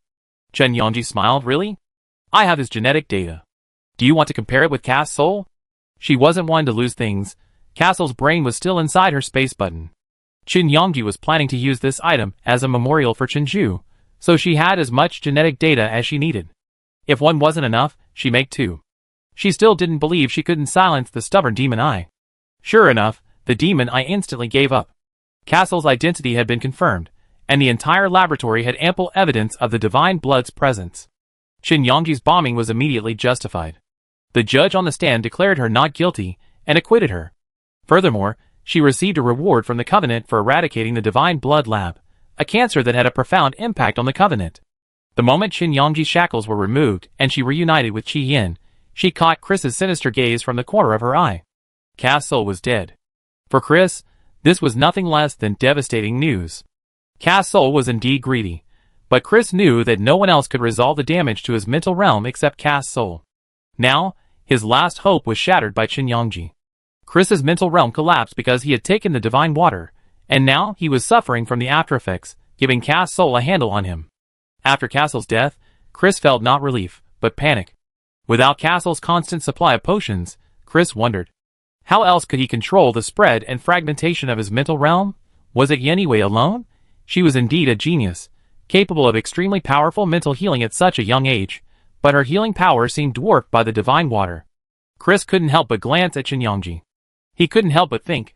Qin Yangji destroyed the Divine Blood Laboratory, so the data inside wouldn't be completely lost. He had to go back and find what Cass Soul had left behind. The research on the divine water couldn't stop there. Qin Yangji noticed Chris's look, and a suspicion welled up in her mind. She and Zwicken exchanged glances. After reassuring her companions, Qin Yangji returned to the Qian embassy in the Star Alliance. Chris and Cass Soul definitely have some private interests, and he probably won't let this go. After Qin Yangji finished speaking, he glanced tentatively at Zwicken. Commander Zwicken rubbed his forehead with a headache. The order to suspend the League has been issued. Qin Yangji, we're going to open the jump device and enter the unknown star region in a week. Can't you just stay quiet? As soon as Qin Yangji said this, Zwicken knew what she was up to. This guy is indeed reckless and intolerant, preferring to strike first. That's not a bad thing. But for the aging Zwicken, the youngsters have caused so much trouble, and she's tired of picking up the pieces after them. Qin Yangji couldn't calm down. The thought of the demon Eye still using Chenju's mental core to produce space crystals filled her with uncontrollable fury. Commander Zwa, don't you want to find something for the demon Eye to do before we enter the unknown star region, so these guys won't be watching us all the time? Zwicken slowly leaned back in his chair, letting out a sigh of resignation. Tell me, what else do you want to do? Let me be mentally prepared. As long as he didn't disappear suddenly like this time, everything would be fine. When news of Qin Yangji's disappearance reached Qian, they practically turned the Star Alliance upside down. After all, Chenju had been in trouble that year. As Chenju's child, Qin Yangji held a very high position in the hearts of Chenju's old friends in the military district. Even aside from this, the disappearance of a Qian member abroad was enough to infuriate the entire Qian. Smuggling a member of the Qian bloodline openly across the border was tantamount to openly challenging Qi Yan's authority. When Qin Yangji heard Zhuo can relax, she quickly laid out her plan. Chris has been the commander-in-chief for too long. Qin Yangji sighed at the end. She did want to retrieve Qin Zhu's spiritual core, but she also had to settle the score with Chris. You want to start with Shelley? Zwicken frowned. Although this man possesses strategic tactical prowess, rivaling Chris, he's a bit rigid and deeply ingrained in his loyalty to the chief commander. He served as interim commander for several years, nearly becoming the official chief commander. Yet, when Chris returned, he backed down and wouldn't necessarily listen to your orders. Qin Yangji wasn't worried. He will. Shelley wasn't a complicated person. He was loyal, to the point of being rigid. But in Qin Yangji's opinion, he was definitely not a blindly loyal individual who simply followed orders. During his interim command, the Demon Eye enjoyed peace, a rare period of goodwill with the Red Flame. His focus was always on working to create a better future for the Demon Eye. You could say he had hidden ulterior motives, but on the surface, he appeared timid. Yet, even if he was timid, he had already made the decision to resist all pressure from the council and establish a navigation channel with the Red Flame. Qin Yangji thought Xieli wouldn't miss this opportunity.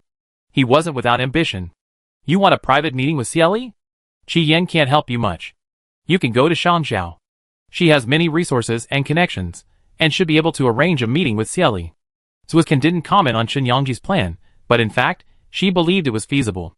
I'm leaving this matter entirely to you, Qin Yangji. This is your second time participating in the Qi Yan project as a pre-selected candidate, and it will be noted on your resume.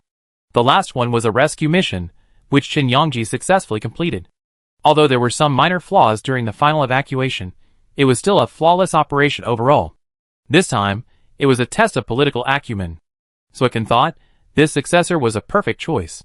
In every way, Qin Yangji was far superior to other commanders. As long as she gained some experience in the Unknown Star region, she could be considered for the position of chief commander. Zuizhan, thinking this, couldn't help but stretch his waist. Great, this burden will soon be lifted. She watched Qin Yangji leave with such high spirits that a smile appeared on her face. With these children, Qian's future is visibly bright. Contacting Xieli wasn't difficult. Qin Yangji and Shang Yueshan found Shangzhou. Although this guy hadn't gotten involved in the affairs of Qin Yangji and the Demon Eye, he had been keeping an eye on Qin Yangji. The Scarlet Pirates were all a bit puzzled, believing their leader wanted to adopt another goddaughter. When Shangzhou learned of this, he angrily dismissed the careless pirates. What do you know? This was her son's sweetheart. As a mother, of course she had to keep an eye on everything. What if something happened to Qin Yangji and Shang Yueshan ended up living alone? Also, she and Chen Zhu had a lot in common, so it was hard for Shangzhou not to show some affection for Qin Yangji and take extra care of her. Knowing Qin Yangji wanted to see him, Shangzhou even packed his belongings. Their meeting place was the Scarlet Pirates' shabby starship. When Qin Yangji stepped inside, he discovered a hidden gem. The exterior was shabby, but the interior was incredibly luxurious. The gilded floors, and the long corridors inlaid with azure stones. Every inch of the decoration exuded the air of wealth. Senior Shangzhou, your starship is truly unique. Qin Yangji's eyes lit up, a hint of acquired knowledge gleaming in them. Shangzhou raised his chin proudly. You don't know that? There are so many unexpected things to encounter when watering the galaxy. This kind of exterior decoration helps reduce unnecessary trouble. After all, the Scarlet Pirates aren't the only pirate group in the interstellar space. While they're not afraid of clashing with other forces, the sheer number of these pirates intent on robbing is a bit annoying. Qin Yangji nodded in understanding. I won't keep you in suspense. I can do what you say, but I can only send a message. As for whether he meet, that depends on Shelley himself. Qin Yangji nodded in understanding. She had assumed the Scarlet Pirates had some kind of information network or other channels of their own. But she hadn't expected Shangzhou to make such a big fuss. After Qin Yangji told them that he wanted to meet privately with the Demon Eye's lieutenant, Shelley, the entire Demon Eye leadership, from Chris to a mere counselor, received iron rose darts from the Scarlet Pirates. The dart flew past the legislators on their way home after the meeting, brushing past their cheeks. A single careless strike could easily have hit their heads. Instantly, Chris was enraged.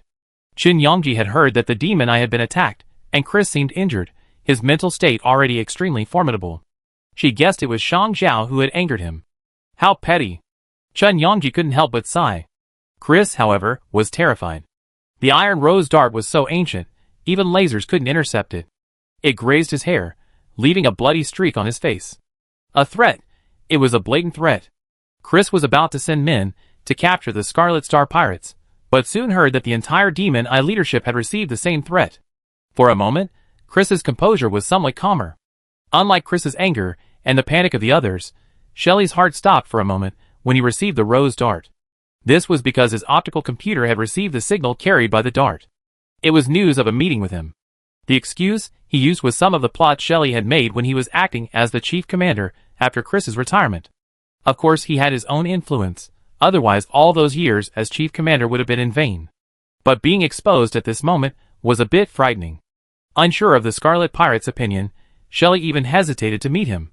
However, right after the Scarlet Pirate incident broke, Chris fell seriously ill, and during that time, he couldn't help but criticize Shelley.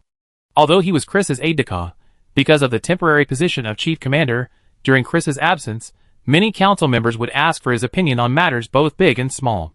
Chris was deeply dissatisfied with this. Shelley knew he had to meet with the Scarlet Pirates. They had made such a threat. Surely they needed his help. On a perfectly ordinary day, Shelley boarded a starship bound for the Demon Eye mining planet for an inspection. At the same time, Shin Yongji arrived on an unremarkable mining planet on the border of the Demon Eye via the Scarlet Pirate starship. When he saw Shin Yongji, Shelley felt a sense of being deceived. He looked at him solemnly. "You wanted to see me?" Shin Yongji sat down across from Shelley and leaned back comfortably. "It's me, Commander Shelley. I have a deal to make with you." Shelley's brows knitted tightly, with no sign of relaxation. "What deal?" "It can be done through the Red Flame and the Demon Eye." Shin Yongji smiled as Shelley spoke these high-sounding words. His smile was filled with understanding and mockery, somewhat shattering Shelley's forced dignity. He asked rather awkwardly, "What exactly does Chi-Yin want to do?" Shin Yongji handed him a piece of paper. "I know Commander Shelley has been investigating the Kagula mine planet lately. I don't have any other intentions. I'm just very curious about the so-called Kagula mine planet. Perhaps it holds what I've been looking for." Shelley's face had already soured when he heard his whereabouts were exposed. As soon as Shin Yongji said this, he immediately looked distrustful and asked, "What you been looking for? Could it be in the Demon Eye?" Based on his understanding of Shin Yongji, if this guy had something in the Demon Eye, he'd probably just steal it. After all, Mishiro's counselors would kill anyone they said, even though that person's true identity was Kaser. Shin Yongji, "Of course, even if it's not, you won't lose anything." "I don't believe you," said Cieli. Shin Yongji knew he was a cautious person and very difficult to trust, but she didn't need Cieli's trust. "You don't need to trust me, Commander Cieli. You just need to distrust Chris." Shin Yongji produced a spherical object the size of a mung bean and shown it towards Bai Guang. "Chris's mental turmoil is becoming more and more frequent. To tell you the truth, there's a hidden document in the Divine Blood Lab, Chris's physical examination report. It contains all of Chris's reactions after taking the Divine Water. He was also a test subject at the Divine Blood Lab. The potion codenamed Divine Water isn't an evolutionary fluid at all, but rather something extracted from the spiritual power of a star beast. Yeniwei has been calming his mental realm for so many years, but to no avail. This is because the star beast's immense power is almost irresistible. The raw material for the evolutionary fluid is red mistletoe, or in other words, the spiritual energy of the blood cattail, able to assimilate a portion of the power of the psychic tentacles. Chris's death is inevitable, but before that, he will undergo a very long period of madness. Chris is already showing signs of madness, and every decision made by the Demon Eye makes one wonder if they are mad." This made Shelley pale. If that's the case, then all of Chris's current madness is justified. No wonder he's becoming increasingly arbitrary. "So what do you think of this deal, Captain Shelley?" Shin Yongji handed the mung bean-sized pellet to Shelley. "This is..." Shin Yongji smiled. "Something that can completely free Chris from his mental rift." She emphasized the word free, and the effect was palpable. Shelley's palm shifted, and the pellet landed in his hand. A conflicted look crossed his face. "I can't do this." His voice was a bit cryptic. Shin Yongji saw his struggle, but she didn't believe someone, having tasted power, could truly be so open-minded as to give it up. Shelley wasn't without ambition. But his ambition, undermined by his fear of Chris, still prevailed. Shin Yongji was a very considerate person, and her words were beautifully delivered. "Captain Shelley, Chris has lost his mind. The Demon Eye's many decisions in recent years demonstrate this. If he continues like this, the Demon Eye will sooner or later be crushed by other star systems. So many achievements under the Demon Eye's command will be destroyed at Chris' hands. Even if you don't think about yourself, Think about the demon eye. It's obvious who has the advantage, a mad leader or a leader who remains rational and clear-headed. It seems that Qi Yan is not losing out in any way. Shelley suddenly clenched the particle, his gaze fixed on Qinyangji, bringing the transaction back to the point. You must understand that Qi Yan naturally prefers a mindless leader. Chris's presence is only good for us, not bad. When his gaze was focused on his own spiritual realm, Qi Yan could seize more resources right under the demon eye's nose. Shelley paused, clearly understanding Qinyangji's meaning. What do you want to do? Qinyangji made his request. I know you've been exploring the Kagura mining planet. That's Chris's territory, and no one except his closest associates can enter. But after so long exploring, Commander Shelley must have a way to enter Kagura, right? Shelley frowned. Kagura is different from that barren planet. It's a vital resource location for the demon eye. I can't let you in. Kagura's industrial chain will be damaged, which would be a devastating blow to the demon eye. That mining planet is also one of the most important and largest mining planets for the demon eye, but Chris guards it so tightly that no one else can interfere. Qinyangji was speechless. Did she want to enter Kagura just to blow it up? I'm not going to bomb Kagura, Commander Shelley. I said, what I'm looking for is there, and I leave once I get it. Shelley's brows were still furrowed. The defenses on the Kagura mining planet are very tight. I need to think about it. 3 days later. Qinyangji interrupted him. We'd be entering the unknown star region in a week. I don't have that much time to waste. Also, do you want Chris to lead all matters in the unknown star region? You can imagine how much of the resources the demon eye brings back will be used for its development, and how much for spiritual repair. Chris must prioritize his own needs before he can focus on the demon eye. Shelley's eyes trembled slightly. Then, as if he had figured it out. Tomorrow I arrange for someone to let you enter the Kagura mining planet. However, I have limited staffing, only 2 spots available. Qinyangji's eyes flashed with understanding. 2 are enough. Thank you, Commander. Cieli clenched the pellet in his hand. This thing. Qinyangji, put it in the soothing potion Chris is using. It will dissolve on its own, and no instrument will detect any abnormality. This statement filled Cieli with immense horror. This meant that Qi Yan could produce such a potion targeting the mental realm, and the demonic eye hadn't heard a thing. This terrifying event froze Cieli's expression for a moment. Qinyangji observed his stunned expression, and sighed inwardly. That was the remotely activated mental power condensed from her mental tentacles. As soon as Qinyangji felt the blood poo's power begin to assimilate, she could instantly unleash the star beast's mental power, detonating her mental realm. For most people, such an event would only cause a momentary disturbance in their mental realm, but Chris's mental realm was inherently fragile. If faced with such a situation, it would quickly collapse. Demonic Eye, Central Research Institute. Shelley made a rare visit here. He had been ordered to invite Yeniwei to the Chief Commander's spiritual healing. Yeniwei, who had defected from Qi Yan due to the secret of the sacred water and came to the demon eye, was quite famous among the maintenance technicians. The yen in the phrase Yu Yen below referred to Yeniwei. She was a disciple of Qi Yan Master Han Luan, and had once been Qian's chief maintenance technician. Chris's later mecha, Labham, was built by Yeniwei, and it perfectly matched his spiritual realm. She was also a core member of Chris's spiritual healing team. Yeniwei, barely 50 years old, looked very youthful, with a calm gaze as she arranged various research potions. Upon hearing Shelley's arrival, her long eyebrows immediately raised. Commander Chris sent you here? She had no respect for this adjutant. In fact, the Central Research Institute, represented by Yeniwei, was a devoted supporter of Chris. Because of Chris's support, it held a significance almost on par with the military. Every year, Demon Eye approved substantial funding from the Institute for psychic and mecha research. Spending more in one area inevitably meant less elsewhere.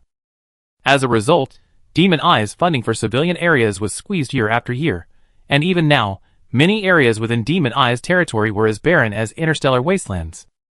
Shelley respected the Institute, but he also disliked its wasteful approach. Faced with Yeniwei's harsh questioning, Shelley nodded. The commander's psychic condition is not optimistic. He needs a soothing potion. Do you want me to fetch it? Yeniwei glanced at him and nodded. I grant you permission. Hurry, I need to get it. She knew her position at the Institute depended on Chris. Even so, it was still much better than at Qi Yan. At Qi Yan, she had Han Luan, Shi Luan, and countless other seniors above her. Even though she was the best, there were still countless others weighing on her shoulders. At Demon Eye, she was the sole decision-maker, and only Chris could influence her decisions. Yeniwei was a picky person. Since Qian couldn't offer her the unique status she desired, it was only natural for her to go to Demon Eye. Han Luan had indeed taught her many things, and it was she who personally guided her on the path to becoming a maintenance technician. Without Han Luan, she would have been an interstellar orphan. She had indeed adopted her, giving her a life completely different from her own. Qian had indeed allowed her to grow up safely, but so what? Hadn't they done this for themselves? Now they're asking her to repay them with her future. That's a bit too much. Yeniwei felt no shame at her betrayal. In her view, she had chosen the right place to live. Qian couldn't give her that, but the Demon Eye could, so of course she strived for a higher position. Yeniwei hadn't said this to anyone. She subconsciously knew she made a decision to burn the bridge after crossing it. She left Qian during its most difficult time, taking with her many of the Institute's core elites. At that time, Zwicken had been injured in Yuanwei City, and the entire Qian region was in desperate need of repairmen and mental health workers. The Institute's doors were practically pierced with abuse. Yeniwei saw no reason why she should selflessly sacrifice for the military. If the military depended on the Institute, then its status should be superior. She wanted to be the master of this supreme institution, not a subordinate who took orders from others. This was Yeniwei's reason for defecting from the Demon Eye. Now, watching Shelley, this military officer who obeyed her orders at every turn, Yeniwei's inner vanity was immensely satisfied. Shelley, having obtained his authorization, went to the logistics department to retrieve a soothing potion. Yeniwei didn't leave immediately. She took the potion and said, "I need to take care of it. Since you're here, please help concentrate it." Chris's mental state was extremely severe, and standard soothing potions were no longer effective. Therefore, Yeniwei needed to reconstitute a certain concentration of soothing ingredients each time she used it. It was at this moment that Shelley introduced the particle. His expression seemed somewhat cold under the light. For the demonic eye, Shelley thought. Chris was incapable of making a sound decision in his current state. He had to consider the Demon Eye. While all this was happening in the Demon Eye's central research lab, Qin Yongji was completely unaware. The team Shelley was referring to was a mining transport team. She was one of the members assigned to it. Shang Yueshan was also on the mission with Qin Yongji. Shang Yueshan was probably the most familiar with the Demon Eye. He had been to the Kagula mining planet before. The former M01 laboratory was located on Kagula.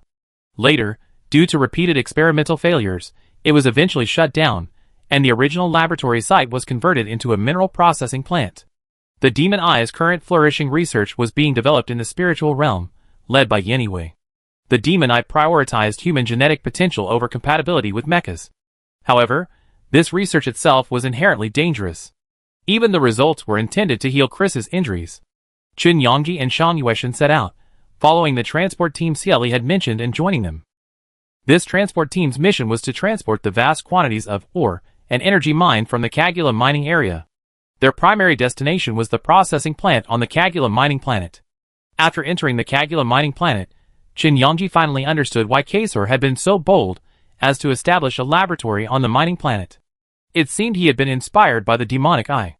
The reason was simply that the mining planet was dominated by the endless mining area and the massive ore processing plant. The processing plant above the mining area was spread out like chess pieces. For the mining planet, all ore required special processing before it could be shipped out. The energy company's transport team would only purchase properly processed ore, as otherwise it would be a huge expense for the energy company. The transport ship Qin Yongji was on was dispatched by one of the energy companies. "We're going to enter through the back door of the processing plant. You two, follow Liang Xi and check the quality and energy levels of the ore." The captain handed Qin Yongji and Shang Yueshan over to Liang Xi.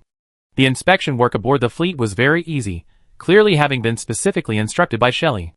As soon as the fleet anchored outside the processing plant, Qin Yongji unleashed her spiritual tentacles, searching extensively for locations that could cause spatial energy fluctuations.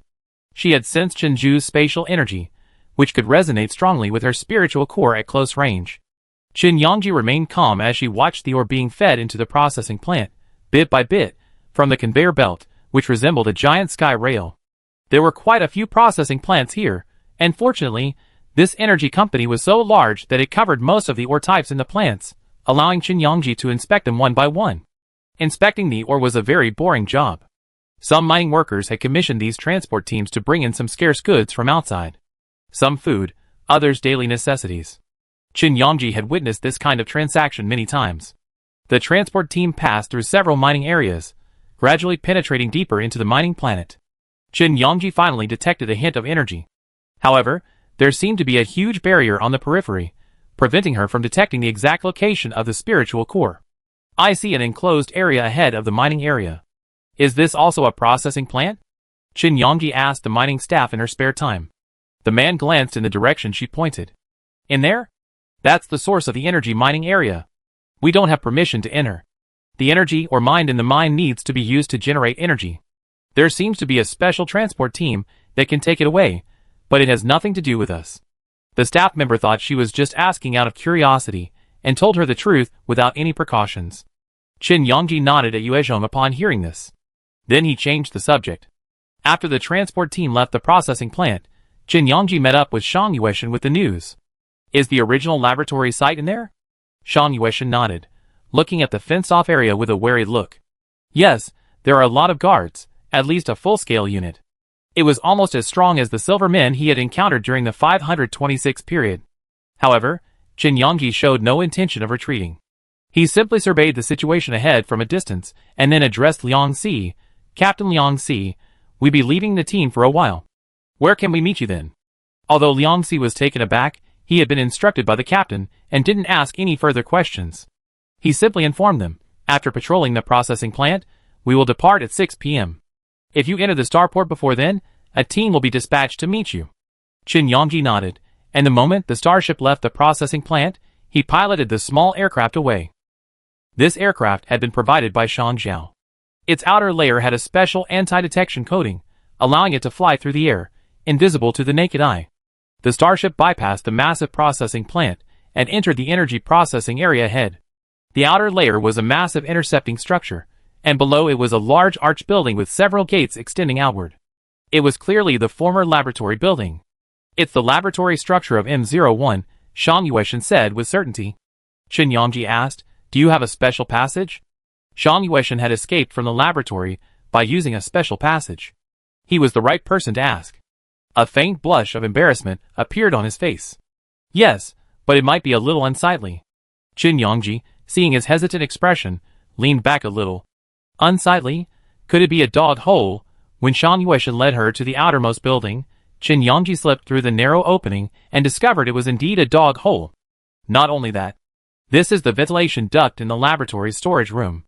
Due to the contamination from the lab's special atmosphere, the storage room has been abandoned for a long time. Shang Yueshan warned, there might be some dirt and insects in there. Qin Yangji waved his hand dismissively. A hint of apology crossed his face. But to Qin Yangji, it was just a dirty tunnel. Shang Yueshan had learned that this was the only way to enter the aircraft area and leave safely. Qin Yangji, and he followed his lead, crawling into the ventilation duct.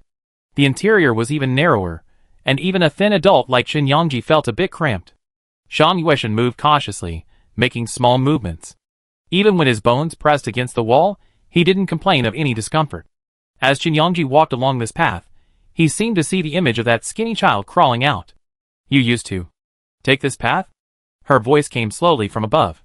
Shang Yueshan nodded, then, realizing Qin Yangji couldn't see her movements, uttered a low hum. Back then, when I was little, climbing pipes like this was easy. Qin Yangji's eyes suddenly dimmed. Damn it. I really want to blow this place up too. Qin Yangji thought of what she promised Yeli, and tried to hold back, but she couldn't help herself. After thinking about it, she still couldn't swallow this anger. She silently pulled out a button bomb, and silently attached it to the pipe joint. Might as well blow it up. She really hated places like labs. Shang Yueshan watched her movements, and opened his mouth to say something. Xiaoyang, Sister Xiaoxian asked me to watch you. Li Jingqian's exact words were, this time, everyone should take care of Qin Yangji. This guy is too troublesome. Let him blow it up. Look, he almost got blown away last time. This time, he must protect himself at all costs. Qin Yangji felt guilty for a moment. This explosion, it won't be too severe. She just wanted to destroy the structure inside. Not all the people in the Demon Eye are bad. Besides, the laboratory has been turned into an energy processing plant. Those experimenters have long since gone off to who knows where. Blowing it up now would only harm a bunch of innocent people. But Qin Yangji couldn't bear to see this laboratory remain untouched. Blow up the ventilation duct, and that huge piece of equipment. Qin Yangji's only target was these two. Seeing this, Shang Yueshan said nothing more, though a warm feeling grew within him. He knew Qin Yongji was doing this for him. It felt sweet, like eating honey. Shang Yueshen's lips curled up. Following the pipe further in, they arrived at a storage room that had been abandoned for many years. When Qin Yongji landed in the storage room, a signal jamming sticker appeared on his hand as soon as he extended it. The signal was blocked, and the entire surveillance signal inside the room was blocked. She squeezed out of the ventilation duct, exhaled heavily, and then sniffed herself at the sewer-like stench. A burp threatened to come, but Qin Yongji swallowed it back fiercely. "Hold it, Qin Yongji. Don't throw up yet. Get down to business." Qin Yongji looked up and headed for the door. At this moment, the entire energy processing plant was bustling with people. Why the sudden martial law? The Mashiru incident is a lab issue requiring vigilance. We converted this place into a processing plant, so why do we need martial law? The staff member continued to complain. A martial law requires the requisition of personnel. We already don't have enough here, and the higher-ups haven't been willing to send anyone. The energy from the energy, or stacks, is almost gone. At this point, the staff member couldn't help but feel a pang of pain. For some reason, the higher-ups had mobilized most of the manpower to the central area. There wasn't anything essential there, just some incomprehensible machine. Since Dr. Dana and his team developed it, those people have been so arrogant all day, acting like they're the bosses. After all, they're all processing energy minerals for the Demon Eyes industry. Why are these people so arrogant? Now that they sent even more people to protect them, won't their arrogance only intensify? At this point, the staff member felt a little annoyed. Why ask so many questions? Just do your job. Captain Janna will be right here. Bring them in. The staff member curled his lips. At this, Qin Yongji felt the surrounding noises suddenly fade, leaving only the sound of reluctant footsteps. Her eyes flickered for a moment. Just as Shang Yueshen's eyes signaled what she was about to do, Qin Yongji suddenly opened the door a crack. Before the staff member could react, a pair of hands suddenly reached out from behind. You? Qin Yongji's quick eyes and hands covered his mouth tightly.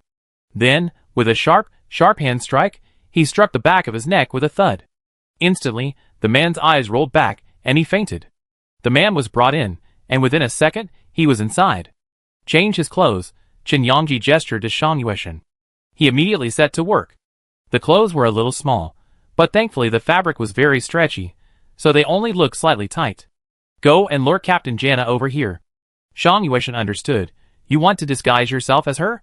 Qin Yongji nodded. Shang Yueshen straightened his collar, put on his belongings, and then donned a dust mask before heading outside. Captain Janna was part of a team transferred from the Demon Eye Lord. Shang Yueshen brought her team in, then said he would take Captain Janna to get the dust mask. In that moment, he had already led them outside the storage room. Qin Yongji, who was guarding the door, heard Shang Yueshen's signal and immediately took action. Janna was incredibly alert. The moment Qin Yongji attacked, she immediately realized something was amiss and blocked his knife with her backhand. Who are you? She realized she'd fallen for a trick and glared sharply at Shang Yueshen. Shang Yueshen didn't hesitate. He stepped forward, clamping down on Janna's knife-gripping hand and delivering a powerful kick to the knee. The woman fell to the ground. At that moment, Qin Yongji suddenly raised his foot. Bang! His knee pierced the woman's neck, sending a swarm of mental tentacles swarming out. The shock ripped Janna's pupils constricting for a moment, and she instantly fainted. Chapter 110. Janna fainted. As a precaution, Qin Yongji used his mental tentacles to secure her mental realm. She likely wouldn't wake up for a while. After changing into Janna's clothes, Qin Yongji was fortunately similar in build to Janna, eliminating the need for disguise. Donning dust masks and capturing Janna's biometrics, the two of them led the team Janna had brought toward the inner central area.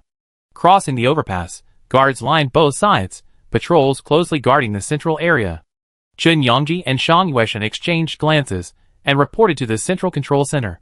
After verifying Janna's biometrics, they assigned their team to the scheduled itinerary. Many guards had arrived in recent days, so Chris's most trusted lieutenant, the commander of the entire formation, hadn't made an appearance. Qin Yongji guessed the other party must be inside the tower. As soon as she stepped inside, she could sense a flickering spatial aura, sending signals to her slowly and continuously, like a heartbeat. Sensing the object's location, Qin Yongji lowered her voice and said to Shang Yueshen, "There's a folded space nearby." To form a folded space, not only does it require a vast amount of spatial energy, but it also requires an extremely energy-rich area as a base. This place is different from the extra-dimensional space in the Divine Blood Laboratory. Extra-dimensional space can be created using vast amounts of spatial energy, and its volume is relatively small. A folded space is an area created from existing space, capable of storing vast amounts of energy. At the mention of this condition, Shan Yueshan's eyes flickered. Our laboratory inside M01 is where energy mechanization research is conducted, requiring a large amount of energy minerals to maintain it. Qin Yangji led the team to select territory outside our laboratory. As they approached the area, she first communicated with the patrol team about their duty hours, and then sent her soldiers there to rest. During this rest period, Qin Yangji and Shan Yueshan quietly left the crowd. The two followed suit. Our laboratory was guarded by a large force, and even those stationed there as guards could only remain outside. But Shan Yueshan knew that the ventilation ducts inside were completely accessible. He and Qin Yangji once again entered the narrow duct. The ventilation ducts inside our laboratory carry a trace of anomalous energy. Be careful, Shan Yueshan warned. Qin Yangji immediately understood and released a large amount of mental tentacles, enveloping the two of them. Shan Yueshan couldn't help but glance back in surprise. I leave that to you, Celia. Don't worry. When it comes to mutant energy, you can't touch me in the slightest. Qin Yangji raised his chin with considerable pride. Shan Yueshan's eyes held a hint of amusement. After passing through the outer defensive circle, Qin Yangji realized that the so-called mutant energy wasn't just talk. A large amount of mutant energy radiated from the pipe, like sharp needles, fiercely piercing the outer mental barrier. It was gradually dissolved by the soft assimilation of the blood lotus. Qin Yangji guessed it was the remnant of the excitation energy left over from past experiments. The residual power alone was so immense and terrifying. The experimental subjects directly affected by the mutated energy, like Shan Yueshan and the others back then, must have been damned unbearable. Qin Yangji's clenched fists tightened even more. She truly wanted to blow this wreckage up more and more. She patiently crawled forward, bit by bit. The moment the cave entrance revealed daylight, she was faced with a vast net covered in dense mental barriers. Shan Yueshan instructed Qin Yangji to look forward, revealing her full vision. The scene ahead was a massive machine. Within its belly, a palm-sized stone, shimmering and suspended, stood erect. Mind core. Qin Yangji could tell at a glance that it was Qinju's mind core. Qin Yangji's gaze froze for a moment. The entire mechanical space was utterly silent, devoid of any sign of life. Qin Yangji saw the opportunity perfectly, saving herself a lot of effort. She sighed inwardly. Then she spread her mental tentacles over the layers of mental barriers. The demon I could never have imagined that her mental tentacles possessed such miraculous power, capable of assimilating almost any energy fluctuation. This highest level of mental protection posed less threat to Qin Yangji than a simple wooden door. After all, her mental tentacles were powerful enough to penetrate directly. After breaking through the outer mental barriers and creating a huge hole in her position, Qin Yangji emerged from the ventilation duct. She landed slowly, as lightly as an extremely agile cheetah, and then looked ahead at the gigantic machine. That was the energy extraction device for the space crystal. The energy slot in the device contained Qinju's crystal core. Looking at the crystal core, Qin Yangji's eyes flickered for a moment. She slowly stepped forward, her mental tentacles gradually dissipating the immense mental pressure brought on by the Yin-Yang Z-Wei. The reason there were no guards around this machine was because, during stimulation, the Yin-Yang Z-Wei released a massive amount of mutated energy, an energy almost no one could withstand. But Qin Yangji was different. She possessed a mental power that was spatially compatible, capable of immensely embracing the power of the Yin-Yang Z-Wei and gradually neutralizing its powerful aggression. As Qin Yangji approached the mecha, the power of the Yin-Yang Z-Wei gently spread around her, gently straightening her tangled mental tentacles. Then, Qin Yangji reached upward. The mental tentacles in her mind transmitted her commands. Liang Yi Z-Wei's spiritual core trembled, attempting to move closer to Qin Yangji's position. However, just as it was about to land on Qin Yangji's palm, it was suddenly intercepted by an invisible barrier. The moment the barrier vibrated twice, it was far away from the demon eye. Chris closed his eyes and waited for his medical team to arrive. Cieli led Yanniwei to the command tower. Just as he closed his eyes to clear his thoughts, he suddenly felt his spiritual realm vibrate twice.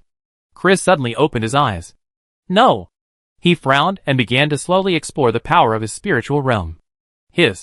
A sharp pain spread, leaving Chris no time to search for the source of the turbulence.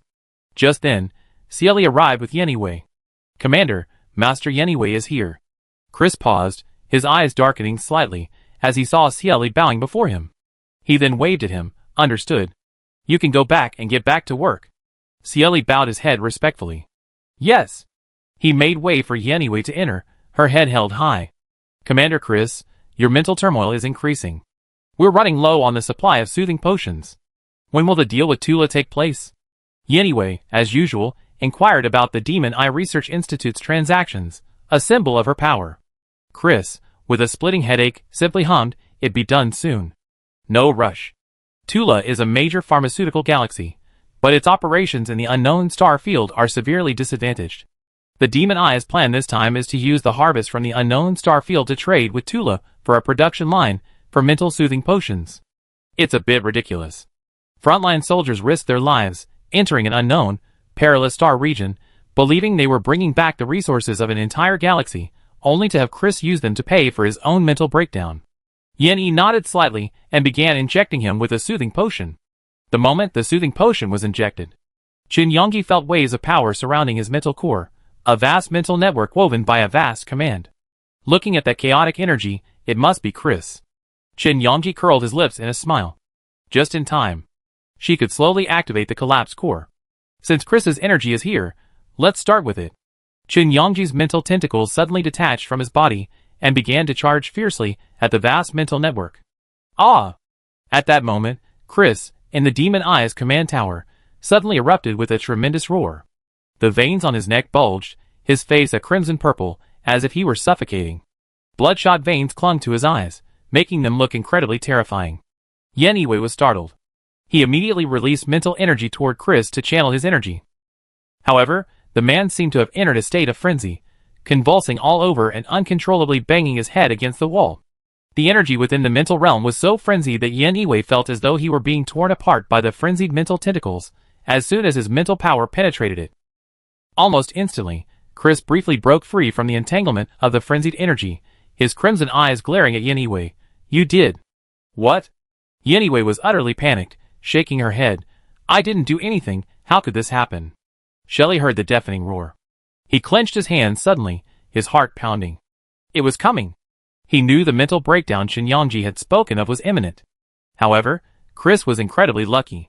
Over a decade ago, he had thought that the other party had defeated the Immortal Vine, expending their spiritual power and accepting their fate. Who could have foreseen the sudden appearance of the holy water, returning him to the center of the Demon Eye's stage? Even after Chris's many absurd decisions, fate always had an invisible hand, pushing him towards victory. He wondered if he would be so lucky this time. Shelley's mind conjured up Qin Yongji's unparalleled, undeniable face. He thought to himself, Qian had indeed produced a remarkable figure. With such an opponent, Demon Eye's plan to annex Qian would be impossible to achieve, at least in his lifetime. An opponent like Qin Yongji, possessing powerful spiritual power and top-tier strategy, yet still able to act decisively and without any moral restraints, was the most formidable. She had virtually no weaknesses. But Shelley thought that at this moment, he and Qin Yongji were united in their battle. They both wanted to deal with Chris. Perhaps, only when he became Demon Eye's chief commander would he truly face Qin Yongji. At that time, Shelley would not feel afraid. After all, Demon Eye and Qian had never been on a life-or-death basis. Compared to Chris's lofty aspiration to annex Qian, Shelley's goal was indeed to gain more of the unknown star field. Like Qian, he and Qin Yongji wanted to expand their pie. At this moment, Qin Yongji, feared by Shelley, was slowly chipping away at Chris's spiritual power. The more she consumed, the more she unleashed, multiplying the pain Chris endured.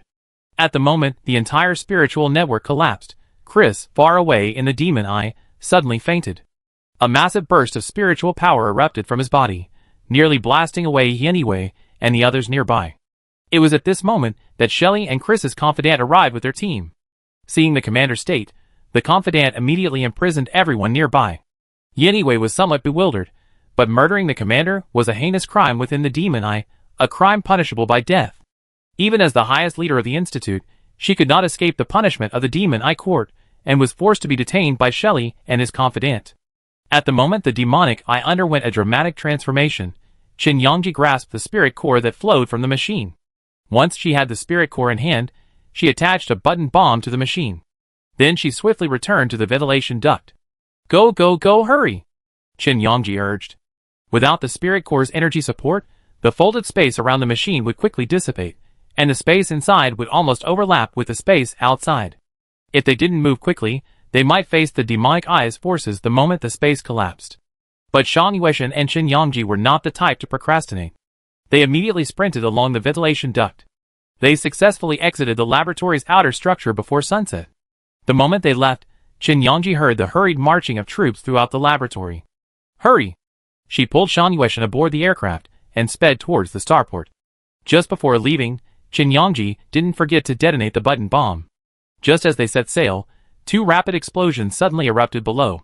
The roof of the entire M01 laboratory nearly blew off.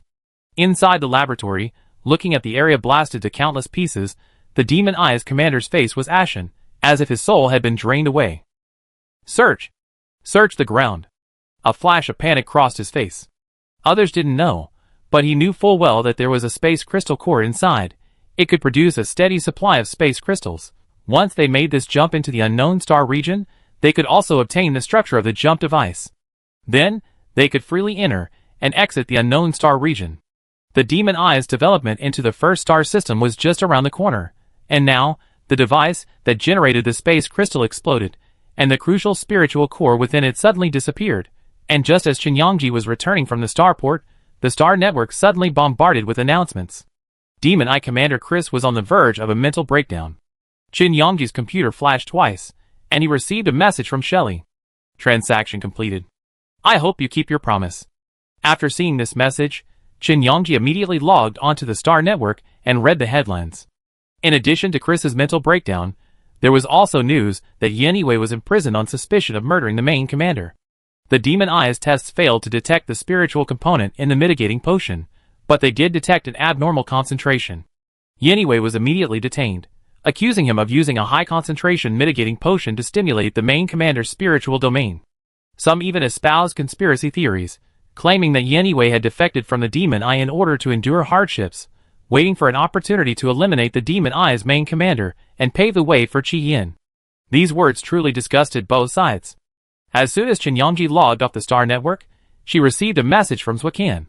The other party, knowing her style well, immediately inquired about Qin Yangji's connection to Chris's situation.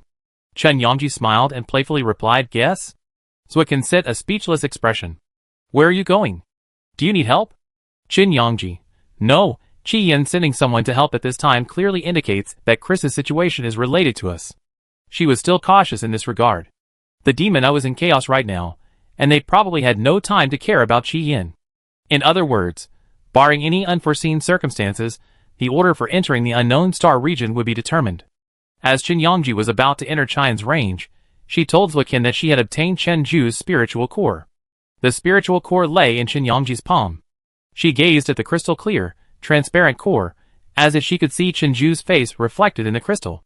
In truth, she could barely remember Chen Zhu's appearance. She had a very vague impression of him. She only remembered him greeting her through the glass window. He later gave her a name and sent her back to Qian. Chen Zhu had given her 2 lives. Once a birth, once a rebirth. And Qian gave her a 3rd. She lived happily in Qian. Qin Yangji had never felt such a strong sense of belonging. So, since Chen Zhu wanted to return home and make Qian stronger, she would help him fulfill his wish. Now, she could bring Chen Zhu home. After entering Qian, Qin Yangji boarded Qian's interstellar flight. After a day and a night of space travel, she arrived at the Red Flame starport. Zhuokan had already led all the military district leaders to the Red Flame starport. The moment Qin Yangji appeared with the spiritual core, everyone fell silent and then performed the standard Red Flame military salute. "Welcome Red Flame Commander Chen Zhu. Back to Red Flame." The leading ceremonial guard shouted, tears welling in his eyes. Flanking Zhuokan were Yi Xianyong and Zhu Jiangying. Next to Yi Xianyong, Qin Yangji spotted an elderly man, leaning on a cane, struggling to rise from his wheelchair. Zhu. It was Zhao Tubai, the previous speaker of the Red Flame Council.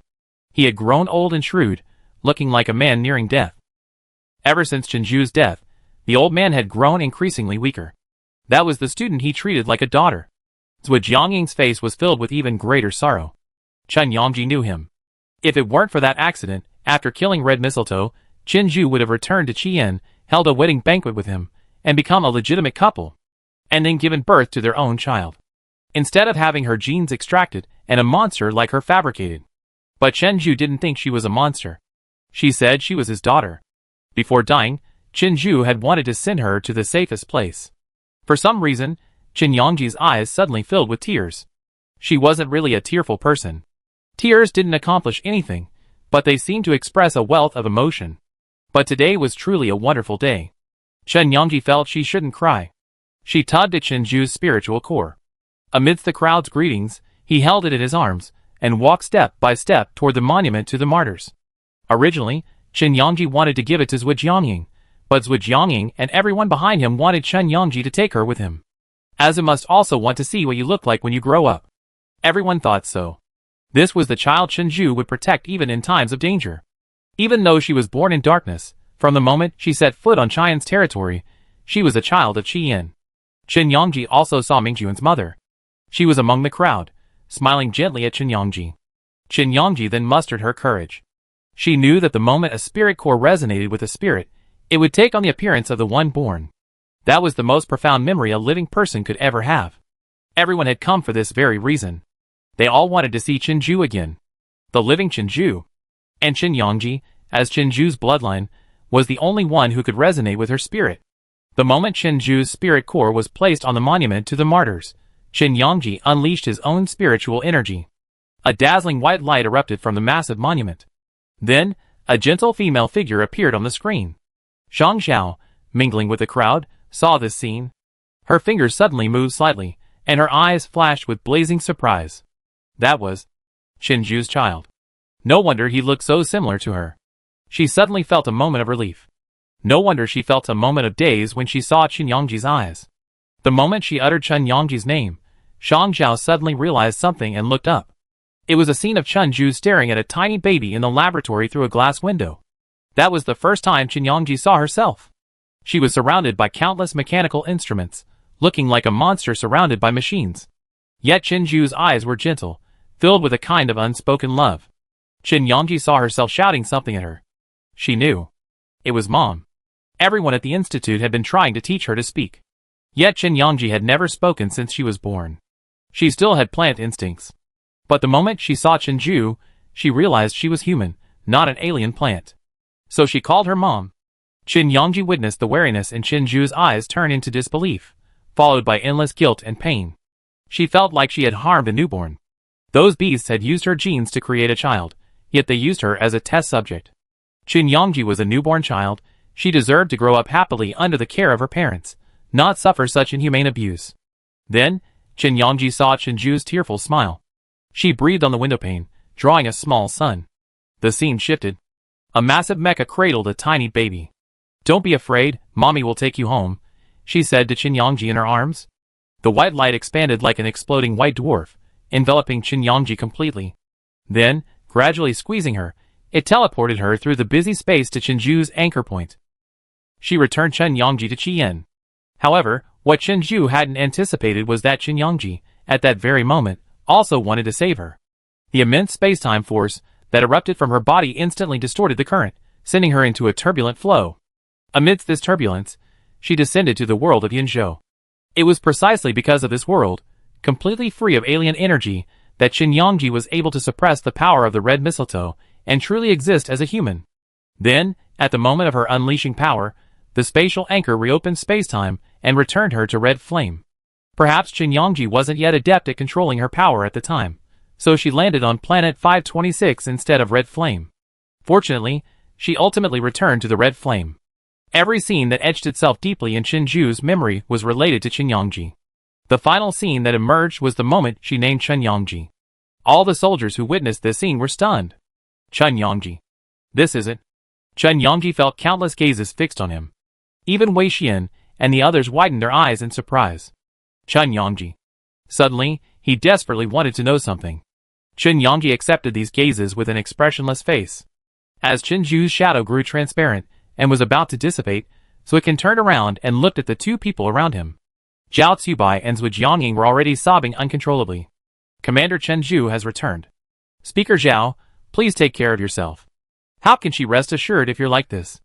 Zhao Chu, whose hair had already turned gray, wiped away tears. Excuse me. Zuikan expressed her understanding. She glanced at her uncle and sighed helplessly. Qin Yangji, you done a great job. Zuikin could only shift the conversation to the calmest person present. Chen Yongji forced a smile upon hearing this. After all, I'm the one taking over as the main commander. If I can't handle this, what right do I have to take your place? Her words were meant to liven up the atmosphere. As expected, the tense atmosphere on the faces of the seniors softened considerably. Zuikin patted her shoulder unpleasantly. When you return from the unknown star region, this position will be yours. The exploration of the unknown star region is a 10-year event, lasting almost a decade and requiring a massive army to advance. This time, Chen Yongji was the primary commander of this expedition. This was her new journey. And Chen Yongji is confident that he can do all of this. Chapter 111, Extra. The unknown star region is the most mysterious region in the universe. It is rife with pollution, and its energy index is even higher than that of the mutation zone. It is also separated from the rest of the universe by a cloud of polluted fog, accessible only through the Star Alliance's teleportation devices. Each exploration of the unknown star region brings with it a vast supply of resources. So, from the outset, Chen Yongji brought a sufficient number of space buttons and personnel. She went there with the intention of clearing out the unknown star region. Since this was her first time leading a large-scale mission, Zuikin initially wanted Chen Yongji to complete it independently. However, seeing her demeanor, she had a feeling that if she didn't speak up, Chen Yongji would simply move the entire military district to work in the unknown star region. So, Zuikin did his best to retain half of the team, keeping them in the military district to assist her. In the unknown star region, Chen Yongji kept his promise and replanted the seeds of the blood alsophala and bone orchid at the Red Flame garrison. The exploration of the entire unknown star region lasted a long time, and Chen Yongji also encountered Rodney and Wei Yabai. The Demon Eye team's morale was somewhat low, likely due to Chris's accident. After Chris's accident, the Demon Eye experienced a huge internal struggle, and they finally managed to select a temporary commander the day before the unknown star region opened. It was none other than Shelley. Tula was as arrogant as ever. But after seeing Chen Yongji, even Rodney's arrogance dimmed. Luckily the league ended immediately. Otherwise, if we went up to play against Red Flame, wouldn't Chen Yongji have the opportunity to bully us? Ming Hung muttered inwardly. What kind of power does Chen Yongji possess now, to be able to achieve 100% resonance with Honglian? Furthermore, there's been rumors within Qian that Chen Yongji seems to have a strong affinity with Liang Yiziwei. She herself possesses a spatially compatible spiritual realm, and shortly after receiving Liang Yiziwei's power core, she's already established a near-perfect connection with them. This incredulously struck everyone in Tula. How could it be possible? The fact that one person could establish a 100% connection with just one power core was already astonishing. And Chen Yongji had two, and they had developed them so close together. How long had she received Liang Yiziwei's power core, and yet she already established a 100% connection? However, when everyone in Tula thought about the Liang Yiziwei Star Beast's phantom form they seen in the mutation zone, they suddenly felt that the rumor had some credibility. At least everyone in Tula, even Rodney, knew that Chen Yongji's current combat power far surpassed that of her peers, and that she stood virtually no chance of victory against her. So the abrupt end of the league was a good thing. At least it prevented Tula from being humiliated by Qian's crushing defeat, a fact publicized throughout the Star Network. But even if they didn't face off on the league battlefield, Rodney and Wei Yabai still faced Chen Yongji in the unknown star region. She was now fully capable of leading the Qian team in exploration of the unknown star region, seemingly being trained as the successor to the chief commander. Zuikin trusted her so much that he didn't even assign a deputy commander to assist. Although Rodney was highly regarded in Tula, the chief commander didn't have the same confidence in him, ensuring that Rodney wouldn't let Tula's exploration of the unknown star region fail. Commander Tula dispatched his own lieutenant to serve as his deputy commander. As for Wei Yabai, he was originally trained by Chris's lineage as a successor. Now that the Demon Eyes saw a new commander, Wei Yabai's position became quite awkward. Generally speaking, the succession of commanders proceeded in this way. After a joint military competition, they would be sent to an unknown star region for 10 years of training. After achieving sufficient military achievements to prove their prowess, they could then take over. After a few years of experience in the succession period, they would be able to take on the role of independent commander, exercising full troop deployment authority. Every commander had come this way. Perhaps some, after 10 years of training, still had some shortcomings and needed a few more years of consolidation, but everyone knew they would inherit the position of commander, so they cooperated closely and completed their missions with great efficiency. But Wei Yabai was different. Shelley had just taken over, and it looked like he wasn't going to step down anytime soon.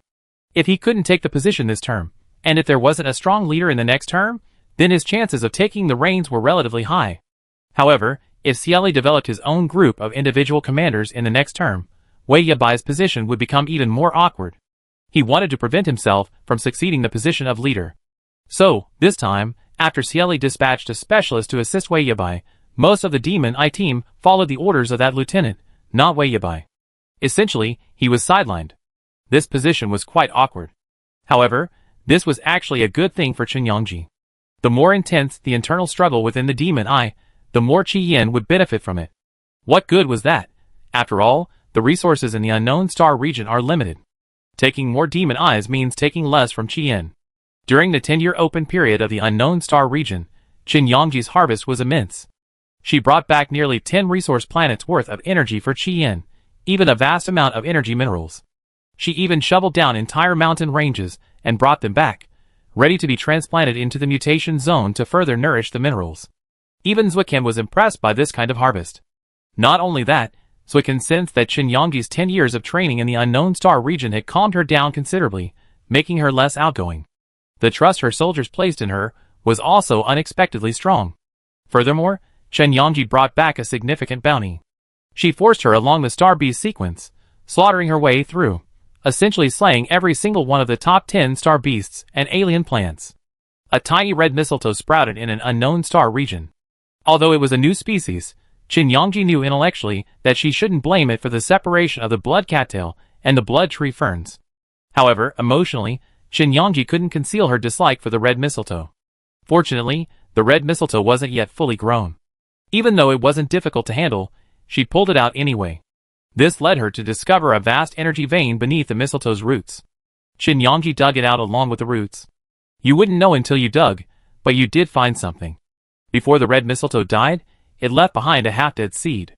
If Chen Yongji hadn't been so alert and observed the energy fluctuations below, finding the seed, they might have taken root and sprouted within the red flames with this alien plant. This incident taught her a lesson. Afterwards, she would carefully check every item she brought back after killing a star beast to see if there were any alien plant seeds. Resources were fine, but bringing back alien plants along with them was a big deal. The first year since leaving the Unknown Star region was also the beginning of the military joint competition. Zwicken officially retired and became the chairman of the Qian Galaxy Council. Chen Yongji took over as the commander-in-chief of the military region. Her first major responsibility was the military joint competition. Unlike the resource-scarce Qian Galaxy of the past, after 10 years in the Unknown Star region, the Qian Galaxy had amassed a vast amount of resources, almost more than the other 4 galaxies combined. This time, Chen Yongji's goal for the participating teams was simple. My expectations aren't high. Just come back with first place. The new Qian commander was Hua Tianrong, a short-haired girl with a cheerful and open-minded personality who seemed unconcerned with details.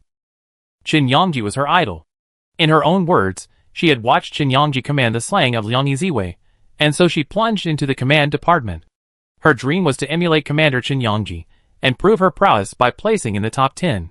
Hearing their idol's words, their companions' lips twitched with excitement. Commander Chen, what are you talking about?